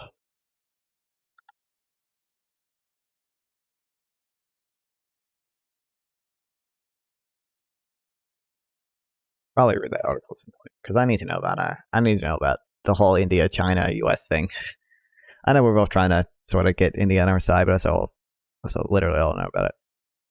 Biden's also dramatically strengthened U.S. export controls on the Chinese semiconductor industry. These won't stop China's progress, but they will slow it down and give America a fighting chance to preserve a world where the chips that tell American weapons where to strike aren't all made in China. Biden has also strengthened export controls on chips to China.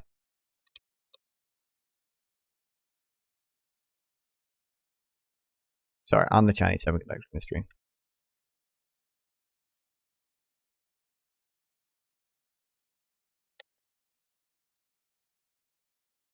Giving us a fighting chance that not all chips necessary for the military will come from China.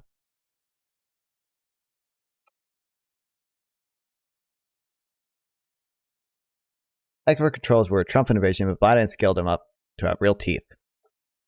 It's on Ukraine, though, that Biden did the best. Vladimir Putin's decision to violate the norm against international conflicts that had prevailed since World War II was a watershed moment of the the end of the post-World War II period and the beginning of a new era of great power, competition, and instability. Had Russia been able to overrun Ukraine, it would now be menacing the rest of Europe. Because Joe Biden rushed a ton of weapons to Ukraine, the Ukrainians were able to defend their country, expel the Russians from about half of the territory it seized, and turn the war into a stalemate by now. Russia's casualties have been enormous. 450,000 dead and wounded, Jesus, by the latest estimate, plus many thousands more armored vehicles destroyed. Biden has done the best on Ukraine.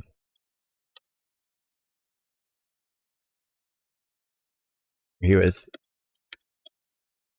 able to effectively ship enough weapons to allow Ukraine to defend itself.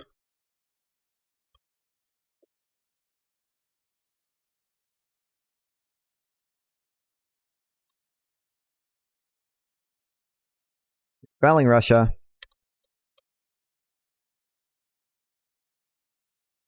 from about half the territory it conquered and turning the war into a stalemate. Biden has also, depleted Russia's power, without risking any U.S. lives. Latest estimates, Russian deaths. Was it deaths or just casualties? Dead and wounded.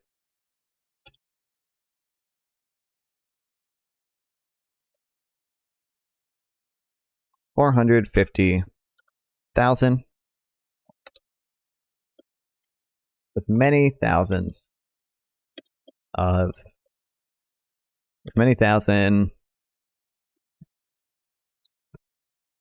Fuck, there's an ant. What the hell? What the hell? He's going after my fucking coffee, bro. Many thousands. Tanks, other equipment destroyed as well. Meanwhile, Biden's sweeping sanctions quick diplomacy ended up pushing Europe to unite more than it ever has, well, possibly ever. Sweden and Finland even joined NATO, whereas Trump wanted to withdraw from NATO and threatened to let Russia conquer allied countries. Under Biden, the alliance has become more vigorous, unified, and purposeful than it has been since the 1980s. Sweden and Norway even emerged from neutrality to join. NATO has also grown in closeness. I guess, I don't know. NATO is also united more than ever under Biden. I think he meant Sweden and Finland here.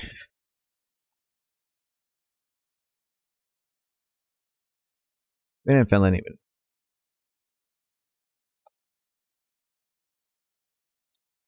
Because Norway was a founding member, right? Norway, NATO. Founding member, yeah.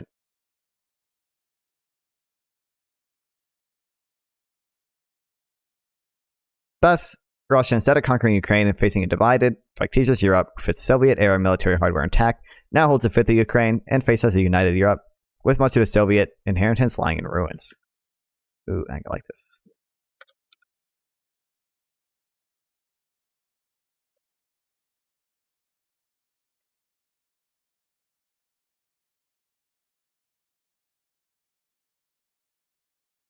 That's due to the valiance of the Ukrainian defenders and the financial aid of Europeans, but Biden's timely commitment of weapons played a decisive role.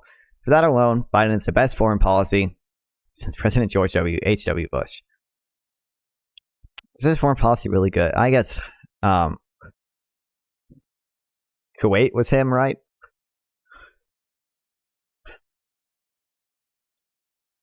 Wait. Yeah, that's Gulf War. Gulf War is pretty based. But also, he did invade Panama, and I don't think that was. I don't think that was good. I think the invasion of Panama was probably bad. I don't know. I don't know if we need to do that one. U.S. support for Ukraine has another salutary effect. It's a wake-up call about the fact the U.S. defense base, industrial base has badly atrophied. The U.S. does not have the manufacturing capacity to defend against China, but thanks to our lend-lease support for Ukraine, we now realize that we need to build it. And some efforts are actually happening ahead of schedule. This isn't nearly enough, of course. We didn't do as well, yes. Now producing. Oh, no way.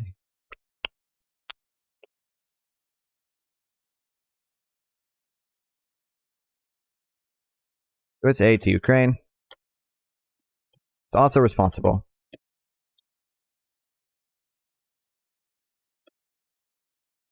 for making us aware of the fact that US, I guess, industrial, what's that term? Defense industrial base.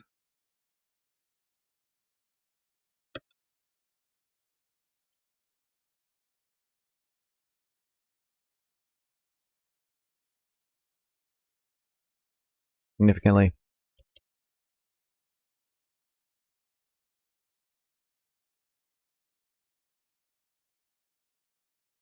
And that we need to rebuild it.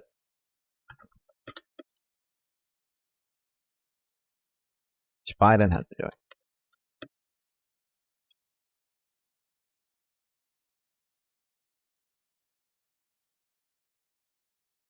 Isn't nearly enough, of course, we need to build lots more missile ships, not just artillery shells, but we're going to be, if we're going to be able to deter China. But it's a start, and it shows that the U.S. isn't entirely asleep about our military production deficiencies. Under Trump, we would probably still be asleep.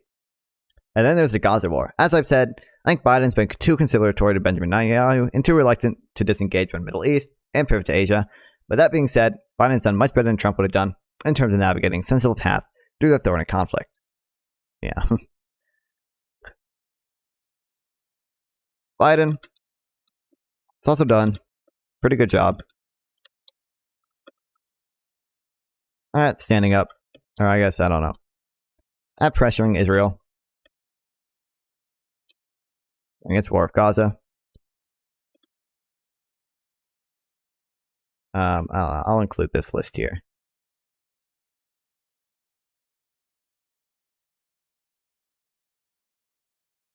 There's more I could add, but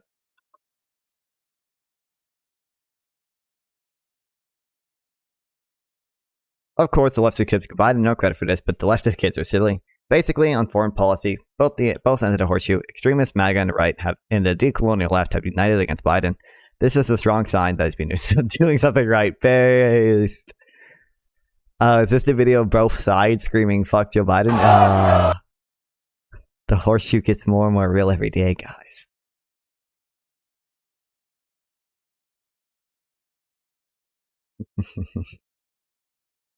Biden's a decent steward of the economy and of public safety.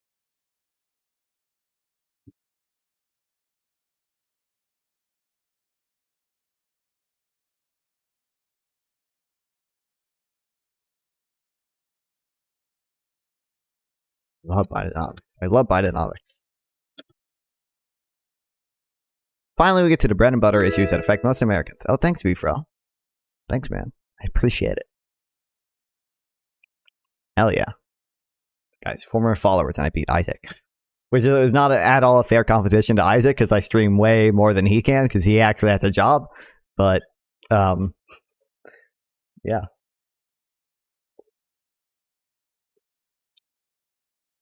What's up, Befro? Welcome, buddy. Finally, we get to the bread and butter issues that affect most Americans' daily lives. The economy is the thing that most voters are still mad at Biden about. 2 years of real incomes decline will leave a bad taste in anyone's mouth.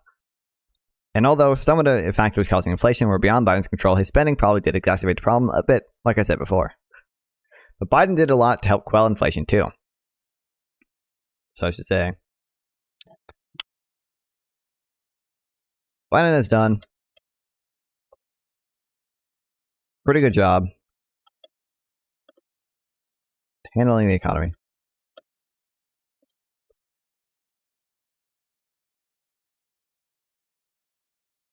Although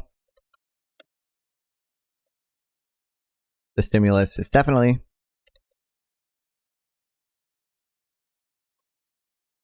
responsible for some inflation.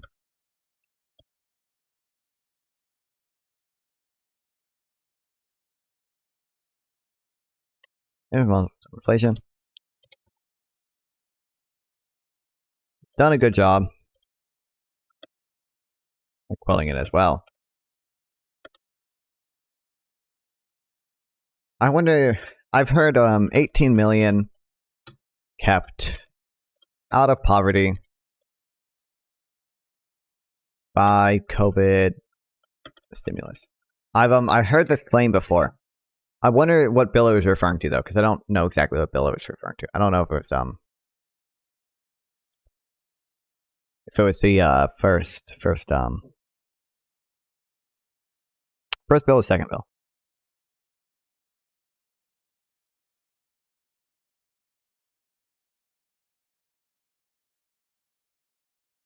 First bill was in 2020, right? And then the second one, what was the second one called? Second one was the ARP, right?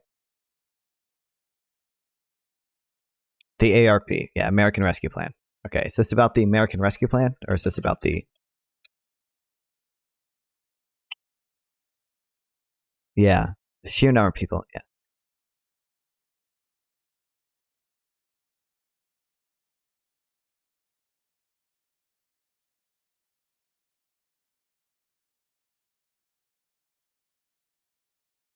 Social insurance programs kept over 25 million people out of poverty in 2021.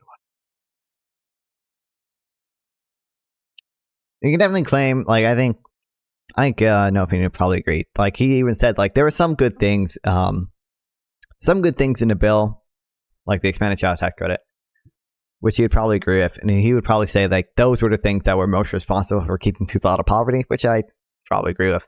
But, like, these definitely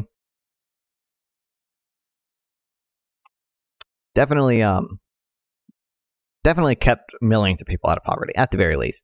So, like, the inflation that it caused does still have to be weighed against all the positives, which, yeah.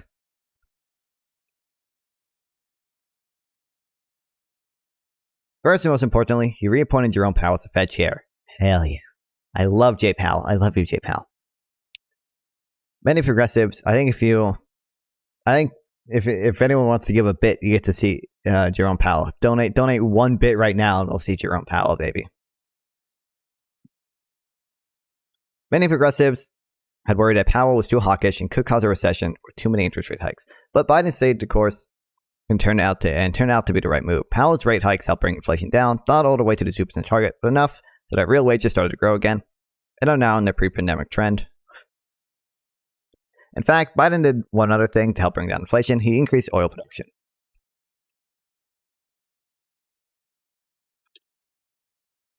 Biden reappointing Jay Powell. Reappoint.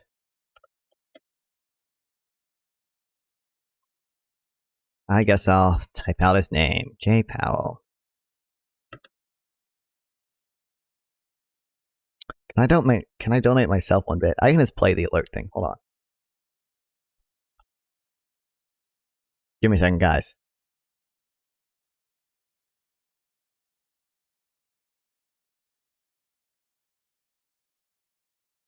Oh, the fuck. Okay, hold on.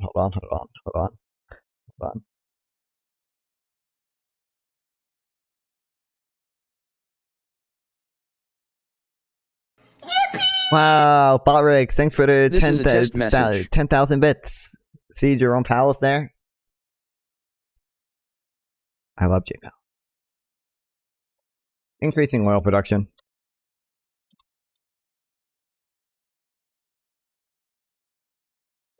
Yeah, true. God, I love when he grabs me by the balls.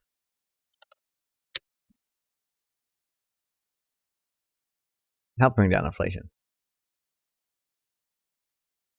Although he came in off expecting curb fracking in the name of climate, Ukraine was prompted an about face. Biden opened up drilling in the U.S. now produces more oil than any other country in the history of the world.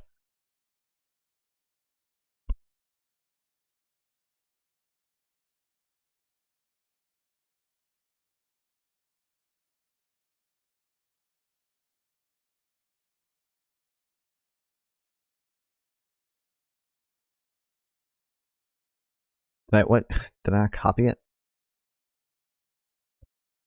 I want the quote and I want the links too. Cheaper oil doesn't make just gasoline cheaper, although it does do that. It allows all kinds of businesses to move people and goods more cheaply, allowing them to produce more cheaply, slows inflation. Oil is an input for everything. So yeah. So Biden did two big things to stop inflation: reemployment powell and ensured cheap, plentiful oil.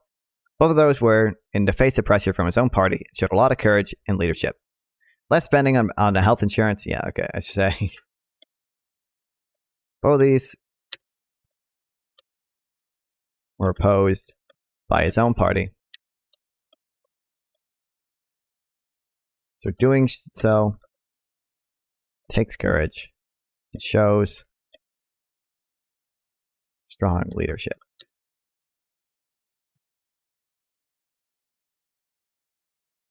Less spending on health insurance and student debt would have taken a little bit off edge inflation in 2021, but Biden's action to bring down inflation in 2022 and 2023 outweighed a mistake.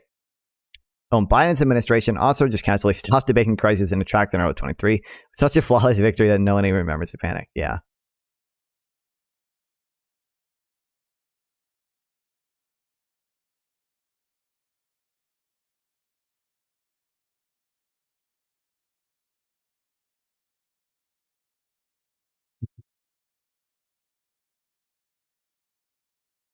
Biden also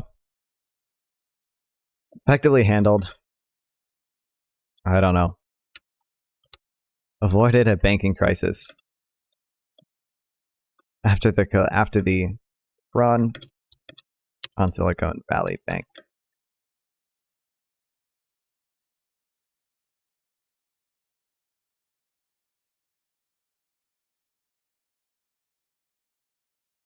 Now the U.S. economy is humming on all cylinders. Wages are rising, growth is fast, productivity is growing, young people are doing better than their parents.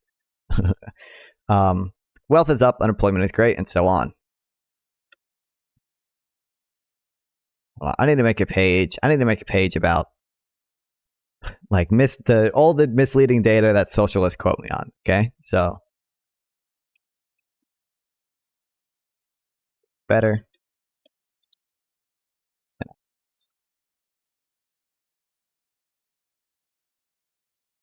And then I'll just go to my docs, and I already have shit here.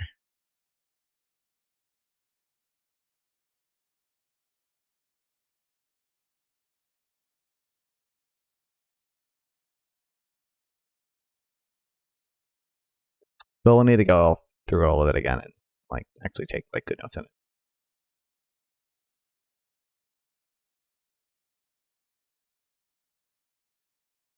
This Goldilocks situation won't last forever, but it took some skillful macroeconomic management to get us here, and Biden and the people in his administration deserve some of the credit. Another big thing that Biden got right was crime. Violent surge under Donald Trump in 2020, and many fear that we might be seeing a repeat of the 70s when crime stayed sky high for more than 2 decades. But under Biden, the murder rate has fallen dramatically. And the trend is continuing in 2024. Does Biden get credit for this? Well, yes, a bit. In 2020, many progressives were calling to defund the police, and Biden fought against this idea from day one. In fact, he consistently supported hiring more cops, together with various other measures to curb violence. And in fact, more cops have been hired. There are now more police working in America than ever before. Cops do help prevent crime. Sorry, police abolitionists. So Biden's steadfast refusal to entertain certain notions of defunding the police probably gets a bit of the credit for the drop in crime.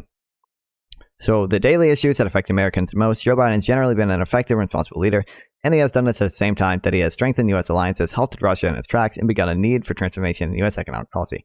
Not bad for an 81-year-old, eh?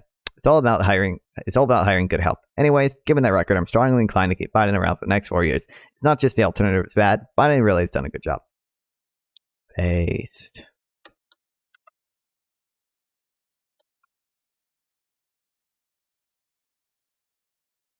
Crime has also fallen under Biden.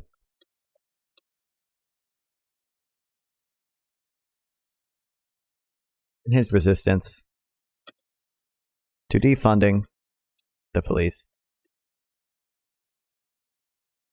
probably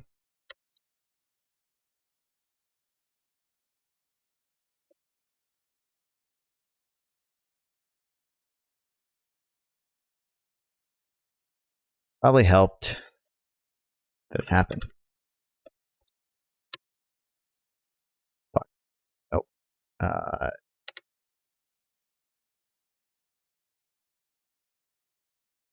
So 2 other big things I would want to look into are like the recent FCC stuff, and the NLRB stuff, because I've heard like I used to remember all the stuff, now I don't as much, but I've like Biden has been pretty big for unions.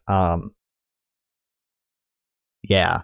He's been pretty big for like NLRB stuff, and like Biden's been pretty generally pro-labor. People will give him shit for the rail workers strike, but I don't know. Like, I think in general he's been really good with unions. The NLRB has had massive pro-labor changes. The FCC just banned non-compete agreements. The FTC banned non-compete agreements, right? And the FCC restored net neutrality.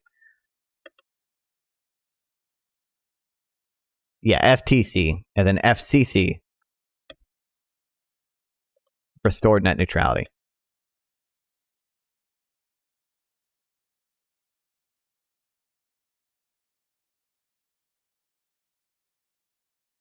Yeah. Okay. There were some.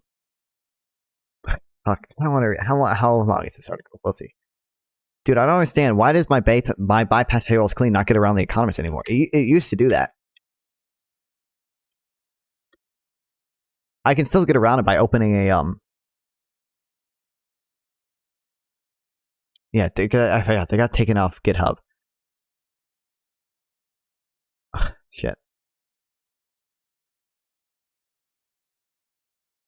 GitLab. I think they got taken off GitLab too. But it used to be able to get around the economist perfectly fine, and now it doesn't. And I don't know why.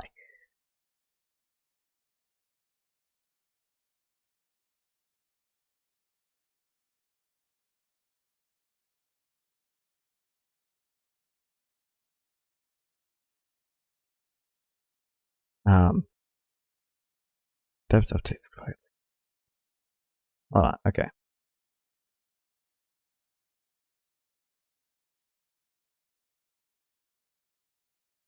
Here's the newest one. God damn it.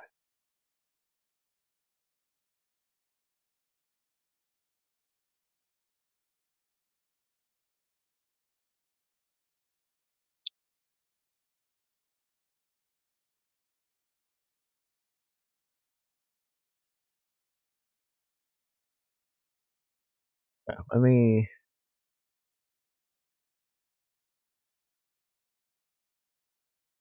Remove extension. Manage extensions.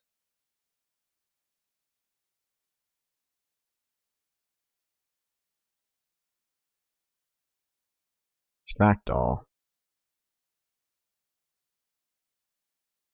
What religion? Biden is Protestant and Trump is Catholic, I believe. Haven't you seen that funny meme that's like abortion, getting abortion banned?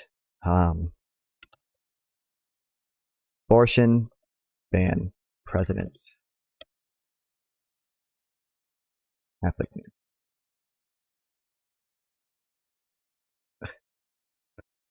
Protestant, 8 years of allowing abortion. Protestant, or wait, no, Joe Biden's Catholic, sorry.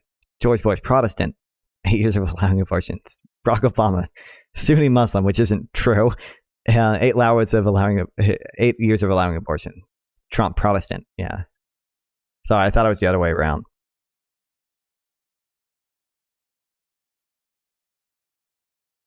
It's obviously, I mean, fact check Vicor has a thing on here because it was obviously the Supreme Court that that got rid of it, and it was all the Trump appointees.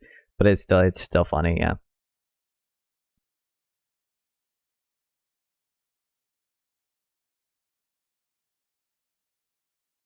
Why the fuck is this? I want to let me load unpacked. Bypass fails. Select for. Extension loaded.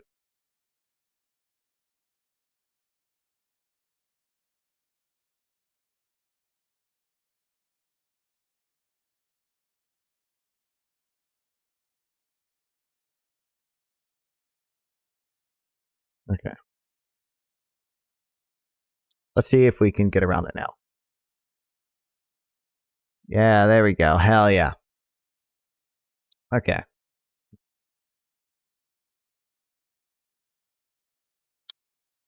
I'll probably just deficit. Is there a debt thing? Oh. Is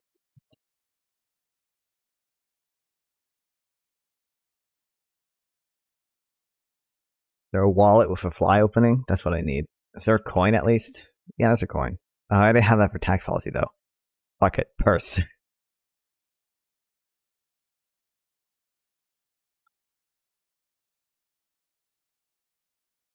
Okay, we'll read this article, then we're probably going to end stream.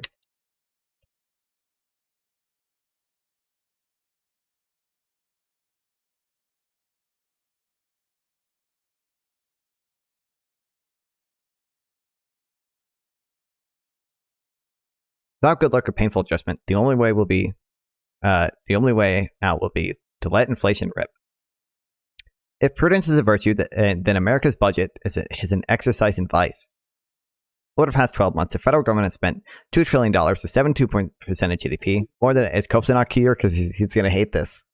More than it's raising taxes after stripping out the economy's temporary factors. Usually, such a vast deficit would be the result of a recession and accompanying stimulus. I mean, COVID.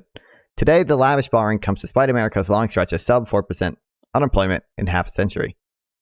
I mean, you could argue the spending is responsible for that employment, but okay. Why would they put the hat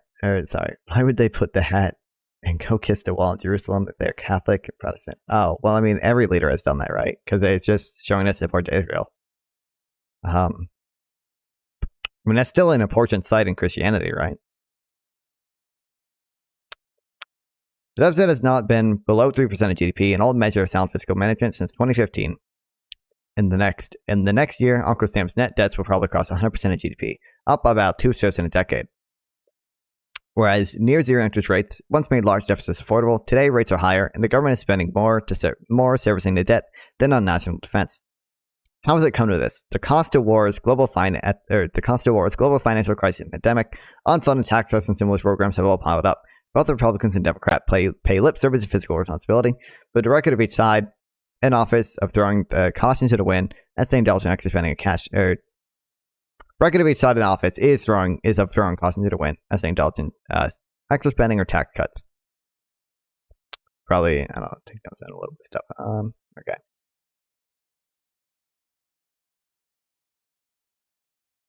Cost of financing. Wars. COVID stimulus.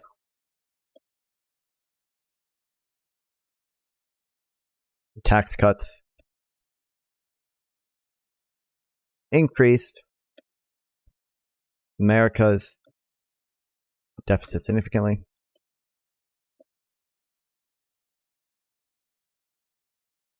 Deficit has not been below 3% of GDP since 2015. Uncle Sam's, yeah.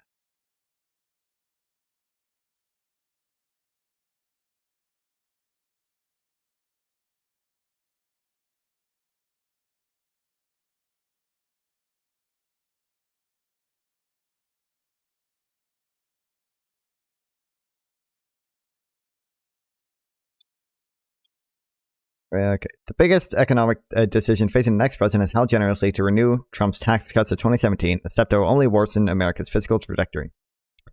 The profligacy, how do you pronounce this? I don't know how to pronounce it.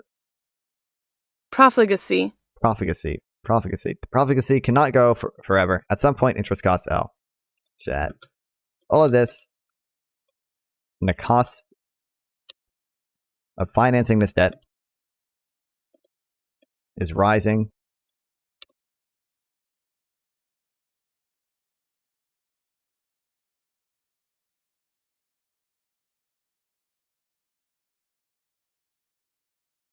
I like tax cuts combined with embezzling all the money, and then sorry. I like tax cuts combined with me embezzling all the money, then claiming my opponents are liars because they hate tax cuts. True.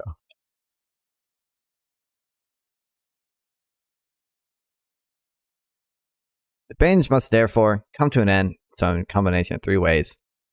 The least painful is that the good fortune comes to the rescue. Until recently, falling global real interest rates contain the cost of servicing debts even as they grow in size. Today, Japan just about manages net debts about half as big as America's relative to GDP, thanks to near zero rates. If inflation is defeated and real interest rates fall back to the present highs, America could be off the hook too. Another source of relief could be productivity growth. If it surges because of artificial intelligence, America could outgrow its debts. That picture is in it, right? Yeah. This could come to an end in one of three ways. One, America could outgrow its debt if the cost of borrowing falls, and or we see massive, or I don't know, large productivity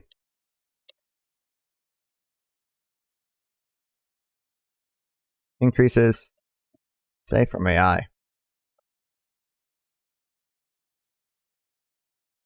Ew. Yet good luck cannot be assumed. The most responsible for politicians to end the budget binge would be the correct course as interest rate rises. The IMF estimates that America will need to cut spending, excluding debt interest, or raise taxes by 4% of GDP to stabilize debts by 2029. It's managed similar adjustment before. Between 1989 and 2000, when bond vigilantes were said to have cowed Washington in its admission.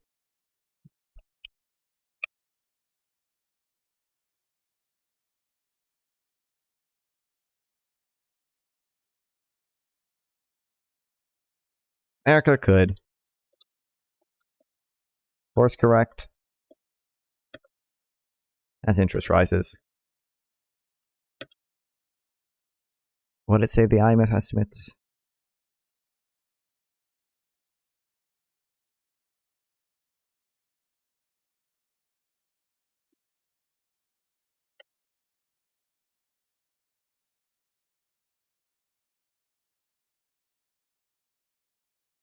The trouble is the circumstances were all then well suited for belt tightening. The end of the Cold War yielded a peace dividend. Falling defense spending accounted for fully 60% of the fiscal adjustment. As the share of the population and labor force climbed to an all-time high, a real wage boom made the pain of higher taxes more bearable. But today, war and rising global tensions are pushing defense spending up, and baby boomers are retiring in droves. The circumstances then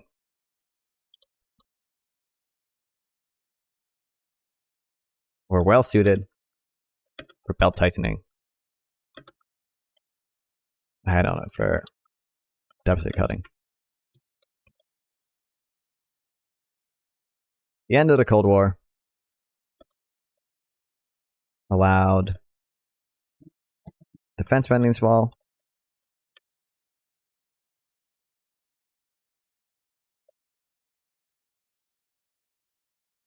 Labor force grew all-time high. And what was the other thing I mentioned? Oh, and rising real wages. I think Luke Skywalker would lie to us. Oh my goodness. Mark Hamill. I wonder why. Good afternoon, everybody. Happy Friday. Don't say things don't get exciting in here sometimes. What is he there for? There's no introduction that really. Bro looks sick as fuck with the old black suit and aviators. I have a special guest, as you can see. Mark Hamill has decided to join us on this wonderful Friday, and I am really excited to turn it over to Mr. Hamill. Here we go.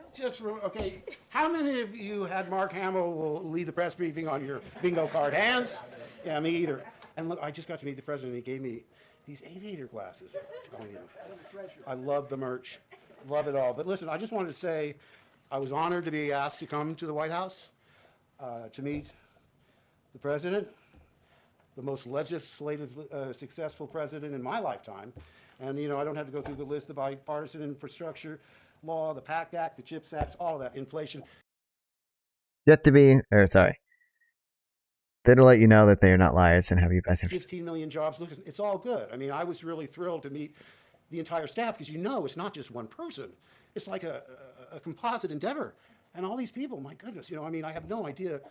I had no idea just what went into what is on his plate on a daily basis. So that's pretty much it. I'm open to questions, although no Star Wars questions, please. But I want to say once again how grateful I am, and it just shows you that one person can be so influential and so positive in our lives. And again, thank you so much. And Pete, Thank you, Mark Hamill. Yes. Wow. Thank you, Mark Hamill, for being here. What did you ask? What did you talk about with the president? Well, first of all, I only expected to be there for like 5 minutes. He showed us all his photographs, and it was really amazing to me because I was invited to the Carter White House, and I came, and then I came to the Obama White House, but I never was invited into the Oval Office, and it was a large gathering. So this one was really extra special. All right, sir. So yes. Biden would have Star Wars too, sir? Well, I called him Mr. President. He said, "You can call me Joe," and I said, "Can I call you Joe B1 Kenobi?" And he liked that. But listen, I'm not really here to dominate. I have to turn it back over to our wonderful press secretary, Corinne Jean-Pierre. So, Wow, awesome. Allowed tax increases to be better swallowed.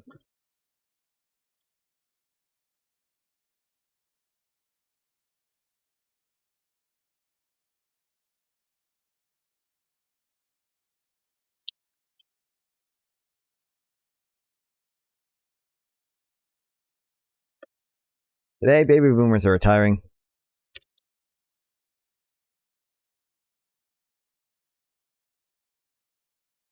Still seeing real wage increases, not as much. Global tensions are pushing up defense spending.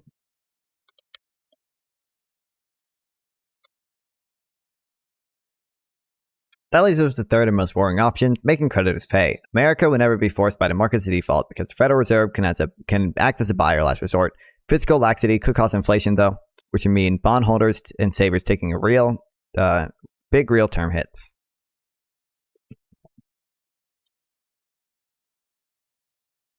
Making creditors pay.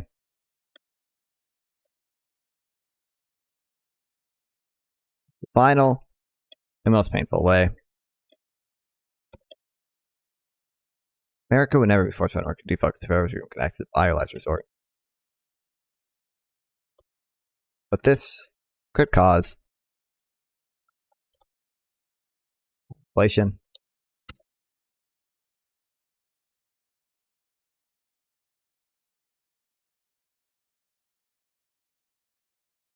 Fiscal laxity.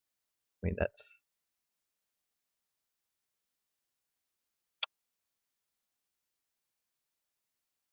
One way this could happen if populists like Mr. Trump would take control of the Fed. His advisor floated the idea for influencing monetary policy that could include appointing a platent chairman and giving Congress oversight of interest rates. Mr. Trump likes low rates. If they were combined with a growing deficit, inflation would surge.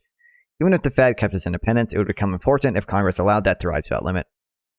When a government's response to rising interest rates is to borrow more to service its debt, they can tight money can stoke inflation rather than containing it. A feedback loop which Latin Americans is all too familiar with, which mavericks say is already underway in America.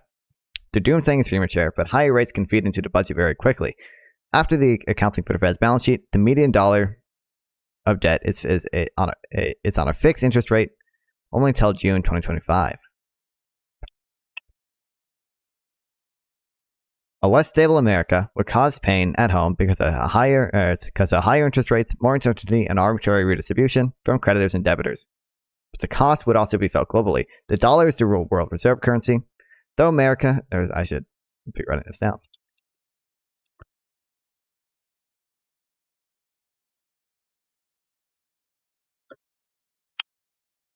Dollar is also the world reserve currency, so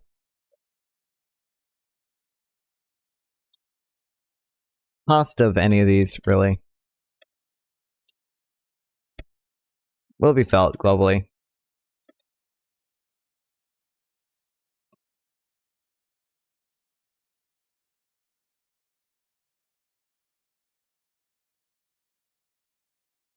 Domain provides a unique service supplied with plentiful asset backed by a vast economy, real law, deep capital markets, and an open capital account.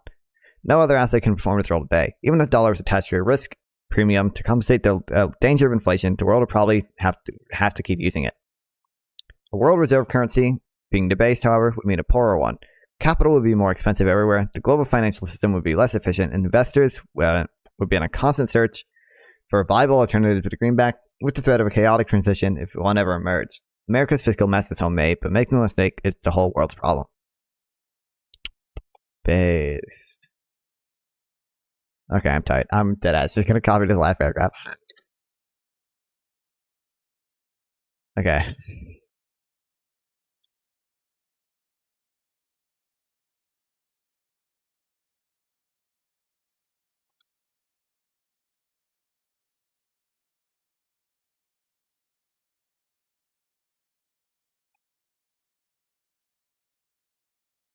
All right. Well, we had a good stream today, everyone. Hold on, I just want to write down. Okay.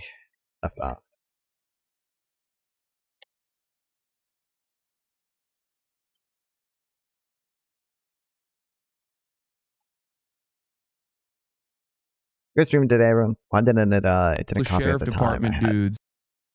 Copy URL current time. Okay, apparently it does. Whatever. Thank you, everyone, so much for watching. Hopefully, I will be streaming again tomorrow, for sure by 7 p.m. Maybe not for sure. I don't know. Maybe I kind of stayed up late again. Almost certainly by 7 p.m.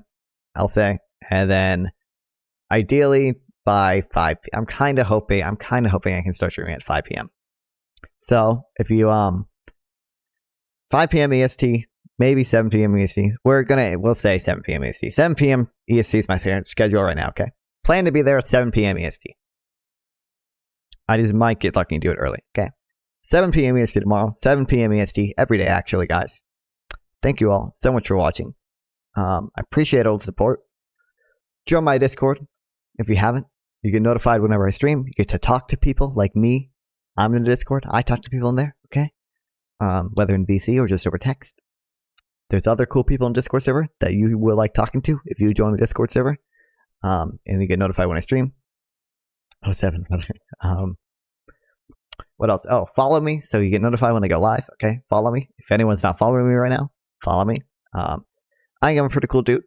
Got a lot more reading to do. Got a lot more stuff to do. Okay, so follow me. Yeah. Follow me, and I'll be live at 7 p.m. again tomorrow. Thank you all so much for watching. Why are people coming as soon as I'm out to end stream? New people here. Follow. Follow so you catch me tomorrow, 7 p.m. EST. Thank you everyone for watching. Oh, also, my YouTube channel, exclamation point YouTube in the chat. If you are just dying for more non-spawn content, I upload edited videos on my YouTube channel. There's like debates on there. If you want to see me debate people, go to my YouTube channel. There's a few different debates I have there. Yeah, why are new people joining right now? I don't understand. I'm about to end stream. Everyone that's new, follow right now so you can catch me at 7 p.m. EST tomorrow. 7 p.m. EST tomorrow. I will be streaming again. Follow me right now so you catch that, okay? Yeah, or join my Discord, or both, and my YouTube channel. YouTube channel, there's edited debates on there. Go check that out. Thank you, everyone. Bye, chat. Bye, chat.